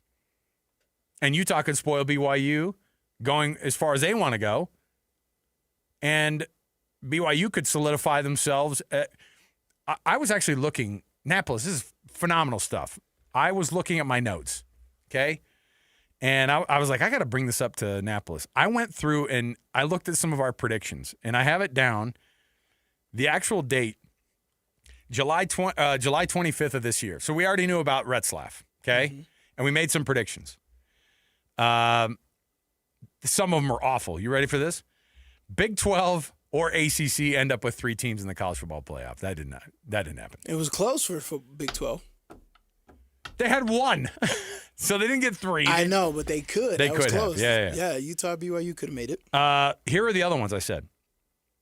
Utah and BYU both finished top 4 in the Big 12. That happened. Yeah. These were supposed to be wild predictions, by the way, because at that point, BYU was only supposed to win like 7.5 games, according to Vegas, right? Both Utah and BYU ranked when they play each other on the 18th of October. Boom. Did it. Bryson Barnes, first team All-Mountain West. Was that? No? He had a good year, but not that good of a year. BYU starts 1 quarterback all season long. Yeah. It happened. That happened. Can you freak it? And it was a true freshman. Can you believe that? Devin Dampier, 65% passing percentage. Did we get there? I believe I think so. That was the requisite, was like, and that was what was crazy, is that because he was like 52% or 49%. 63.5. 63. Ooh. I was close. Yeah. And he was too. Utah with a 1,000-yard wide receiver. How'd that go? Oh. BYU with 1,000. Hey, Davis had 725. He got injured the last 3 games. He could have been there. He could have been there. And then BYU with a 1,000-yard rusher. It says 2,000? I only have 1,000 in my notes. Yeah. I think you wrote it down wrong. There's no LJ way we Martin, would have said it 1,300. 2,000. Wait, a 2,000-yard rusher? Or receiver. That's not Boy, possible. I don't know what I was smoking that day. My heavens. Them tweeds. And then the final one for the Big 12 that's going to have a college football playoff implication is Texas Tech versus TCU. It all depends on how good TCU is going to be. I think Texas Tech is going to be there. TCU took a hit because Hoover's now in Indiana? Yes, he's at Indiana trying to run it back. My goodness. What a fun place to sign up to. I don't know if I'd want to play for Signetti, though. Why not? Just looks like a guy. No, he looks like a character. He looks like a guy. I've listened to a couple of interviews. I was like, he sounds cool. And like, no, he does. He sounds like he don't take no crap. We go in, we do our work, and we go home. Yeah, there's something to that. I bet he has the weirdest jokes. I bet he's not funny, but you're just funny because he thinks he's funny, and you're just like, this guy. Yeah. It's like when your pastor makes a few jokes, and you go, he's not really funny. He's funny because he's saying it at church. Yeah, exactly. Coach said some funny stuff only because I can't tell what his brain is actually thinking right now. And all the players, though, you see all their interviews throughout the college football playoffs. They're dialed in, man. They're dialed in. They like him. They're having fun. They all have fun. They all do their Signetti face, and it's not like like they're worried about it getting back to him or anything. So, I mean, I think he runs a nice little program around there, man. The coaches, the players, they all like being there. A 2,000-yard wide receiver? Yeah, I don't know what the heck that was. I think I didn't. Because in my notes it says 1. Like, bro. I think you misheard. Even my stupidity doesn't go that far. What date did you make those notes? July 25th. So that was just before the season started. I don't want to find the podcast because you'll probably hear me and if I'm slurring words, and I think we know what was going on that day. Yeah, a little tequila in the afternoon. I don't typically partake at all. I don't know what's in this Crystal Light, man. Maybe it got loose that day. Maybe Crystal Light had a new flavor, and I dipped in. I didn't know about it. All right. We'll take a break. We'll come back. We've got a Would You Rather around the corner, so stay right here with us. 97.5 KSL Sports Zone. You've been listening to The Zone for decades. Yes! But now you can watch the guys break down your favorite teams. Some viewers may find the following video disturbing. Viewer discretion is advised. Catch the video stream of DJ and PK, Jake and Ben, Hanson, Scotty, and JJ and Alex right now at KSLSports.com or by searching KSL Sports on YouTube. Utah's best sports radio is on air, online, and on the KSL Sports app. This is 97.5, the KSL Sports Zone. Salt Lake City Fat Loss and saltlakeCityFatLoss.com. Go check it out. Just go to the website and check it out for yourself. There's a tab up there that just says what the program's about. And what you're not going to see there is start buying our meals, start taking our supplements. You're not going to see that. This isn't injections. This isn't surgery. This is a program that if you follow it and you are on board with what the results are going to be, the average person drops between 15 and 20% of their body weight in that first 60 days. But more importantly, they are able to keep the weight off. I was able to do it with the program at Salt Lake City Fat Loss. You can too. And right now they've got an awesome deal going on their website. Just go check it out for yourself. Look at the before and after pictures of JJ and myself. You can look at the before and after pictures of so many other people that have had success on Salt Lake City Fat Loss. Do it for yourself and get 20% off of their program right now. Go to their website, get a 15-minute free phone consultation. Just call them and ask them about the program. Say you heard it right here on JJ and Alex. It's saltlakeCityFatLoss.com. That's saltlakeCityFatLoss.com.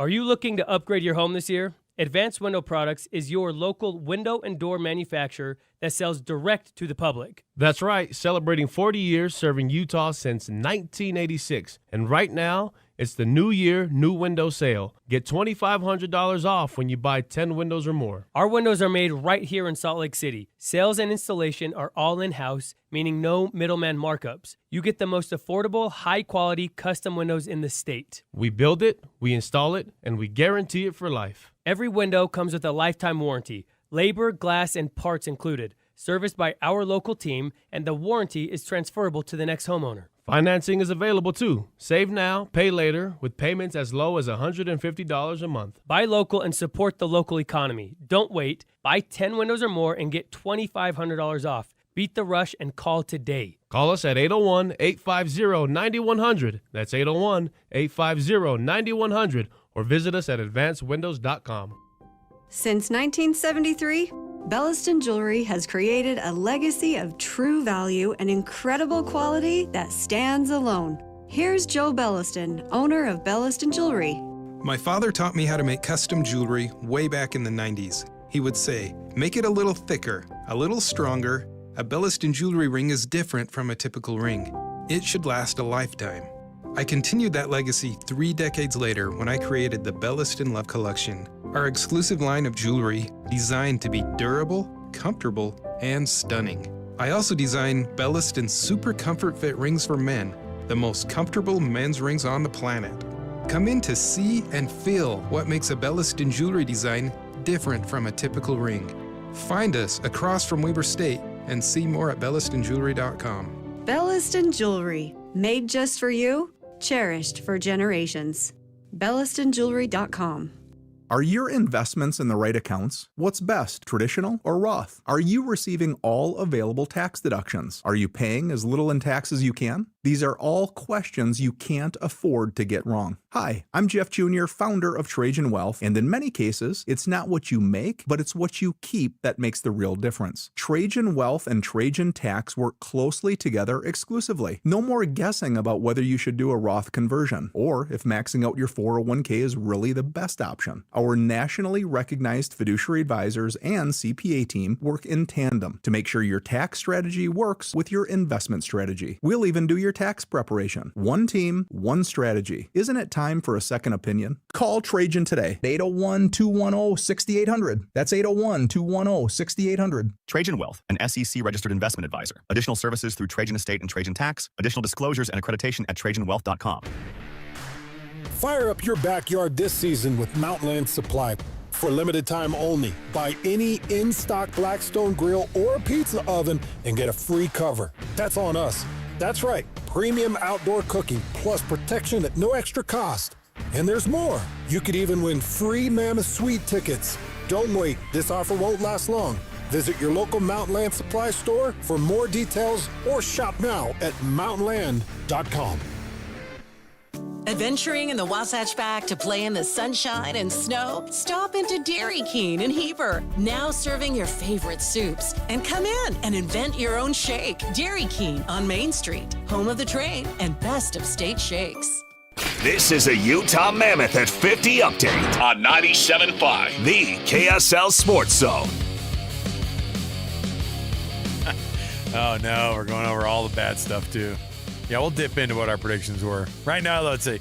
Mammoth at 50 update, Utah Mammoth captain. Oh, am I on the wrong one here? Yes.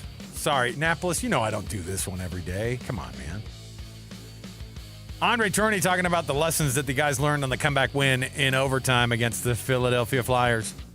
That's the way we have to play. You know, it was just predictable, fast, quick, simple. That's what we have to build on. And I think tonight we had the good, the bad, and the ugly, and that was the good. I think when we started to play that way, that was successful. When we didn't, but yeah, I will let you guess what happened. So it's a good opportunity for us to learn in the victory. After Utah Mammoth at 50 update, we're going to come right back here with a Would You Rather. Plus, I'm going to roll out what tickets you can win on this next week of Win Ticket Wednesday. Stay here at 97.5, the KSL Sports Zone.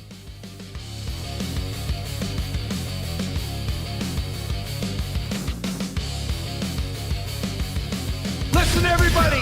Real-life hypotheticals to get your brain churning. As JJ and Alex ask, would you rather?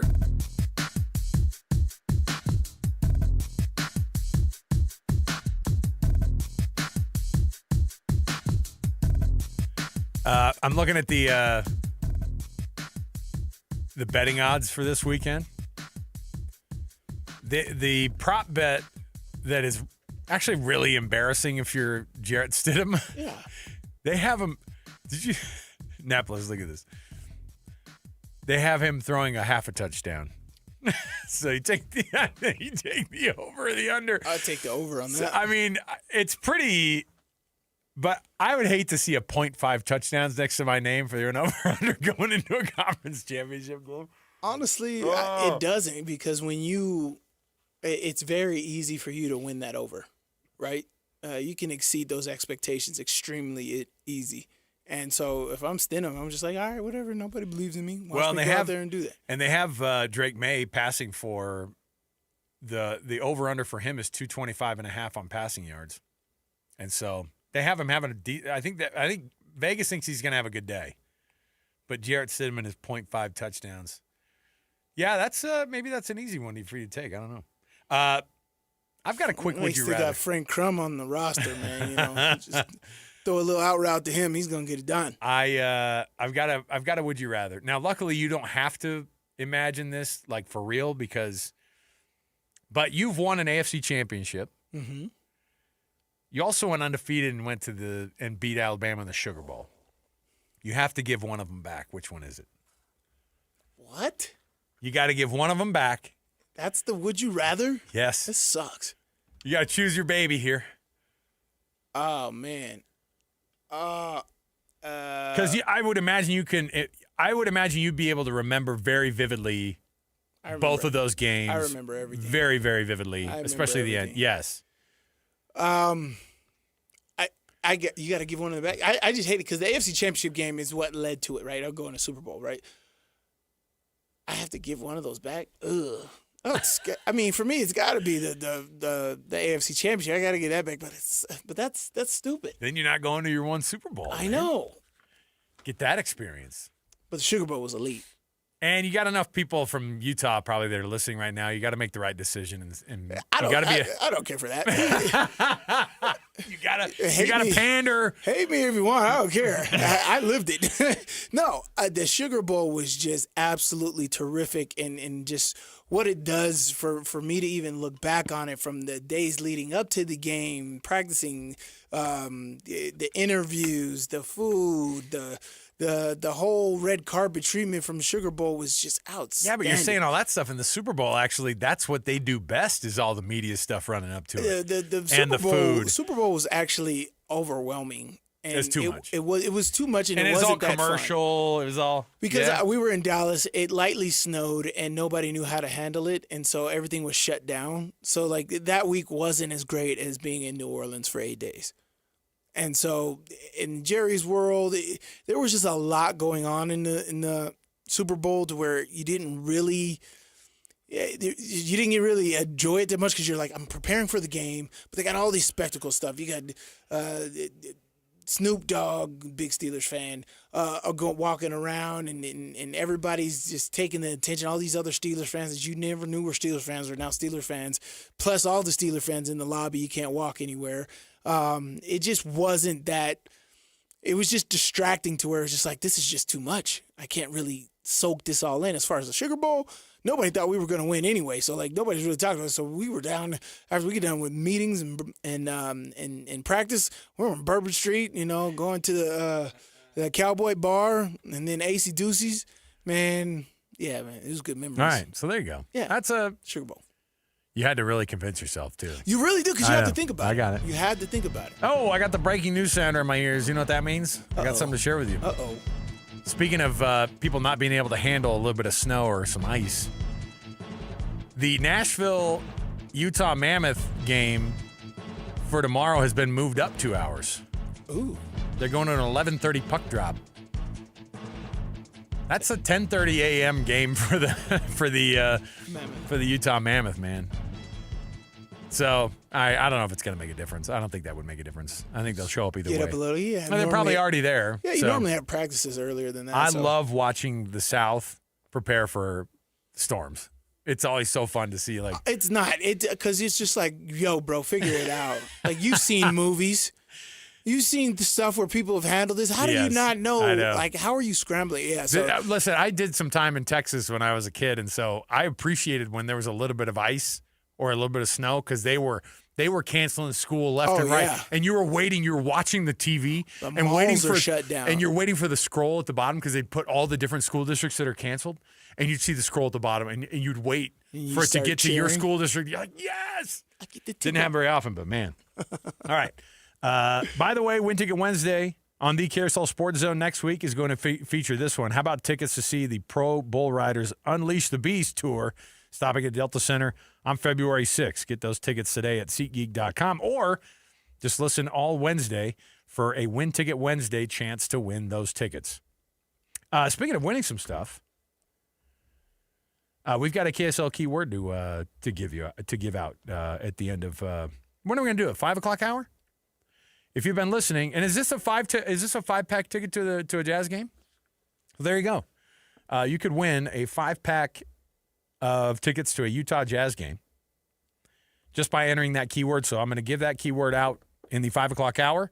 You punch it up at KSLSports.com/contest, and you give yourself a chance to win those 5 tickets to an upcoming Jazz game. No. Ineligible. Boom. Can't do it. Watch Sly punches it in. Love the way my stunning shades at the Jazz game. Man. All right. We're going to take a break. We'll come back. Nick Bromberg writes for Yahoo Sports, covers college football. We'll get the full breakdown. Actually, Yahoo Sports was the first report I saw of it today when they were like, it's not happening. College football field's going to stay at 12. We'll talk to Nick next. We will talk some college football. Stay here, 97.5 KSL Sports Zone. Whether you're stuck in the office, I believe you have my stapler, in your car, or at your in-laws. You want a piece of me? You bet I do.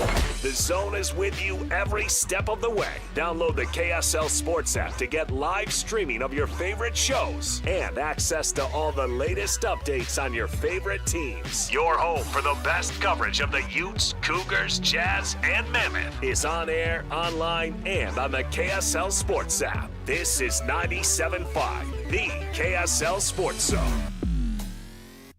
Beehive Meals, beehivemeals.com. Go check it out. Our family, big on Beehive Meals. We have so many Beehive Meals in our freezer. You know why? It's become a staple for us because it's just too easy to not do it. if you want to have that meal with the family, the sit-down meal, if you want to be able to have a more consistent way to get a hot meal in front of the family at night, if you're busy like we are, I've got a whole slew of kids, a whole basketball team plus some bench players of kids in our house. On top of it, we have 2 parents who work full-time. So there's a lot out there that makes it hard for us to have a consistent dinner time routine on very, very busy nights. And this is the way to do it. Beehive Meals is going to help you out. They've been providing meals. It's a meal service that's been going on since right after COVID. They started this thing, and now they're shipping to all 50 states. It's gotten huge. See what everybody's talking about with Beehive Meals. Go check it out for yourself. Go to beehivemeals.com. That's beehivemeals.com, and do what we've done. Simplify your dinner routine and get some amazing fresh meals that are so good and good for you. So there you go. beehivemeals.com. That's beehivemeals.com. Do you feel behind in your retirement planning? Call Teton Wealth Group now, 435-255-6331, and our team will create for you your own complimentary Ascent plan that will show you how you can have a retirement full of purpose, prosperity, and joy. Just call Teton Wealth Group, 435-255-6331. If you're anxious about your finances in retirement, call Teton Wealth Group at 435-255-6331 for your own Ascent plan. That's 435-255-6331. Wesley is a truck driver. I drive a truck, and I love what I do. A truck driver with IRS troubles. They told me I owed them $43,000. It got really bad. Quite a few letters in the mail. They were talking about wage garnishment, coming after my house, my car. Yeah, they don't play around. I seriously thought that I was going to lose everything. One sleepless night, Wesley finally made a call to Optima Tax Relief at 2 a.m. Kind of figured I'd get a machine, but I didn't. I actually got to talk to an actual person in the middle of the night. He found just what he was looking for. Oh, they were great people. You need a team of people that know what they're doing. Optima Tax, they know what they're doing. Optima Tax Relief came through with flying colors. I saved an incredible amount of money. Happy don't even come close. I was absolutely overjoyed. Take Wesley's advice. If you're in any kind of trouble with the IRS, call Optima Tax Relief. Don't trust anybody else. Call Optima for a free consultation. Call 800-343-6460. 800-343-6460. 800-343-6460. Optima Tax Relief. Some restrictions apply. For complete details, please visit OptimaTaxRelief.com. Hey, Utah. This winter, a fireplace makes all the difference. Grab a gas or electric fireplace from Croft Fireplace and get free basic installation up to a $695 value with qualifying purchase. Friendly staff, top quality fireplaces, and expert installs make it easy. Check out the Bountiful or Salt Lake City showrooms or croftfireplace.com/sports. Offer ends March 31st. Croft. Fires. Home. Hi, this is Doug Wright here with another experiment you can try at home regarding water. You can take 4 bags of water softener salt, lift 3 of the bags with one hand and 1 bag with your other hand. Yeah, I know. Now, if you're like most people, you'll probably find that 3 bags of salt weigh about 3 times as much as the 1 bag of salt. And that's an important thing to bear in mind when you're shopping for a water softener. You see, in our home, we have Kinetico, and the Kinetico water softeners are so well designed, they use only 1 bag of salt for every 3 bags that other water softeners use. Now, I can speak to this because we have had a Kinetico soft water system now in 2 different homes, and I'm not a fan of lifting those bags of salt. This is just one of the many reasons you really should look into Kinetico. Their number is 801-576-8600 or go to softwaterutah.com. From producers T.C. Christensen and Jared Hess comes an inspiring true story. You were born different, so make a difference. Stand Out, the Ben Care story. Use what you've been made for and stand out. Rated PG, in theaters now. Broadcasting from the Mountain Home Services Studio, this is 97.5 KZNS FM Colville, 1280 KZNS AM Salt Lake City, and 102.7 KSL FM HD2 Salt Lake City Midvale. This is 97.5, the KSL Sports Zone.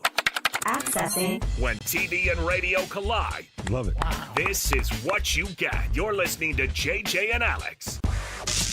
Don't touch that dial! On 97.5, the KSL Sports Zone.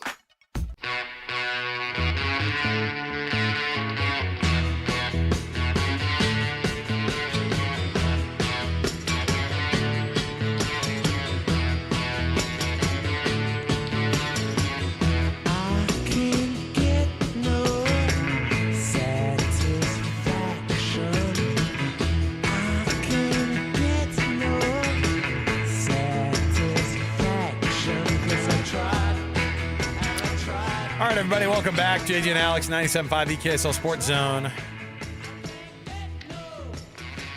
Alex Keary here. Jeremiah Jensen out of town today. Enter Stevenson Sylvester. No better weekend than to have a guy who played in an AFC Championship game and won one for the Steelers. And what are the Steelers going to do with Aaron Rodgers, brother? I mean, he's gone. What do you do with Aaron Rodgers? You're going to run it back? No. What? Mark McCarthy? No. Got to run it back. No. All right, fine. He's done, man. The only reason Rodgers was there was because of Tomlin. Tomlin's gone now. Yeah. The reports were that Aaron Rodgers cried. Hey, yo. He's got feelings. He's got feelings. Now we need some ayahuasca. We got Mason Rudolph, man. Oh, yeah, he should be good. That's the future right there. there. Should be good. Yeah, he's been hit over the head with a helmet a couple of times. He's fine. Joining us on the program right now, Nick Bromberg. He writes for Yahoo Sports, covers college football. We've got a lot to get to, so let's kick it off right here with the cut. It's time for the biggest story of the day.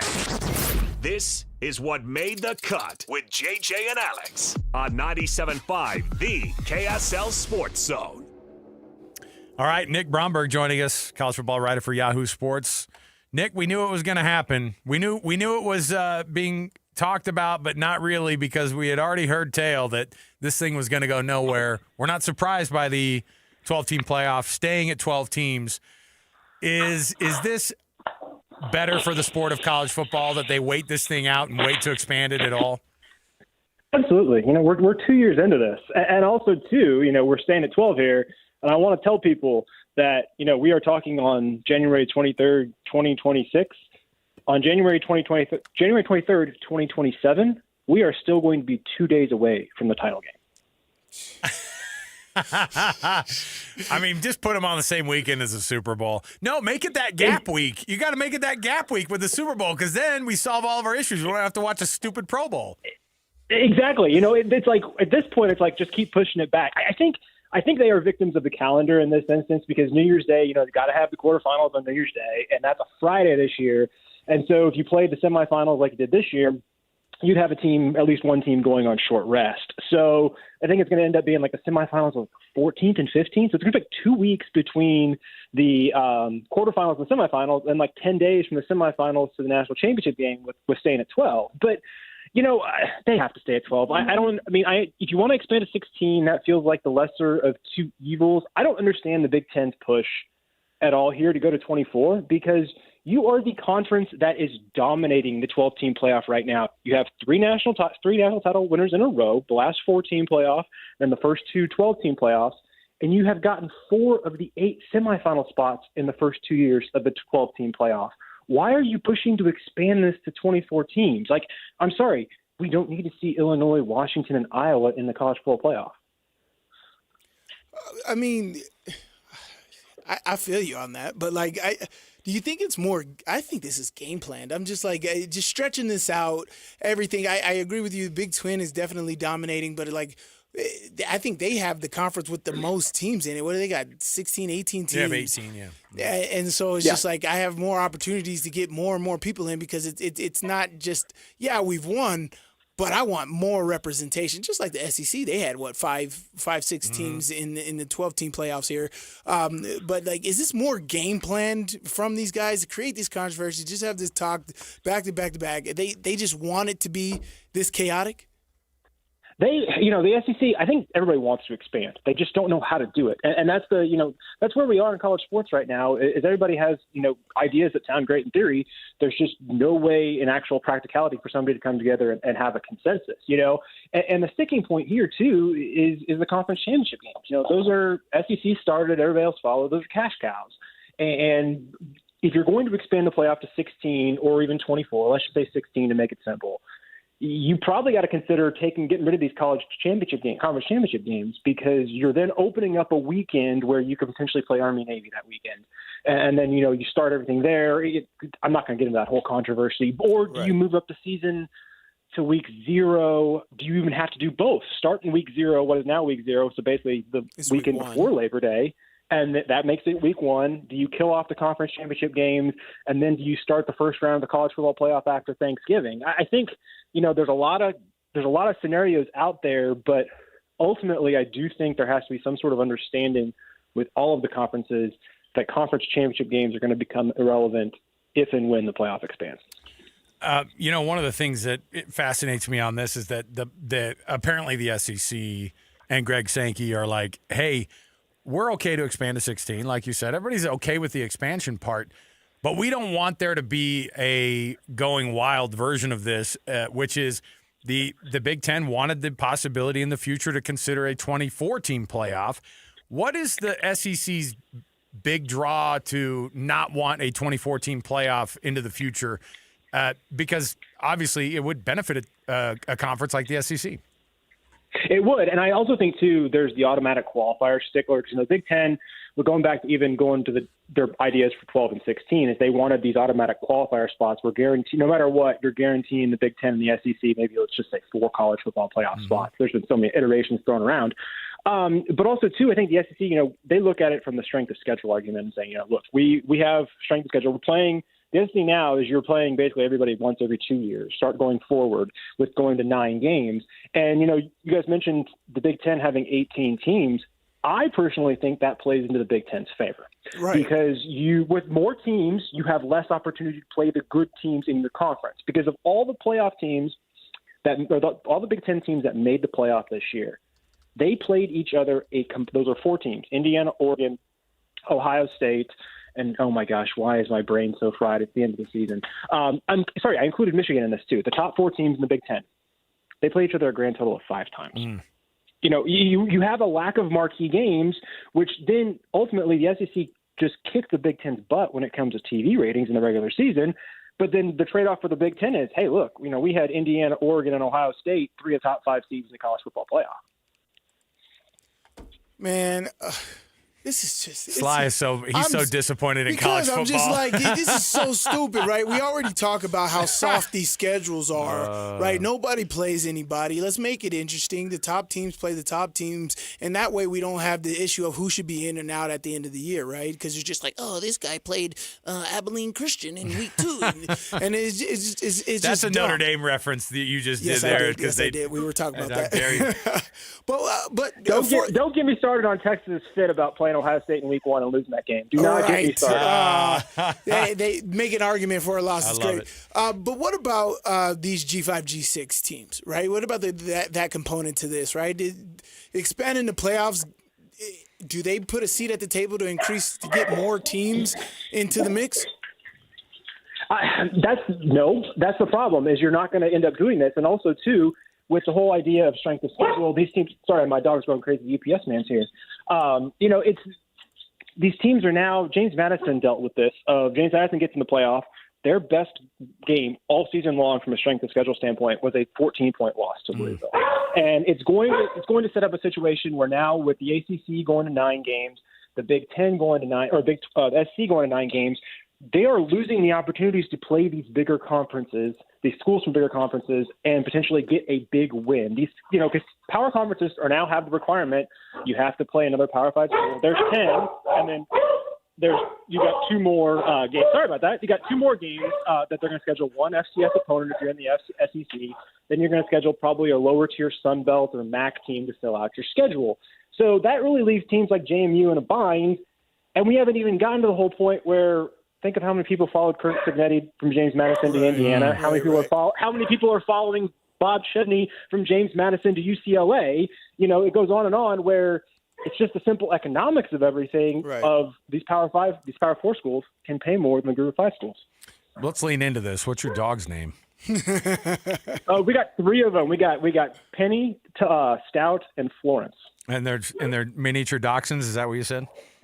No, they're all over 50 pounds, except for the puppy. Listen, if the UPS man shows up and they're barking, they're good dogs because they're exactly right. They're defending you, man. Like they're looking out for you. So it might be loud for a radio interview. I don't mind it. They're defending you, man. That's your turf. And I just get mad at them when the treats and the food comes. It's like you are barking at the person that is bringing you. Yeah, food. listen, this is Blue Chew here. Let's get it going. Let's figure this out. One of the things that I'm fascinated by is the idea of Indiana starting something now that other teams can follow in, not necessarily a blueprint, because it wasn't like they bought their entire roster. We know that the conglomerate of talent that they had there was not even anywhere near the type of talent you saw on better rosters. So what is it that Indiana did better? Was it just the fact that they had a better coach? Because that seems like a tall ask, that you just have a really good coach to get a team. I mean, you've got like a Hollywood story here, right? And maybe somebody will write this thing at some point. But what else did Indiana do that made it to where they could compete at this level? And is that opening the door for the other small schools who've never won a title before to at least get to that stage and give themselves a shot? It's an oversimplification. Kurt Cignetti, I do think, is probably, he and Kirby Smart are the two best coaches in college football right now. And I think you can have the very strong argument now, especially in this new era, that Kurt Cignetti is number one ahead of Kirby Smart right now. But it's oversimplification just to say, oh, this is all Kurt Cignetti. They are fantastic. They have had great continuity with the staffs that he has had going back to James Madison. I think that is a huge deal, because I think something that we really didn't talk about enough at the end of the Nick Saban era, and you got to give Nick Saban so much credit for doing this, is he had so much staff turnover year after year after year. You think of the offensive coordinators go to their new head coaching job, Dable, Loxley, Kiffin, Sarkisian, you name it, you can just go down the board. And so, but Cignetti's had the same guys with him. They are fantastic at identifying talent. But then also, too, it's not as simple as saying, well, Indiana had a bunch of money all of a sudden to spend, and they went out and got great transfers. I'm just going to throw out the two running backs, Hemby and Kalen Black. They weren't the most high-profile running back transfers. You know, how many casual college football fans had heard of either of those two players? Right, there's a lot of players on that roster you say that for. Exactly, but then you've got to mix it in with the guys who have signed with Indiana, stuck with Indiana. Omar Cooper almost transferred. He stayed there. Charlie Becker, the sophomore, going to be a phenomenal. What he did the second half of the season was unreal. His explosion at the second half of the season. Yeah. And so you've got guys in Dugway, you've got guys who are staying in Indiana who signed as high school recruits. So it's a mixture of both. And I do think we're going to be in the cycle now of, if you are let's say a mid to lower tier Power 4 team, you don't want your athletic director getting caught up in trying to find the next Kurt Cignetti and thinking that you can replicate this, because I don't think this is something that is easily replicable. Man, all right, this Kurt Cignetti situation is also interesting. I think it's one of the biggest narratives that are going on since the CFP happened, man. And so, I mean, my question goes to, can Bob Chesney be that? Can he be Kurt Cignetti for UCLA, right? Like from that model, things you just talked about, identifying talent, Kurt Cignetti, same staff, guys stick together. They just know each other. They know how to do that. Is that something? Because everybody's looking for the next Kurt Cignetti, right? Tulane's coach went to Florida. Bob Chesney now from JMU's going to UCLA. What was the secret method for Cignetti, and do you think that these other coaches could produce that? I do think Bob Chesney has a chance to get UCLA back in the middle of the pack of the Big Ten right away. I'm not going to sit there and say UCLA can win 10 games, but this is a UCLA team that, just simply from an athletic department standpoint, if you can get the investment in NIL and resources and get the fan base excited about football again, you are going to you can get so many recruits. It may take a little longer than it did at Indiana, but I do have faith Chesney wins wherever he goes. Thing about Cignetti, you go look at him, he said, Google me. Right. He never had a losing season. That's why I was very bullish on them as soon as they hired him a year ago. And so I do think there is a case. I love Sumrall to Florida. What he has done, he's won 10 games every year at Troy and Tulane. I think he's going to make Florida, as long as the university isn't as dysfunctional as it has been over the past 10 years, if he can work his way out of that dysfunction, I think Florida can be a contender in the SEC again. You're right. It's fascinating, too, that we're now in a cycle, especially this cycle too, with so much coaching turnover. It was a lot of power, or a group of 5 head coaches who got head coaching jobs, and it wasn't necessarily coordinators. You had people like Colin Klein going to Kansas State who went back home. Pete Golding stayed at Ole Miss, become the head. But it was more, we're going to go look for that head coach at a Group of 5 school and see if he can replicate that success at the Power Conference school rather than finding the hot new offensive or defensive coordinator. Speaking of the changes in college football coaching staffs, the state of Utah was absolutely run through with getting the clear. The entire Michigan staff is taking BYU and Utah coaches with them, and we knew that was going to happen if Kyle Whittingham was going to take that job. BYU's defensive coordinator Jay Hill goes. Gennaro Guilford, one of their defensive back coaches, also goes. And then you have, of course, a lot of the offensive staff, including an offensive line coach in Jim Harding that's been with Kyle Whittingham for a long, long time. Plus, of course, Jason Beck. What does Michigan do with that type of, and is it, I mean, obviously it's an upgrade from the situation, but is that the type of deal that they make this happen and they feel they can go on and win a championship immediately with this type of a setup? Yes, I think Michigan thinks it can. I'm not necessarily sure it can. But let me back up. I think hiring Kyle, you guys have, I'm sure, beat this to death. I think hiring Kyle Whittingham was the best thing Michigan could have done. Oh, yeah, and given the situation, absolutely. There was no better coach out there on the market, and I love what he has done with building his coaching staff, because that is a school that is set up for success. Now, you look at Michigan's schedule next year and you look at the teams at the top of the Big Ten and what they're bringing back. Can Michigan crack that group right away? I don't think so, but is Michigan now better served and better positioned to win a national title than it was 3 weeks before the whole Sharon Moore situation even happened? I truly believe so, because I do love the idea of Beck working with Bryce Underwood. Michigan played the freshman quarterback tax with him last year. You saw some of the signs, and then you saw a lot of the times you're going, okay, this is a freshman kid. You know, he's still learning. I mean, we've seen what Beck can do with Dan Pierre at both Utah and New Mexico. I think he could be really, really good, especially in 2027. I mean, who would he potentially have issues with at Michigan? I mean, I'm intrigued, man. I think it's great. I think Indiana has done a terrific job there. I actually can't wait. I hope that Michigan-Indiana is a real matchup this next year. I think that's going to be awesome football. But, I mean, contenders, I always just like, it's like Big Ten has got, 5 schools from, I would say Penn State's in that, but they're not in that mix anymore. Maybe they are with Matt Campbell, though, now. We don't know. That entire Iowa State East, yeah. Oh, my goodness. That's an interesting question, though. The Big Ten's going to be, who's going to be those front runners? If Michigan's good, then all the other teams that are good, it feels like they're all going to stay good. Well, and we also, we got to talk about USC. At some point, either Lincoln Riley does it or he doesn't. And he's got the top-rated recruiting class coming in. And, of course, if USC loses 4 games again, you can say, well, these guys were just freshmen. But we're running out of time here. You can't be in a situation where you're USC and you are still just 9-4 on 5th, 6th in the Big Ten, and I'm just kind of on the periphery of the playoff conversation. That's not what Lincoln Riley was brought to Los Angeles to be. And Mayava's coming back. They lose Mekhi Lemon, but they're still going to have a really, really good offense. It's a matter of, again, the thing we've talked about, I think, for the past 5 years, ever since Lincoln Riley got to USC, is can the defense actually be decent? I mean, is the recruiting class, the not top 10, top 5, whatever, top recruiting class, does that fervor actually go out the window now with this transfer portal crap? Because you get these freshmen, they come here, they're inexperienced, but then they all transfer out. So what the heck is the point of the top-rated recruiting class? I think the top-rated recruiting class even puts more pressure on you right now, because you're right. You've got these 5-star kids now who I want not only, and I don't blame them, get your money. I want a big NIL deal to sign right away, and I want my immediate playing time, or otherwise I'm going to, someone's going to co-contact me, because there are no rules when it comes to tampering. I'm going to be contacted by somewhere else, and I'm going to go find some playing time somewhere else.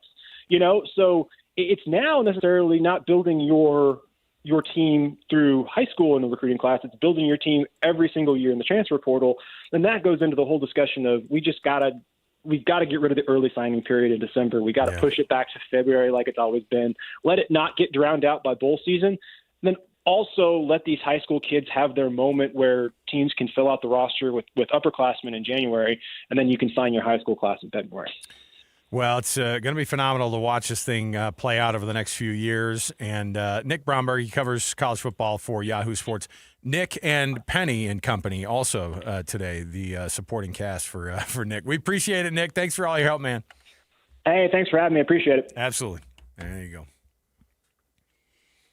I know he was probably embarrassed by those dogs, but I loved them. It's a fun part of the show for me today. I was just about to say, I was like, there's some good dog doggies. people. I was out there. Oh, look at the dog. Oh, some good dogs over there. All right. We'll take a break. We'll come back. We've got more to go. We appreciate Nick Bromberg joining us. And we have some sound that we're going to play for you when we come back. This is Oh, it's great. Wild and Out in the transfer portal. It is absolutely crazy, the stuff that is going on. And Dabo Swinney at a press conference went full. Oh, he was pissed. Like CSI Miami on this thing and was like, I have in front of me details. And it's kind of some tea. You don't want to miss it. It's phenomenal. I love it. I wish that Clemson and Ole Miss would put each other on the schedule just based off of this. All right? Stay here. More to go. 97.5, the KSL Sports Zone. And now, a look at traffic from the KSL Traffic Center. It's a relatively light drive on I-15 throughout the valley, but some slowing right now in the area between Murray and Midville for both directions. Northbound I-15 also falling below the speed limit from 33rd South up to the 13th South area. Traffic's rough, but your parking lot doesn't have to be. GoPave Utah keeps things smooth with expert asphalt maintenance at GoPaveUtah.com. That's GoPaveUtah.com. Call or visit GoPaveUtah.com. With your traffic update, I am Alex Napolis, and this is 97.5, the KSL Sports Zone. This is Jake Scott and Ben Anderson. But Keontae George and his career high 43, 15 of 28. That was an efficient 43, if there is such a thing. He continues to be the story of the season for the Jazz by a mile. For the first time last night, Will Hardy called Keontae a star. I don't think I've heard him call him that before. He said, our fans are watching, one of our own grow in front of their eyes, and, he's really turning into a star. Coaches can prop up their players, coaches can pat them on the back, but for him to call him a star, I think does just kind of give you some insight on how the Jazz are now viewing their basketball team. The Jazz know Lowry's a star, and they view Keontae as a star, and they're going to go try and find a third piece or whatever they have to pair next to him, or maybe Ace Bailey can develop into it. I'm telling you, when they have the green light to make it happen, they're a good enough team to win 40 games. Catch Jake and Ben weekdays from 10 to noon on 97.5, the KSL Sports Zone.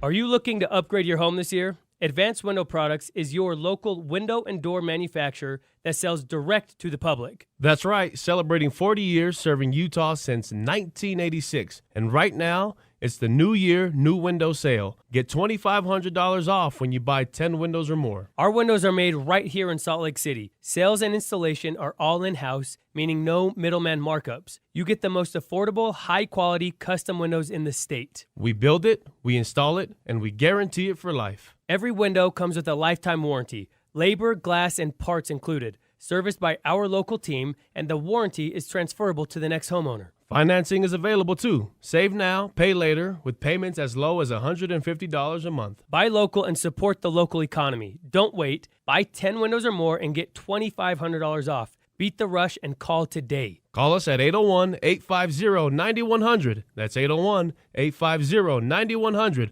Or visit us at advancedwindows.com. New year, new deals. At Paris RV, we're blowing out the 25s, and many of the manufacturers are throwing in extra rebates. Hook up to the open-range conventional 177BH with bunk beds, only $13,878, $159 a month, zero down. Or climb aboard the Solera 22N motorhome for only $78,888 or $647 a month, 10% down. Or load the toys into the Voltage V-Series 3500 toy hauler for only $69,577 or $563 a month, 10% down. Come see me at Paris RV. Paris RV is your locally owned, family-run RV dealership. We strive hard to find the very best RVs for the price. With 4 locations, over 1,000 RVs in stock, 42 service bays, and 4 super parts stores. We're sure to help take your family on the best RV vacation. Check out our perfect family bunkhouse trailer, the 26BH, that sleeps 9 for $19,995 or $227 a month, zero down. Life is short. Enjoy it. North Murray, South Murray, Payson, and Pocatello. ParisRV.com. The boat buying event you've been waiting for. Climb aboard! The Boat Show and Water Sports Expo, January 29th through February 1st. Fun for the whole family. Don't miss the Reptile Show with Scales and Tails. Watch the BMX pros perform. Buy the boat of your dreams. Register to win a 5-day Alaskan fishing trip. 1280 The Zone invites you to the Boat Show and Water Sports Expo, January 29th through February 1st. Save $2 at utahboatshow.com. The boat show is here, better climb aboard. A family office is a team built to handle the 3 biggest financial responsibilities a family faces: wealth management, tax strategy, and estate planning. Most firms only manage your investments and refer the rest out, hoping everyone stays aligned. At Trajan, we built something different. Your wealth, tax planning, and estate planning are handled together inside one firm, under one roof. There's no guessing whether your CPA, advisor, and estate attorney are truly in sync, because our team works together every day on your behalf. When your financial life becomes more complex, your advice should become more coordinated, not more fragmented. One plan, one trusted team. Call Trajan today. 801-210-6800. That's 801-210-6800. Trajan Wealth, an SEC-registered investment advisor. Additional services through Trajan Estate and Trajan Tax. Additional disclosures and accreditation at TrajanWealth.com. The KSL Sports Zone is your home for live local sports. Tonight, the Utah State Aggies are at Colorado State. 97.5 The Zone has the game at 8 o'clock. Tomorrow afternoon, the Utah Mammoth play in Nashville.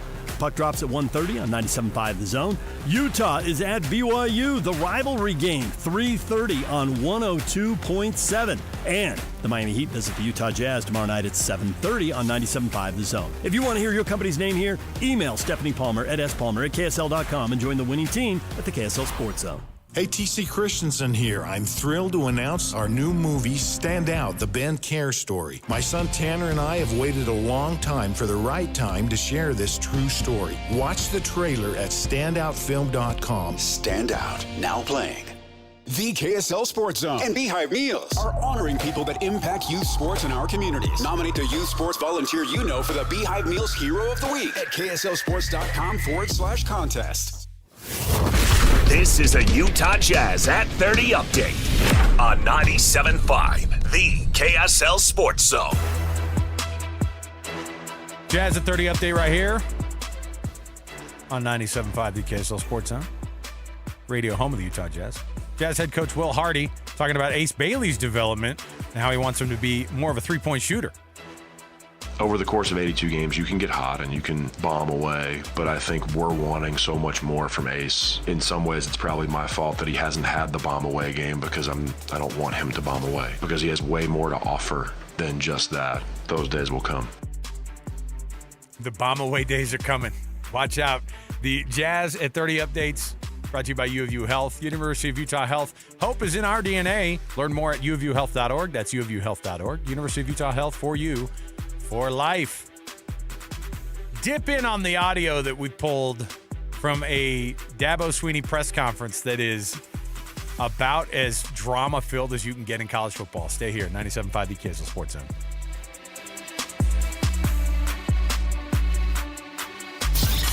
Ladies and gentlemen, the biggest name. You're locked into JJ and Alex. With the insight and analysis on the teams you can't live without. This is 97.5, the KSL Sports Zone.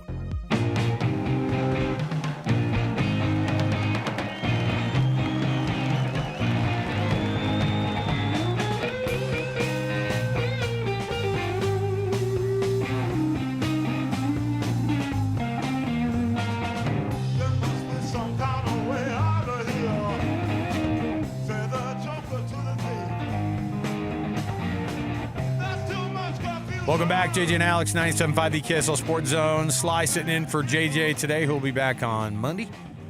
Want to let you know, every week, of course, the KSL Sports Zone and Beehive Meals Hero of the Week. Go to kslsports.com/contest and nominate a youth sports volunteer that's doing an awesome job in your neck of the woods. I don't care what sport it is. I don't care what role they play. If they're making an impact for those youth and they're making their sports experience better and not being one of those people that takes away from what the youth sports has become, honor those people who are the awesome community leaders when it comes to your youth sports. Go to KSLSports.com/contest. Nominate that person, and we read those winners off every Thursday. We honor them. We throw their picture up on our social media platforms, and they get $250 to Beehive Meals, and we get to tell them how awesome they are because they deserve it. And they don't get recognition. That's why it's awesome. So Beehive Meals and the Beehive Meals Hero of the Week. Go to KSLSports.com/contest. Oh, if you ain't cheating, you ain't trying, Sly. Isn't that the old thing? It's never been more evident. And listen, sounds like somebody's trying real hard down in the deep South. And you know that's not the only school they talking to like that. Well, we've heard tale of some of the tampering, right? You heard Bronco joking on DJ and PK in that promo that ran. So it's like, yeah, some phantom hotline guys call up and tampering happens. Nobody talks about it. Nobody. You just, there's this like kind of it's just like behind the scenes, kind of this nebulous way of doing it. Dabo Swinney got to a press conference in front of a microphone and absolutely went off. Who was he talking about? Brand new head coach of Ole Miss, and I think the interesting thing here that Pete Golding is going through is that his name is being dropped here. And you're going to see something happen with this. But here's Dabo Swinney going off about some investigating journalism he's been doing. And Luke communicated to Jordan and to Ben Boulware that Pete texted him on Wednesday morning, the head coach at Ole Miss, when he was in his 8 a.m. class. And he said the text message said, "I know you're signed. What's the buyout?" And he also, Luke said that Coach Golding also texted him a picture of a $1 million contract. Luke also mentioned to Jordan and to Ben that Coach Golding had Trinidad Chambliss call him from his phone, and that Coach Golding was there continuing to talk on his phone to push him to re-enter the transfer portal. He also said that Jackson Dart had reached out and called him. This is obviously a crazy time. We turned everything in to the NCAA. And I'm just going to say this. This is like there's tampering and then there's blatant tampering. Tampering 101 is when you're talking to kids who aren't in the portal. Tampering 201 is when you've already negotiated the deal with the kids not in the portal. Tampering 301 is when you got a kid who's gone in the portal, signed somewhere, moved there, gone to classes, and you're texting them while they're in class. That's like a whole nother level of tampering. And it's total hypocrisy because all this is going on while they, on the other side, are trying to fight their defensive end from going in the portal. They have accused publicly others of tampering with their roster and their players while they are over here tampering. I'm here for all this. I am too, man. I love the tattletaling. It's snitching to the finest. I feel like Dabo came onto his press conference like Denzel on Training Day. He's like, "Y'all think y'all can do this to me? I'm putting cases on all you." Don't say the rest of it. Napolis over there. Napolis over there with his hand hovering over that Y'all dumb making license plates at Pelican Bay after Dabo Swinney's done with you. I'm telling you. It's pretty wild because you call a press conference. Oh. You call a press conference. This is not like, hey, talk about transfer portal and how much success you've had, how excited you are for next year. He has called a press conference and goes, bring everybody here. Bring Craig. See if he's still around town. Bring him in. Let's get all the news stations around. I got something to say. You, Alex, you too. I love how he's reading it like it's an affidavit, too. At which point, the suspect did, in fact, reach out to a particular individual. You're like, dude, it's all cop talk. At this particular time. You know he's pissed, too, because he's shaking. You know when somebody's, like, really mad and they're just tapping their foot? That was Dabo. Now, what's interesting is that what he said, too, was fascinating, too, where he goes, this is the same team who's been reaching out and calling people out for tampering. And they're doing that themselves. And they're doing it themselves. And it's almost like they go, well, yeah, because you know why? We got to compete, man. Here's the thing, right? You're reading the comments. Everybody's just like, get over it. Everybody's doing it or whatever. But I'm just like, okay, where's the line? And why do we even have a tampering rule? Yeah. Right? Because it's just like, why don't I just go onto Clemson's campus and be like, yo, Luke Ferrelli, I want you to play with me. I got this contract here. I got money. I got more money than Clemson. What's up? Like, where's the line is I believe what Dabo's trying to get at here, because it's just like, tampering, everybody's doing it, yada, yada, yada. I mean, we talked about it even within this state here. We got Keanu Tonavasa talking about somebody entering the portal, and the very next week he's in the portal going. It's like, there was no tampering there? Okay. And then it's all across the board. It is happening. When these deals are done right at midnight on the first day of being able to come in, they Where's sign the it. line? Where's the line? Yeah. I mean, we just talked about it with Celeste Moa. Yeah. Right? He's going to class here at Utah. Now all of a sudden he's in Michigan? Right. And this was in Celeste Moa's case, he's right out of high school, right? Jumps in early, right? Been at school all of a week. But in the case of Luke Ferrelli, this is a guy who's already gone through the entire transfer process. He's already at Clemson after he was at Cal. Mm-hmm. And he's like, takes his backpack off. Sigh of relief after he moved across country. Hey, man, what's it going to take? What's it going to take to get you over here? You come down south, Oxford? boy. Come down south. I love it. I mean, I hate it. Yeah. But here's the thing, too. The portal. Not entirely. Oh, I think I just learned that this morning. I think what they're saying is, and maybe for them it's different because Justin Wilcox left. Maybe it's different. Maybe something's different for them. So they fired because Cal fired their coach, and so I don't know if that's an extra however many days. I'm not sure. Out of Clemson. Here's the thing. I think this may have been prior to everything being totally done. So I think he's kind of telling a tale that happened a couple of weeks ago. They gathered up all their info. I don't think this happened this morning.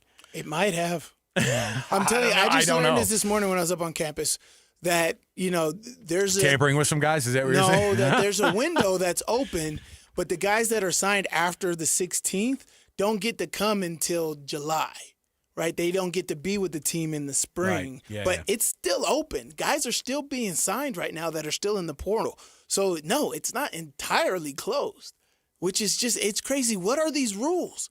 Who's implementing this stuff, and who the heck respects them? What program, what association do you have, and nobody respects your rules?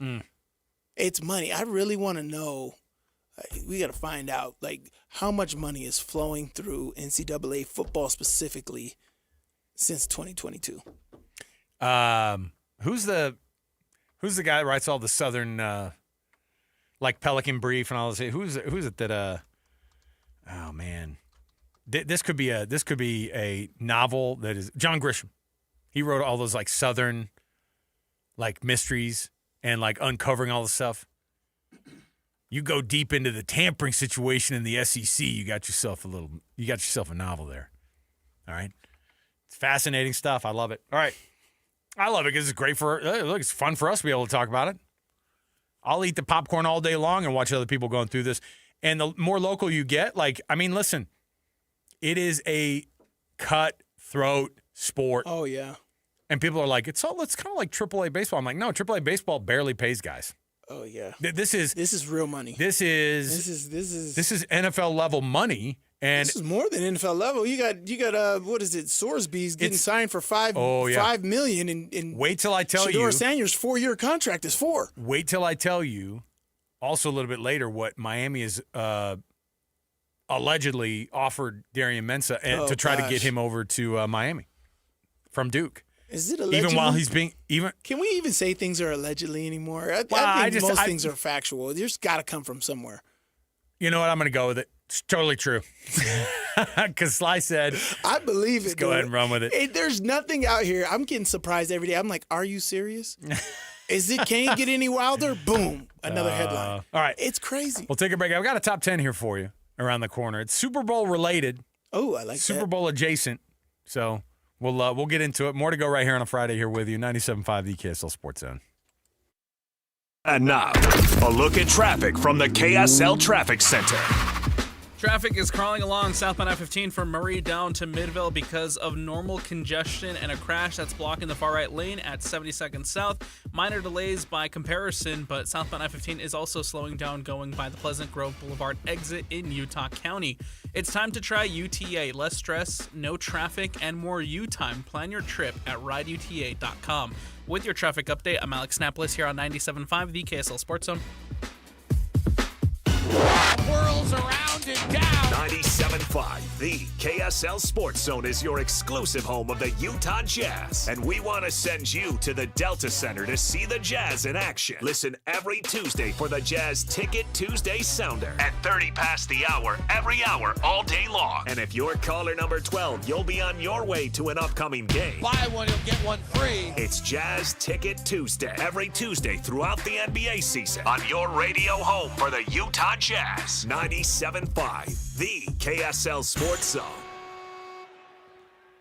Trying to drop weight, I get it. If you're in the struggle, and a lot of people at the start of the year, that's what happens. That's why you see all those people at the gym right now.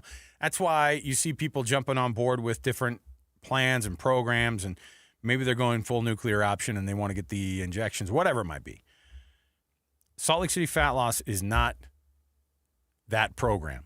This is a program. They're not going to sell you the supplements. This is a program. They're not trying to sell you their own meals. None of that. If you get with one of their experts and they walk you through this situation, you're going to have success on it. Walk through it and just see what they do. Go to their website. Go to slcfatloss.com. Find out more about how they can take care of you and learn more about the program that helps people drop between 15 and 20% of their body weight in the first 60 days of this program. Check it out for yourself. Go see the before and after pictures. It's worked for JJ and I. We've been on this thing for almost 2 years. And the best part about it is the first 60 days, I dropped 65 pounds, but I've kept it off for almost 2 years. Save 20% right now. Go to their website, slcfatloss.com. That's slcfatloss.com. Only one type of burger. For every palate. Fries are extra. Large in size. We've got the shakes. Going over the brim. Hey, this is Chris from JCW's. Put a positive, delicious spin on your day at any one of our 5 locations. In Lehigh, American Fork, Provo, South Jordan, or Harriman. JCW's, quality and a lot of it. You're listening to Leaf Filter Radio, and the guru of gutter protection himself, Chris Coonahan, is here to take your most pressing leaf-related questions. Hey, everybody, Chris here. I understand we have Ron on the line. Ron, where are you calling from? Uh-oh. Ron, are you calling from a ladder? Well, I was. I wanted to ask Chris what I need to do to get my gutters ready to have Leaf Filter installed. Oh, Ron, you don't have to do anything. A Leaf Filter Trusted Pro will come out and clean out your gutters, realign and seal your gutters, and install Leaf Filter, America's #1 gutter protection system. So I didn't need to get on this ladder? Ron, Leaf Filter Trusted Pros are in your neighborhood and ready to help. Just visit leaffilter.com/deal to schedule your free gutter inspection and get up to 30% off. Thank goodness.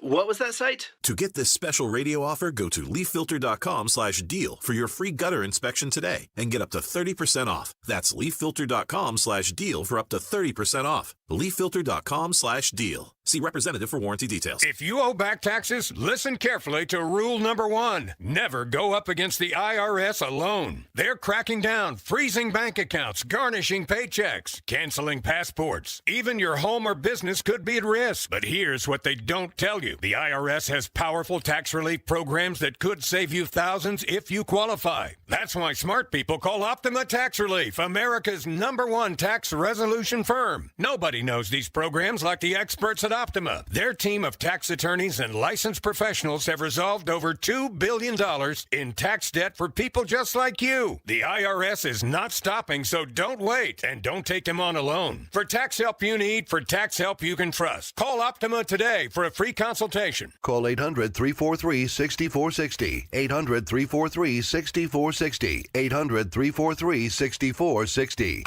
Optima Tax Relief. Some restrictions apply. For complete details, please visit OptimaTaxRelief.com. Earn an accredited MBA in as few as 16 months for about $21K at University of Maryland Global Campus. Explore 10 specializations, including finance, HR, cyber technology, and more. Plus, showcase the value of your MBA with a comprehensive learner record. and digitally demonstrate in-demand skills and credentials to employers. No application fee if you apply by February 11th. Learn more at umgc.edu. Certified to operate in Virginia by Chev.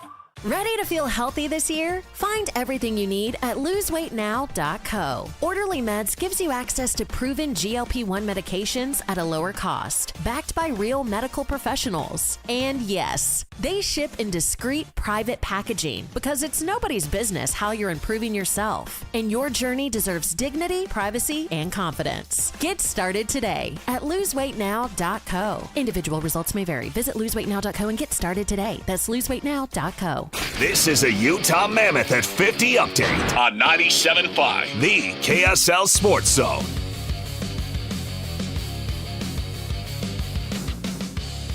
All right, your Mammoth at 50 update right here, 97.5, the KSL Sports Zone. Mammoth winger Dylan Gunther talking about how the Mammoth have been able to stay in games despite adversity. I think just grinding. I mean, we took a lot of penalties. PK got us a big kill to start the period, then just go. I mean, there's a lot of time to score 2 goals and just keep chipping away and keep shooting it, and I thought that we did that. We got more around the corner. There's your Mammoth at 50 update. When we come back, I've got a top 10 for you. Relax, sit back, and yell at your radio with some guesses. Why not? Stay here, 97.5, the KSL Sports Zone.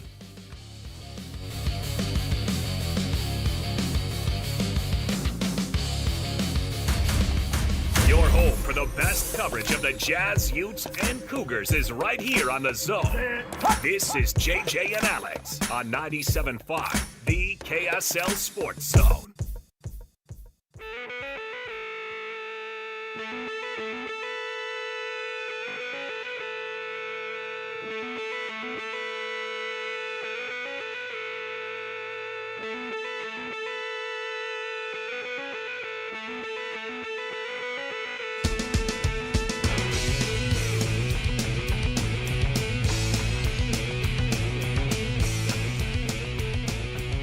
Welcome back, everybody. JJ and Alex, 97.5, the KSL Sports Zone. Top 10 coming up right here. Jake and Ben, by the way, they're going to be out and about on Monday, 10 to noon.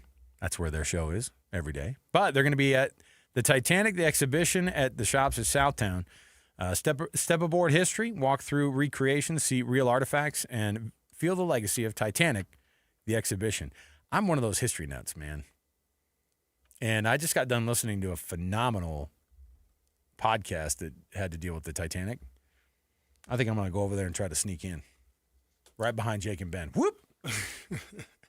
I'll just be like, all right, Jake and Ben, yeah, no, yeah, I know them. Meow. What was your favorite part about the Titanic? What's actually really fascinating for me is just all the variety of people that were on board. Insane. Mm-hmm. Like some of the richest people on planet Earth and people who are just trying to make a new life over here. Pretty crazy. There was a full group of people who were emigrating to the United States from the Middle East, actually, on the Titanic. Never hear that story. It's really cool though. Like see how these, and then some family members, survived, and so then they came over. It's fascinating to me. But anyway, like I said, I'm a history guy. So, hey, top 10. I got top 10 for you. This one is this is right up your alley. All right. I was thinking about we got to do movies, got to do music. But this is a different one. It's the Super Bowl foods, the top 10 Super Bowl foods by weight consumed every year. This goes from last year, okay? So this is by weight. Foods by weight that are consumed. Is cheese considered a food? Cheese is considered a food, but you got to think bigger though. You got to think along the lines of you can't just say cheese because it's on top of right. That's what I mean. So it's like nacho cheese. No. Or so it's okay, just queso. Don't overthink it. Okay. Oh, I'm always overthinking. What do you mean? That's why I never get to 10s because I overthink it. What are you talking about? All right, I've got all 10 of them in front of me here by weight. The most consumed foods every Super Bowl. On your mark. Annapolis, are you going to participate? Get set. Go. Ground beef. Is it Can we say ground beef or do we say burgers? You could say burgers, yeah. Burgers, wings. Well, wings. Ding. Wings, nacho cheese. lettuce. You're chips. thinking of You got to do Tostitos chips. Ding. What else? What else do I love? Pizza. I love Ding. pizza. I'm just going with stuff that I love here. What else do people? Annapolis, I thought you said you were going to participate. I don't know, mac and cheese. It's not Thanksgiving. What Super Bowl parties have you guys been to? What are you talking about, buddy? Guys. It's straight crap that goes in here. Celery. Everybody has to bring a veggie plate, right? You got to bring a veggie plate. That is so dumb right now. This timer's really getting to you guys, man. It is. Taquitos. Mozzarella sticks. What is all that? Oh, my gosh. Come on now. I see. Yeah, when you said celery, celery because it's next to Uncrustables. Celery because it's next to the wings. All right, by weight. You ready for this? This is in millions of pounds, by the way. The number one by far is chicken wings. 162 million pounds. 162? 162 million pounds of wings consumed. That is from 1.4 billion wings. Okay? That's for every man, woman, and child in the United States, like 5 wings or 4 wings or something like that. I devour it. Listen to this. Myself. Listen to this. Guacamole. Guac? That's extra. And or avocados, like they because it's the second most consumed by weight. It's a hefty item. But 139 million pounds of avocados and guacamole eaten. Wow. Bacon. 12.5 million pounds of bacon consumed. Yes.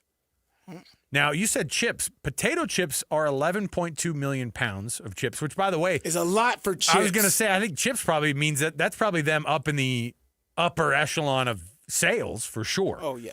8 million pounds of tortilla chips, 10 million pounds of ribs, 21 million pounds of pizza. I thought pizza would have been more. I'm shocked that it's only in the 20 million pound range. I thought it would have been more. Pretzels, 4 million pounds of pretzels consumed. So. And that's it? There you go. Well, that's the top 10. What did I miss, like 4? I love that you just said lettuce, celery, lettuce. I think the best thing about Super Bowls is everybody's like, "Oh, I got this dip that I make." Oh, and so everybody should have like their little chip dip. Hey, chip dip off. I have a dip that I have a dip that I make. I know you do. It's a Texas caviar that is phenomenal, and it's a crowd hit. I might share the recipe with you. What did I tell you? Was I tell you I was supposed to make the other week meatball subs? Oh, yeah. And I never did it. My wife distracted me. I'm so pissed off. I was looking forward to it. Throw it on Whitney. I was like, look. You know what? Now that we mention it, I was supposed to make meatballs. Now that you said it, you know what? I'm going to have my meatball subs for. You and your brand new baby and your wife distracting you guys. Come on, man. Oh, she knows Super Bowl's my time now. That's good. You either be quiet or you go to sleep. And that's how we watch our Super Bowl. It's our Super Bowl party. It's good. Get some wings. Get you some meatball subs. All right. We'll take a break. We got more around the corner when we return. Eric Sparapoulos, he writes, he's a digital writer for NBA.com covering the Utah Jazz, of course. We're going to talk about this Utah Jazz team that is moving in a very, very positive direction, and yet also still coming up with some losses. But Jusuf Nurkic on a tear. 2 triple-doubles in a row. We'll talk to Eric next right here, 97.5, the KSL Sports Zone. Win big this Wednesday on the KSL Sports Zone with Win Ticket Wednesday. This week, win tickets to see the Pro Bowl Riders Unleash the Beast Tour stop at the Delta Center February 6th. Get your tickets today at SeatGeek.com and listen to the KSL Sports Zone all day Wednesday for your chance to win. Hockey fans, let your voice be heard with the Utah Mammoth Fan Forum. Visit the Utah Mammoth page on KSLSports.com to connect with the team, other fans, and our KSL Sports insiders. Start chatting today in the Utah Mammoth Fan Forum on KSLSports.com. Ready for unbeatable deals? At Tim Daly Nissan Southtown, drive home a new Sentra starting at just $19,900. Need more space? Get up to $9,000 off new Pathfinders. Or grab a rugged Frontier for as low as $399 a month. With 99% approval, 0 down, and 90 days until your first payment. There's never been a better time to buy. Plus, every vehicle comes with a Tim Daly Forever warranty. Only at Tim Daly Nissan Southtown. Now's the perfect time to recognize the everyday heroes who make youth sports happen in our community. The KSL Sports Zone and Beehive Meals are celebrating the coaches, referees, organizers, and volunteers who give their time so our kids can play. Nominate the youth sports volunteer you know for the Beehive Meals Hero of the Week at KSLSports.com/contest. Each week, one deserving hero will be spotlighted during the JJ and Alex Show at 4:30 p.m. every Thursday. And the winner receives a $250 gift card courtesy of Beehive Meals. Don't wait. Lift up someone who lifts up our kids. Since 1973, Belliston Jewelry has created a legacy of true value and incredible quality that stands alone. Here's Joe Belliston, owner of Belliston Jewelry. My father taught me how to make custom jewelry way back in the 90s. He would say, make it a little thicker, a little stronger.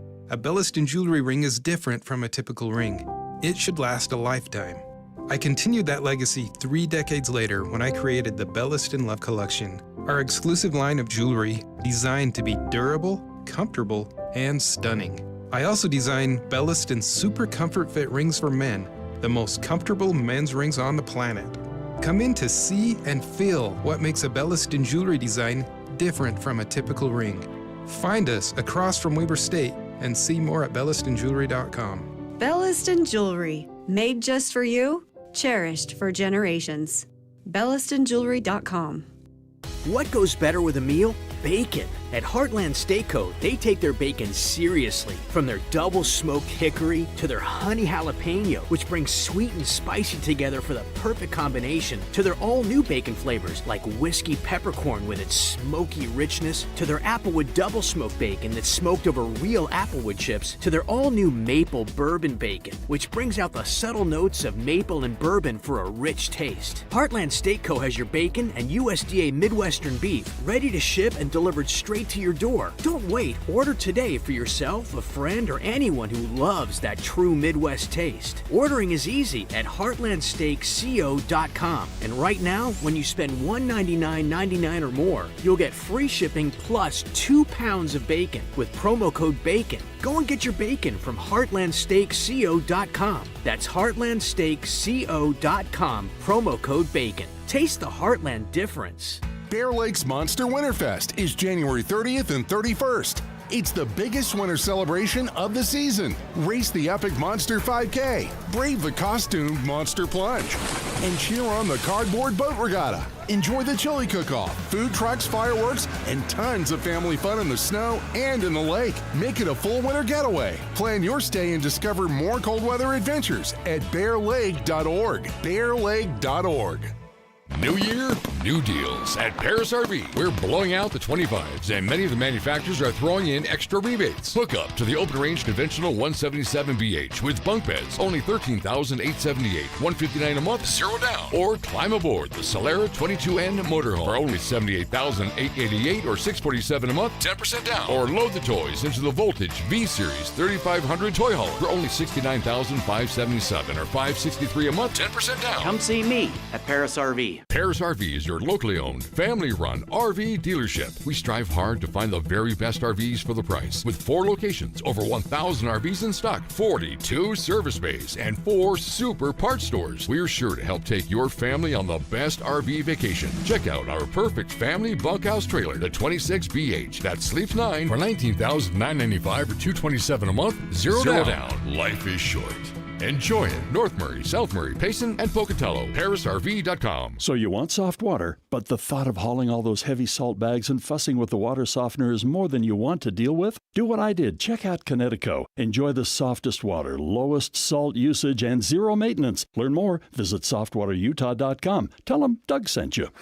Broadcasting from the Mountain Home Services Studio, this is 97.5 KZNS FM Colbert, 1280 KZNS AM Salt Lake City, and 102.7 KSL FM HD2 Salt Lake City Midvale. This is 97.5, the KSL Sports Zone.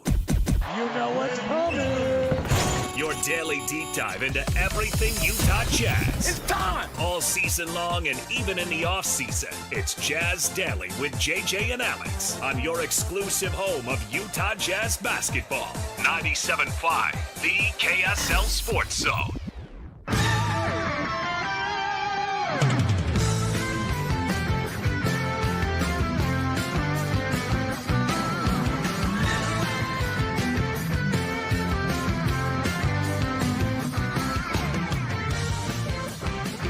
All right, everybody, welcome on back. It is JJ and Alex, 97.5, the KSL Sports Zone. Alex Curie here, former NFLer, former Utah linebacker. Sly here with me to my right. I ain't tripping. Filling in for JJ. Listen, the between segment stuff is always it's funny, it's fun, and most of it can't be shared on the radio. No, it cannot. Apologize, but it's just know we're having a good time. Yeah, listen, this is how we get through it on a Friday. Yeah, conference championship weekend in the NBA in the NFL, but NBA, of course, just marches on, man. And we're just a couple weeks away from the trade deadline, which is always kind of interesting just to dip in and go, I wonder what this front office is going to do. I wonder how other front offices are going to screw it up across the way, too. I always love seeing how teams just get so desperate and do the weirdest things. And they're head scratchers, and I'll let them all have it. You know what I mean? Like, you guys can have that. You guys can have the crazy moves to try to get yourselves to a title. Fine. We'll just sit back here and develop. It problem. It almost feels like they feel like they have to do something. Oh, yeah. No, you don't have to do it, but yeah, we'll see. The way they act is like they have to do it. But we still kind of look and want to know what that's going to look like. Let's kick off the program here with the cut. We're going to get Eric Parapoulos. He, of course, writes for NBA.com for the Utah Jazz, and we're going to get him right in with it with Eric. Let's do it. It's time for the biggest story of the day. This is what made the cut with JJ and Alex on 97.5, the KSL Sports Zone.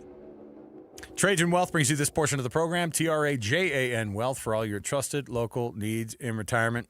Eric Parapoulos joining us on the program. Eric, thanks for being with us, man.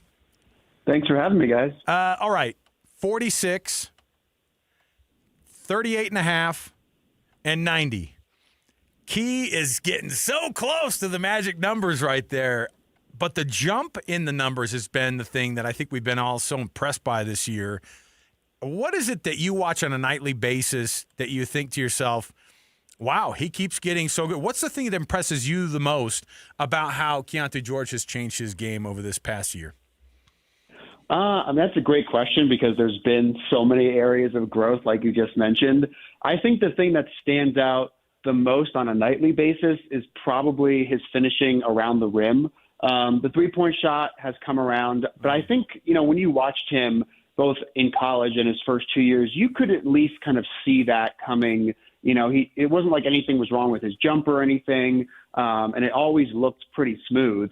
So I think the three-point shooting, while it has been great, and like him hitting pull-up threes, has been a huge weapon for the Jazz, it's the finishing at the basket. I mean, he is not afraid of challenging anybody. He had a couple of really nice finishes in that game the other night against Rudy Gobert and the Timberwolves. Mm-hmm. He, challenged Wemby throughout the season. I mean, he is shooting his best percentage at the rim, and he's not, an completely explosive athlete. He's not, an overpowering physical guard. But it's been, craft and then also just the work he's done on his body to be able to absorb that contact and finish through it. So three-point shooting's been great. The passing has been great. But I think, when you watch every game, I think that finishing around the basket is what stands out the most. Man, now we're past the halfway point here of the season. What is your mid-season grade report for Ace Bailey? Sorry, name just left me. What is your what have you seen from him in the promise? He had a great game, 25 points the other night. But has his development with Utah been good so far, or progressed as it's supposed to? Yeah, I mean, I definitely think so. Especially when you factor in just some of the challenges he's had to deal with, right? He got sick right before the season started, and so he missed a ton of practice time, and he kind of had that great preseason that just kind of was stopped to a halt because of that illness. And then he came back, found his rhythm. They were a really good set of games in November, and then he went out again with the hip injury. And so now he's starting to once again kind of get back into his rhythm, and you see a game like last night where he can put up 25, but it's not, Will Hardy talked about this after the game. It's not just him bombing away from three and getting hot that way, which people obviously would love to see, but it's him, he's cutting to the basket. He's rebounding. He can get into the mid range. And then of course he can hit some of those threes. Like the variety in how he's able to score I think has been pretty impressive when you factor in just the way that the Jazz play offense and that he's a rookie and he, hasn't filled out his frame yet. And then defensively, I think is a huge aspect of his season so far that might be flying a little bit under the radar. There's not going to be necessarily the huge blocks, the huge steal numbers, although there are from time to time. But I think it's just consistency on that end of the floor as a rookie, is pretty impressive. I mean, he has the size, he has the length, and he's been putting that, he's been putting that to work so far this season. So I think if you're looking at a grade for his development, when you're factoring in just kind of some of the challenges he's had to deal with, I think he'd probably definitely be in that kind of B+, A- range so far. Nice. I love listening to Will Hardy the day after games, in the post games, and you get a mix because he'll be frustrated some nights and go, we need to get our butts back on defense. Like I don't care what's going on, but if you're not freaking playing hard, you're not going to be on this team. And then there are nights like last night where, they lose to the Spurs, but, I think people don't anticipate playing the second best team in the West and having a massive amount of success. You got some of your best players still kind of out, and you're still trying to figure some things out. And I think that Keontae and Bryce were made available like basically right before the game after being questionable. So I don't think anybody thought it was going to be some massive night for the Jazz, although they had beaten the Timberwolves the game before at home. But he was so positive about the direction that they're going. And he was just, it was one of the more positive moments I've seen from him at the podium to go, I'm just so glad to see the direction that we're in and the spot that we're in right now. What do you think that spot is? And what do you think the thing is that's impressing him so much right now with this group? They're winning some games, but, for the most part, they're all just developing out there. Yeah, I think there's probably a few things that are kind of giving him that sense of confidence and just kind of excitement for the future. But I do think it's a kind of a collective. I mean, he said this last night is, while each night there are individuals that he can and will shout out for their performance, he's most excited by just kind of how the group is playing together. I mean, offensively, they've had a pretty big jump over the past 2 months or so after a relatively slow start to the season. Obviously, Lauri Markkanen, Keontae George are the headliners on that end of the floor. But, Yusuf Nurkic has kind of established himself as a really good playmaking big that fits perfectly in the Jazz offense. And then there's just kind of the young guys around them. Like we just talked about Ace. Isaiah Collier can come off the bench and, against Minnesota had 18 points and 10 assists. Kyle Filipowski, Cody Williams has started to show flashes too in the starting lineup. I think when you're looking at the collective development rates of some of the guys in the rotation, but it all happening at the same time and not at the sacrifice of anyone else. Everyone's still just kind of buying into the way that Will and the team wants to play. And therefore, as a result, it's kind of this collective feeling of development as a unit that I think gives him the most excitement. Yeah, I mean, for me, of course, Oklahoma City, San Antonio are kind of leading the pack in the West, but I still feel like there's not huge separation, right? I mean, there's still 6 games between 1 and 2, and even 1 and 4 is almost 7-8 games. Well, I just love it because like Oklahoma City's like, okay, yeah, we're the best, but the team they can't freaking figure it out against is San Antonio. They can't, right? And so, my question is going to the ahead of the trade deadline here, right? We got All-Star break coming up. The midseason point is past, but after the All-Star break is when things really intensify. What kind of things are we kind of anticipating here before the trade deadline happens in the NBA? Yeah, I mean, there could be. It could be, I think, almost anything. We could see maybe something as seismic as, Giannis getting traded, although he says he's never going to request a trade. Or you could look to some of those contenders that you mentioned trying to kind of shape up their roster or rotation if they kind of sense an opportunity. I mean, we've talked about the West just being kind of a bloodbath, but the East seems to be pretty wide open this season. Obviously, the Knicks have struggled as of late, but they expect to compete for a championship. I think the Pistons, they've been dominant in the regular season, but naturally with a young squad that's not proven, people are going to have questions. Everyone expected Boston to kind of have this gap year, and they're sitting at second in the Eastern Conference. And then there's even teams like Toronto and Philly down, in the middle of the playoff standings that could maybe look around and say, hey, if we make this trade, if we try and get this piece, we could maybe make a surprise run to the conference finals. So it seems like one of the more potentially unpredictable trade deadline seasons in a while. Of course, the week before, I think everybody's going to start going, what are the Jazz going to do next? Are they going to do nothing? Are they going to do something here? It seems like it's a lose-lose either way. Yeah. But, I look at these trade deadlines, and like I said when we were kind of coming in here, I enjoy watching other teams try to figure it out because some are getting to that desperation mode. Some are trying to make that late push. Some people get absolute steals on the trade market, and it becomes fascinating in that sense. But with this team currently set up the way that it is, are there people that you look at on this roster and you go, you know what, that guy's sometimes when guys are playing really, really well, that's like, oh, wait, hold on a minute. They might be valuable on the trade block. Are there some names that you see out there that could be possibly on that trade block for the Utah Jazz? Yeah, I mean, it's a great question. It's one of those things that a team that's focused on player development is always, pretty much grappling with is, how do you treat veterans on your team? How do you value the impact that they've had on the young guys versus the potential for maybe, a second-round draft pick or some kind of draft asset to come back your way? I mean, we saw last year the Jazz made they were involved in a couple of deals. One of them was trading Patty Mills and Drew Eubanks to the Clippers for it was a couple, I think, 2 second-round picks, and then they were involved in a different deal and got another second-round pick. And by the end of the day, everyone was like, "What picks did they get? Who did they get them from?" Those things seem small on the surface, but when you're a team like the Jazz, for example, and we saw this in last year's draft, they wanted to trade up for Walter Clayton Jr., and they did that by using second-round picks to move up a couple of spots in the first round. So you might make some of these moves during the deadline that on the surface might not make the headlines on ESPN, but down the road that could be kind of somewhat important to a future move you want to make. So I think you're always kind of grappling with the value of the vets in terms of how they can help the young guys on the floor develop and obviously off the floor versus, trying to map out the future as you're trying to kind of build this team into the next stage.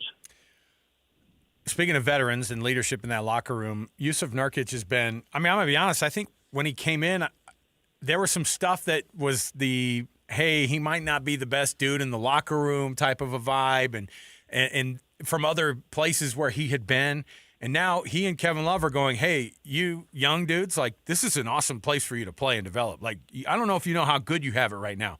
There are other organizations that don't do this, and they've been impressed. And when those guys have been around the league a lot and they say those types of things, it means something. It should mean something to those young guys. But on top of all that, Nurk is having a heck of a run here, triple-doubles in the last couple of games. But I think more importantly, it just looks like he's playing his butt off, and that means something too. Yeah, definitely. I mean, he is there's some veterans that are, obviously give more value off the floor than on the floor at this point in their career. But Nurk has been really an essential part of the Jazz offense. And obviously, him becoming the team starting center and having this great run, came unfortunately as a result of Walker Kessler going down for the season. But, I mean, it's hard to ask for more from Jusuf Nurkic stepping into that starting center role. And, the Jazz, the way they play offense, they run a lot of off-ball at screens. They do a lot of cuts to the basket. They need a center and a big man who not only is physical in setting screens, but can also deliver those passes to those open teammates. And Nurkic does both of those things. And he's sometimes hitting threes. He's sometimes finishing around the rim. He's always going to rebound. And for a young Jazz team, Will Hardy mentioned this the other day, just his presence alone, being out there on the floor, settles down the young players around him. And you've heard guys like Keontae George and Ace Bailey talk about the impact he's had both on and off the court for the Jazz. So, I mean, it has surprised many, but he has really embraced his surroundings. He's embraced the Jazz organization, and the results have been, really impressive on the floor. Eric Sparopoulos, he writes for NBA.com, of course, covering the Utah Jazz here in town, and he does a phenomenal job. Eric, we appreciate you joining us on the program. We're looking forward to the rest of this schedule here as the team heads out east and has a lot of games on the road. Those are always tough ones, those East Coast swings, but looking forward to it, man. Thanks for hanging out with us. Thanks for having me, guys. You bet. There you go. Yeah, they're going to be I had the schedule in front of me for a second. I was like, these guys are – I think it's going to be a lot of roadies for a minute here. Yeah, they'll go 4 in a row. Or no, let me see here. No, they'll be 4 in a row at home.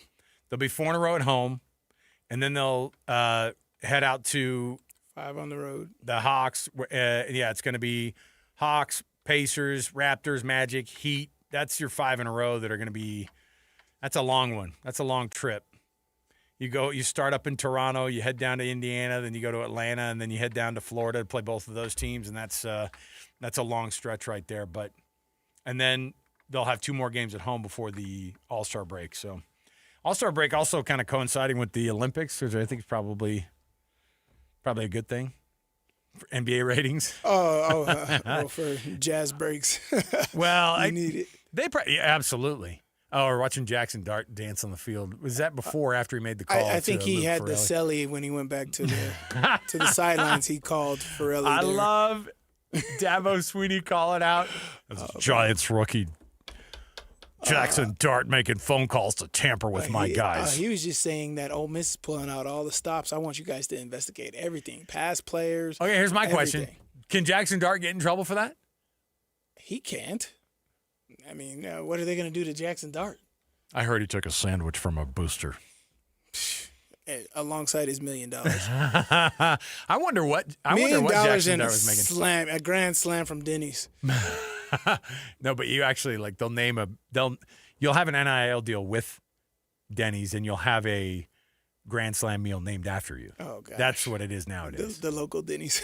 The local Denny's and the Jackson Dart special. Spruce up this NIL deals, folks. You guys got to get better. Village Inn, come on. That's why I love my grits smothered covered at Waffle House. Oh, my goodness. Come any hour. We're going to take a break. We'll come back. We've got more around the corner. I'll tell you what we've got going on here. I've got a keyword to give out. Should we do it right now? Now is the time of day for you to be able to enter the keyword. You've been listening all day long, and maybe you've been hearing those keywords. You can put the keyword that you hear right now in at kslsports.com/contest and give you a chance to win a 5-pack of tickets to the Jazz Warriors game coming up on January 28th. So here's what we're going to do. The keyword, this is a tough one, Jazz. There you go. Type it in, kslsports.com/contest. The more keywords you enter during all of our keyword contests, the more chances you have to win. So make sure you listen all day long. We're going to take a quick break here. We'll come back. We've got the NFL Blitz next. We're going to talk about this championship weekend in earnest. All right? Stay with us. 97.5, the KSL Sports Zone. This is DJ and PK. Here we go again.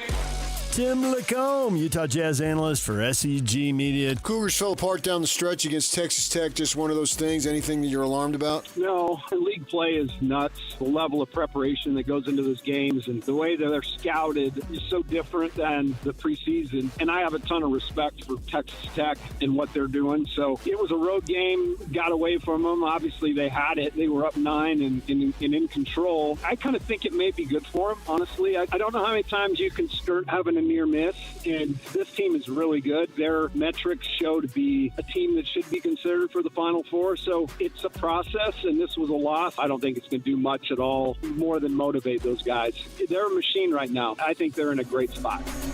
Catch DJ and PK mornings from 6 to 10 on 97.5, the KSL Sports Zone. Bar Dub Grill is where roadside classics meet ranch-raised flavor. Sink your teeth into juicy, handcrafted burgers made with premium Bar W beef straight from the local Utah farm. From the bold cowboy barbecue burger to the sweet and savory Aloha burger, paired with crispy cowboy fries, hand-spun shakes, or signature spud nuts. Soft, airy, and unforgettable. Bar Dub Grill delivers honest eats with cowboy swagger. Bar Dub Grill in Nephi with easy access right off exit 222 in Nephi. Five guys walk into a JCW's and order burgers. A pastrami, a mushroom Swiss, a guacamole bacon, a hickory barbecue, a ribeye steak, 2 onion rings, 3 french fries, a strawberry, mint, peanut butter, chocolate, and marshmallow shake, and not one left to tip. Because at JCW's, we don't ask for it. We think the price you see should be the price you pay. And all that, would you like to leave a tip stuff, is for the birds. JCW's. Quality and a lot of it. Open in American Fork, Lehigh, Provo, South Jordan, and Harriman. Hi, this is Derek Overstreet, president of the New Millennium Group and co-host of Stop Working, Start Living with KSL News Radio. Can you imagine what your life would be like if you could retire 3 to 5 years earlier than you thought possible? The things you could do, the loved ones you could spend time with, the memories that you could create. That's what our team at the New Millennium Group does. We'll walk you through the entire process every step of the way. If you'd like to get a copy of the 5-step proprietary plan that will help you retire 3 to 5 years sooner than you thought possible, give us a shout right now. 888-999-6370. That's 888-999-6370 or utahsfinancialplanner.com. Listen, most of our listeners right now have a tax problem, not a money problem. There's not enough money in Social Security Medicare as it is. Let us show you how you can significantly reduce your taxes. That's 888-999-6370, 888-999-6370, or utahsfinancialplanner.com. This is Jay Scott and Ben Anderson. Do you think what Cignetti did at Indiana will be able to be duplicated? No. Do you have the resources or not? I think that's still going to be what it is. You're not going to see a team without top 25 resources win a title. And being in the Big Ten puts you in that conversation automatically. Day one, the fact that you have full access to your $20 million revenue share separates you. Utah said they were going to do it, and then they had to go and join this private equity company that we don't know if that's just to keep the lights on or if that's actually to pay these players. If it was just to pay these players, why are they losing so many kids? If they had the ability to spend this money, I'm very skeptical of it. But how are they spending? That is what's sure. lost. Are you spending it the right way? Absolutely. Lost in all of this conversation is how that's my point with Miami. That's going to be the difference. Yes, the people who have the money and spend it right are going to be better than the people who have the money and spend it wrong. Catch Jake and Ben weekdays from 10 to noon on 97.5, the KSL Sports Zone. Looking for peace of mind and big savings on your home's essential systems? Mountain Home Services has you covered with their safety and savings plan. Here's what you'll receive. Front-of-the-line repairs when you need them most. Annual inspections for HVAC, plumbing, and electrical systems. Exclusive discounts on equipment upgrades, services, and repairs. Mountain Home Services is proud to be the first to offer upfront pricing with no hidden fees. Plus, every job comes with their 100% satisfaction guarantee. Call 801-543-2222, 801-543-2222, or online at mountainhomeservices.com and join the safety and savings plan from Mountain Home Services. Protect your home, save money, and enjoy total peace of mind. Mountain Home Services. Your home, their priority since 1954. Chevy trucks have you covered when the road takes you from smooth sailing to Chevy Colorado will eat up some of the toughest terrains with 5 available drive modes. And Silverado and Silverado HD have the muscle to take you out for some serious with multiple engine options and impressive towing. While Silverado EV is the perfect combo of performance and capability, making it a snap to hitch up this electric truck and hit the road. Wherever the road leads, Chevy trucks are right there with you. See your Rocky Mountain Chevy dealers. Earn an accredited MBA in as few as 16 months for about $21K at University of Maryland Global Campus. Explore 10 specializations, including finance, HR, cyber technology, and more. Plus, showcase the value of your MBA with a comprehensive learner record and digitally demonstrate in-demand skills and credentials to employers. No application fee if you apply by February 11th. Learn more at umgc.edu. Certified to operate in Virginia by Chev. My name is Whitney Allen. I am a widow. My husband, Ryan, died. We never thought in a million years we'd have to use life insurance. The unexpected happened. With Ethos, it is so fast and easy. It's 100% online. You can get a quote in seconds, apply in minutes, and get same-day coverage. No medical exams, and you can get up to $3 million worth of coverage through Ethos. Get your free quote at ethos.com/game. That's ETHOS.com/game. Time spent on application may vary. Online health questions required. You've been listening to The Zone for decades. Yes! But now you can watch the guys break down your favorite teams. Some viewers may find the following video disturbing. Viewer discretion is advised. Catch the video stream of DJ and PK, Jake and Ben, Hanson, Scotty, and JJ and Alex right now at KSLSports.com or by searching KSL Sports on YouTube. Utah's best sports radio is on air, online, and on the KSL Sports app. This is 97.5, the KSL Sports Zone. The KSL Sports Zone and Beehive Meals are honoring people that impact youth sports in our communities. Nominate the youth sports volunteer you know for the Beehive Meals Hero of the Week at KSLSports.com/contest. This is a Utah Jazz at 30 update on 97.5, the KSL Sports Zone.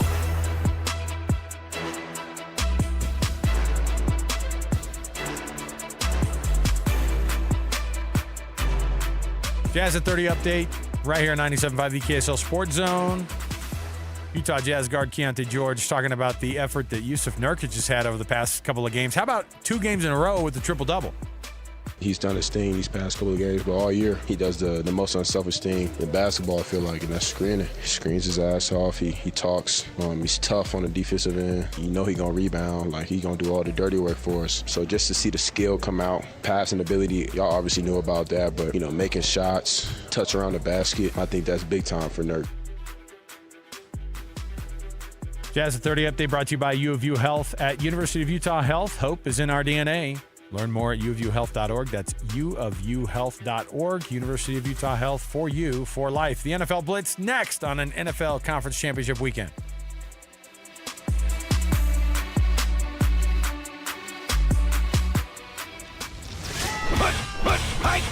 All the latest news and notes from the league and the locals in the NFL. JJ and Alex bring you the NFL Blitz on 97.5, the KSL Sports Zone.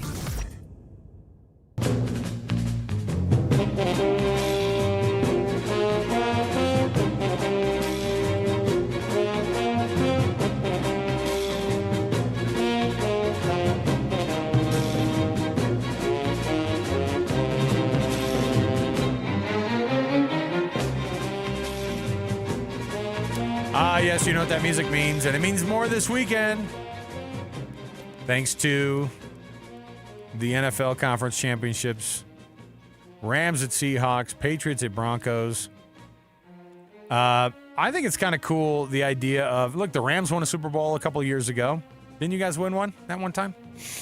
That one time? The Rams won a Super Bowl.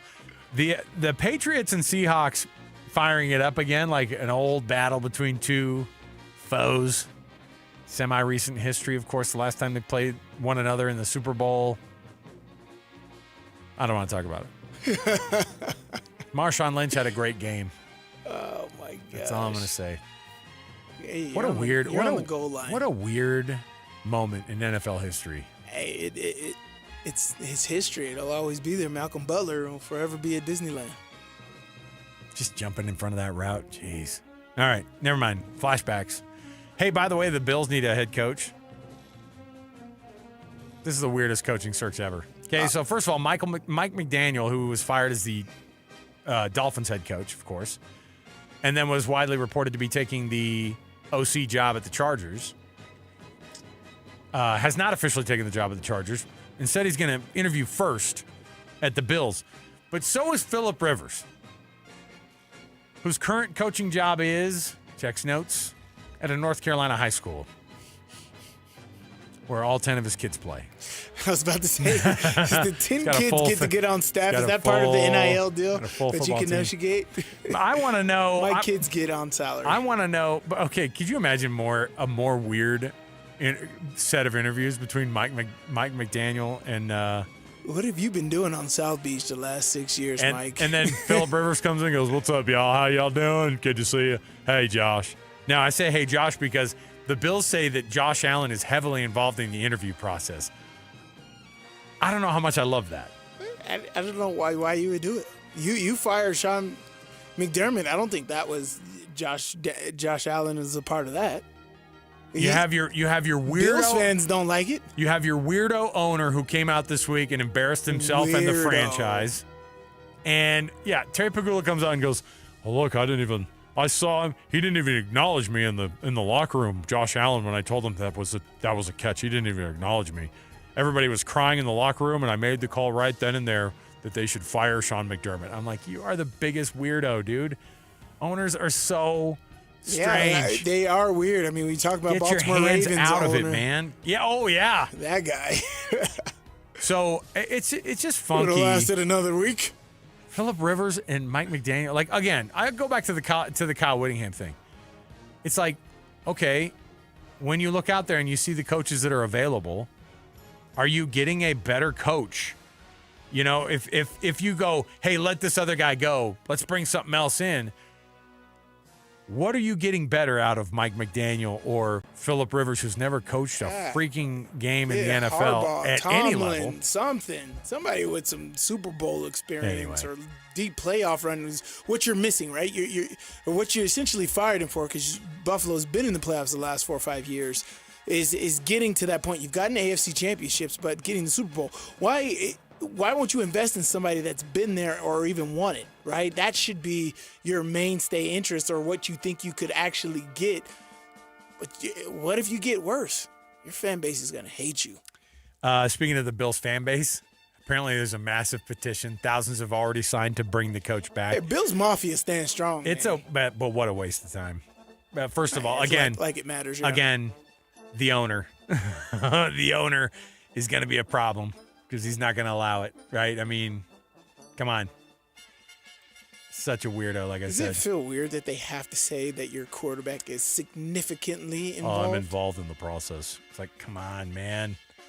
No one cares. Why do you have to say that? Don't. Yeah, I don't want him involved in the process. Like, quarterbacks should not be making hires. Yeah, what does a quarterback know about the defensive side of the ball? And what are you hiring? Situational football. And what are you hiring? Like, what are you doing with your GM? And your VP of football operations, and the guy who he elevated after they fired Sean McDermott. Yeah, because what if what's his point? What's the point of him? Yeah, have Josh Allen to hire everybody. Why not? Josh Allen really loves this guy, but your GM's like, it's not going to work on the other side. Whose side are you taking? I can't stand it. Fine. I mean, I don't care how good of a player you are. They never let that guy come in and hire somebody. He could be out. He could be gone. You know, a couple years later. And he hired your coach? That's weird. All right. Next up. So let's look at it here. The Seahawks, by the way, making some roster changes. They've activated George Holani and Elijah Arroyo for the NFC Championship title game. I remember last week when, who's the basketball guy played at Utah? Every time he touched the ball, it was a touchdown, tight end. Caleb Lohner. They activated him last week. Remember that? Mm-hmm. And then right before the game, they used a scratch. I don't know. The roster manipulation before NFL playoff games, I think some of it is a ruse. I think some of it is some smoke and mirrors. I think some of it is some games. It's always that. I mean, you saw Kyle Whittingham do it, where he put the entire team on the injury report. Yeah. That was fun. That was hilarious. But people do games like it's a chess match. Everything matters in that injury report. You get it out at the very last second. You do this and that. What matters, what doesn't, man. And so you play games. You can have something where you're speculating something. You say a word in a press conference, it means absolutely nothing, but you're trying to get that team to divulge as much time and information into that little fact that you're not even going to use. It's wild. It's a chess match, man. It's crazy. Hopefully Lohner gets in and catches a touchdown. That'd be awesome. That was Stidham's half touchdown little prop bet there. Oh, yeah, the half touchdown. Hey, Mom, I'm playing this weekend. I saw that, son. Saw they only got you down for a half a touchdown. Do better, kid. Like, we'll see. I didn't raise a half a touchdown, kid. I think that, I mean, you have to have set it at a half a touchdown because you're like, well, the guy's thrown no touchdowns the last 2.5 seasons. So what'd they say the last time he's even had an actual in-game stat was like with the Raiders in 2023? And you want to count your stats with I went through. Raiders? Okay, I listened to John Gruden today go off about, and what did he do? He gave the examples of the guys who took their team to the promised land as a backup. Okay, Frank Reich got him to the Super Bowl at least, right? And then I think Jim Kelly ended up playing in that Super Bowl. I don't think Jim Kelly did. But then he brings up Jeff Hostetler, of course, who won the NFC Championship game and the Super Bowl for the Giants. But I was telling our producer, Alex Napolis, who was born, I don't know, a couple decades after that football game. That was the Scott Norwood. It wasn't that Jeff Hostetler won that game. The Giants scored 20 points. The Bills scored, 19? Was it 20? Was it 20 to 19 or 21 to 19? Norwood, wide right. That was what missed. That's what won the game for him. Either way, Hostetler got a Super Bowl win. Fine. Hey, I'll take my win. If they want to give me that, I'm taking that. But I think the most impressive one was after Carson Wentz went down for the Eagles. Nick Foles took over. Yes. Made a run through the playoffs. Didn't just make a run through the playoffs. Beat the GOAT in the Super Bowl. Beat the GOAT. Patriots fall. Showed the GOAT how to catch a football. Oh, yeah. Philly special. Philly special. You saw Patriots try to run that. That didn't work out. Anytime Tom Brady's trying to like run, I just picture his combine 40. I'm always like, I know he's lost some lbs. He's looking a little more sharp, but I don't care how dialed up your sharp jawline is. Those feet still don't move very well. Come on, Tom. All right. Oh gosh. All right. Thoughts on this one? Who's going to be in the Super Bowl after this weekend's all said and done? I got the Rams. Sorry. I got the Rams and well, why though? Patriots. Explain yourself.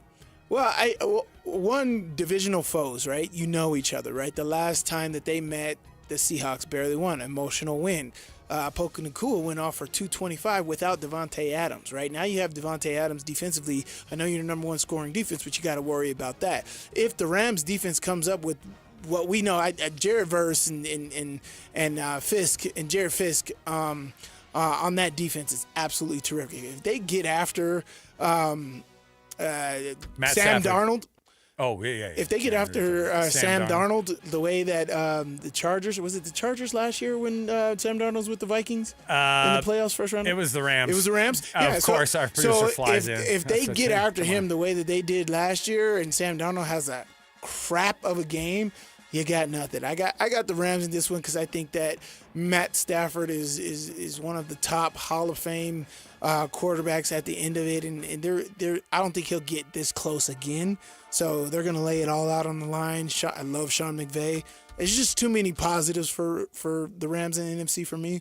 Seahawks are young. I like them. They're great, but I think this is time where you get a mix of young and great with the Rams, and I think they'll make it back to the Super Bowl because they play in San Francisco is the Super Bowl, another place that they're familiar with. There's just too many positives for the Rams. And then I got the Patriots on the other side, right? I'd love to see a miracle with Stidham just coming out and have the game of his life, but I just think the Patriots are of Vrabel's mentality, and they don't care about nothing. They are honey badger mentality. They don't care about nothing. Vrabel is locked in. He's got that team locked in. There are stars all over the place. The defense was playing great against Houston last week. I just give them the edge in this game. Defense wins championships. Yes. Alex Napolis. Just remember that when your Rams score 9 points on 3 field goals. Hey, man, if you still want me to talk crap for you, I still will. Send me copy and paste over some good cusses that I can throw Napolis' way. I want a good combination, something that really throws him off. Something that his mom goes, hey, what are you reading over there? Mom, do not come over near my phone. You cannot read these words. It's going to be something to question your friendship. Yeah. Yeah. Oh, yeah. Yeah. I want us borderline hating each other by the end of the weekend. All right. The Cowboys are apparently in the defensive coordinator market, and the Eagles' Christian Parker might be. Is he the guy then? Is he going to end up being the guy? They've reached an agreement with him. Is that what we're hearing? All right. Yeah, Christian Parker. Interdivision coach. I love it. I love it. It's just more drama. And look, hey, the Cowboys need it. Brian Johnson needs to take that OC job at Houston. Not that it's going to change anything, by the way, for the Cowboys, but yeah, you've got that. So we'll see. Jerry Jones is still back. It doesn't matter. It doesn't matter who's your DC. They've had great defensive coordinators. They'll have an awesome offense and a great defense, and they can't make it to the playoffs. It's fine. Such is the life of a Cowboys fan. All right, we will take a break. We'll come back. Got our best and worst next. So you don't want to miss it. Stay here, 97.5, the KSL Sports Zone. You've been listening to The Zone for decades. Yes!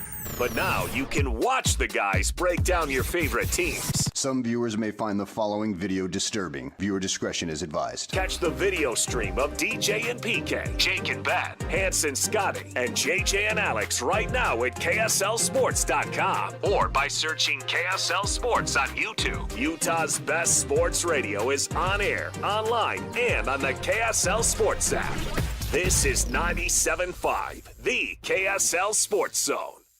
You've heard us talking about it. and you've been wanting to make a change yourself. So why not have it be right now and this weekend that you say, hey, I'm going to dial in. I'm going to drop that weight. I'm going to keep it off this time. Partner up with Salt Lake City Fat Loss. JJ and I got on this program in April of 2024. That's how long this thing's been. Yeah. Went the first 60 days on this thing. I actually started on vacation. I was that sick of looking at myself. I said, okay, yeah, I'll start this thing up. I said, well, I get back from vacation. They go, why don't you just start on vacation? They sent me the program. I started there, and I'm telling you, 65 pounds in 60 days. That's what I dropped. And then guess what? I got back home from vacation. Everything kept going. And after the 65 pounds came off, I've been able to keep it off. That's the biggest difference. Salt Lake City Fat Loss can get you there. Why don't you get with an expert, go online, have that 15-minute free phone consultation, and Salt Lake City Fat Loss is going to get with you and show you how it's done. You're not buying their supplements. You're not buying meals from them. Don't worry about any of that stuff. This isn't injections. This isn't some magic pill that you take. That's not this. It's a program that if you follow it, you're going to see results. They've cracked the code on how to do it, and they're going to help you get there and keep it off.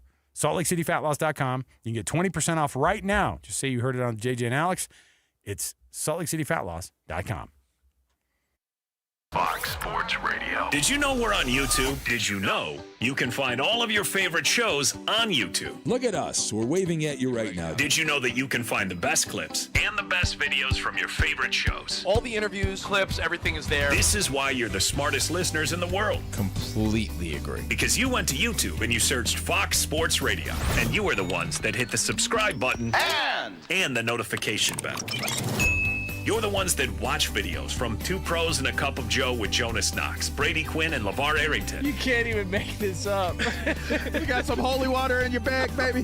Dan Patrick, Colin Cowherd. Wow. Covino and Rich, The Odd Couple with Rob Parker and Kelvin Washington. Oh, my God. Oh, boy. The Jason Smith Show with Mike Harmon. Think about that for a second. And The Ben Maller Show. Fox Sports Radio. On YouTube. That's strong stuff. By searching Fox Sports Radio. Check us out on YouTube, subscribe, hit that thumbs up icon, and comment away. Looking for insurance solutions that actually work for you? United Underwriters have been serving Utah families for over 25 years, offering smarter coverage solutions at better prices. United Underwriters auto policies include a no-cost windshield benefit because we travel on I-15 just like you, and also offer smart home insurance solutions and earthquake plans you can't find anywhere else. Call United Underwriters at 801-396-0828 or visit uuinsurance.com. United Underwriters. Real insurance solutions, real value, real partners, based right here in Utah. For nearly 70 years, Les Olson IT has been the trusted name for businesses. From state-of-the-art printers and copiers to managed IT services, we have the solutions you need to stay ahead in today's world.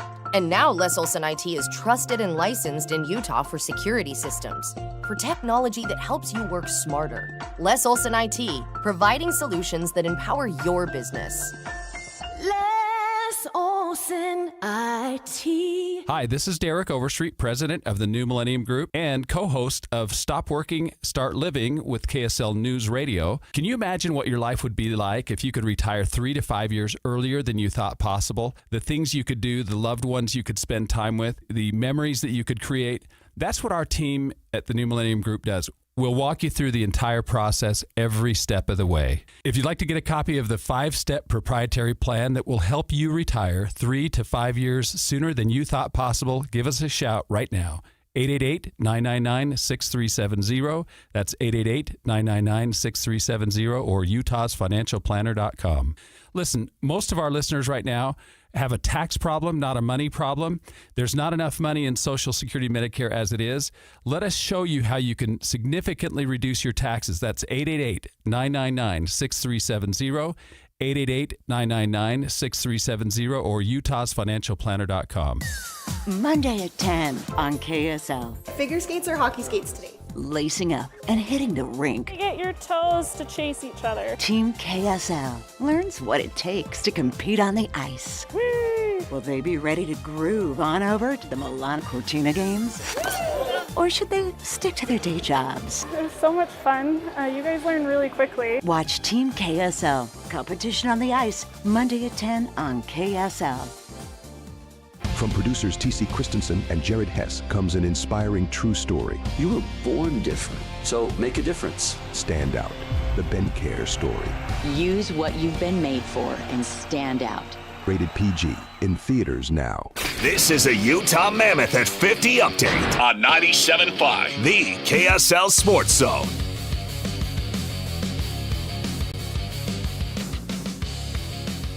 It's your Mammoth at 50 update right here, 97.5, the KSL Sports Zone. Thanks for being with us on the program. Utah Mammoth captain Clayton Keller talking about staying focused, not giving up when the team was down. Helped that he put in a couple of goals. There's, times in the game where, maybe you have control and the other team pushes back, and we've struggled to, kind of get back to our game, or vice versa. I think tonight, was a good example of them pushing hard and us just kind of sticking around and, key plays at certain times. And I think, like I said, so many guys made great plays, and, even after the second period, we had, tons of talk in the room. Guys were positive. Who cares however many, penalties we took or what happened the first, 40 minutes. We just, kept going. It's your Mammoth 50 update right there. Best and worst coming up right now. 97.5, the KSL Sports Zone.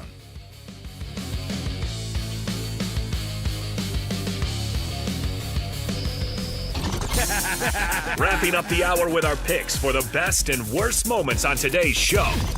As JJ and Alex want to hear your best and worst of the day.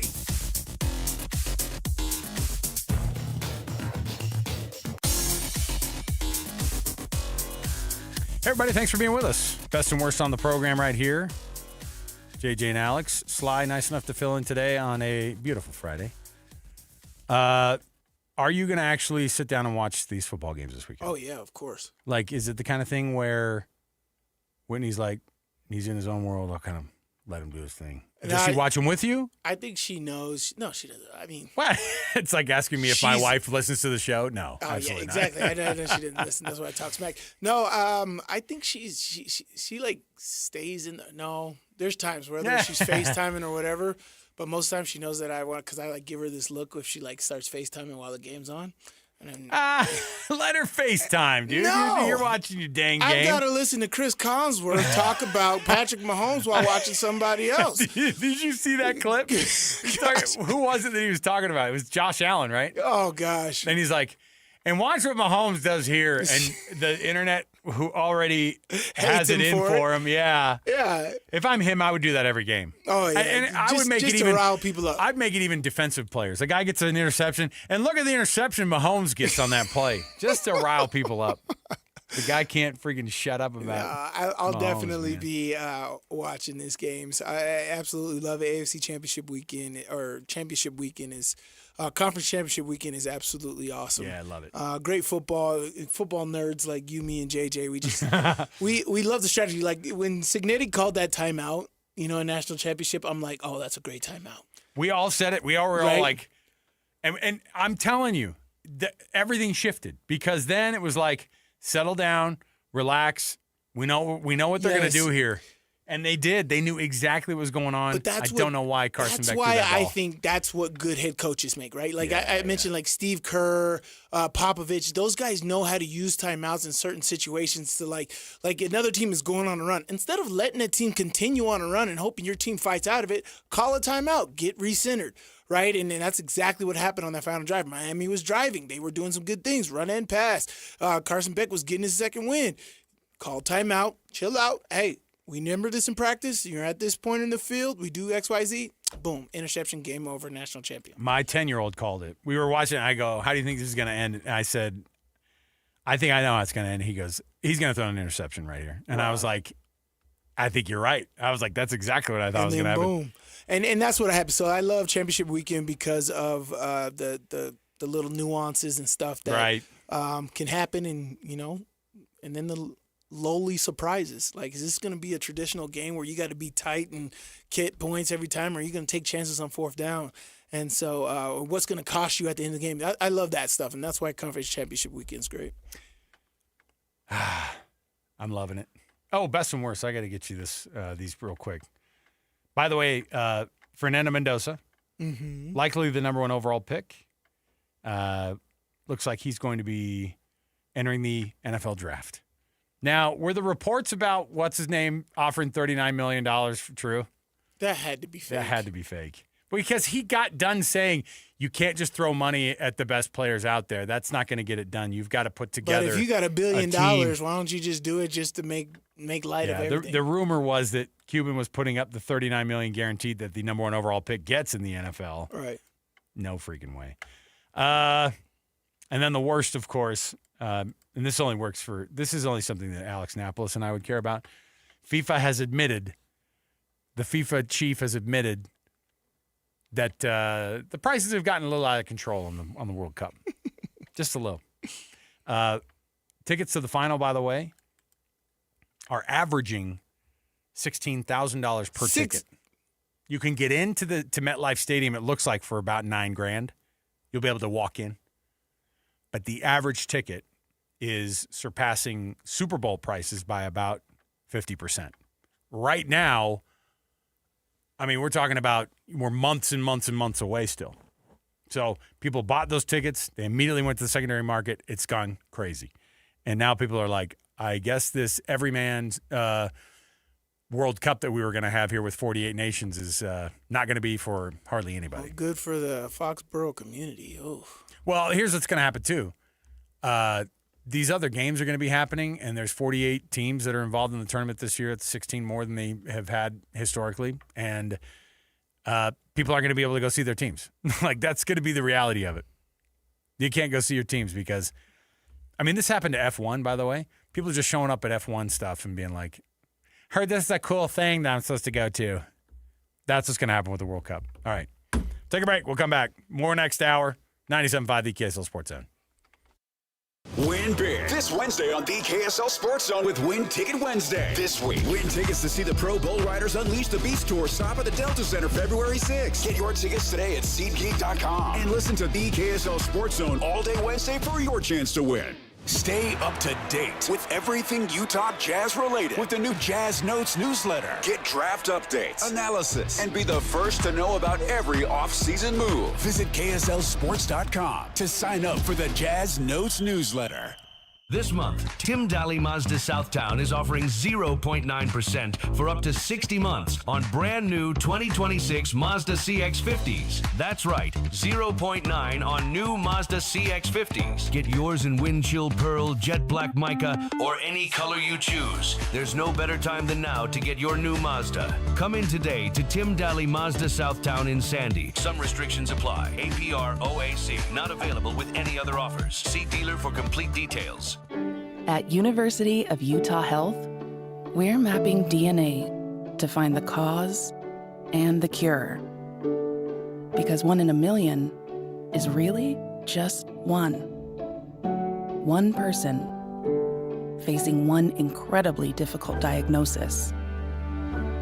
Looking for one thing: hope. Learn more at uofuhealth.org. Start the new year strong with a Hercules Gold Tier checking account.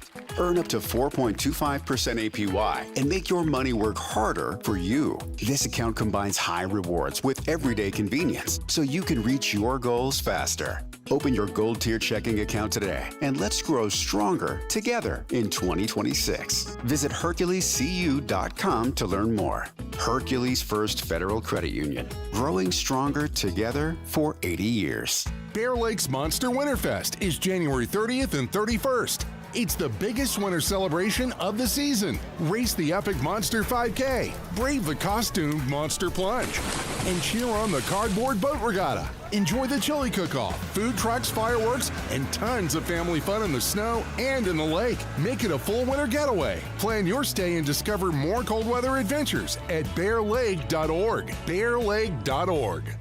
Hey Utah, this winter, a fireplace makes all the difference. Grab a gas or electric fireplace from Croft Fireplace and get free basic installation up to a $695 value with qualifying purchase. Friendly staff, top quality fireplaces, and expert installs make it easy. Check out the Bountiful or Salt Lake City showrooms or croftfireplace.com/sports. Offer ends March 31st. Croft.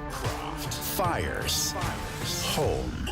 Now's the perfect time to recognize the everyday heroes who make youth sports happen in our community. The KSL Sports Zone and Beehive Meals are celebrating the coaches, referees, organizers, and volunteers who give their time so our kids can play. Nominate the youth sports volunteer you know for the Beehive Meals Hero of the Week at KSLSports.com/contest. Each week, one deserving hero will be spotlighted during the JJ and Alex Show at 4:30 p.m. every Thursday. And the winner receives a $250 gift card courtesy of Beehive Meals. Don't wait. Lift up someone who lifts up our kids. Dev Simplify are your software pros. Whether it's websites, mobile apps, or complex custom systems, Dev Simplify is here to make it work and make it easy on you. Need help building software or ongoing management? You've got both. DevSimplify.com designs, develops, and manages the process so your deadline stops slipping and your team stops guessing. Maybe you're stuck in the middle. AI can start a project. Freelancers can build pieces of it, but without real project management, teams get stranded halfway through. DevSimplify.com brings the roadmap, the pit crew, and the finish line. When a software project slows down, breaks down, or stalls out entirely, DevSimplify, the software pros, can turn that chaos into beautiful completion. DevSimplify.com. From the start, or in the middle, to finish and beyond. Ready to move? At DevSimplify.com, you can always schedule a quick and free project assessment. But right now, you can get a complimentary discovery session with 5 hours free. DevSimplify.com. Your software pros. Broadcasting from the Mountain Home Services Studio, this is 97.5 KZNS FM Colville, 1280 KZNS AM Salt Lake City, and 102.7 KSL FM HD2 Salt Lake City Midvale. This is 97.5, the KSL Sports Zone. Hey!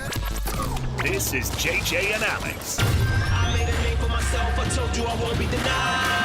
As you wrap up your day, it's time to get your fix of the teams you live for and the sports you love. This is JJ and Alex on 97.5, the KSL Sports Zone.